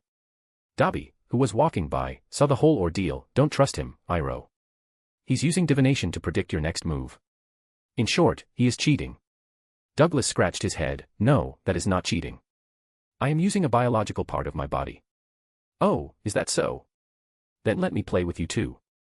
Dobby joined them and used advanced observation hockey to beat everyone. At a table across from there, Ragnarok sat with lots of Fire Nation children surrounding him because he was showing them fire tricks. Many airbenders, waterbenders, firebenders, and earthbenders were also there sharing tables and laughing together. This was a sight around the world. Even though differences and stereotypes were still there, people still got together. Grandpa, I will be going to you down next, Aang informed him. Fire Lord, his family, Avatar, and Alexander were sitting at a larger table. I will disband the colonies too, Zuko decided. No, you should not do that. That would do more harm than good. Don't forget that those colonies are older than you. Now, if you were able to become such a good friend of Aang in a year, imagine how inclusive the people will be in that city. There are firebenders married to waterbenders, earthbenders married to firebenders, so, you can't decide their nationality, Alexander suggested. Boo-baa. Ah, yes Ajax, milk is tasty, but this is yours. Drink it whole. Alexander got distracted as Ajax tried to make Alexander drink milk from his bottle. Then what should we do about all the colonies? I can't let them be colonies as they will continuously be a mark of shame to us. Zuko asked. Why not make it a neutral territory? Where people from all nations can come together and live in peace. It will not be controlled by any nation but will be protected by all of them. Alexander suggested. Aang and Zuko looked at each other's faces and nodded. That is an amazing idea. This way we can improve the image of Fire Nation if we try to put funds in improving the city. Zuko said. Yes, hey, where is Azula? Haven't seen her in a while, Alexander asked. He searched the whole hall that was too big for a normal eye to scan. But he found her. Azula was sitting with Saitama. Saitama was just eating his food while she just stared at him, being love-struck. Spirit God, I was going to. Grandpa, Alexander corrected Zuko. Grandpa, I was going to see Ozai. I was wondering if you'd come with me. Zuko asked. Yes, why not? That man has still not paid for his crimes. I will do that now. Ursa, you should come too. He advised. The mother and son looked at each other and nodded in an encouraging gaze. Good, now it is time to dance. Hit it. He loudly shouted and waved his hand. The tables moved on their own with people and made a huge space for everyone to dance. This was the first time a dance event like this was taking place in the world. Suddenly, Dobby started the music, acting as the DJ, and Barry flew around with his son, singing and making the mood amazing. He was quickly joined by everyone from Fixame. Sokka and Toph were not reserved and joined in. Iroh went to his nephew and dragged him too. Zuko also dragged Aang and Aang dragged Katara. Due to the chain reaction, everyone was on the dance floor, dancing to disco music from the 80s. These beats were new to everyone and they felt like they were made for people to dance to it. In the middle of the dance, Toph came up with a newfound camera given to her by Amy and clicked pictures of Team Avatar and all her favorite people. Alexander noticed that all the couples were slowly coming closer. Then, suddenly the music changed and now romantic beats started with slow disco lights. Alexander caught Olivia closer. But he also had Yalo on his back and Ajax in his arms, playing with Alexander and Olivia while being stuck between them. Zuko and Mai also followed the lead. Iroh grabbed a random stranger who looked familiar. Alexander thought of cabbages by seeing that man for some reason. Ragnarok and Douglas were dancing together. Dobby was dancing with Little Key. Amy was with Toph and Sokka was with Suki. Even in the air, Appa had a partner now. There was also a scream from a corner of the hall, but Alexander only laughed when he saw what happened there. This is so exciting. There are more than 1,000 people in this hall, Ollie. Alexander muttered while dancing. Yes, this is mesmerizing. Olivia agreed. Oh, look, Aang. She pointed with her head. Alexander looked and saw Aang and Katara close to each other's faces. But still not kissing as both were hesitant about what the other might think. Barry, give her a little push to Aang and Katara, Alexander told his Phoenix son. Barry dutifully went closer and sang loudly his romance songs, affecting the mood of the place. Then, as if something struck their minds, both of them moved closer and kissed. It was romantic and innocent. Alexander couldn't be happier. I guess this marks the beginning of a new era. I will make sure to make this world the best, Alexander said and pointed his fingers at the sky. Soon, heart-shaped fireworks started to appear in the sky. Extra. Haha, hey Suki. Want to dance? Sokka asked when the dance had just started. Oh yeah, why wouldn't I dance with my boyfriend who has promised to marry someone else? Suki sarcastically said. They started dancing soon after. Ay. Don't step on my feet, Suki, Sokka cried in pain. Oh, sorry, I forgot you had feet, just like you forgot I existed. Suki apologized. Ay. Why are you doing this? Sokka pleadingly asked. That wasn't on purpose, Sokka. I love you the most. Just like you said to me yesterday, Suki said with an emotionless face. F***CK. She's going to kill me, Sokka scaredly thought, looking into her calm eyes. No, Sokka, I am going to skin you alive. This time Sokka screamed like a little girl. He was genuinely scared. He regretted cheating on this Kyoshi warrior. A distance from them, another couple were standing face to face. But they were not dancing. Azula kept on looking at Saitama's face. Come on, dance with me. Put your hand on my waist. Don't be shy, I will teach you if you don't know. Saitama scratched his head. He was 25 years old and Azula was 14. He knew about it and also understood that it wasn't love but infatuation because of what happened in Ba Sing Se. He was not an idiot to not understand this. He also liked her but not as a romantic partner. "Okay, little sister," he said, putting his hand on her waist and started dancing. But, now it was Azula who had a plain face. It was critical damage to her young, slightly psychotic heart. "Oh, Azula. How are you, my patient?" Chome appeared out of nowhere with a big cake in his hand. Azula looked at him with teary eyes. "Komai. Komai." She jumped and hugged him. "You are the only one who truly cares for me." "Hee, I am your doctor, silly, I am supposed to take care of you and tickle-treat you," Chome said. But Azula failed to realize that in Komai's head, their relationship was strictly professional. It was just that he was good-natured to everyone. He patted Azula's back while eating his favorite orange-flavored cake with only one thought in mind. "This cake is so good. But, Fatty Saiken ate the rest of it. I'll ask Ji-chan for more." A/N, I was going to end this arc in these chapters but there was so much left to be explained and done that I wrote too much. I didn't want the ending to be too rushed. So, 3 more chapters until this is complete. Special thanks to Douglas Flower Umar Latif. Thank you for your support. Chapter 449. Years went by. The party was wild last night. Ragnarok even did a fire show after getting too drunk. Iroh now had a huge following of spiritualists who were inspired by his words. Alexander decided to set up a radio connection around the world, and with music and news, there will be a spiritual channel on which Iroh and the Avatar will share their words. It would mostly be Iroh though. He would be interviewing many people. So, the world's first podcast was made. Currently, they were headed to the prison where Ozai was kept. With him were Iroh, Zuko, Azula, and Ursa. "What will his punishment be, Alex?" Iroh asked. "Ugh. According to his crimes recorded by overseers from the spirit realm, his soul will forever be sealed within hell and tortured for eternity. He has killed and damaged millions of people around the world. Normally, a soul would get reincarnated and restart the cycle of life. Of course, it isn't like the Avatar. Normal souls don't remember their past lives. There is also a rare amount that goes to the spirit realm to live. Of course, there are other ways to go there too. It's a big system of things," he explained. "It is so complex," Zuko exclaimed. "That is why achieving peace of heart and soul is so hard," Alexander added. After a bit more traveling they reached the place. It was a heavily fortified prison on an island. The cell door opened and they entered. There he was, Ozai sitting, facing them. He still had a smirk. "Look how shameless he is. Still smiling," Alexander muttered. "Welcome back, Ursa. Must have been tough hiding all this time," Ozai said, trying to irritate Ursa. "No, not really. I met the mother of faces and she removed my memories and gave me a new face. I lived all these years with Ikem. We even have a daughter together. It was you who was madly trying to create problems for me when I didn't even remember you, and what you have done didn't affect me in any way," Ursa sternly replied. The smile from Ozai's face vanished. "Huh, who's the fool now?" Alexander taunted him. "But I had Ikem get killed," Ozai blurted. "Sometimes things don't always go as you planned.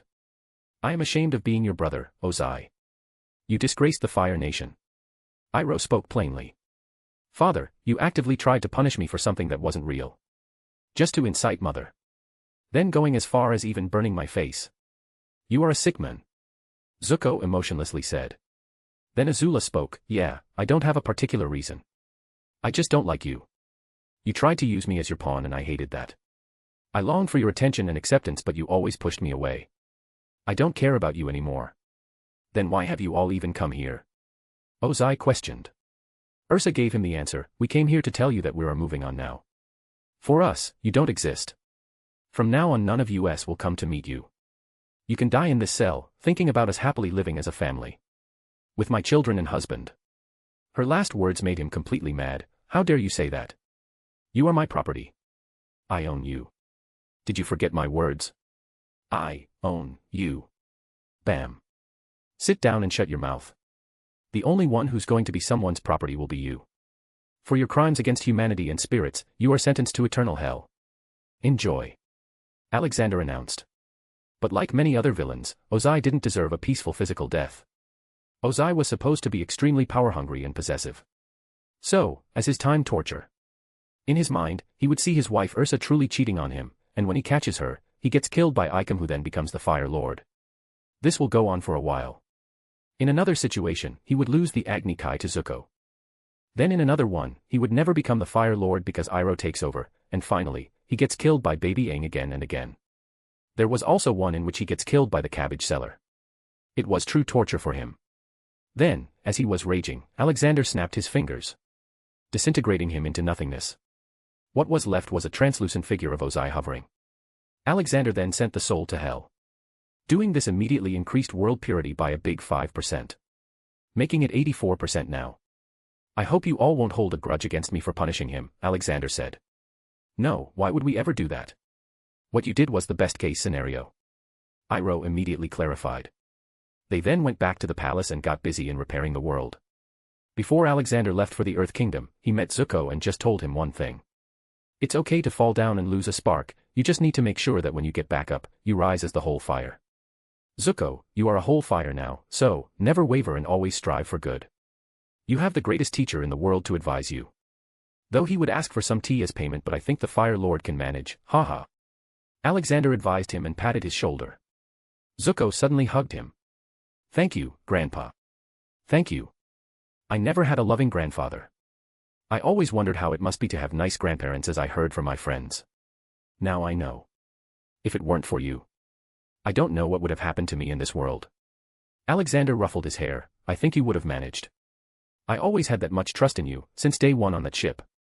Zuko remembered when he had tried to imprison Alexander and Dobby. He smiled remembering those days. Year 153 AG. It has been 53 years since the end of the war. To make sure he doesn't miss the growing up of his beloved grandson due to work, he used the time control feature of his pocket dimension and made it so that every 20 years outside were just 1 year in Fixame. So, currently, Ajax was 2.5 years old. He had started speaking and walking. His strength had also increased many times, giving competition to even base-level Ragnarok. Though he still had the curiosity of a child. Thankfully, he was not as crazily smart as Leonidas was when he was this old. The world had entered an era of exponential growth and prosperity. Alexander indirectly ruled the world with a firm grip, not letting any bad elements rise up. For example, there was an attempt to dethrone Zuko in the Fire Kingdom. There was also an attempt by the Southern Water Tribe to eradicate any foreign presence there. But Alexander didn't always help the world directly. He had created a joint peace force with soldiers from all nations.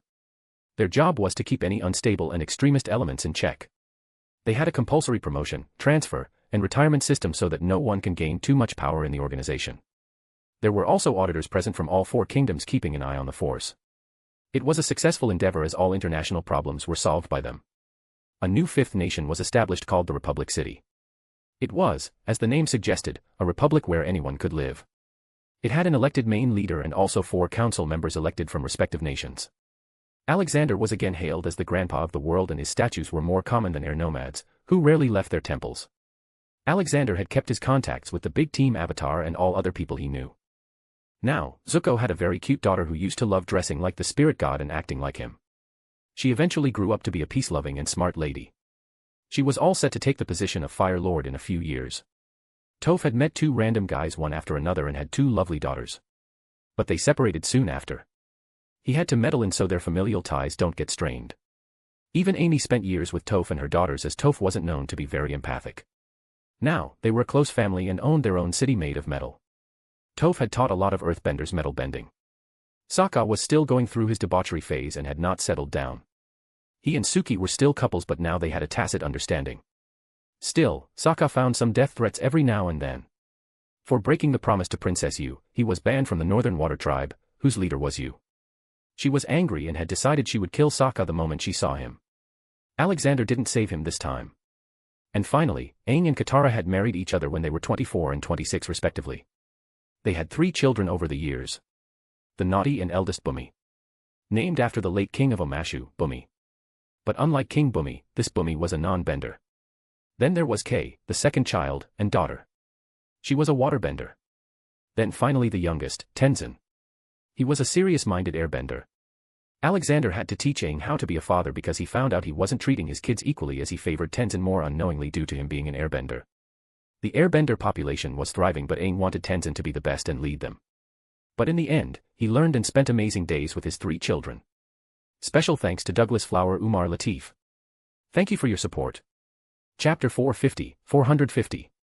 Aang the Mighty. In one event Alexander had to intervene. It was when a bloodbender tried to kill Aang and others.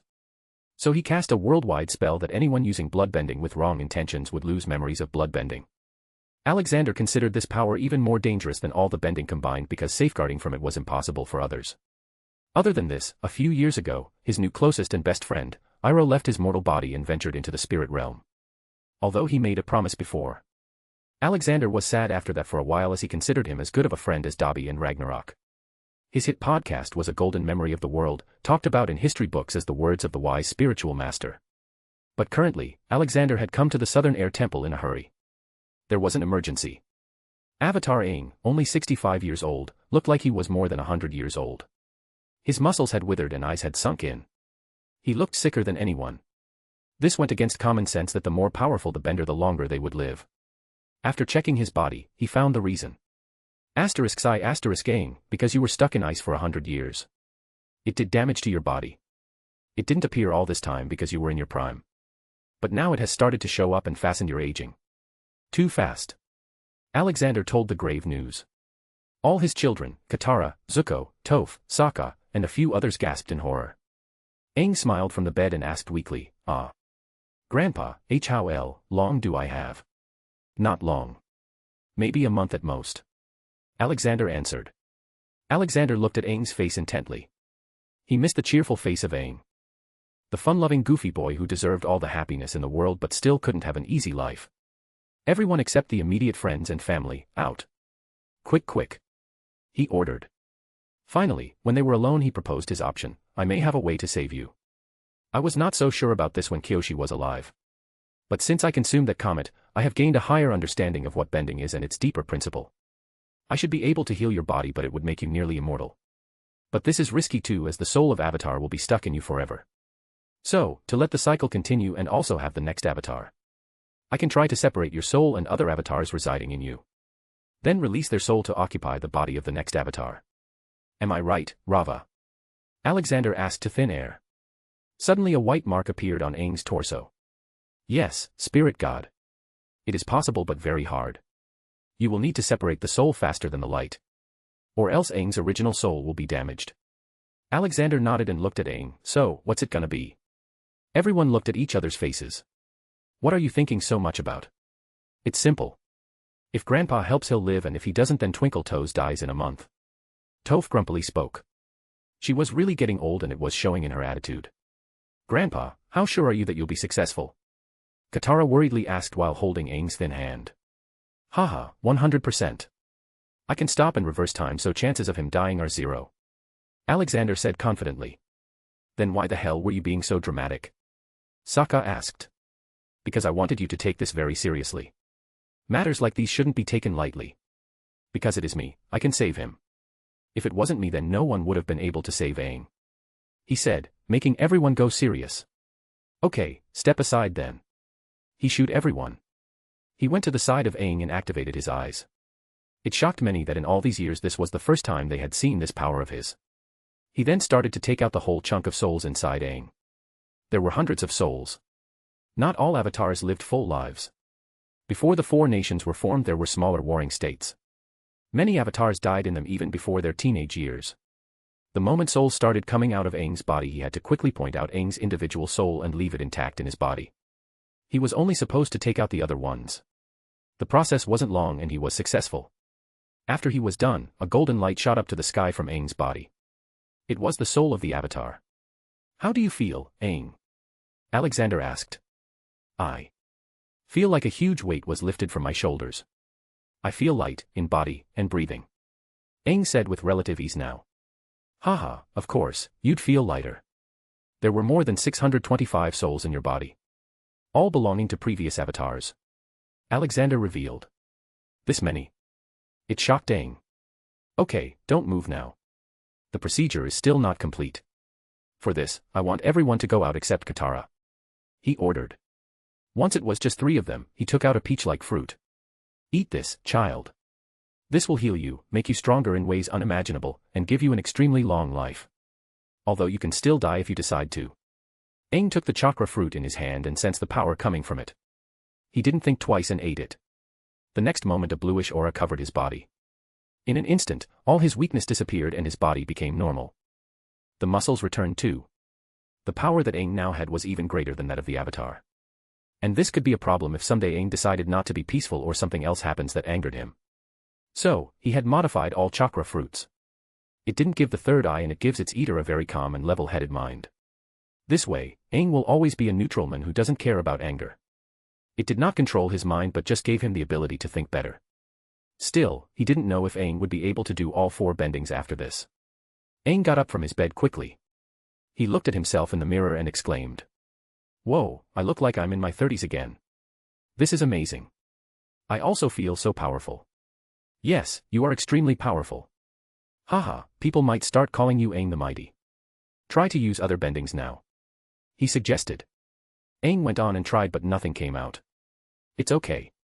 Your work as the Avatar is over now and the new Avatar has already been born. Just a few seconds ago. Instead, Aang, you can learn all this with your new powers. Alexander said and gave him a booklet of beginner's ninjutsu. Alexander then looked at Katara who looked much older than Aang. Age hadn't been kind to her. He simply reversed the time of her body to match Aang and made it so she would age slowly and with a good face. He couldn't let her be old while Aang stayed young. I hope now you will have a fun life together. No need to focus on the stupid world. You are above small conflicts and should only interfere if the world is threatened. Alexander reminded them. Aang and Katara immediately hugged each other. Hey! Are you done? I'm Komi. Toph entered before even announcing. Whoa! How do they look so young? Some kind of fountain of youth? She asked. Soon everyone else joined in. Alexander laughed, haha, well, I might as well just make the whole team younger. Hence, the Aang gang again reached their prime age and peak strength. All of them were now going to age slowly. No need to thank me. I just wanted you all to have fun now. You got black hair on your head again. Don't turn them white so soon now with all your stressful work. He joked.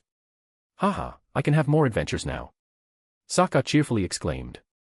You mean to have more affairs and receive death threats? Toph scoffed.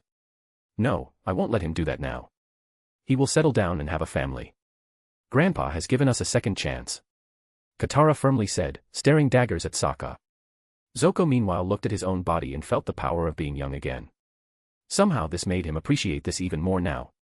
As he had grown he had started getting many problems such as back pain, joint pain, and other things. Now they were all gone. Well, I will just try to stay fit, he said. Somewhere in the Southern Water Tribe, a cute little baby girl was born. Currently, she didn't look anything special but soon she would become the headache of her parents with her bending powers. Special thanks to Douglas Flower Umar Latif. Thank you for your support. Chapter 451. Korra. Okay, use your full power to punch my palm, Alexander told Aang. Boom. Aang did it and was shocked to see his own power. How did a simple fruit make me so powerful? Well, it's a secret. But, you are practically the strongest being in the world and also immortal. You can become a real air nomad sage. You can do whatever you want. Even Katara and others have grown younger so you can just travel and have fun. But you won't be able to use other bending powers now. Only air bending for you. Alexander reminded him. Alexander knew the reason behind this. In normal cases, if someone in the ninja world ate the chakra fruit, they would gain the ability to control all the elements. But, there was a big difference in biology in this world and the ninja world. Chakra fruit eaters used the natural chakra around them and molded it to their will. But here, Aang was still using chi because there was no such thing as chakra here. And chi was bound by Aang's soul and body. Since he had the souls of other avatars he was able to bend all elements but now he can't. Yeah, that will take some time to get used to. I had grown too comfortable with using all of them. I guess I will become a true air nomad now. Aang responded. Well, that was it for me now. I gotta go and check some things in the Southern Water Tribe. See you later. He said and flew away. Alexander came to the Southern Water Tribe. People awed seeing him when he landed near them. Then they all either bowed or simply fell down to their knees and started praying. He waved his hand towards them, releasing a bit of his aura which made them feel warm. He didn't stop there and simply went to one of the igloo. Knock knock. Soon a man opened the door. Yes. Alexander looked at him and felt that the man was exhausted. He waved his hand and his body got surged with chi, it revitalized him. Hello, I am Spirit God. Did your wife just give birth? he asked. It was a very unusual thing to ask. The men had not even announced to the village yet. But the men knew Alexander's face. He bowed deeply. Spirit God, thank you for granting us your presence. I am Tonrak. Yes, my wife gave birth to a baby girl. Can I see her? Alexander asked. Tonrak nodded and took him in. Dear, who is it? A woman's weak voice came. You won't believe it, Senna. Spirit God has come to see little Cora. Tonrak said. The woman tried to get up but Alexander stopped her. Rest now, child. No need to get up. Can I see your daughter? Senna didn't think twice and picked up the baby and gave her to Alexander. He held her in his arms. Their eyes met each other, even though Cora's were just barely open. He checked the avatar soul inside and made sure it was not harmed in any way. Congratulations, your daughter is the next avatar. He announced. It shocked the two. What? But Avatar Aang is still alive, they exclaimed. Yes, he is. But he was sick and I had to help him. This led to the release of Avatar Soul and it came into this baby. He explained without giving in the details. He caressed the little baby, leaving behind a few memories in her mind. Memories about his and Iroha's wisdom. These will help her whenever she will be in a spiritual or mental problem. Cora will stay here and start her training after a few years. Avatar Aang will teach her himself. He will teach her airbending, Fire Lord Zuko will teach her firebending, Katara will teach her waterbending and Toph Beifong will teach her earthbending. Cora will be the avatar that represents the next generation of the world. A new era will start with her. He said in length. The whole Southern Water Tribe will now receive special aid from my personal funds to make the life of the avatar safe, fun, and learning-inducing. Please take care of her, people from White Lotus will come here to provide safety to her. He respectfully advised them and finally got up to leave. But he left behind a huge bag of money too. Tonrak was the village chief so he was not worried that he'd get robbed. He proceeded to give Cora back to her mother. But when he put her in her mother's arms, he noticed that she had tightly gripped his finger with her tiny hand. Haha, don't worry, Cora. I will always watch over this world and you. Whenever you need me, you will find me with you. He said and softly put her hand away. He said goodbye and returned to the Southern Air Temple where the team Avatar was having fun like they used to back in Iroha's tea house. That place was where the team practically grew up, cried, and played with their kids. Okay, Team X Avatar. I have found the next avatar. She was born just when I took the avatar spirit out of Aang. You will all be teaching her bending. Okay. He ordered them. Never in history has something like this happened. He wanted to see how good Cora can be as a person when they share their wisdom with her. Who is she though? Katara asked, now looking young again. Oh, she's a cute little girl from Southern Water Tribe. She's the village chief's daughter named Cora. He revealed. Katara and Sokka were very happy to hear that she was from their home. Then we must go and visit her. Aang, come with me, we need to buy stuff from Cabmart. Katara dragged Aang away. Cabmart was the world's biggest multinational retail corporation, founded by a man nicknamed Cabbageman. He was dead now but his legacy was still going strong. Alexander then looked at Zuko, you don't have work in Fire Nation. I have unofficially made Izumi the Fire Lord. It's her trial run. If she does well, I will make her Fire Lord and just relax myself. Ha! I am imagining her face when she sees me this young again. Zuko chuckled. Old Zuko was much different from the young one. This Zuko knew humility and its benefits. Well, I will be going now. I need to start packing my things up. I will return to my realm soon. Cora and this world do not need the spirit god anymore. The world has changed a lot and she will have Aang too. He revealed. I can understand. Will you ever come back? Zuko asked. Maybe, but don't worry. I will always be watching. You have done a good job, Zuko. You truly redeemed yourself and the Fire Nation. You fulfilled Iroha's wish to bring back Fire Nation to greatness. He would be proud of you. Alexander said, patting his shoulder. Zuko got a bit emotional and tears welled up in his eyes remembering his uncle. Alexander went ahead and gave him a hug. The boy deserved it. Also, I am proud of how your daughter grew up to be. She is perfect in every way. I think she will do fine as the Fire Lord. He praised. Zuko was surprisingly the best parent among the Aang gang. It was because Zuko knew firsthand what not to do as a father. Toph, sitting beside them, nodded. I should also thank you, Grandpa, if it weren't for you, I'd have a broken family. Ha ha ha, you were never the one to fix things so someone had to intervene. Still, you did an amazing job with the metal bending school. You can now lay back and relax. He advised. Alexander then looked at Sokka, who was polishing his boomerang. What are you doing? Oh, I am preparing my boomerang for Korra. I will teach her how to use it. Imagine the Avatar using a boomerang as a weapon. OH, the joy. Sokka gloated in himself. He's still the same boomer boy. Toph sighed in disappointment. 1 year later. The world's purity had reached 89.99%. He knew he was about to hit the 90, so he completed all his important tasks and prepared to leave. But, before all that, he had to meet someone in the spirit realm. So he took out his anywhere door and crossed over. Special thanks to Douglas Flower Umar Latif. Thank you for your support. Chapter 452. Leaving the Avatar world. Spirit realm. Alexander appeared beside a hut. There was a table outside where many spirits were sitting and drinking tea. All the spirits recognized him and cheered. Aha, you're here, my friend. It seems you missed my tea. Iroh appeared, with a beard whiter than before but a smile much more radiant. I think I did miss your tea along with your small talks, Alexander said and took a seat. Haha, and I still haven't forgotten them. Drinking tea with so many spirits has a different charm in it. Looking for new tea leaves is fun too, said Iroh. So you have been gathering wisdom here too, Alexander chuckled. It is important to draw wisdom from different places. If you take it from only one place it becomes rigid and stale. Iroh quoted. So, what about Lu Ten? Where is he? He asked. Oh, his soul joined the nature. Apparently, that's what happens to most souls that come from the material world. But I have made peace with it. Before he left, I had the time of my life. We shared stories with each other along with having adventures here. But I am immortal here as I didn't come here through the natural process, Iroh revealed. Alexander knew that already. So, are you going to come with me on an adventure of a lifetime? Travel to different worlds and spread your art of tea maybe. He offered him.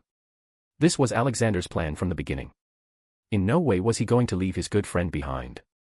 Iroh thought for a while, what will we be doing? What I've been doing all this time, Alexander said. Then he continued, my job consists of just helping people.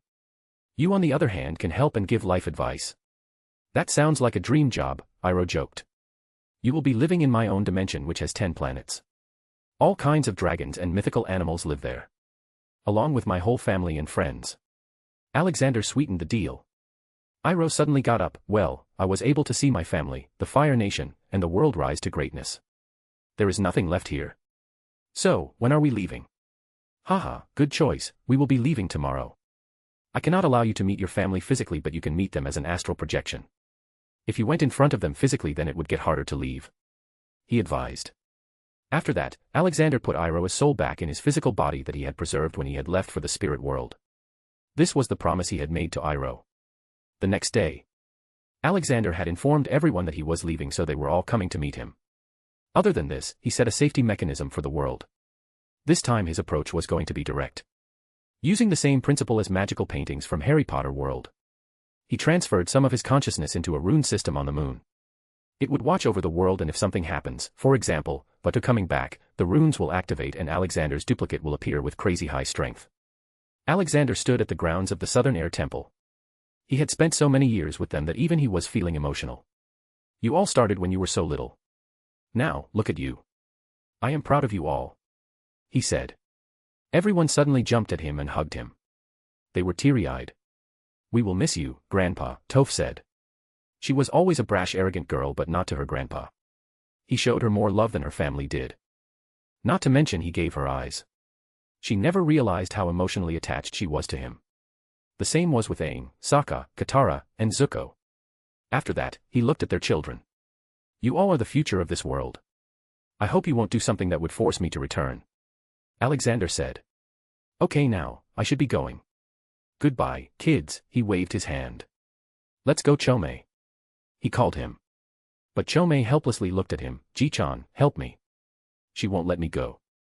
Alexander face-bombed himself. Azula had grown old now but was still too attached to Chome. To the point that she refused to stay away from him. In all these years, although she had become mostly normal, she never married or tried to start a family. She was content being the little sister of Saitama. But the thing she wanted most was roaming around with Chome. I guess she's too dazzled by your charm, Chome. He joked. Azula, let him go. He needs to return home. He told her. Zuko was just sighing and shaking his head at the scene. NOOO. Either he stays or I come with you. She firmly said. Alexander looked around and saw no way out. What will you even do? Chomei has his own life. He stays busy most of the time doing, eating and playing. Hee, Chomei embarrassingly laughed. No. I still want to go with Chomei. He's my best friend. Azula remained unmoved. Is she again going crazy? Okay, have it your way then. But if I ever see you misbehaving with people of my world, I will send you back here. He warned her. She nodded continuously. I will behave. I am old and better now. Yeah, I can see that, which is why I am making you as young as you were during your teenage years, because you have clearly not grown up. Chomei, take her with you and teach her the rules. He allowed them to enter Fixame. Zuko, don't worry. She will be fine, he assured him. The next moment, a golden light fell from the sky, illuminating the whole island. Goodbye, kids. He shouted one last time and disappeared. Once he was gone, Bumi spoke. Why did it feel like he left for forever? Bam. He received a knock on his head by Katara. Don't say that. He's the spirit god. He will always be watching. You, on the other hand, you are middle-aged now. When will you find a wife? Come on, Mom, not that again. Bumi and Katara started their verbal fight while others laughed. Aang just smiled and kept on looking at the sky. He had a feeling that there was a lot more to spirit god than what met the eye, but he stayed silent as he respected him. I will not disappoint you, Grandpa, Aang thought internally. So, after Alexander was gone, the world still stayed at relative ease. Team Avatar trained Korra to be a magnificent avatar. Master in all 4 bendings. Even metal bending was taught to her through many painful lessons from Toph. She eventually grew up to be a beautiful girl, ready for her adventures. Zuko, Aang, Katara, Toph, and her favorite Uncle Sokka were like parents to her now. She had even met Alexander in her mind as a memory. She made friends in the Republic City and faced a few problems too. But then the secretly power-hungry chief of the Northern Water Tribe decided it was nice to get Vaatu out of his comfy tree. He was eventually able to do it. But unknown to him, it was one of the triggers that started the runes on the moon. Korra was fighting the giant body of Vaatu, combined with Unalak, the fool. Although Korra was beating him up, Alexander's defense still started up. Suddenly, over the sky of the planet, a humongous figure of Alexander appeared. It was so huge that the whole planet was just as big as his head.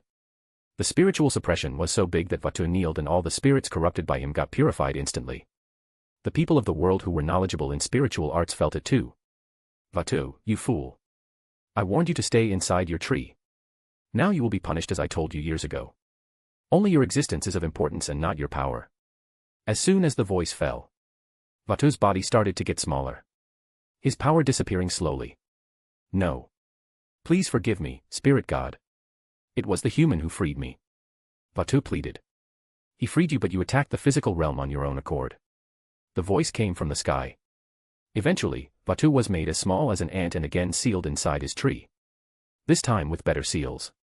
Alexander's figure then warmly looked at Korra. How are you, my child? Remember me? Korra gleefully smiled at him. Yes, Grandpa, since the first day of my life I remember you. Thank you for all your guidance. If it weren't for you, my spiritual side would have never gotten better. Haha, teaching you was my duty.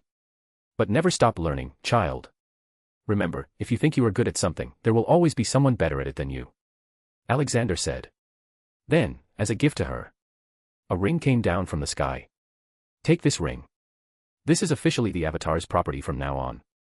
It holds a bit of my and Iroh's consciousness and knowledge. You will be able to ask for answers and help whenever you want now. It is meant to guide you and all avatars to come. Take care now. Just as he appeared, he disappeared. Many people took a sigh of relief. They thought they had angered the spirit god. Somewhere in the Southern Water Tribe, Katara looked at her brother and her son, Bumi. See, I told you he's watching over us. You lost the bet, now give me my money. Sokka ignored her. What bet? I don't remember. This will jolt your memory. Katara poured cold water on him. Arg. Katara, you always do this. Wrongly using your bending, he complained. After that incident, the spirit realm and physical realm knew that they were being watched. So they behaved.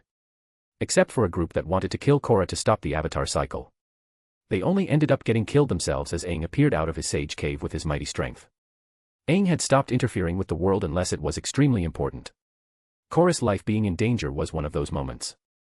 After that, small troubles periodically came, but the world never plunged into war and only saw further advancements. Golden light fell and Alexander appeared in a field. He looked around and saw there was a big crowd. There were people wearing knightly armor. A tall man with a very long sword. He was wearing an all-black armor. There were many commoners in poor dirt conditions and also a girl who had her hands tied in a chain. Alexander was as confused as the people around him. Without any worry, he took out his phone and looked at the message. Surprisingly, there was no memory. It only said a few words, which were, "The world is corrupt beyond repair, evil beings thrive and virtuous cries. As the high God, it is your duty to cleanse the world. Purge the evil and slaughter the demons. World purity is 10%. Oh my God, just 10%. Am I in hell?" And wasn't that message a bit too dark? He looked up at the men in silver armor riding armored horses. He thought they were good guys as they also had a flag and that made them look like a part of an organized army. "Hey, care to tell me what this place is?" he asked. But the man's face contorted and utter fear appeared in his widened eyes. He suddenly shouted, "Kill it. It's a demon. A man witch." Special thanks to Douglas Flower Umar Latif. Thank you for your support. Chapter 453. Godly Heretic. A/N, for those who don't know, this is Berserk anime. It's pretty dark. You don't need to watch the old anime to start watching it now. You can simply watch the 3 movies before the 2 seasons. Demon. Me. Bwahaha. This is the first time people have called me this when they see me flying. Usually, they just fall to their knees and start praying.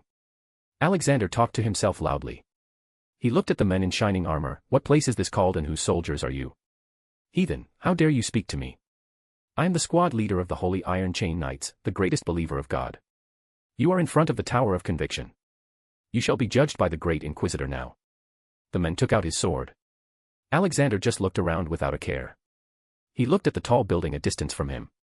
He also looked at the tall black armored swordsman. He's as tall as me. Pretty tall for a human in the Middle Ages. But I have a feeling this isn't the normal Middle Ages, he thought. So you are the church's army.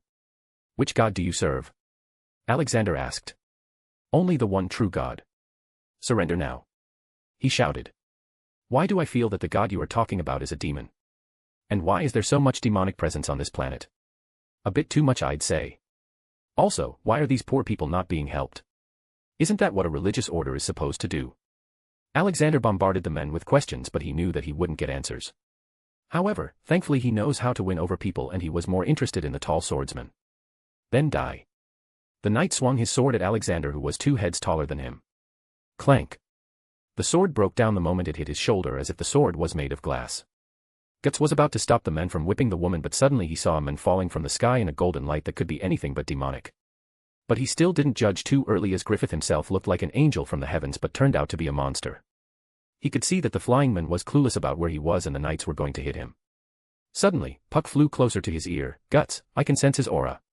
He's not normal." "Yeah, I saw him flying too," Guts replied and scoffed at Puck for not saying anything valuable. "No, Guts, I sense an aura opposite to that of a monster, demonic beings, or an apostle. It is as if he is entirely opposite from them. And way stronger too. I don't think I can get closer to him without passing out due to the sheer spiritual pressure of his body," Puck explained. Now I am interested. Let's see what he's got," Guts muttered in a low voice. Clank. He was very shocked seeing the sword breaking like that. If it was him, he could have shrugged it off as he had armor on. But the old man was only wearing simple clothes. Alexander looked at the shocked man who just hit him and checked his sins. Randall, category. Murder. Indirect murder. Torture. R**PE. Demon worshipper, unknowingly. Sin percentage, 69%. The sins will be high in this world even for less number of murders or crimes because the population is low and most sinners are normal humans. Alexander felt disgusted. If this was a man working for the church, then what about real murderers? So, he checked for the sins of other members of his team. Frank's, category. Murder. Indirect murder. Torture. R**PE. Pedophilia. Demon worshipper, unknowingly. Sin percentage, 66%. Read, category. Murder. Indirect murder. Torture. R**PE. Thievery. Demon worshipper, unknowingly. Sin percentage, 63%. Sin percentage, 67%. Sin percentage, 65%. Oh my God, why are all of these religious fools R**pists? Where the hell have I come to? And what's with their demon worship? Their sins look pretty demonic to me. You are no men of God. Your sins speak against you. Alexander said and grabbed the face of the group leader in his palm. You disgust me, Alexander muttered and read all his memory. He found out about world geography. The events that occurred. The reality of the Holy See, that even they had no idea about God. They just did it because they couldn't control the world while at it. There was no religion or set of rules. The Holy See could call anyone a heretic and burn them. There were also supposed to be fantasy beings like elves, demons, and all but the men wasn't sure about it. He also found information about the men in black armor. He was supposed to be a legend of some kind. Going by the name Black Swordsman. Once Alexander was done, he sent out a beam of golden light from his hand, burning the body to ashes. It happened fairly quickly, but by then the man was already screaming and had peed himself. All of you are sinners. Murderers, are *pists, and thieves. Exploiting people is your true profession, not serving the gods. He shouted at them. The knights got scared and tried to run away. One of them unluckily tried to pass by the Black Swordsman and ended up getting cut in half. This is too brutal, Alexander thought about it but didn't pay attention to it. Others were quickly burned by Alexander's golden flames that released very soothing and warm flames that could warm people's hearts. There was a boy with a broken leg who went close to the fire because he felt attracted to it. But, when he reached it, he just kept on staring at it for a second. Then suddenly he jumped. His face showed an unbelievable expression and full of smiles. Oh Lord. My leg got healed. Just the warmth from this fire was enough to do that. Alerted by his claims, many more desperately sick or wounded ran to the fire like a moth attracted to light. Some had half-paralyzed faces stuck in bad positions. Some had pain in their joints, some had broken bones left untreated for many years. There were also a few women with their small skeleton-like babies in their arms. The baby suddenly started crying as if energized by the fire. I don't feel pain, one exclaimed. My face is healed. Another yelled. My baby. Suddenly they turned towards Alexander. Alexander also realized what was going to happen, so he decided to go with it. If he could give them hope, then he would.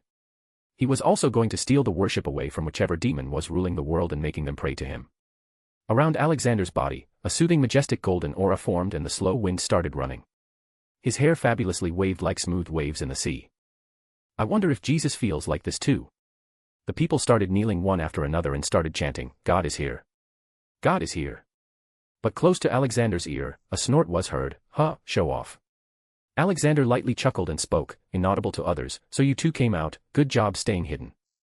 I felt their emotions, so I decided this was not the time to magically appear, Dobby whispered. Ha ha. Then I will introduce you two as my right and left hand. Where is Iroh? He asked. Oh, he was preparing tea for everyone in the kitchen. He'll be joining soon, Ragnarok informed. Alexander focused on the people again and raised both his hands to show his palm. Then a golden light fell upon every single person. It was not enough to heal a major injury or illness, but smaller ones like infections, minor injuries, and common cold were treated by it. Everyone felt his warmth and chanted even more profusely. Guts too felt his entire body's internal injuries disappearing, and he even felt a soothing sensation over his brand of sacrifice. He felt that as long as this light covered that mark, the creatures of darkness wouldn't be able to find him. Puck, sitting on Guts' head, also knelt. I can't believe this, he's the real deal. God really came. TSK, who knows? Guts disapproved. Ha, heretic, I have become a believer now, you shall too soon, Puck said in his squeaky voice. All hail the Lord. Isidro, another member of Guts' traveling party, repeatedly kowtowed on the ground. See, that's how you do it properly, Puck told Guts and joined Isidro. But Guts didn't look at Alexander anymore. He looked at the Tower of Conviction. I need to find Casca. Chapter 454. Pervert Goat. Alexander had not realized how many people lived in the worst slum he had ever seen. Soon thousands of more people joined the chant. But what irritated Alexander was that so many people from the civilians were as bad if not worse than the knights he had just punished. Murder, *PE, and many more crimes were as common as dirt. How am I supposed to purify this world? Kill them all. Ugh, this world is going to be hard, he thought. Silence, my children, he spoke in a loud voice. Even though he was not shouting, everyone heard him. They took it as another feat of majestic God and started chanting again. This is Planet Fantasy worshippers all over again. Ugh, I hate being worshipped. Soon everyone stopped chanting and he spoke. Everyone, tell me something. What are you? People. Insects. Humans. Poor people. They made many guesses but they still couldn't say one thing he wanted to hear. You all are living beings. Creation of God, children of God. Now, when a child makes a mistake, does his father or mother kill him? Burns him? No, he tells him he was wrong and helps him move to the right path. So, how can you believe that witches should be burned or men who don't pray should be burned? Isn't this whole world, from all of your bodies to those trees and this earth, creation of God? Who gave the right to you all, to the Holy See, to anyone to judge the creation of God? Who gave you the authority to decide who is a heretic or not? And, even if someone doesn't pray to God, does that change the simple fact that he is still the child of God? Does that make witches, elves, and fairies less of a child of God than you? Don't be a mindless sheep, agreeing to whatever men with swords say to you. The Holy See has been using you for years. First, they got rich by taxing you, now they are rich and don't care about you, they exploit you, kill you, *PEU, your daughters, sisters, mothers, and wives. Tell me, is this acceptable? Whatever Alexander just said was something that existed in every person's mind. But they never brought the doubt in the form of words because they'd be killed. Now he had given them a chance to show their anger. Now that God himself was here, what was there to fear? So, they all shouted with tears and anger. Unacceptable. Unacceptable. Unacceptable. He raised his hand to stop them. I am here so I will solve your problems. Right here, I will build a new city that will mark the beginning of a new peaceful era here. For these things, I will call down my left and right hand. The elven god, Dabi, and dragon god, Ragnarok. Together we represent the entire world. Soon two figures came down from the sky. Although people didn't hold other species in high regard, they still knelt as it was the right thing to do in front of a god. But first we shall eat and heal the sick. After that, I will take you to that castle and show you the true face of Holy See. He announced. He snapped his finger and suddenly a long line of tables appeared on the road. Many godroids were formed to distribute food and clothing. Peacefully and orderly, go and get your food and clothes. There is enough for all. Those who are sick go to that tent and those who are sick and can't move stay where you are, help will come to you. He assured them. Within a minute the place became busy with activity. Ragnarok sighed beside him, the whole world's natural aura feels unpleasant to me. Dabi nodded, yes, it is pretty bad. After making sure everything was going fine he remembered the black swordsman. The man had a demonic presence on him for some reason. He looked for him and saw him walking towards the Tower of Conviction. He called him out. Hey, kid. Wait a second. Guts had his hand on the hilt of his sword as he turned around. He didn't say anything and just kept on staring at Alexander. Kid, where did you find that little flying elf? Dabi asked first. Puck quickly flew to Dabi and hovered in front of his face. Whoa, long ears, are you an elf too? Dabi nodded softly, yeah, and a powerful one at that. What elf species are you? Puck raised his chest in pride, I am Puck. An elf of the Piski race, from the Elfhelm. And why are you here among the humans? Alexander asked this time. Oh, I just left my home because I was bored, Puck replied. Lie, I can sense it, child. Nothing hides from these old eyes, Alexander caught him. Puck's shoulders slumped, I fell off the seagull's back while asleep and got stranded on the mainland by accident. Sniff. Dabi patted him, don't cry, kid. We will take you back to your home safe and sound. Thank you, he hugged Dabi's shoulder with his tiny body. Alexander meanwhile walked up to Guts. So, they call you the Black Swordsman. That's a nice sword you got there, I can feel its bloodlust. I myself have a similar sword. Now that Alexander saw him up close, he remembered seeing this man's poster somewhere when he was alive in his world. What's it to you, old man? Stay back or you might find your blood added to it. Guts warned him. Wahahaha, kid, I'll give you 1,000,000 gold coins if you can even scratch him, Ragnarok laughed out loud. He's right, child. You cannot even scratch me with that sword or any sword in the world. Anyway, care to tell me what you are doing here, and what is that mark on your neck? Alexander asked. I am here looking for a girl with a mark like this. Did you see her? Guts asked.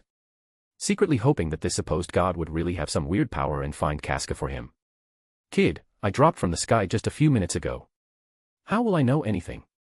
Still, I can find her for you. Do you have a picture of her? Alexander asked. Guts shook his head. Then tell me what's her name. Let's hope it's unique enough. He inquired. It's Casca. Guts answered. Alexander used the point me spell. Thankfully only one arrow appeared and pointed in a direction. But Alexander's face contorted, she's that way, and distressed. Hurry up, something is happening. So, Alexander flew into the sky. He then saw Guts running on the ground, so he flew back, grabbed my hand. Guts did as asked and jumped. Alexander took him along to a mountainside. There he saw some soldiers in similar silver knight armor. The moment he dropped by the cave entrance, he used magic to increase the weight of armor of the knights. 10x weight did the job and they fell to the ground, crying for mercy even before he did anything. He checked their sins and as expected they were category 3. Guts had already run inside the cave by then. So he also ran inside. But he was shocked by the scene in there. Damn, I guess this world is some kind of a mix between hell and earth. In front of him was a goat-headed humanoid demon, jumping around and fighting Guts. On the floor was a naked girl, most probably the victim of something the goat-headed thing did. There were also some humans in a crazed state. Stop! He ordered with a loud majestic voice. He spread his magical aura around. All the humans who had turned into demons returned to normal. But then he killed them all as he saw their sin category was 4. He looked into their memories and saw that the goat-headed man was their leader. And their leader was a great pervert who desired S*X above all. Alexander's magical aura was so heavy that every night there fell to their knees. Guts, too, was on his knees. The goat demon was just standing there trying to move. So Alexander increased the intensity of his power. Thud. The goat demon now fell down. What are you? How did you become like this? Alexander asked. The goat demon felt he was absolutely no match for Alexander. So he answered, it was the egg of the perfect world. He made me a pseudo-apostle. Let me go now. I have answered you. Where does this egg live? Alexander asked. In the Albion's mass graveyard, let me go now. No, that won't be happening, Alexander muttered. He also released everyone except the goat to move freely. Guts quickly ran to Casca seeing the opportunity. Then Alexander took out his long sword that was even bigger than Guts. Yagi-sama, demon, category. Murder. Indirect murder. R*PE. Demon worship, firm believer. Sin percentage, 78%. This sword has many names as it went through many battles. Demon Slayer was one of its names. Today, I will call it Demon Slayer again, Alexander announced coldly. Then, with a single smooth motion, he struck. Swoosh. By the time the sound of the sword cutting air reached everyone's ears, the head was already severed. Alexander gave it a last glance and set it on fire. Let's find this egg. He decided. But the people in silver armor quickly pointed their swords at him. I am tired of you all now. Put them down or none of you will go back alive. I already have enough reason to kill you all. You are alive because I allow you to, don't waste this chance. Then unexpectedly, the large bearded man that he guessed to be the commander shouted to his men, put the swords down. Do you want to die? A/N, well, Berserk was asked by many people so I made a small 5-chapter arc. After this, there will be 2-chapter Matrix arc and then the main Bleach arc will start which will last 30 chapters. Chapter 455, 455. The Egg and Skeleton Knight. Alexander was impressed that this knight had some brain. What is your name, knight? I am Aizen. Who are you? How did you press us down on the ground, the knight asked in wonder. That is what happens when you are in the presence of a high entity. High as in spiritual power. Alexander said. Why not just say you're the god? Guts spoke from the side, prepared to fight the knights. Haha, humans are foolish creatures, Guts. Their whole life they run around in search of God, but if he comes in front of them they would call him a heretic and burn him on a stake. Because they themselves don't believe that God can be real, that he can exist in the human body. They are arrogant, ignorant, and these ones are pathetic too. Alexander openly shamed them. Preposterous, how dare you call yourself a god? God is abstract. He is not a human like us. The blonde girl fanatically spoke. Alexander looked at Guts with an expression saying, see, I told you. Don't make me laugh. God can be anything he wants to be. Who are you to decide what he should be? Aren't you the preposterous one to decide such things?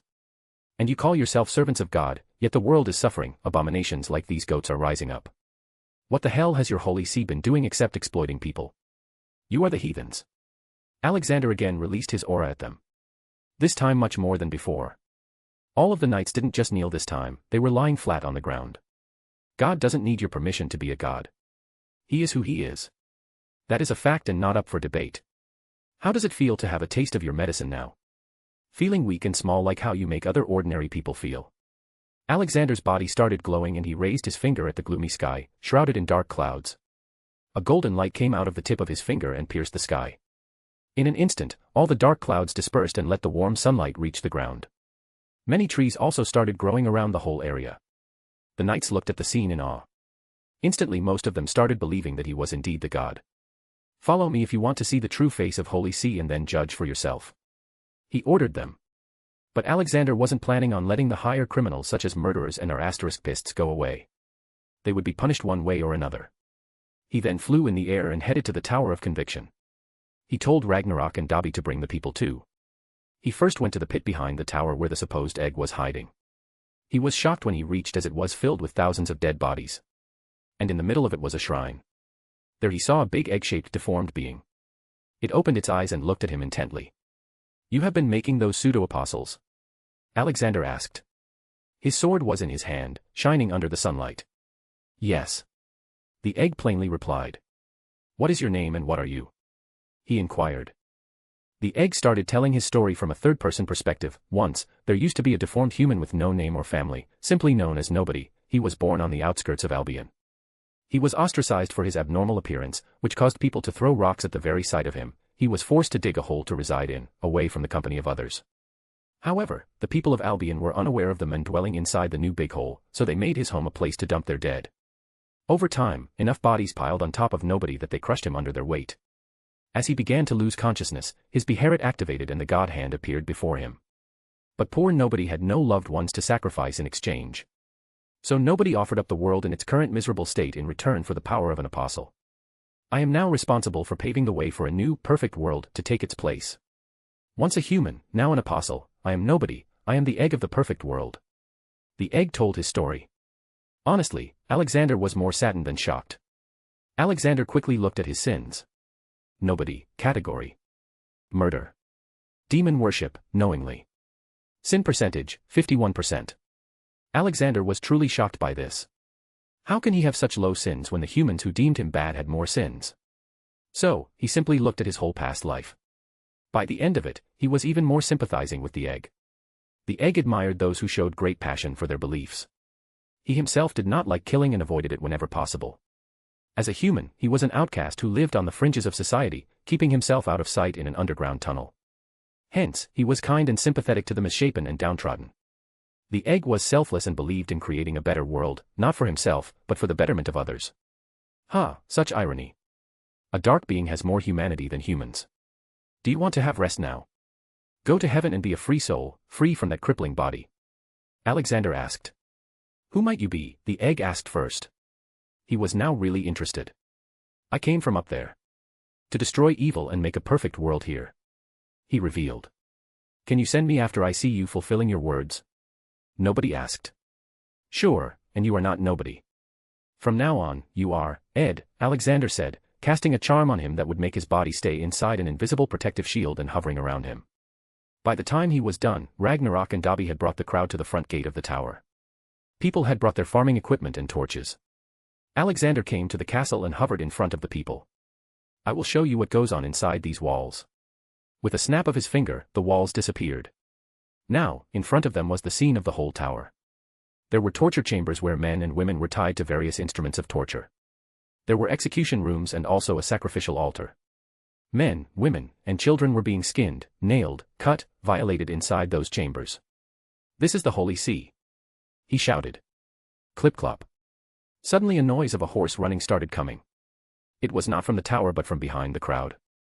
Soon a metallic armored skeleton appeared, riding a similar metallic armored horse. This looks so cool, Ragnarok exclaimed. Alexander heard the people exclaiming and calling him the Skeleton Knight. Alexander was feeling a demonic aura from him, but not the kind that would tell him he was an evil creature of darkness. He noticed that Kat seemed to know him. The Skeleton Knight simply got down from his horse and walked up to Alexander.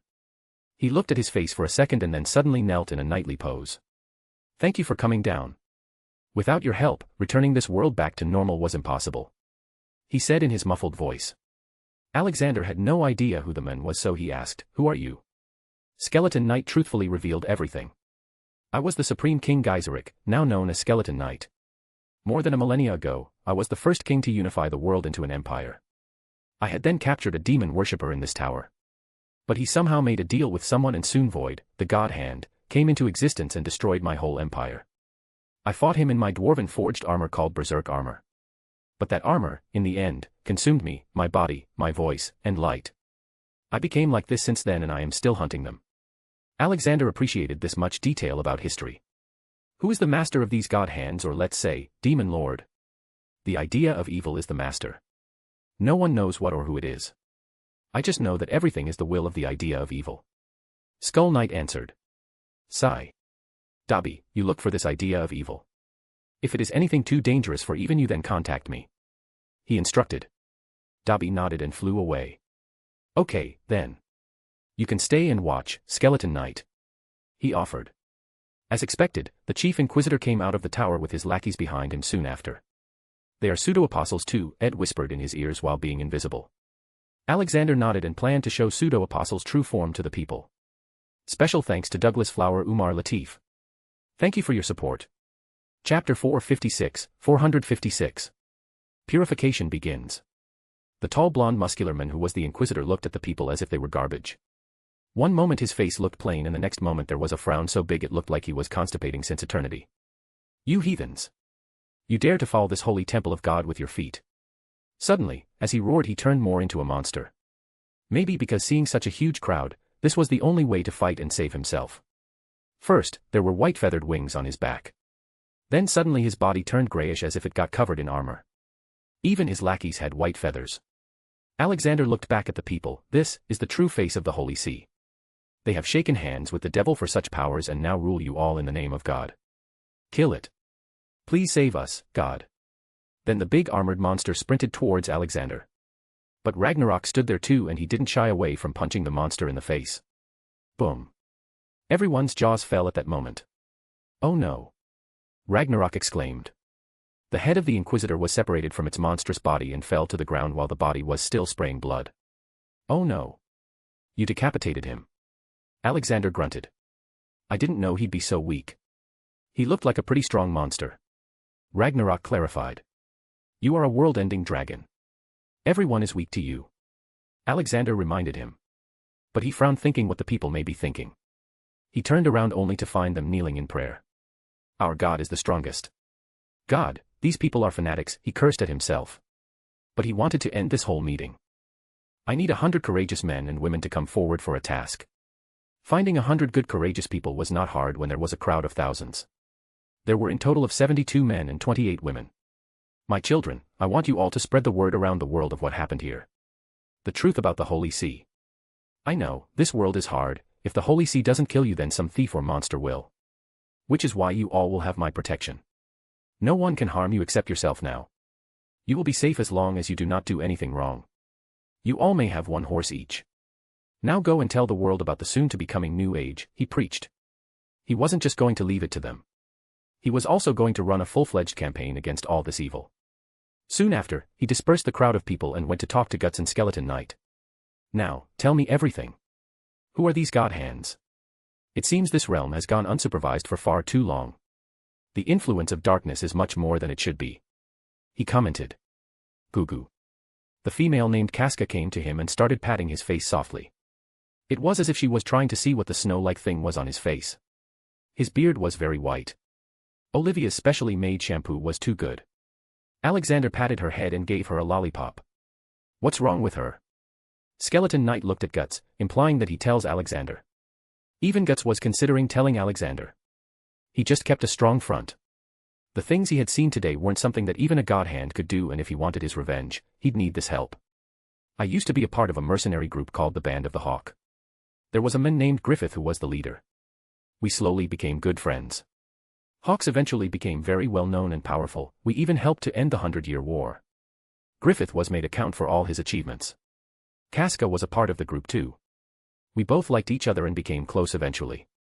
Griffith wanted to be a king and king's daughter was his best way. So, after I left the Hawks, he for some reason eloped with her and got caught. He was tortured for days. I saved him eventually, but it was too late. However, later we found out what a monster Griffith truly was. That day in the lake, something happened. The next thing we knew, the Hawks were all in hell.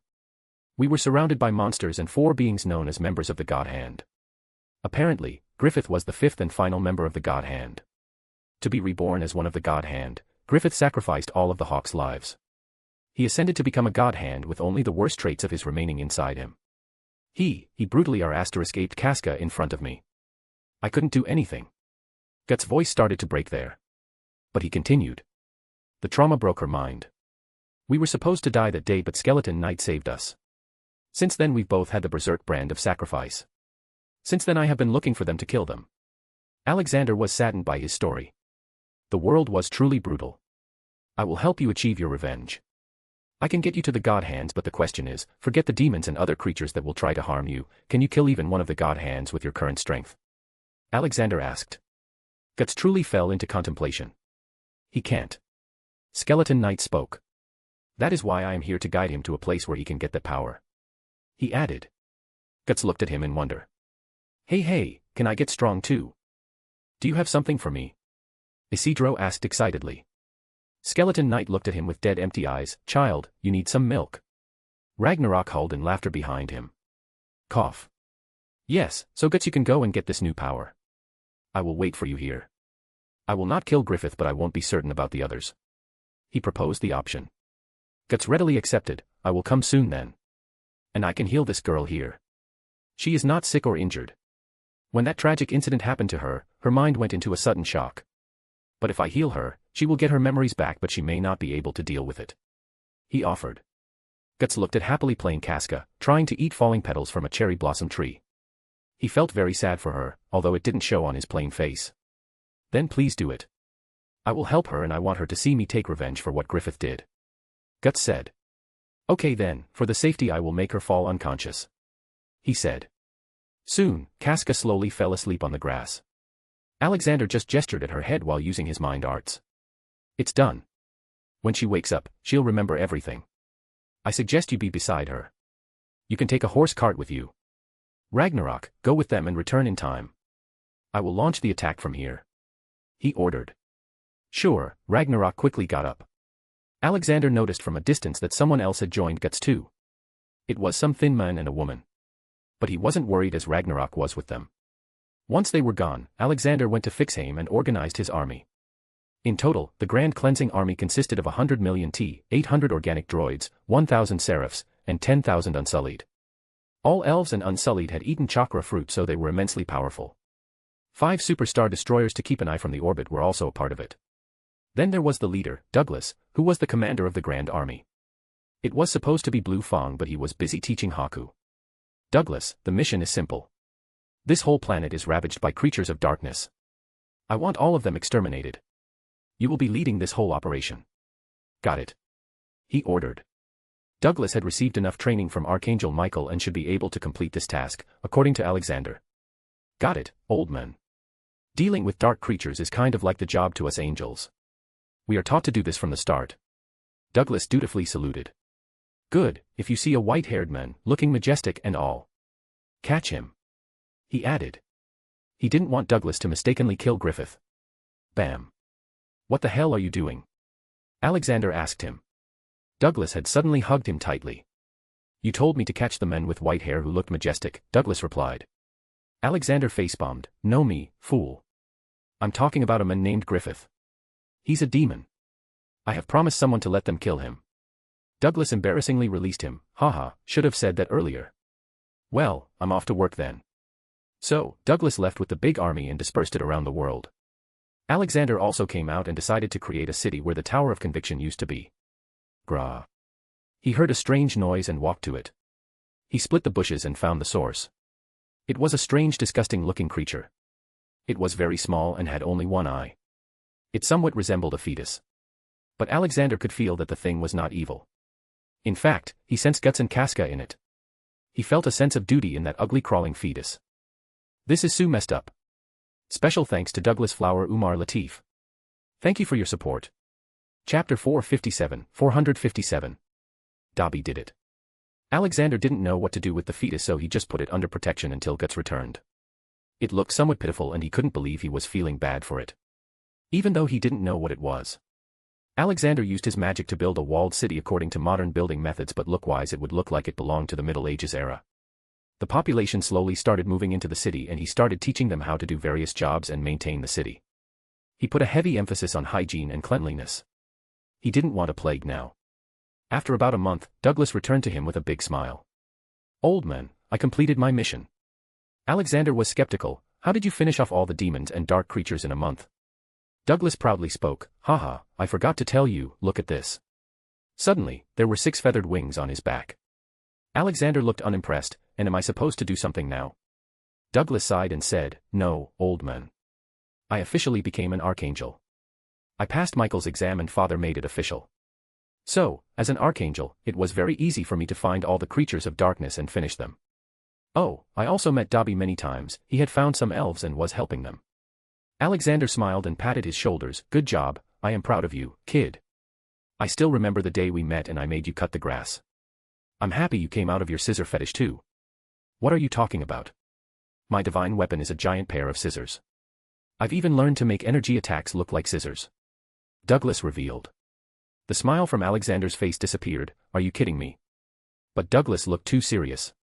Alexander just accepted it as another weird thing happening on his regular day. Oh look, Ragnarok and Guts have returned too, Alexander said and headed out, no longer indulging in Douglas' scissor fetish. Alex, look what I found. A real witch. Ragnarok came smiling widely. He was probably happy just remembering the Harry Potter world and that there used to be witches too.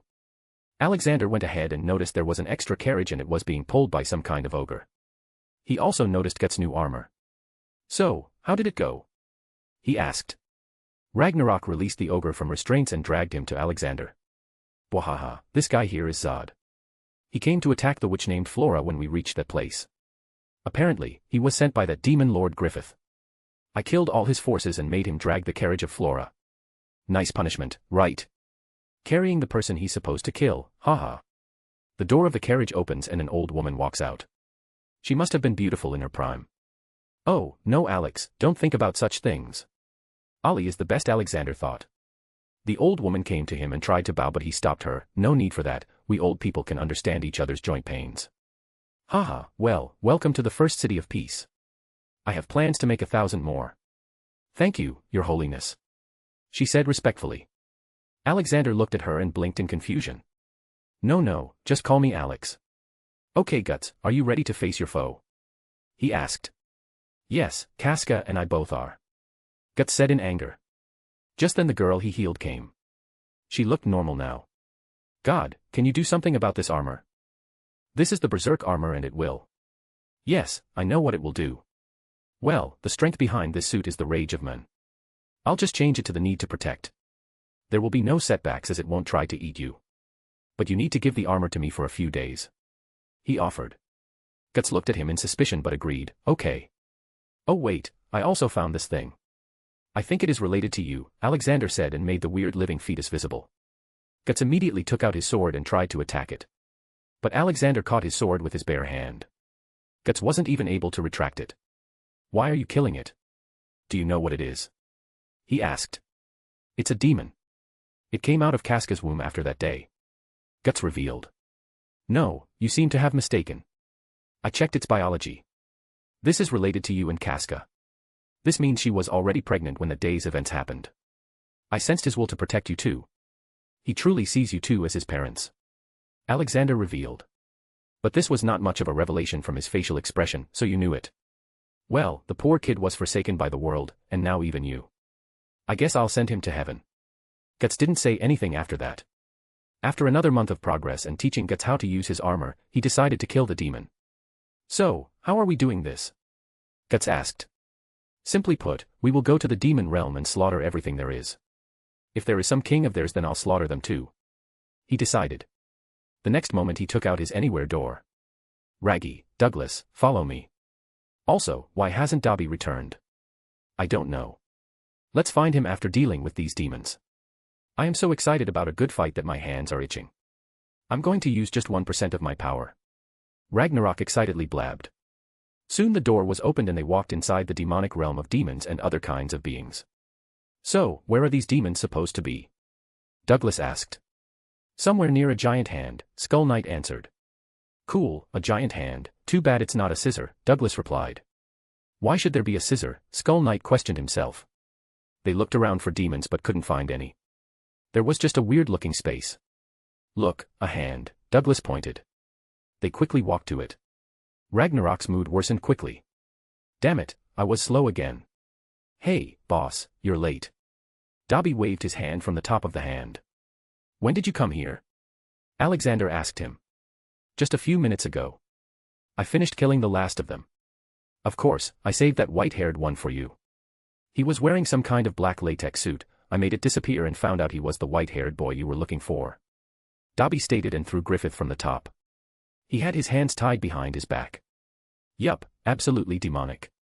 I can feel his aura from so far away, Douglas responded. It seems we won't be needing to fight anymore. Skull Knight commented. Except Guts, of course, go ahead and do it, Guts, Alexander nudged at him. Dobby released Griffith and stood beside Alexander. What have you been doing for the past 2 months? Alexander asked. Oh, I found some elves and tried to get them settled on the island of Skellig. It is an island filled with magical and spiritual beings. There were even a few archmages, staying there due to the fear of being called a witch and getting hunted. Dobby explained. Well, it seems I'll have to give them another place to live. Humans will behave kindly as long as I am in this world. Once I leave they will start discriminating against. It is in their nature. Go and teleport the whole island on an uninhabited planet in my solar system. He instructed Dobby. Meanwhile, Guts and Griffith were fighting like brutes. Originally, Griffith had a big advantage as he was literally a demon lord. But because of the beating received by Dobby, he was not at his peak. Guts was also slowly overcoming his weaknesses and gaining an advantage. Ha-ya. Guts roared in anger. Griffith had the same cocky smile on his face. But he was losing. Yes, Guts, show me your anger. Let it control you. Only then will you understand what having true power is. Griffith said. He was being very talkative with Guts. Kill him, poke your swords in his guts. Ragnarok cheered from the side. Guts did try to poke his sword. But into Griffith's neck. After a few times, he outmaneuvered him and really stabbed him in the neck. For what you did to Casca, even hell is too good for you. Dying by your hands is much better than anything else. Griffith was able to push the words out in the end. After a while, he bled to death. In misery and dying wishes. Alexander just burned his body as he was a Category 4 murderer. Guts put his sword back and came to Alexander. Thank you for letting me have this fight. Mention not, okay, now it's time to remove the boundaries between hell and earth. I tried to sense but saw no disturbance from a multiverse demon. This means that all this happened because hell, spirit world, and earth somehow established a passage into earth. So, if I destroy that link, the earth will just be a normal earth. He revealed. Alexander tried to find out what this idea of evil was but he couldn't find any living being who was controlling this world. It was as if all the negative emotions and the misery of the world were affecting the world itself. The world was stuck in a vicious cycle of never-ending evil. Skull Knight nodded, that must be the case because, in my time, the rise of God Hand was sudden. Alexander nodded and did his thing. In any case, all the demons were dead. So, he just went back to Earth and from there destroyed all pathways that could lead to hell. All the apostles were dead too so there was no way the demons could contact anyone. He also set up a protective shield around the Earth to secure it from dark creatures in the future. Special thanks to Douglas Flower Umar Latif. Thank you for your support. Chapter 458. World of Machines. To stop all the wars, Alexander had to take over the world. But after that, he only focused on the advancement of the world. People considered him a god so he decided to create a perfect religion out of it. Throughout history, there has never been a god that lived with people. There was simply no proof. But he was much alive and he could make the people follow whichever path he wanted. So, he gave them the path of peace and science. Preaching it and practicing it was considered a good karma thing. Meanwhile, all the people running the Holy See were dealt with.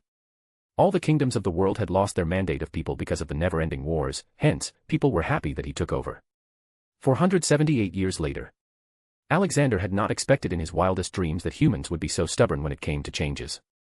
It took him nearly 500 years to bring purity to 90%. 3 generations of Casca and Guts' children had gone by now and it was finally the time to leave the world. Guts had married Casca in the end and they lived a happy life. Guts never had to wear his berserk armor again because no conflict happened. Skull Knight also asked him to be released from his cursed body and finally leave the plane of existence. He learned about his past story from the Skull Knight. It was somewhat similar to Guts. Except, he was a king, his whole kingdom was sacrificed for the rise of the first God Hand who was actually the 5th God Hand of that time. His lover also died in that event with him. It was then the witch Flora who tied his soul inside the skeleton and he donned the berserk armor. The badass Skull Knight eventually killed 4 of the 5 God Hands by himself but then the cycle restarted. Every 200 or so years a new god hand appeared. His life was full of misery and sorrow, so Alexander granted his soul a release from the shackles.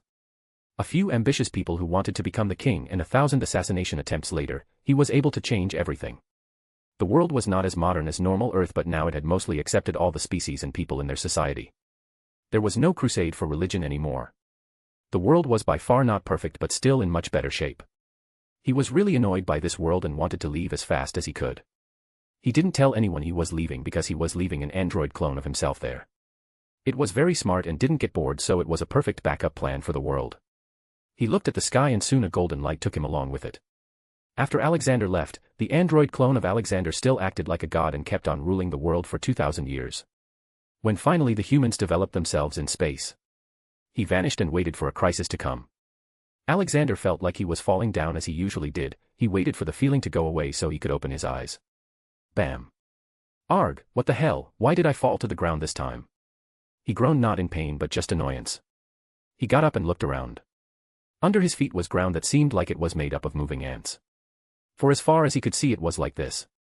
There was no hill or tree, there was just sky. What am I supposed to do here? He asked himself and took out his phone to check his status. You are a glitch, Alex. That was all it said. Alexander felt confused. Glitch?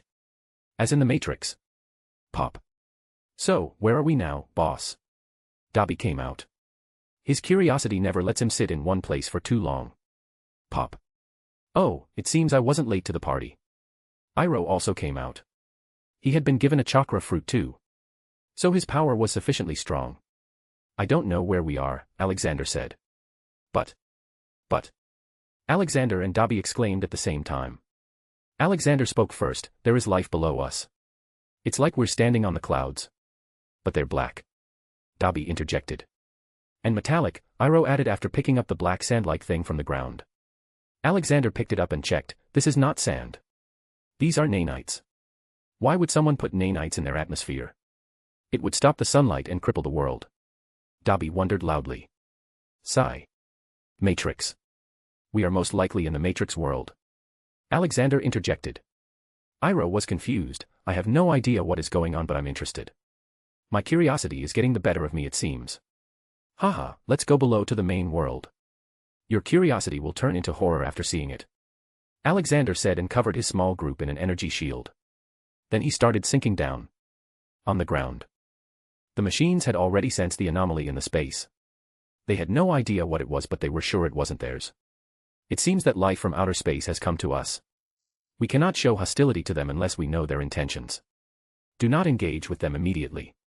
See what they look like first and then produce a machine matching them. We don't want to end up like humans. Deus Ex Machina ordered all the machines on the planet. Oh, this world looks devastated. It is all in ruins. What happened here? Iroh exclaimed when he saw the remains of the city. Well, long story short, humans created machines. The machines became smart, started to think and feel like humans. Humans didn't like it and tried to kill the machines. Machines retaliated by establishing their own country in a desert. They became very rich and strong and still wanted peace. So they sent their ambassadors to a world governing body where all nations sat together. Humans still rejected the machines from joining their leagues. Machines were treated brutally for just existing. Lynching became common. Then humans dropped weapons of mass destruction on their city, hoping to destroy them. But machines didn't die. They got angry and started an all-out war with humans. The humans started losing, so they planned to cover the sky, as the major source of power for machines was the sun. But the foolish humans didn't know that the machines had already prepared for this. In the end, humanity went underground in huge shelters, but machines found new sources of energy and started eradicating humans. Then they found out they could use the brains of humans to regulate their power generator and also their system. So they put all humans in a machine that keeps them seeing a dream. A dream so real that they think they are real and they stay unconscious. Only a handful can get out. Alexander finally stopped speaking and took a long breath. Iroh's mouth was stuck wide open. So bad, both sides are in the wrong. They never ended the cycle of hatred and are instead still promoting it. Why don't the machines clear the sky? Iroh asked. They can't. These small nanites are self-replicating and capable of generating electricity. But it also powers down the machines if they approach it. So, they could never do it even if they wanted to. Alexander explained. And touchdown, we're on the surface. Let's find some good bots for ourselves. Alexander said and started walking to the city where the lights were coming from. He already knew that the machines had most likely seen him. He was interested in what their attitude would be for him. Alexander didn't have any particular hatred or love for humans and machines. And even if he was forced to take sides, he would take the machine's side. Because just like in the Star Wars universe, a machine is its master's property as long as it is not sentient. When it becomes sentient, it becomes another race, another part of the society, because it can feel, think, and act on its own accord. Humans usually deny that machines can't feel, they are fake, or say that their feelings aren't induced like humans. But they fail to understand that humans too are machines. Just a biological one that needs hormones to induce feelings, while the machines only need their set of programs. This was like meeting an alien race that didn't look like humans and calling them non-living beings. Also, even when the machines tried to make peace with humanity, humanity refused, which makes humans lose all their goodwill points. But he also knew that the current machines weren't good either. They didn't have feelings. The source did not allow this. This meant that even the current machines were not free. Alexander was brought out of his thought when he saw a flying craft coming towards him. From it came out a man in a suit. Alexander immediately recognized it as Agent Smith. Wait, wasn't he supposed to be the bad guy? Maybe the Deus Ex is just using this face. Or maybe this really is Agent Smith, but how is he outside? Alexander thought internally. Agent Smith spoke first. Welcome to Earth, travels from space. I was tasked to lead you to the higher authority. Oh, we thought this planet was inhabitable. But it seems you had hidden under that layer. Well, lead the way then, Alexander answered. Say, how do you artificial life makes energy here? Alexander asked. Agent Smith was a bit shaken. He didn't think his disguise would be busted so soon. We have our way, travelers.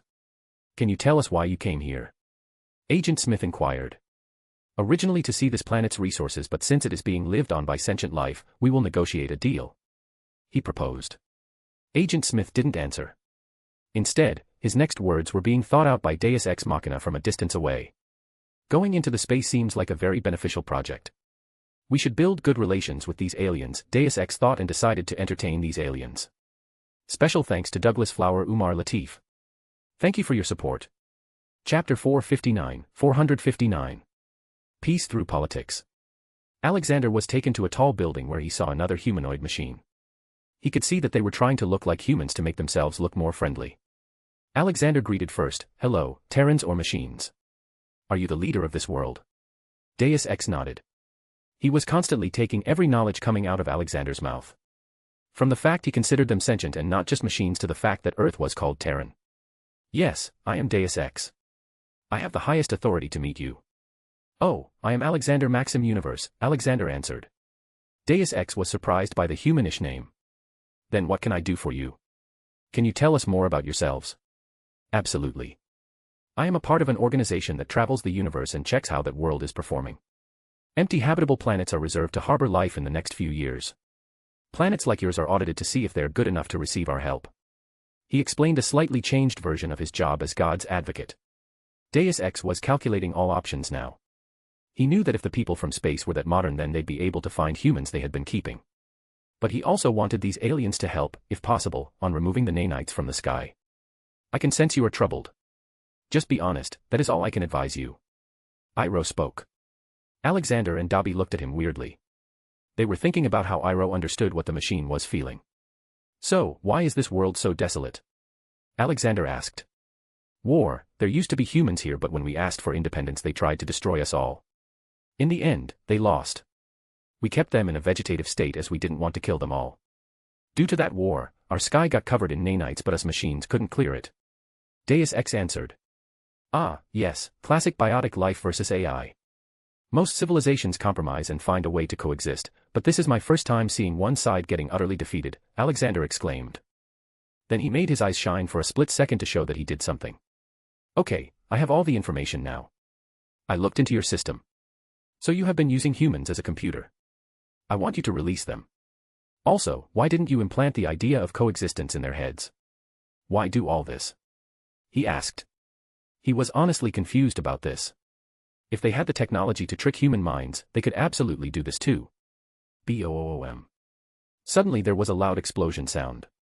It was very far away but still very audible. Oh, was that humans? Dobby asked. One human, actually, Deus Ex answered. Oh, then why don't you invite him here too? Let's have a chat about the future of this world. You also know, no matter what you do, you cannot run away from humans forever. It is better to bring peace. You know, in space there are laws that even artificial life like you need to follow, along with all the biological beings. What happened in the past was because of the past humans. Haven't you punished them enough? Alexander advised. Absolutely, just like my son said, you should not linger on the past, Iroh added. The human is coming here on his own. The machine said, it was not even trying to hide that it was a machine now. After a while, some small flying bots brought a man who had his eyes covered with a blindfold. Alexander knew it was Neo. He waved his hand and healed Neo's eyes. Take them off, keen, kid. Neo was surprised by the human voice and took down his blindfold. He was blind right now, but he could tell his surroundings. He shockingly saw the 3 organic humans sitting with a machine. He could tell what was organic and what wasn't, as he was a part of the system now. Oh, didn't you come here with another one? Well, I can't have her dying while I'm here. Don't worry, Alexander assured him. He just lifted his hand and cast an Accio charm. Instantly the hovercraft appeared. Another wave of his hand and the craft dismantled, letting Trinity's body out. Steel rods had pierced her body. He just poured a portion on her and took them out. Just a few minutes later she was up. How did he do all this? Teleportation. Telekinesis, Deus Ex thought. Who are you? Neo asked him. Alexander laughed. I am what you humans would call a god. I came from up there. Aliens. Neo exclaimed.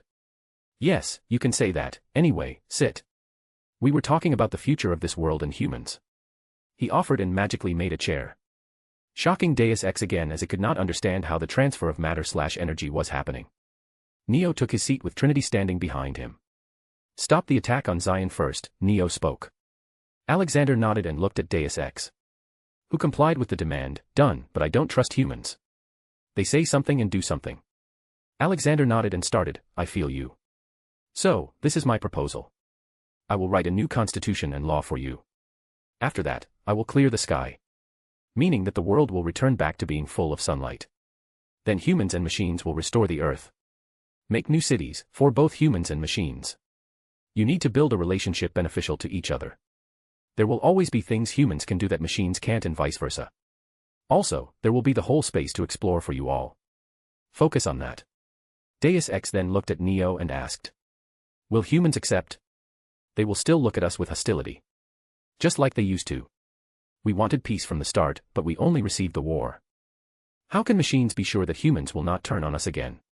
Neo knew that he needed to solve this problem, because they know how it feels to live in fear and enslaved. Like you used to be. I know humans may not be very trustworthy, but I apologize for what our predecessors did. However, we are not them. We are just us. And you can show them the footage of what humans did to machines. They need to learn what mistakes their predecessors made and make sure not to repeat them. Alexander advised. There was a long silence there. It was tension-inducing for Neo and his girl. Do you have some tea? Iroh asked suddenly. Tea, beverage produced by seeping in freshly boiled water the young leaves and leaf buds of the tea plant. No, we don't have it. Deus Ex said. Ah, no wonder you don't have peace. Here, take mine and try to replicate it. Iroh gave the machine a small bag. Okay, let's talk about tea later. Have you decided, Deus Ex? Alexander asked them. Yes, but the condition is that all humans must sign the contract.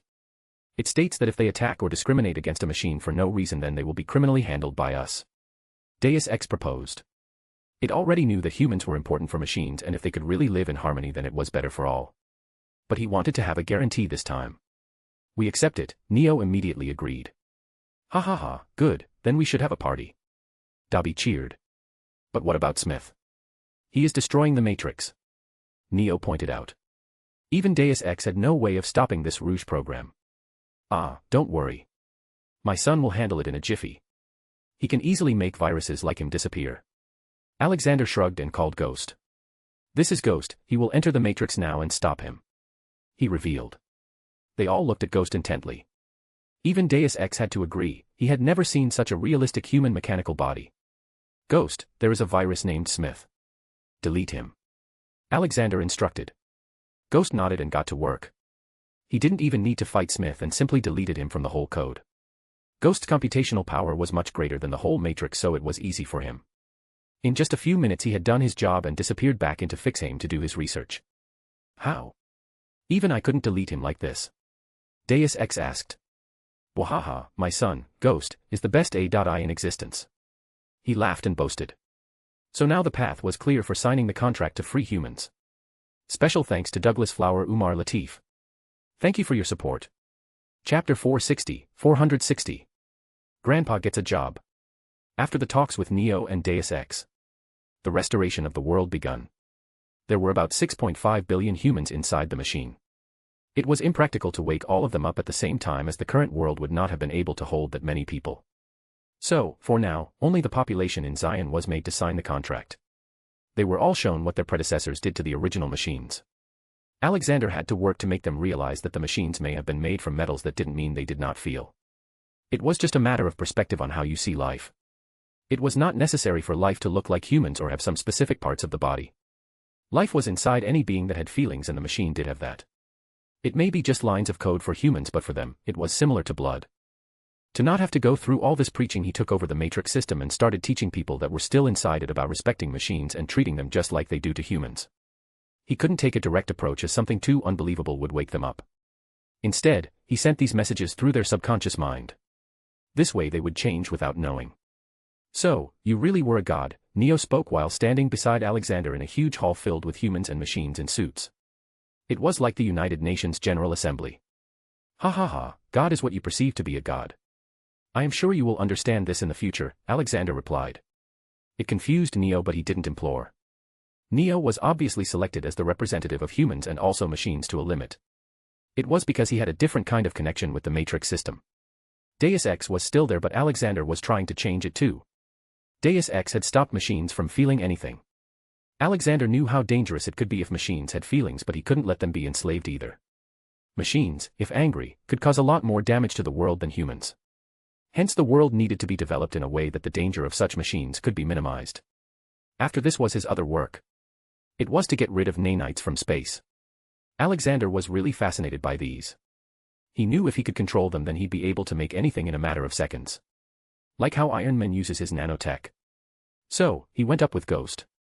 Ghost tried to connect with all of them, but no kind of electrical signals seemed to work with them. Okay, let me try my technomancy, maybe it will work, Alexander suggested, and did it. He traveled the whole sky and took away all the nanites. By that point, the atmosphere of Earth was so messed up that global storms started to occur after the nanites went away. Alexander had to fix all that before anything else. Then finally, the machines and humans built the first city. It was also named 01. 01 was the city the machines made for themselves when they were denied rights in human society. Alexander had to oversee the world for 10 years in order to bring it to a decent level. It turned out that machines couldn't care less about what the humans thought about them. They just lived alongside without any prejudice. But it was humans who were the bullies. Even after lots of teachings, there were still many bullies who hurt or killed machines. Machines even turned back to being humanoid, looking to look more friendly, and yet they were facing this discrimination. So, Alexander showed anger to them and covered the whole planet with 100 superstar destroyers for a whole year. It was widely told to everyone that if any hate crime happened and went unpunished, then the whole planet would be wiped out. It seemed they only needed a push. Neo was able to set up the Equalization Act. It just said that if a human kills an intelligent machine, excluding toasters and such items, it would be treated as a homicide and punishment will be according to that too. After this, around 15,000 people were punished under this act. It took humans this many cases to understand that hurting sentient machines was a crime. After that, all they did was slowly expand the world's farms and activities while releasing people from the Matrix. Alexander had already given people the prospect of going to space, so the concept of borders was dumb to them. Iroh had also started a spiritual peace movement around the world. And shockingly, even the machines were a part of it. Alexander had no idea how the machines perceived spirituality and peace of mind, but he was happy for them. They seemed to be enjoying it. Tea was the world's most favorite beverage after, of course, fire whiskey. Alexander worked with Deus Ex and Neo to create fully functioning, taste-inducing mouths and digestive systems for machines. They were successful, and now even machines were foodies, food critics, and chefs. They didn't become that because of some code, but because of their food tasting experience, which added more knowledge to their hard disk. After 10 long years, he was again ready to go to the next challenge. He had left behind a superstar destroyer in the care of 100,000 modified magical T-800s, stationed on Pluto. They will keep an eye on Earth. Haha, ready, Dobby. Go to fix him then. I hope I can relax now.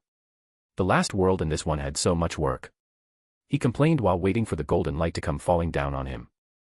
Well, now you have jinxed it, boss, Dobby replied and ran back into Fixhame. Damn it, he cursed and crossed his fingers as he was taken away. After Alexander left, the humans and machines kept on working together. After 100 years they successfully colonized Mars. But, then a problem occurred. There were more machines on Mars than humans. Some machines started feeling superior and the bullying they used to face from humans, they inflicted back. The problem even increased to the point that a full-fledged war between Earth and Mars was about to occur. Millions of machines even supported humans. Then, Neo had to intervene. Although he was more than 100 years old now. He still didn't age one more day for some reason. That's Keanu Reeves for you. He taught a lesson to the leader of machines on Mars and booked him under the old Equalization Act. This stopped the upcoming war and from there on, humans and machines became truly symbiotic and started spreading across the galaxy. Neo was immortal and even called God. He now understands the words of Alexander from a long time ago. To avoid a life of loneliness, he used the pre-existing technology of Matrix and developed a way to transfer consciousness from one body to another. This way, his lover never died either. At one point the two species became so involved that romantic relations between a human and an electronic life, became common. For this, many more discoveries were made for successful relationships. Now, machines weren't that different from humans and humans weren't much different than machines. XXXXX. Hell. Zulrak was heavily injured after his war with God. He had overestimated himself and tried to take over. But he really didn't know how powerful God was. Now he knew it and hence he was planning for the next big push. But, for the next few thousand years, he'd need to stay in incubation to regain his powers and heal from injuries. Trigon and Necron, start gathering all the evil beings of the multiverse. I want all of them under my banner. Take my second in command with you. This is the time we start preparing. That fool may have been partying for the past few years, but he can't hide from me that he too lost some of his power. Why else would he not attack me? Rahahaha, soon, I will rule the Omniverse. He laughed loudly.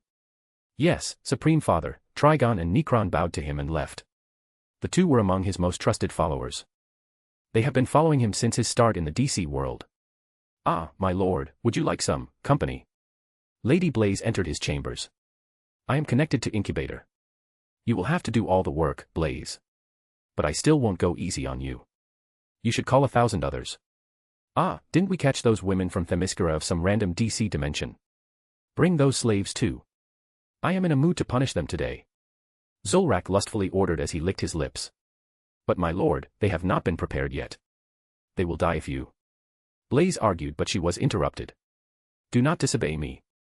And they are supposed to die, by my hands or my armies. Providing satisfaction is their utmost duty. Now go. Or I will donate you to my army.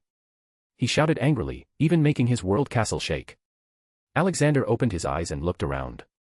He had arrived just a second ago. He looked down at his clothes. They felt relatively modern. Why is the image of my face on my jacket? He wondered. But then he noticed 3 letters on his jacket. What the hell?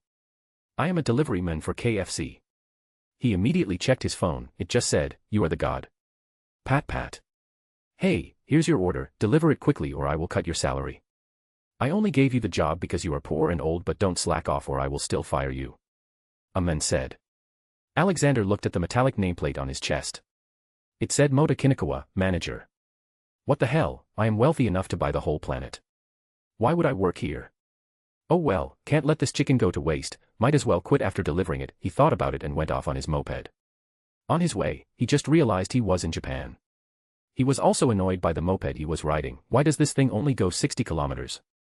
Damn it, I can't let my self-respect get lower than this. Poof. Ji-chan, what you doing? Chomei appeared suddenly. Alexander quickly put an invisibility charm on him. Your Ji-chan is delivering food. Whoa, chicken. I eat. Chomei asked cutely.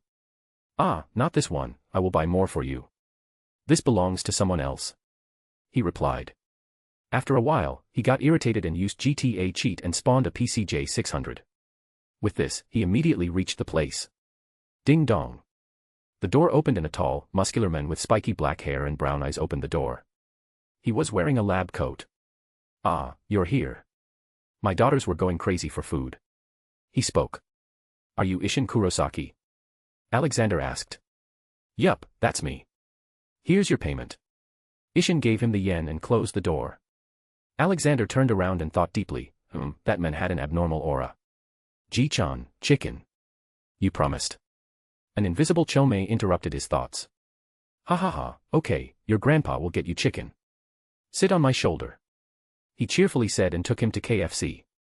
Where Chomei constantly pointed to posters of Colonel Sanders and called them Ji-chan. Oh, another Ji-chan without a beard, Chomei exclaimed.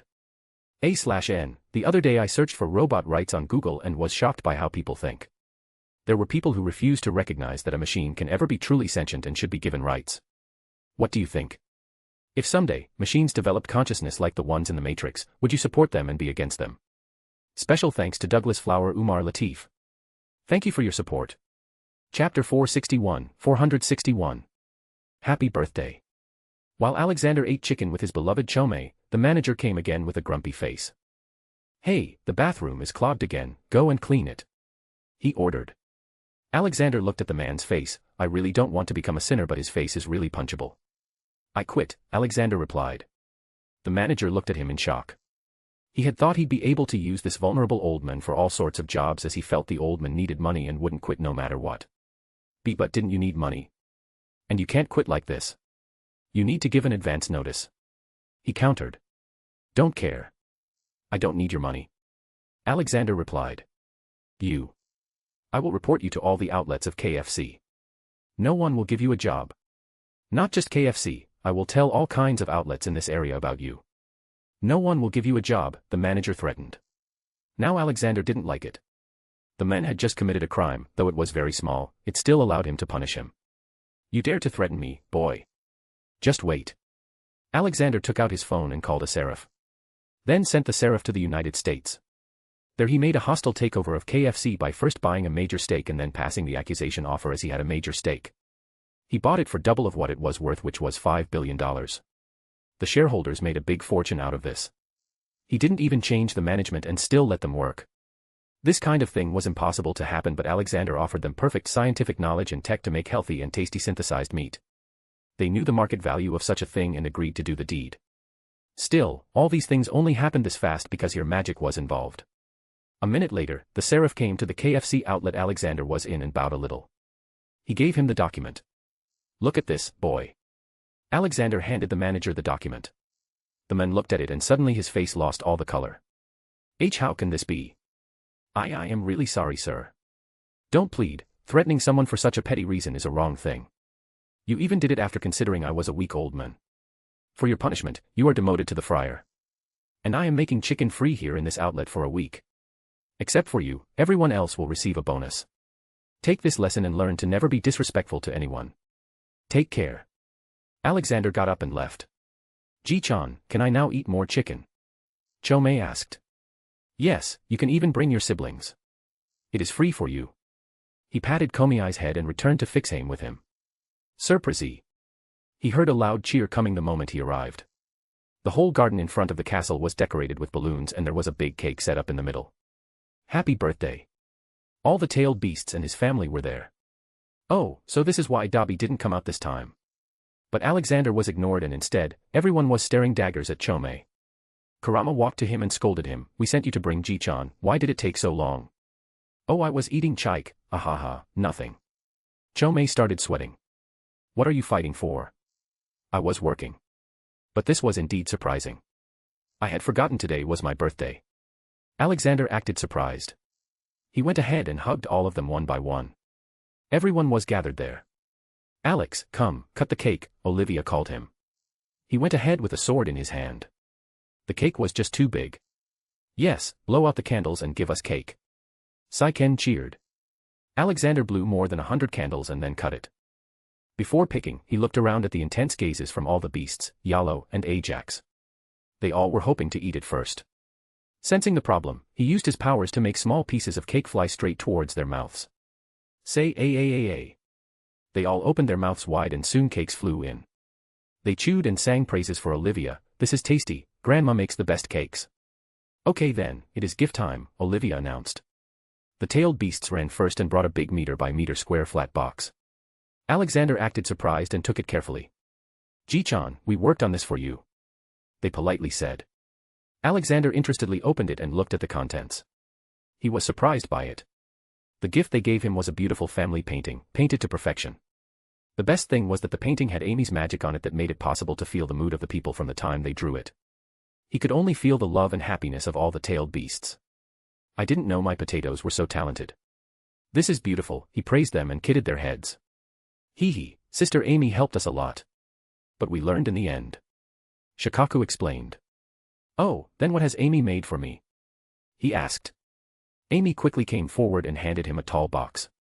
Grandpa, this is your own sculpture. I was able to make it so it can move too. Alexander unwrapped it and saw his own face, sending flying kisses. There was even a red animated flying kiss appearing with the help of magic. Haha, this is so cool, Amy. I like it. I will keep it in my room. He praised. After that, Leonidas came and gave him a new robe. This is made up of nanites you collected in Matrix. It can turn into whatever you want. This is from me and Natasha. Alexander quickly wore it and tried to turn it from black into gold. It happened immediately, and the best part was that it still looked like clothes. After that, Blue Fong brought a small gold ring, etched by him and his son, Haku. The ring had the stylish initials AMU and his face.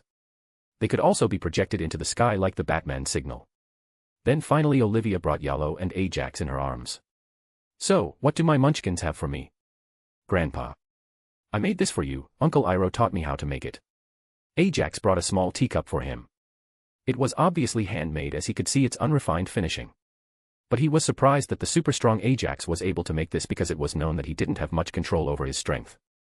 Alexander picked Ajax and gave him a hug. Thank you, my grandson. How have you been? Are you practicing what I told you? He asked. Yes, Grandpa, I am getting very strong. He proudly answered. He was 3 years old now and was already strong enough to beat most of the strong people in Fixame. After him, Yalo came forward and gave him a small locket with a family photo inside. I am Mata T. Tis, Yalo spoke with trouble. Alexander proudly picked him up in his arms. You're going so fast, Yalo. Already speaking.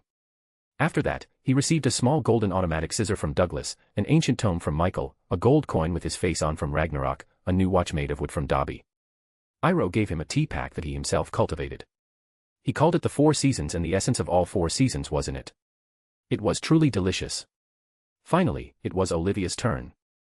So, what is my wife going to give me? I have already given you Leonidas, what else do you want? But still, because it's your birthday, here you go. I made this black kimono for you myself.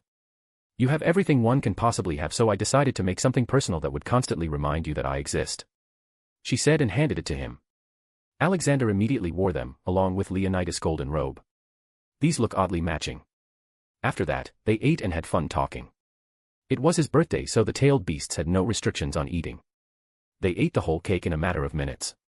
While all this was happening, he saw Natasha looking at Ajax from afar. He sensed her tension, so he walked up to her. Hey child, why do you look so worried? He asked. What mother would be happy when she cannot even hold her own son? Ajax is too strong and we had accidents in the past when he hugged me while crying. His strength is too much for an ordinary woman like me to handle. She explained. She was able to handle Ajax when he was small, but as he grew up his strength also grew along with him. This made it harder and harder for her to hold her energetic son who never sat in one place. A simple game with him could become a matter of life and death for her. Oh, in that case, I can help you. He offered. He felt really bad for Natasha. Special thanks to Douglas Flower Umar Latif. Thank you for your support. Chapter 462. Disappointing Afterlife. Eat this drink. This is the extracted material of 2 chakra fruits. This will make you sufficiently strong enough to play with Ajax. He offered her a glass. She did as asked. She was just hoping that this would allow her to be close to her son. Why the hell didn't Leonidas do this already? I got thousands of these fruits in the storage. He muttered. Yes, I need to ask him. She nodded spitefully and drank it. She waited for the effect. Suddenly a blue aura covered her and she felt herself getting stronger. Thankfully no third eye came out as Alexander had already made that modification. So, how are you feeling now? He asked. I feel strong. Very strong, she replied and checked her hands. Well, go ahead and play with him now. I think he will be happy too. He advised. Soon he saw the mother and son smiling widely.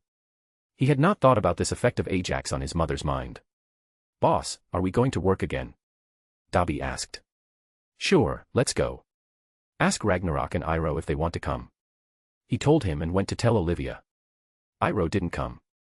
He said he needed to tend to his tea farm. Some phoenixes had been eating his tea without asking, so he wanted to stand guard. So, Alexander, Ragnarok, and Dobby came out. They looked around and except for a normal world, they saw nothing. There were normal buildings and cars, that was all. What are we supposed to do here? Ragnarok asked. I am sure there must be something. I can feel there is spiritual energy in the air. In some places, it is more than normal. Alexander pointed out. Look, what's that? Ragnarok pointed to the left. That seems to be some kind of a corrupt spirit. Dobby deduced. It was a giant figure with a skull-like mask and a dorsal fin on its back. Its shoulders and arms were plated with what appeared to be part of his mask, and his body was covered with dark gray stripes, resembling the scales of a fish. Let's catch it then, Alexander decided. The three went to it and started holding it down. They were constantly trying to reason with it while not harming it at the start. A distance from the three. A mother was walking with her small daughter. Mama, look, they are playing in the sand, the little girl pointed at them. Her mother saw the three strange men jumping around in the park, catching invisible ghosts. She worriedly called the police. Mommy, it looks fun, can I play too? The girl asked. No, sweetie, they are bad men, let's go away from here. Police uncle will catch them, her mother said and dragged her away. Back where Alexander was fighting, he got tired of jumping around and simply threw some of his pure aura on the angry soul. Soon, little by little the huge figure started shrinking, turning into an old crumbling man. The men looked around in confusion. Hey, soul, why don't you go to your realm? Ragnarok asked. The old man's spirit looked at him and felt danger. I was looking for my son. He said he would come and take me away from the old age home. Do you know where they live? Alexander asked. The spirit shook its head. This was normal for spirits to lose their memory after passing away. Still, a small last wish left in their hearts could affect their afterlife. Just like what was happening now. The men probably didn't even know what his son looked like, but he wanted to find him due to some promise. Do you know how you died? Alexander asked, to which the spirit again denied. Seeing no choice, Alexander looked into its mind. There he saw memories that were not accessible by the men anymore. He saw that the men died in a fire in his old age home. He had been waiting for his son for the past 8 years. His son had left to work in the States and had not even called for more than a year. Sigh. Maybe you should go to the spirit realm now. If you linger in this world, then you will turn into a vengeful spirit. You had already turned into one, but I helped you. He revealed. Oh, I. Forgive me for this. But I do not know how to get there, the spirit answered. Alexander and his two friends scratched their beards. That is a problem. Well, we will take you there, don't worry. He took out his anywhere door and just vaguely set the destination to where spirits go to. He opened the door and told everyone to cross it. Whistle. Alexander stopped and looked back. He saw a policeman running towards them at full speed. But Alexander just gave the men some advice, don't run or you will fall. He politely said that and left. Soon the door vanished as well. The policeman inspected the place where the pink door was. I need to stop drinking. I'm still drunk from last night, he thought to himself and left. After Alexander was gone, two people in black kimonos and weirdly shaped swords appeared. They had a device in their hands. Where did the hollow go? Denryashinki, divine messenger machine, was showing it till not long ago, one of them said. This is weird, I can feel an extremely high amount of Raisha around this place. Also, hollows don't just disappear like this, even if someone caught them there still would have been a rampage. We should report this to the lieutenant. The other one said. They agreed and left. Alexander closed the door and looked around. This feels like we are in the Japanese Edo period. Yeah, except this place looks dirt poor. Look at their clothes, they are wearing rags. Ragnarok noticed. Everyone around them looked poor with tattered clothes and walked barefooted. Is this, hell, the old man spirit they brought asked. Alexander was also confused, what the hell is going on? Isn't the spiritual realm supposed to look natural and not like a slum? Don't worry, old man, I will guide you through all this and make sure you live a good life, Alexander assured him. Boss, we are being watched, Dobby spoke suddenly. Alexander looked around and really, many people were looking at them. He could already feel that they were just souls. He felt their malicious intent. So, he let out a small amount of his spiritual energy. This scared all of them for some reason. To the point that they ran away without even looking back. Water only for 5 can. A hawker passed by them. Ragnarok stopped him. Oi, do you have something to eat? The hawker looked at Ragnarok as if he was asking a crazy question. Then suddenly the hawker bowed to him. Forgive me, I do not have that. You must go to the frontal districts for food. Alexander looked at him. Which district is this, and what is the name of this place? Northwest one named this place. You are currently in the 70th district of South Rakongai. Please keep walking that way and you will reach the better districts. The hawker said and left. Well, we have a direction, let's go. We need to investigate this world. It seems this is not like the normal afterlife we thought it to be. Alexander spoke loudly. Siriiti, 1st Division Barak. Captain Commander of the whole Goti I-13 sat alone in his office, meditating. Yamamoto was the oldest captain in the Goti I-13. He had the appearance of an old man with red eyes, a very long white beard, and long eyebrows. There were many scars on his torso and head, the two most prominent being a pair of long scars crossing above his right eye. His old face gave a feeling of control, peace, and all-knowing of his surroundings. Currently, he was feeling the erasure around the whole Soul Society. All was going fine until he felt like he was blinded by the huge amount of erasure when he looked beyond District 59 of South Rakongai. His eyes jolted open in shock. What was that, he asked himself. He immediately called his lieutenant and ordered someone to go and check that district. He then looked at the view of Soul Society from his office. Troubles are brewing, it seems. Alexander and his small party slowly crossed districts. The lesser the number, the better the living condition. That was what they understood. There better be a castle made of gold in the center of all this crap, Ragnarok scoffed. Haha, still thinking about gold, Dobby laughed. It's called a hobby, Dobby. I like collecting gold. Ragnarok clarified, making Alexander laugh. Yeah, a hobby that leads to making Mount Everest made of gold. Alexander japed. Ragnarok just whistled and ignored his words. Special thanks to Douglas Flower Umar Latif. Thank you for your support. Chapter 463. Pointless exam. Alexander and his party had been walking for a while now. They had finally reached the 10th district. The difference between where they first arrived and here was like a desert and oasis. Alexander left the old man with a good amount of money there as it was a decent area, not filled with criminals. Let's go and see what's after the first district, Alexander suggested. The three kept on running towards that area. When they came to the first district they saw a big crowd gathered around a big building. They went to it to see what was happening. There they saw a poster on the wall, Shino Spiritual Arts Academy entrance examination tomorrow. What is this? Ragnarok loudly exclaimed. Some guy who wanted to boast spoke. You must be new. This is the exam to become a Shinigami. If you pass it you can live inside Siriiti. Your life will be set there. I know I am going to pass. You should not even think about it, you are too old. Ragnarok ignored the men and looked at Alexander. They nodded. They decided to infiltrate the organization. For the night, they all stayed in a rented room and prepared for the next day. The next day, Alexander and his two friends went to the exam. At the entrance, there was supposed to be a walk-in test to determine if you were even worth letting give the exam. There were hundreds of millions of spirits living in the area, so this was necessary. Alexander only knew that it had something to do with the spiritual power, and he, Dobby and Ragnarok were well versed in it. At the front of the line, they saw many spirits crying to get another chance, but they were brutally thrown out. Well, this seems competitive, Dobby determined. Who knows, let's see what they ask for in the exam, Alexander said and walked forward to get checked. There was a bald man in a black kimono conducting the test. Put your hand on this crystal ball, the bald man said. Alexander was going to do it, but before his hand even touched it, the crystal ball started to shine. The bored eyes of the bald man shook open. You are a talented one, please head to hall number 3 for the exam, he gestured at him to enter. Alexander didn't think much and went in. After him, the same happened with Dobby and Ragnarok's turn. 3 talented souls.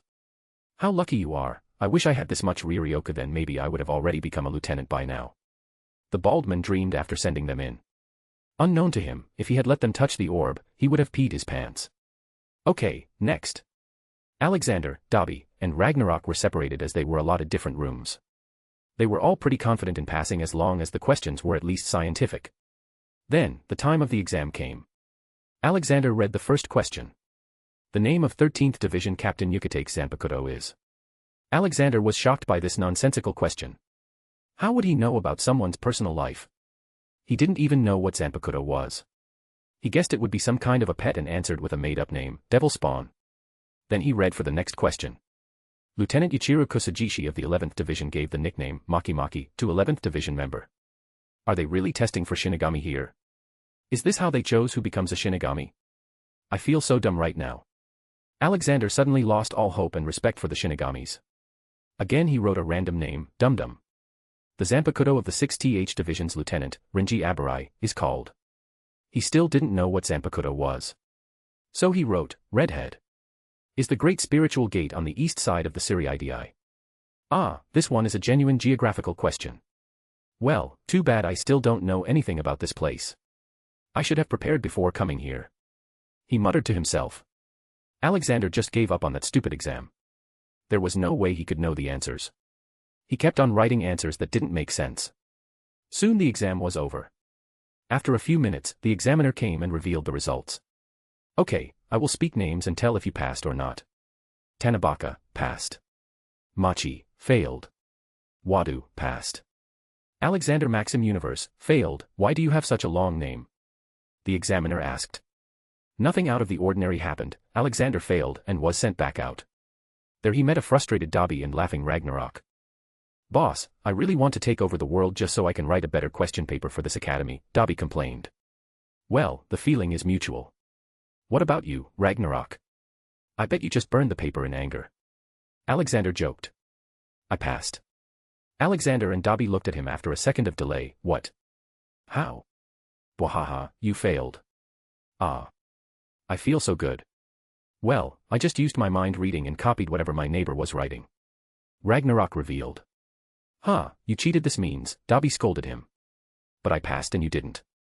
I'm going to school, boys, see you later. You will probably have to illegally jump the wall and enter Siri-Idi, Ragnarok suggested. Ragnarok ignored them and went back inside the building to leave for the academy. Meh, who would want to go to school anyway, we are old. Dobby tried to comfort himself. Hey Dobby, why didn't we just read the mind of the examiner to learn about this whole world? Alexander asked. They had not used such a handful ability of theirs. Dobby felt embarrassed. It seems we are forgetting about our magic powers. Still, let's look for some important-looking guy and read his mind. We still need to know about this world. Alexander suggested and looked around. Wow-ee. Uncle Fong and Kurama's brother, suddenly a cheerful voice came from Alexander's shoulder. Chomei, you nearly spooked me. And stay invisible. We are on a secret mission. He instructed. He put Chomei under a double invisibility charm and voice manipulation charm. His voice would only be heard by him and Dobby. Ji-chan, look. Kurama's brother. Chomei excitedly pointed. Alexander and Dobby looked and found a 9.5 feet tall wolf-headed man. He looked intimidating by normal standards. He looks important, Dobby deduced. Yeah, he does. Let's read his mind. Alexander agreed. He subtly and without intruding his deep personal thoughts, read his mind. He learned a great deal about the world, its different dimensions, and the workings of the Soul Society. He didn't like how it worked though, because according to the law, all the souls in Soul Society were temporarily there. The Shinigami had the authority to slaughter them to maintain the balance between hollows and souls. The death of a soul in Soul Society meant that they'd be reborn in the human world without any memory. He learned about the social hierarchy, their relation with the world, about the history and their geography. To his shock, he even found that 200 years ago, Soul Society carried out a genocide of the Quincy in order to prevent them from unbalancing the world. Though, he found out that the intimidating wolfman whose mind he was reading had a heart of gold. He loved dogs and the human world's dog shows. After he retracted from his mind, he left with Dobby. Blue Fong would love to meet that man. His name is Sajin Kamamura and he's the captain of the 7th Division. Alexander told them. I'll call him Big Wolfie from now on, Chomei interjected. Sure, as long as he doesn't get offended. Okay, Dobby.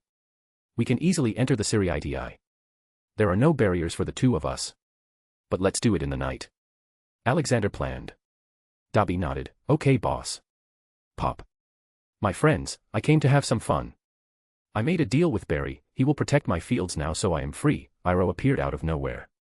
Alexander just sent him the memories as he did with Dobby. Iroh was overwhelmed. Never in my life had I thought I'd see death gods. Yes, death gods with small g. Or maybe they don't even have a G because I find them very weak. Alexander judged. After that, they planned for their border jumping in the night. Meanwhile, Ragnarok was going through another test. Special thanks to Douglas Flower Umar Latif. Thank you for your support. Chapter 464. Wall Jumpers. Ragnarok was taken to another hall where their Ryuryoku, spiritual power, would be measured again to judge their talent level. So, soon his turn came. Put your hand on this ball and insert your Riryoku. A bored clerk said. Okay. Ragnarok put his hand on it. He had already seen the test when he was standing in the line, and he was also briefed. There were supposed to be 5 categories, and they all were shown with color. Indigo, blue, green, yellow, orange, red on the crystal. Indigo being the lowest and red being the highest. The first level was basic spiritual power. This level of power was common among those who may or may not be spiritually aware to a small degree but otherwise have no real spiritual power. This was also a common level of power for a regular human. Hence, everyone who took the exam was higher than this level. This had an indigo color assigned to it. The second level was average spiritual power. This was also a common level of power for low-ranking seated and non-seated members of the Godii 13 or lesser power individuals. This had a blue color assigned. After these two came the smaller powerhouses of the Soul Society. High spiritual power. This level of spiritual power was common among those of an average lieutenant rank and high-ranking seated officers. It had a green color assigned. Then came the great spiritual power. This level of spiritual power was common amongst those of an average captain rank. Yellow was its color.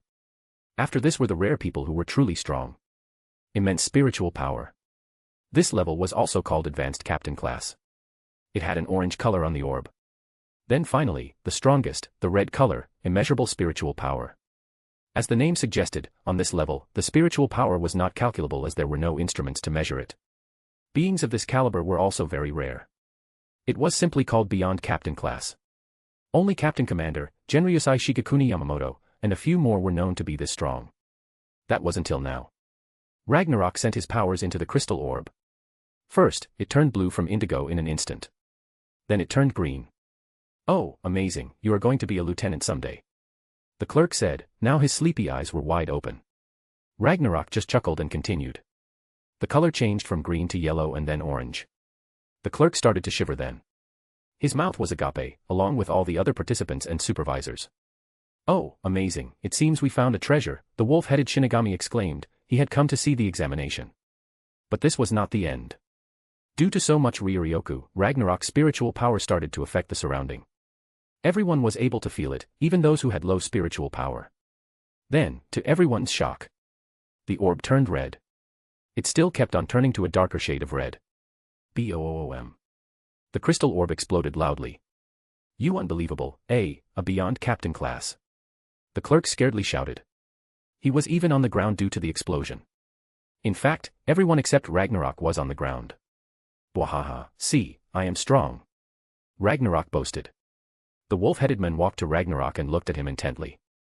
It was true that the men had the same spiritual power level as the captain commander, and that made him dangerous. But, this could also be a chance for the Soul Society to cultivate the next generation captain commander, wolf-headed man thought. He had felt the spiritual pressure during the explosion and it was bone-shattering. He knew if others had to endure it any longer then their bones would have shattered. I do not sense any malicious intent from him at all. He even feels pure, somehow, he thought. Wolfman tapped on Ragnarok's shoulder. That was a result beyond our expectation. I am Sajin Kamamura, captain of the 7th Division. Come, I will introduce you to the academy. You won't be staying here long anyway, as I believe with your talent and power you can easily pass all the exams very fast, Sajin told him. Ragnarok proudly accepted the praise. Sure I will. Maybe a bit narcissistic and overconfident, but he's better than Byakuya, Sajin made a mental note. He brought him to a room filled with plain and simple katanas. Please pick one of them, Sajin instructed respectfully. Ragnarok was enjoying the roleplay and picked up a katana. Haha, this is very light. It is called an asachi. All Shinigami must spend every waking moment with their own asachi, and as they progress in their training, they slowly and methodically imprint the essence of their soul into their asachi. This is how they guide and mold their own unique zanpakuto. With time, your sword will also become strong like you. Sajin explained to him. Ragnarok interestingly looked at it. Haha, this is interesting. So, what next? He asked. It was night outside. Alexander and his party were on their way to jump the wall. Iroh, why have you tied a cloth on your head? This makes us look like thieves, Alexander asked him. Oh, I thought we were going to steal something, Iroh answered. No, we were just going to jump the wall. Dabi corrected him. Haha, then my disguise is perfect. I can't have someone see my face now when illegally entering a place. Iroh laughed. They all flew towards the boundary of Siriidi. Alexander sensed an invisible barrier protecting the area above the wall. Boss, why aren't we using the anywhere door? Dobby asked. Alexander embarrassingly looked at him, because you didn't remind me. Also, I have no idea where we should come out and not get seen. But we are already under disguise, so I think we will be safe. It is nighttime too. He took out the door and crossed it. They appeared inside an arena and thankfully it was empty. Okay, now that we are inside. What do we do now? Iroh asked. Alexander and Dobby looked at each other's faces. Dobby scratched his beard, to learn about them. Which we already did. We already have Ragnarok inside the academy. He is our best spy. Let's go and talk to him, Alexander proposed. So, they used the anywhere door and appeared inside Ragnarok's room. But their jaws dropped when they saw him. Ragnarok was in his bathing robes, his hair tied under a towel, and slices of cucumber were resting on his eyes. Raggy, what is this? Alexander asked. Ragnarok jolted up and looked at him embarrassingly. Skincare, my friend. They are treating me like a god. They even gave me the biggest room with a bathroom. Wait, didn't they realize you are not a soul? Alexander asked. No, in fact, they already inducted me into the first division as a trainee. They said I will be under the captain commander. Apparently, my spiritual power was in the same category as the captain commander. Bwahaha. What a pleasant life. What are you three doing? Sneaking around. Ragnarok asked in an insulting tone.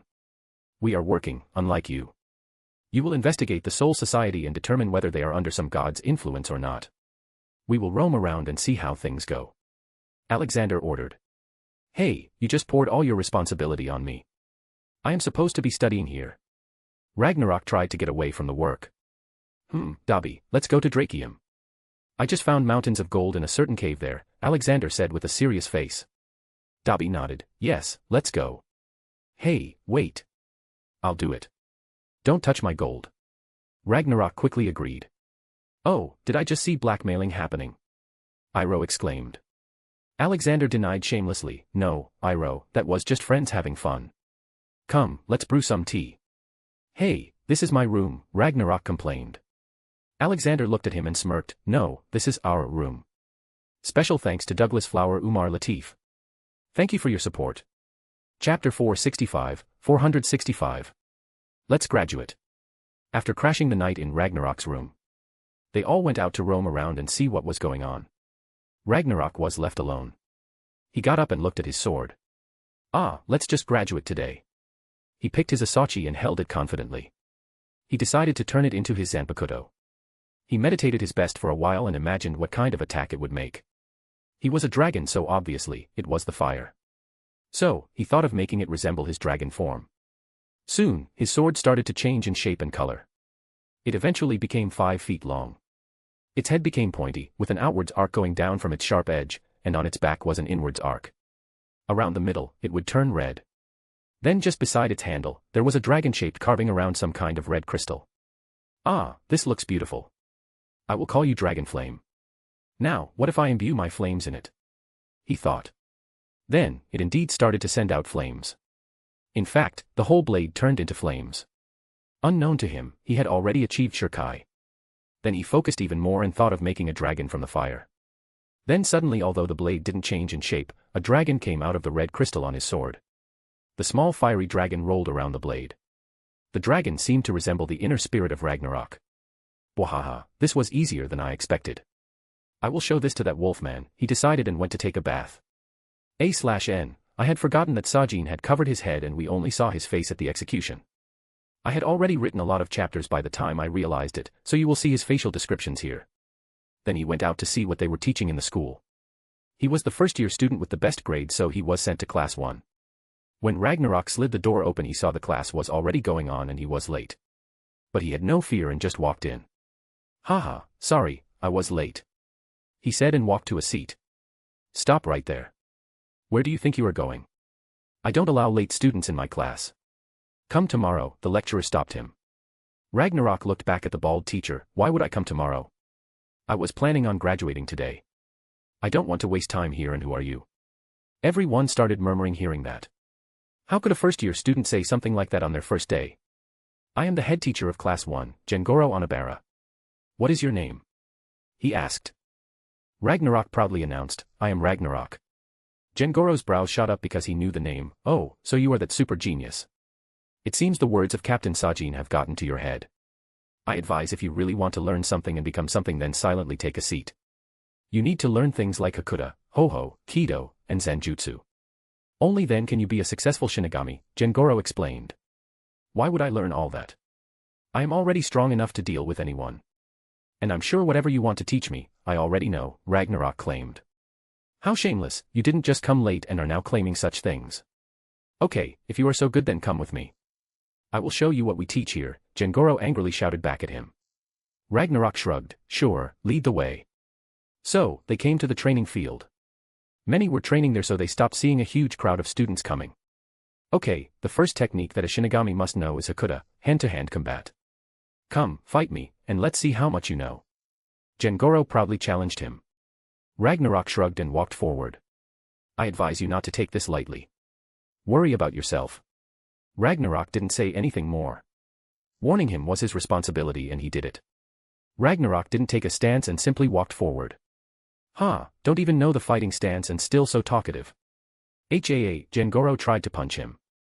Ragnarok didn't dodge and let it punch him in the chest. But, nothing as expected happened. The punch could only make a loud noise and not hurt him. Bam. Just one light punch from Ragnarok and he was thrown many meters away. See, I am strong.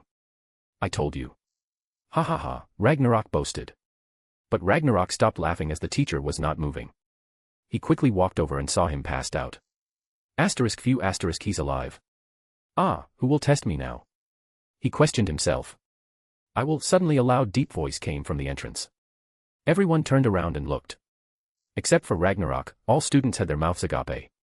11th Division's captain, Kenpachi Zaraki, they exclaimed. Ragnarok understood that this was a big shot, so he was prepared to fight him. Kenpachi was a tall, muscular Shinigami with a wild and aggressive appearance. He had a long face with pronounced cheekbones and hairless brow ridges. He had long, stringy black hair and a long, thin scar running down the left side of his face and across his left eye. Everything about the man screamed, intimidating. Ragnarok also noticed a small pink-haired girl on the man's shoulder. Oh, then come ahead, let's fight. Ragnarok invited him. Kenpachi could actually feel the immense aura leaking from Ragnarok, which was why he had appeared here. He was a battle-hungry man and loved strong opponents, so he was obviously not going to let this chance go. So, which technique are we going to use? Ragnarok asked. Hey, you passed in Hakuda. I'm crap at Kido, demon arts. That leaves Ho-Ho, fast movement, and Zanjutsu, swordsmanship. Do you have your Asachi? Kenpachi asked.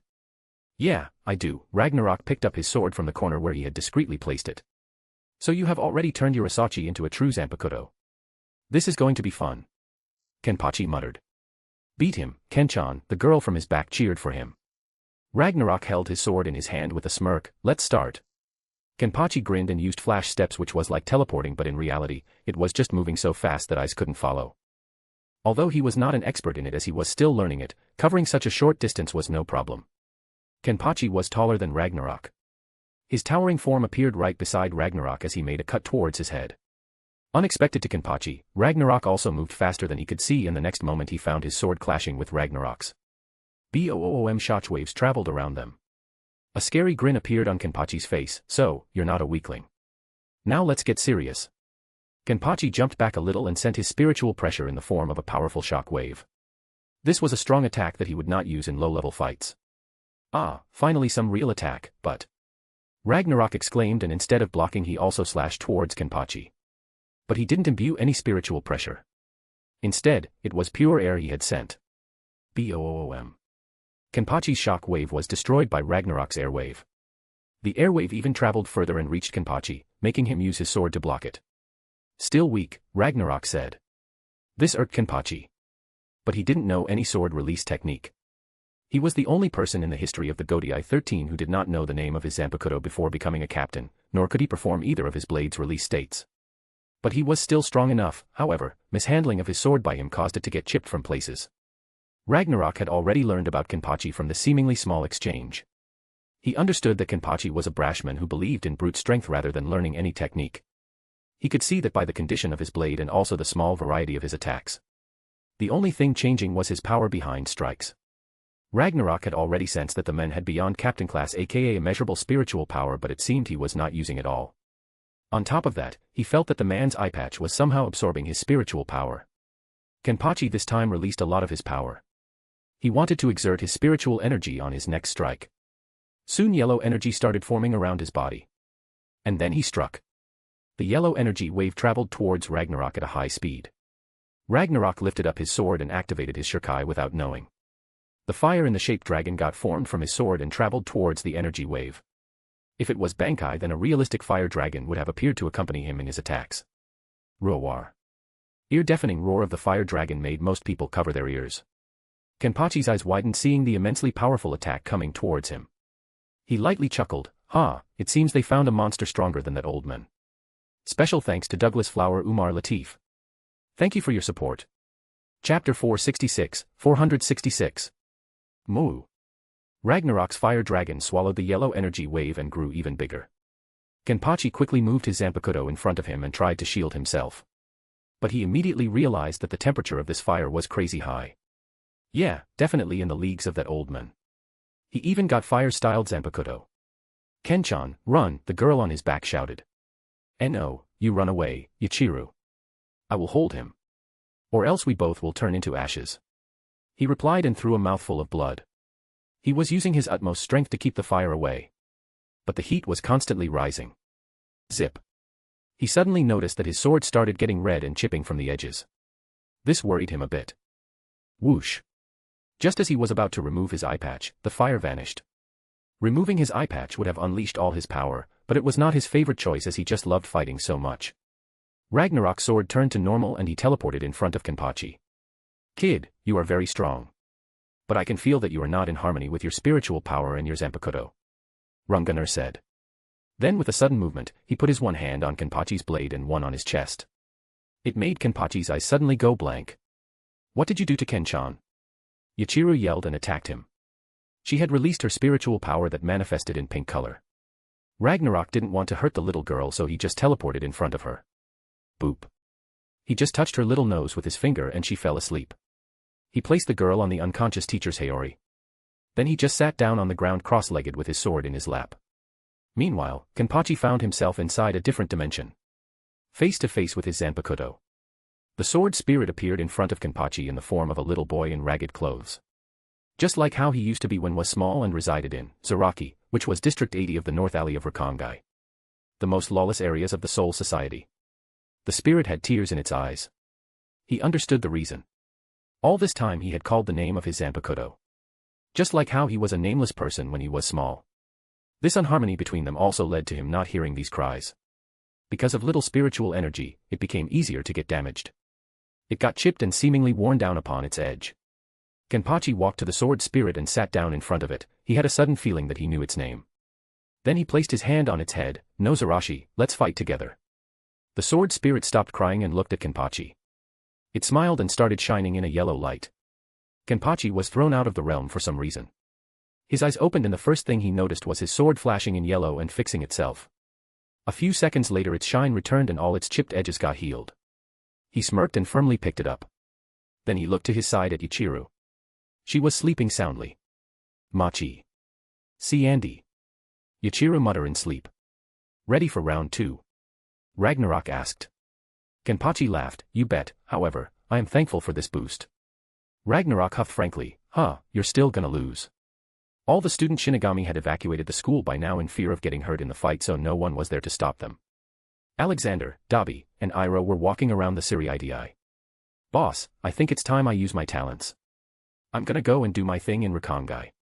See you later, Iroh, come with me, I'm going to need your talent in tea. Dabi ditched him and took Iroh with him. Arg, why must I deal with this alone? It seems I'll have to tell that lunatic to come now. He thought and called for Douglas. Poof.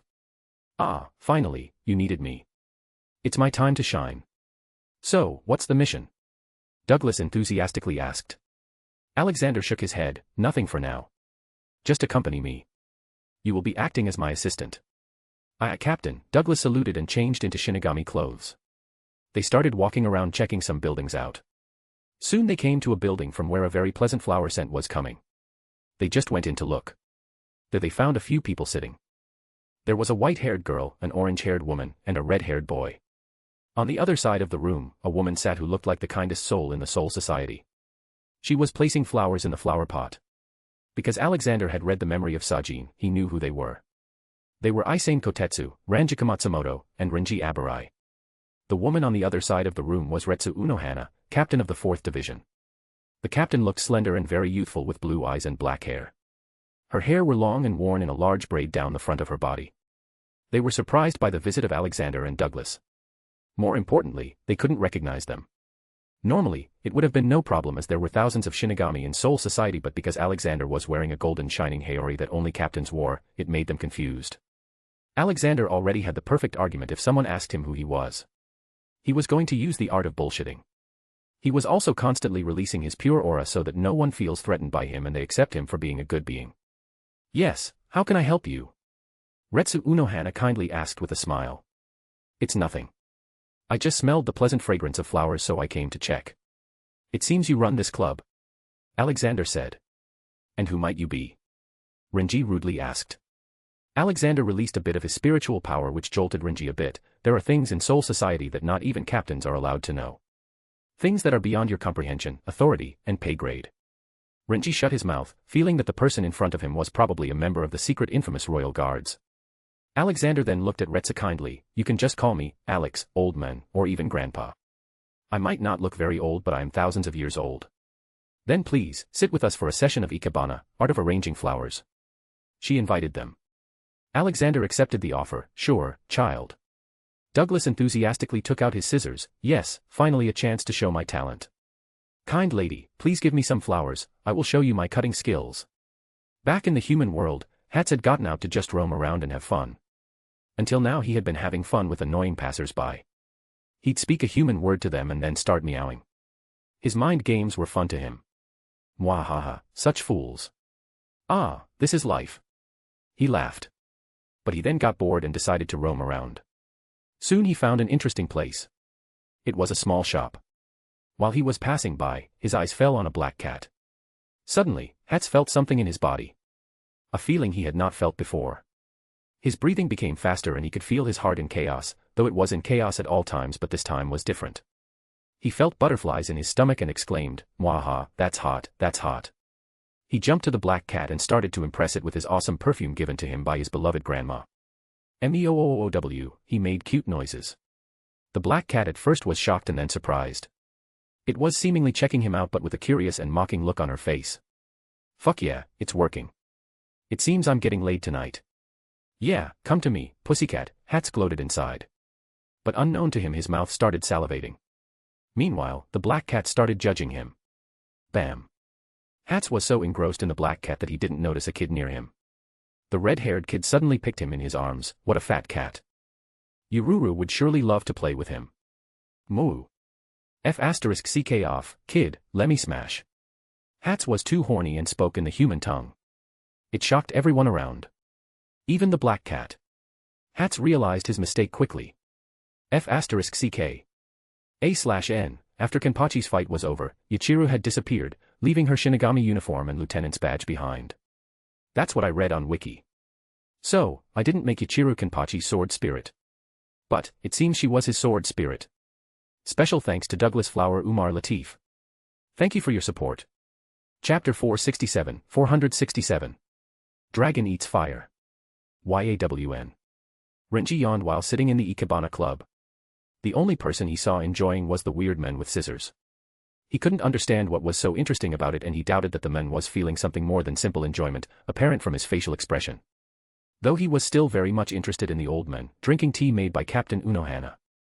He was very astonished as this was the first time he had seen Captain Unohana bothering to do something else when it came to flower arrangement club day. She would normally just focus on flowers, but today she gave tea to the old men. Alexander stood up after finishing his tea. Well, I will leave now. It was good meeting you, child. See you later. He dragged Douglas out with him. After they left, Renji asked Unohana, Captain, aren't you interested in his identity? You don't always need to know everything. You could feel he meant no harm, so what's the problem? She said and started arranging flowers happily. Alexander dragged Douglas out and jumped to a rooftop. Why the hell would you start preaching about God while cutting flowers? You nearly busted us. Ah, I got swayed at that moment. It won't happen again, Douglas apologized. Okay, let's go somewhere else now. Also, I need to learn about these other dimensions in detail. Let's look for a library, he planned and jumped from building to building. On one of them, he found two men drinking sake. He immediately recognized them as the captain of the 8th Division, Shunsui Kairaku, and captain of the 13th Division, Jushiro Yukitake. Oh, we have a new guest. Shunsui greeted him. Hey there, why don't you try this? Alexander greeted them and gave them a bottle of fire whiskey. Cough cough. Alexander raised an eyebrow when he saw Jushiro coughing out blood. Oh, you are sick. Well, here, drink this. He just did that and left to find Ragnarok. The small interaction was very weird in every way possible. None of them knew each other and still acted like they were friends. Jushiro looked at the small Yakult-sized bottle. Is this some kind of milk? Ha ha ha, why don't you try it while I try this? This bottle looks good. Shunsui laughed and picked up the fire whiskey bottle. Jushiro really drank the milk. Oh. I feel different. HAAA. Kenpachi activated his Shirkai because he wasn't able to defeat Ragnarok. No matter how much he tried, Ragnarok was always the stronger one. He had a feeling that Ragnarok had not revealed his full strength. Drink. Those words were his Shirkai release command. Upon its release, Nozarashi took on the form of a great axe/war cleaver hybrid with a long, cloth-wrapped handle and a green tassel attached to the top. Ragnarok smirked and held his sword firmly. He wasn't going to activate his higher power or do anything big, or else he might end up destroying the whole Soul Society. Ragnarok and Kenpachi ran towards each other at a very high speed. Kenpachi had his huge axe ready to vertically strike him. Ragnarok was already too close to him to strike back. Stop. Suddenly Captain Sajin appeared and jumped between them. He first held Kenpachi's arm and stopped him from going forwards. Then he looked at Ragnarok still coming towards them. His pupil dilated when he felt more threatened by Ragnarok than Kenpachi's attack. I won't survive this if struck. Ragnarok made a quick slash towards Sajin's neck. Whoosh. The blade stopped just a millimeter away from the neck. Ah, I was having fun, Captain Sajin, why did you stop us? Sajin took a long breath. To think this is his first day in the academy. If you two kept fighting, then the whole school would have been destroyed, he reprimanded them. Kenpachi just huffed and ignored him. On the other hand, Ragnarok laughed, ha ha ha, okay, then let's go drinking. A man has many ways to decide the winner. But Sajin stopped him, wait, Captain Commander would like to see you. Ragnarok shrugged, let's go then. He was taken to the 1st Division barracks. On their way, Sajin told Ragnarok about who Captain Commander was. Under normal circumstances, a new student of the academy wouldn't be able to meet the commander, but this was a special situation. After walking for a while, they finally appeared inside the big building. He was then sent to Captain Commander's office. Hello, young man, an old voice spoke to Ragnarok. Ragnarok didn't know if he should laugh, me. Young man. He turned to where the voice came from. The man in front of him had the appearance of an old man with red eyes, a very long white beard, and long eyebrows. There were many scars on his head, the two most prominent being a pair of long scars crossing above his right eye. He wore the standard Shinigami uniform, but its size was greatly exaggerated. He draped his Haori over his back instead of actually wearing it. Hello, Captain Commander, how are you? Ragnarok cheerfully asked. Yamamoto was sitting on a pillow on the ground at the moment, so Ragnarok went ahead to sit in front of the man. I am good. So, do you want to become a Shinigami? Yamamoto asked in his hoarse voice. It depends, what will I have to do? Ragnarok asked.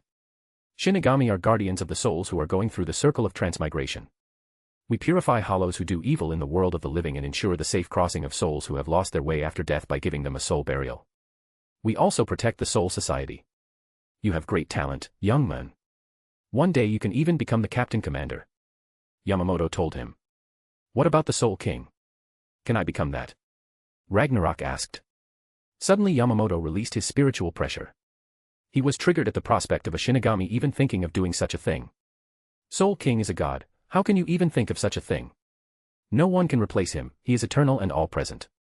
Yamamoto angrily grunted. Currently, all the people in the whole of the 1st Division barracks were feeling the pressure of Yamamoto. But Ragnarok just stood there normally. Well, thanks for the info. Becoming a Shinigami sounds like a boring job. I already know someone who is way stronger than you all combined, hell if you also add your god, he's still stronger. Not to mention his father who is on an even crazier level. Well, thanks, but I'll pass. Ragnarok denied the job and started walking away. But then he stopped midway and looked back, I nearly forgot. Here, keep your sword. I'd rather use my hands. Yamamoto was shocked. He was going to ask Ragnarok about his origin as there was no record of someone like him existing in Rakangai, and based on that he would judge him. But things went too differently. Stop right there, Yamamoto quickly fast-stepped in front of him. His staff suddenly turned into a sword. You are too dangerous to be left like this. I will send you back to the human world to get reincarnated, he announced. Wahaha, you can try, kid, Ragnarok replied. Yamamoto was confused at being called a kid. He was 4001 years old, so it didn't make sense. Who are you? Yamamoto finally asked. I am the dragon god, Ragnarok. Nice to meet you, he revealed. Yamamoto had none of that and attacked. He slashed his sword at Ragnarok, which released a big wave of fire at him. Ragnarok just smirked and didn't even move. The fire collided with his body and disappeared. You can't hurt me with fire, Yamamoto. I don't have any ill intentions either. Ragnarok tried to convince him. But Yamamoto didn't quit just yet. He instantly activated Shirkai, which engulfed his blade in the fire. Reduce all creation to ash, he spoke the release words. Suddenly an immense amount of spiritual pressure was released. Affecting all in the area, it could be felt for miles upon miles across all of Siriidi. Anetsu Jigaku, flames of hell, Yamamoto spoke his attack. Suddenly pillars of fire started coming out from the ground, destroying the floor and the ceiling of the building. Stop it, Yamamoto, you are just causing damage to the building, Ragnarok advised him. The intent of the technique was to trap the opponent in the caged inferno and destroy them. The power of this technique can destroy everyone caught in its vicinity, including Yamamoto himself. He was ready to take this risk. Seeing that Yamamoto was not stopping, Ragnarok decided to end this. He couldn't let so much damage come to Soul Society, as Alexander would be angry then. Fine. The dragon is hungry now. Special thanks to Douglas Flower Umar Latif. Thank you for your support. Chapter 468. Heartbroken. Ragnarok apparad right in front of Yamamoto. He then grabbed the blade of Yamamoto's sword. Didn't you hear me a moment ago? I am the dragon god. Fire can't even touch me. Yamamoto could feel his flames getting absorbed by Ragnarok, which in turn was making the pillars of fire go away. He struggled to even move the sword away. Seeing no option, Bankai, Zanka no Tachi. In Ragnarok's hands, the blade suddenly changed and took the form of an ancient and worn-out katana, severely scorched by fire. Zanka no Tachi, Higashi, Kyokujitsujin, long sword of the remnant flame, east, rising sun edge. This move automatically activates at release. This ability concentrates the intense flames of the sword along the tip of the blade. It neither burns nor erupts, but anything it touches is eradicated to nothingness. Ah, this is a very powerful ability. If I was not suppressing it, you'd have destroyed the whole Soul Society or even Earth with its heat by now, Ragnarok remarked. Yamamoto stopped trying to get his blade released and instead he thrusted it towards Ragnarok's chest. Ragnarok had not caught it tightly enough to stop it from sliding. It moved and touched his chest. Boom. As if a sudden gust of wind came, scorching heat covered Ragnarok's body. His clothes turned into ashes in even less than a second. He had to partially use his dragon scales to make them look like pants. This is the strongest fire release I have experienced in so many years, he thought. But sadly, it wasn't enough to hurt him. For a being who can easily destroy a planet, the heat was not an issue. That just pinched me a little. He scoffed and grabbed Yamamoto's neck. What you just did now proves that you lack empathy. You would have killed so many beings in Soul Society and Earth if I was not suppressing your heat going outside of this hall. I am not even a threat and yet you take such measures, he disappointedly said. But Yamamoto's eyes still didn't show any sign of defeat. Zanka no Tachi, Nishi, Zanjitsugoki, long sword of the remnant flame, west, remnant sun prison garb. This ability is unseen by the eyes of anyone else unless Yamamoto wills it to be seen. It engulfs his body in heat which reaches a temperature upwards of 15 million degrees. Therefore, it becomes impossible to even touch him while he is using his Bankai. The level of heat produced by this technique is so high, it would not actually appear in the form of flames. By now, Ragnarok's hand should have disintegrated into ashes, but it didn't. Good, as warm as the core of the sun, You are very strong, Yamamoto. I can understand where this arrogance and strength comes from. But you are too uptight. Now, I advise you to stop using this technique and putting everyone's life in danger. He put Yamamoto down and walked a few steps back. Yamamoto saw that he couldn't hurt him, so he finally nodded and stopped using his Bankai.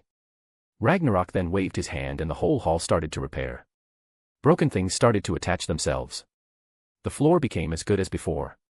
The shock was clear on Yamamoto's face. Then he transfigured the pillows into a table and 2 chairs. He sat down calmly. Come, let's talk while drinking tea. Goddammit, that Iroh has got me hooked on this. It's even more addictive than fire whiskey, he cursed in his mind. Yamamoto vigilantly came forward and sat down. First, tell me who you are, what is your motive, and how did you enter Soul Society? Yamamoto asked. I am. Ragnarok told him about himself and Alexander and what they do. He didn't reveal more than what was necessary to be known. In the real world. Leave me, human. Hats authoritatively shouted while the little girl held him tightly in her arms. Oh, so cute.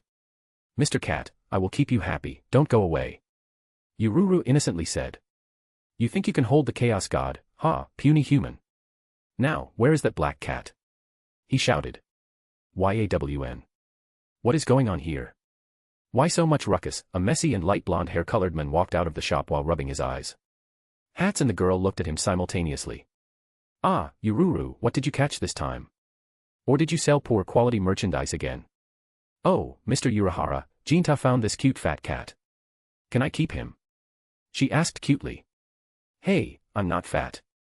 That's just my fur and stop calling me a cat every time. My name is Hats and for you, it is Lord Hats, Hats retorted. Urahara's eyes went wide open now. He had seen many strange things in his life. A talking cat was not very shocking, but a talking cat that made him feel insecure about his safety was what worried him. What are you? Urahara asked. I am the god of chaos. Hand me that cat now, she is meant to be my woman. He shouted while pointing his paws at the black cat on Urahara's shoulder. Urahara patted the black cat's head. Oh, this is Yoruchi and I'm afraid you can't mate with her. Who are you to decide that? Hats refused to accept. Well, she is already taken and her partner is kind of handsome, unlike you, who is a cat and a fat one at that, Urahara smugly replied. It's my fur, and what do you mean unlike me? Is her partner not a cat? I'll just kill him, Hats grinned evilly. Urahara really shuddered seeing that grin and feeling the aura. No, her partner is a man. Hats' face turned sad. Oh, such bestiality, you poor Yoruchi, don't worry, I will care for you. Come to me. Hats tried to jump on her. Bam. Stay away, you pervert, the black cat spoke. Hats blinked his eyes and processed what just happened. Then he started smiling. Oh my god, you can speak, you are just like me, we are soulmates. Wait. Come inside, I will show you something. Hats, Urahara stopped their exchange. Inside the shop, Yoruchi jumped down from his shoulders and stood in front of Hats. I am not like you, I am a human. She suddenly started turning back into a human although naked. She quickly grabbed Urahara's robes and covered herself. Hats was shocked and heartbroken. He took a few steps back in disappointment and nearly lost balance. How could this be? I fell in love with a human. But no.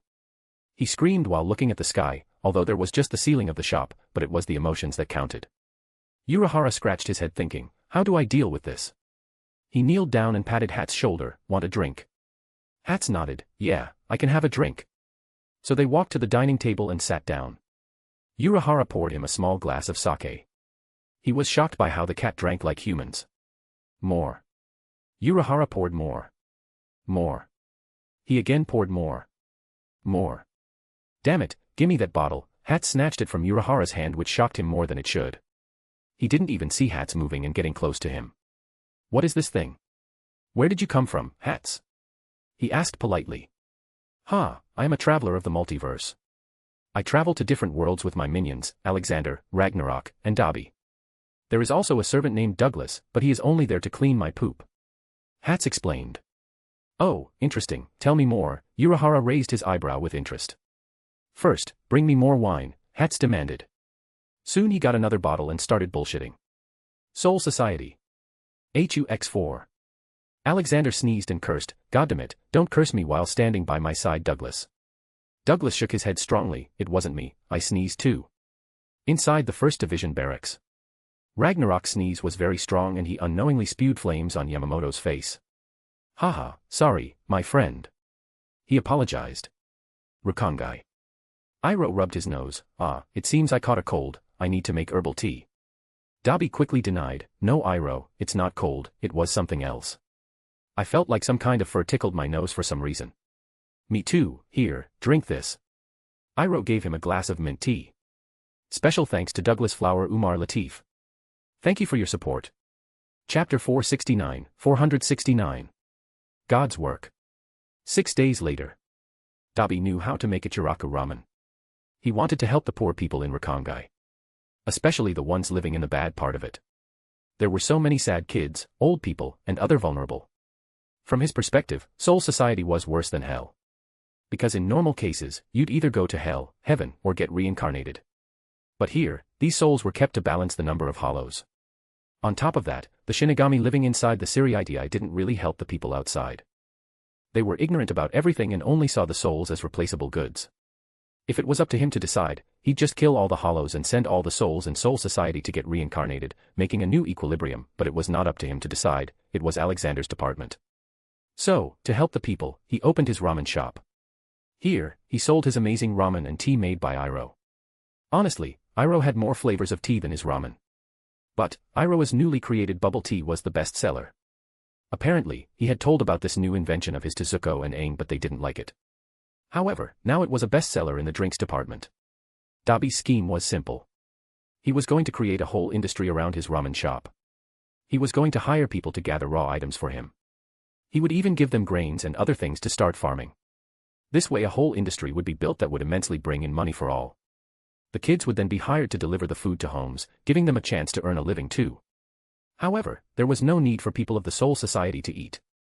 They only needed to drink water, so the main focus of his dishes was broth now. The real ramen would be a plus. In time they would get used to eating. In total there were 320 districts and he had opened up a shop in all of them. Depending on the population, the number of stores was decided. Only one of them was managed by him, and the rest were managed by many other serifs and unsullied. It took him just one day and a special offer of free trials and coupons on the first purchase to make his shop a hit. The name of the shop was God's Work. Eventually, the words of this shop reached the Siriitii. Many curious Shinigami came to the first district to check out the shop. Instantly, they fell in love with food and tea. Shinigami, unlike normal souls, needed to eat food in order to sustain themselves. So, they became the highest spender group. There were 6,000 Shinigami in total inside the Siriitii, so business was good. After a while, Dabi received an offer to open a branch inside Siriitii, so he opened one in each district. Each shop's land was offered to him by rich and noble families. This way, Dabi controlled the whole food supply of Shinigamis. By doing this, he started influencing them. The first thing he did was complain that his shipment was being stolen in outer and lawless districts of Rakongai. So, many low-level Shinigami and students of Shino Spiritual Arts Academy were sent to protect the area. This led to a quick decrease in crime. Then, he started creating a higher market and business environment for the Rakongai. In every district where his shop was, a few more shops opened, selling other things such as clothes. He single-handedly changed the face of the whole Rakongai. He had to spend a lot of money and resources from his own pocket, but it was all worth it. At the moment, there was a long line of people in front of Dabi's shop. All the seats were taken too. "Ken-chan, I want bubble tea," Yuichiro said from the top of Kenpachi's shoulder. Kenpachi looked at Iroh. "You heard her." "Haha, yes I did, one sweet bubble tea for our lovely Yuichiro." "Do you want ice cream on it too?" Iroh asked. "What is ice cream?" she cutely asked. "It is a sweet and cold dessert," Iroh explained. Yuichiro was sold the moment she heard sweet. "Yes, I want that." "What about you, Captain Kenpachi?" Dabi asked. Kenpachi was very respectful towards Dabi. Mainly because he saw how he helps the poor kids of Rakongai. When he was small, there was no one to help him. Respect was also due to Dabi's towering height. "Same as usual," he said and waited. Dabi quickly made him tofu and chicken meat ramen and gave it to him. Kenpachi ate it in just a minute. Meanwhile, Yuichiro's bubble tea had just arrived. Suddenly a brown-haired girl came. "Hey, pack one for Captain Kachiki." "Okay, ultra-spicy one for you," Dabi got to work. "Haha, who would have thought the elegant flower lover likes spicy food?" Kenpachi made fun. Mihane looked at him with narrow eyes. She was the 9th seat of the 6th division. But she didn't say anything. She was just an officer after all and she didn't want to mess with Kenpachi. "Oh, kid, what do you want?" Iroh exclaimed, seeing the regular white-haired boy coming to the shop. Tushiro Hitsugaya sneered hearing that. Being called a kid was always hurtful to him. But Iroh looked and acted so wise that Tushiro couldn't bring himself to get angry at him. "Watermelon ice cream," he said and took a seat. Yuichiro had just finished her bubble tea when she noticed Tushiro. She jumped close to him and started staring at his ice cream intently. "TSK, give her one too," he gave in and ordered. While they ate, Dabi decided to gather some info. So, what's new around Soul Society? Nothing's new, except tomorrow's execution. That dumb Kachiki girl broke the law and is now paying for it, Kenpachi scoffed. Alexander had been in the library of Soul Society. It was kept very secure and from inside it was huge. It had restricted access so no one came in and he had the freedom to roam around and read everything. It took him 6 days to read them all. Many of them were just about history. He found out about the so-called Soul King. According to history, millions of years prior to his death, the being that became known as the Soul King emerged from a chaotic, primordial world overrun by hollows. To protect the original inhabitants of that world, the Soul King proceeded to annihilate all the hollows that preyed upon them. However, these actions eventually started to destabilize the world.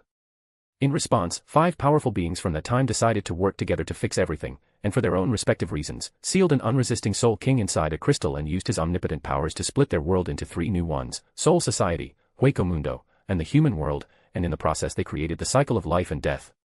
Despite the Soul King's lack of resistance, the 5 beings were unconvinced of the Soul King's cooperation and feared his immense power, and proceeded to tear off the right arm of stillness and the left arm of progress and tear out the Soul King's organs, leaving the Soul King trapped in an agonizing state between life and death for millions of years. The Shinigami who did this later became known as the ancestors of the great noble families. Even after all this, the reason why Soul King was so revered and protected was that the Soul King's sole purpose was to regulate the flow of souls into and out of Soul Society and keep the flow stable. Without the Soul King, the balance would be lost in the Soul Society, as well as the Hueco Mundo, and the human world would all collapse into one. Alexander then left. Outside, he saw many Shinigami going towards the place called Sokayaku Hill. He followed them. Let's see what they are up to. Special thanks to Douglas Flower Umar Latif. Thank you for your support. Chapter 470. Friendly Neighborhood Elf. Alexander found out many things as he walked to the hill. It seemed that the whole Godii 13 had now been divided into factions. Many divisions were fighting each other. Sosuke Aizen, captain of the 5th Division, had been found murdered and 10th Division Captain Toshiro Hitsugaya and 3rd Division Captain Jin Ikamura had fought each other on doubts that it was Jin that killed Aizen. Then there was the talk of an intruder who was now supported by Captain Kenpachi and his 11th Division. The whole division was going against Godii 13. The Central 46 was also found murdered. There was chaos all around. After walking for a while he reached the top of the mountain. There he saw many high-ranking Shinigami gathered. Surprisingly he saw Ragnarok standing a distance behind the captain commander. While he was walking up, he saw another man going the same way. He had long back hair and looked more like a girl than a boy. He recognized him as Byakuya Kachiki. He didn't seem to notice Alexander and just walked away. As Alexander arrived there, he saw a little girl made to stand on a platform with her hands tied behind her back and her neck tied with red straps. What the hell is wrong with them? Rukia Kachiki, do you have anything you would like to say? Yamamoto asked. Yes, I do, she replied and requested that her friends from the human world be let go. Very well. Just as you asked, I shall send the Ryoka, traveling evil, term for illegal entries, back unharmed the dawn after your execution, Yamamoto agreed. Then the men from Kido Corps came up to release the Sokayaku. It was a large halberd that the Godii 13 uses at Sokayaku Hill to execute Shinigami who have severely broken the law. The Sokayaku was sealed by a number of thick ropes wrapped around its pole, which pierced the ground and held the halberd in place. During the execution, the Kido Corps unseals it, causing these ropes to unwind and shoot off away from the hill. As the Sokayaku activates, emitting an immense amount of flames, it would rise into the air, pointing towards the victim, who was held before it by support beams. The flames, enveloping the halberd, would reveal its true form, a massive, phoenix-like entity called Kikoo. Crunch. Crunch. Alexander walked beside Ragnarok and patted his shoulder. Seriously? Eating chips during an execution? Ragnarok looked at him and laughed. Well, I was just hungry. Why should this stop me from eating? Here, you can eat too. He tilted the packet towards Alexander. Alexander took some too and ate. What did she do? Apparently, she gave her Shinigami powers to a human and that warrants death, Ragnarok answered. Crunch. Isn't that a bit too much? Alexander questioned. Whoa. Fireworks, Chomei popped up again, this time with Saiken. Alexander made them invisible. Those aren't fireworks, they are killing someone. Saiken popped out his fist. Then let's save her. Haha, we will, but let's see what is going on first, Alexander replied and watched the execution. The girl was sent up on some kind of hovering cube. In front of her, the halberd was released. Surprising to many, it erupted in flames and those flames turned into a phoenix. Oh, they have caught and sealed the phoenix spirit it seems, the poor thing is anger, Alexander exclaimed. Oh, Sister Red, Barry's wife, Chome exclaimed. No, Chome, this is someone else, Ragnarok corrected him. While many were shocked to see the real form of the halberd, Yamamoto also didn't forget to flaunt it. He is the true form of Sokuyoku's halberd, the final enforcer of extreme punishment. When he pierces through a criminal, the sentence will end, he announced. So, when are you going to save her? Ragnarok asked Alexander. Why do you think I will save her? Alexander inquired. Well, that's your thing. You have a fetish for acting like a hero, Ragnarok japed. That is my duty. Besides, I don't think she has done anything bad. Look at her sins, she's not a sinner. Alexander revealed. Wahaha, then that means all these people are being fooled, Ragnarok laughed. Sigh, I'll go and save her now, Alexander started waking while raising his hand to stop the phoenix. Boom. But before he stopped it, something else collided with the phoenix. Everyone looked up in shock to see what stopped the phoenix. There was a spiky orange-haired boy with a long sword. Mio. Ha ha ha, I have come to save you, little girl, another voice came from behind the boy. Alexander noticed a cat flying in the air and sitting on the beak of the flying phoenix. Hats. How did you get here? Alexander asked in surprise. Hats looked down and waved his little paws. Oh, old man, you're here too. Well, I am on a mission to save this girl and boy's ass. Hee hee. I will get a reward in return, so this is work. Hats explained. Alexander felt weird seeing Hats gloating and blushing over some reward. Don't hurt that phoenix, I will take care of him later, he instructed him. It was now that all the people there noticed Alexander. Yamamoto looked at Ragnarok and asked, is he the one you told me about? Ragnarok nodded, yup, that's him. While above the platform, the orange-haired boy loudly asked something to Hats. Hey, Lord Hats, are they the servants you told us about? Hats suddenly started sweating. SHHHHH, shut the F asterisk CK up, strawberry. Alexander had heard everything. Raggy, catch that fat cat. Already on it, Ragnarok replied and vanished from the spot with a sonic boom. Hats also ran away quickly. But now the phoenix was free again and it tried to attack Rukia. So, Alexander teleported in front of it and stopped it. Calm down, Phoenix. I will take you to your species soon. He offered. Surprisingly, the phoenix stopped. He looked back down. Okay, everyone. It's time we address the elephant in the room. Saiken suddenly became visible and pouted. Ji-chan, I'm not that fat. While all this was going on above, Momo Hinamori, the lieutenant of the 5th Division, followed Jin to the Saijoto Kairin, the quarters of the Central 46, and inquired why Jin had brought her there. However, while entering a dark room, Jin revealed that there was someone he wanted her to see and instructed her to look at the doorway behind her. She was stunned to see Aizen, standing calmly. Aizen acted all good and asked her how she had been. She walked up to Aizen and grasped his Haori and begun to cry, leading Aizen to apologize for how heartbroken she must have felt as he caressed her head. He talked a bit more about how he enjoyed his time with her and the reasons why he faked his death. She quickly believes everything coming out of his mouth. To her surprise, she suddenly felt something cold touching her chest. The next thing she noticed, Aizen was releasing her and taking out his Zanpakuto from her chest. What? She looked at his face for the last time in disbelief. Aizen left her to collapse, before departing alongside Jin. Just as they were departing, Toshiro Hitsugaya reached the place and asked where Hinamori was. Being in a hurry, he fast stepped inside the room, only to find her body. Enraged, he quickly engages with Aizen in a fight. At the same time, Captain Unohana arrived. She immediately understood who the traitor was. Aizen, I'm going to kill you, Toshiro roared in anger. He moved fast and was ready to attack. But he failed only to get cut by Aizen's Zanpakuto and fell down. Aizen then revealed his Zanpakuto and told that he has the ability of perfect hypnosis. He then revealed that Captain Tozen was his subordinate. With that, Jin started spinning the bandages to make them teleport away. Goodbye, I doubt I'll ever see you again, Aizen emotionlessly said to Captain Unohana. And that's a confession, let's get him Iroh, Dabi spoke from a corner. Shocking everyone there. No one saw him or sensed him appearing. Dabi immediately appeared inside the spinning cloth and punched Jin in the face, making him stop doing his maneuver. Jin lost a few of his teeth and passed out. Kyoka Suigetsu, shat. Aizen tries to start his Shirkai. But he suddenly found the sword missing from his hand. Oh, this sword is light, Iroh checked out the sword he had just snatched. Bam. Dabi punches Aizen in the guts, making him throw up saliva. I've been watching you for the past 6 days. You've been naughty. Dabi then walked to Toshiro and poured a high healing potion on his wound which immediately healed them. He woke up in shock. Mr. Dabi. I didn't order the ice cream. Ha ha ha, kid, get up, I'm not here for ice cream, Dobby laughed. Tushara quickly realized where he was and jumped up. Easy, kid, Eisen is under control, Dobby told him. Who are you? Eisen roared from the ground. Dobby smiled back at him, just a friendly neighborhood elf. Special thanks to Douglas Flower Umar Latif. Thank you for your support.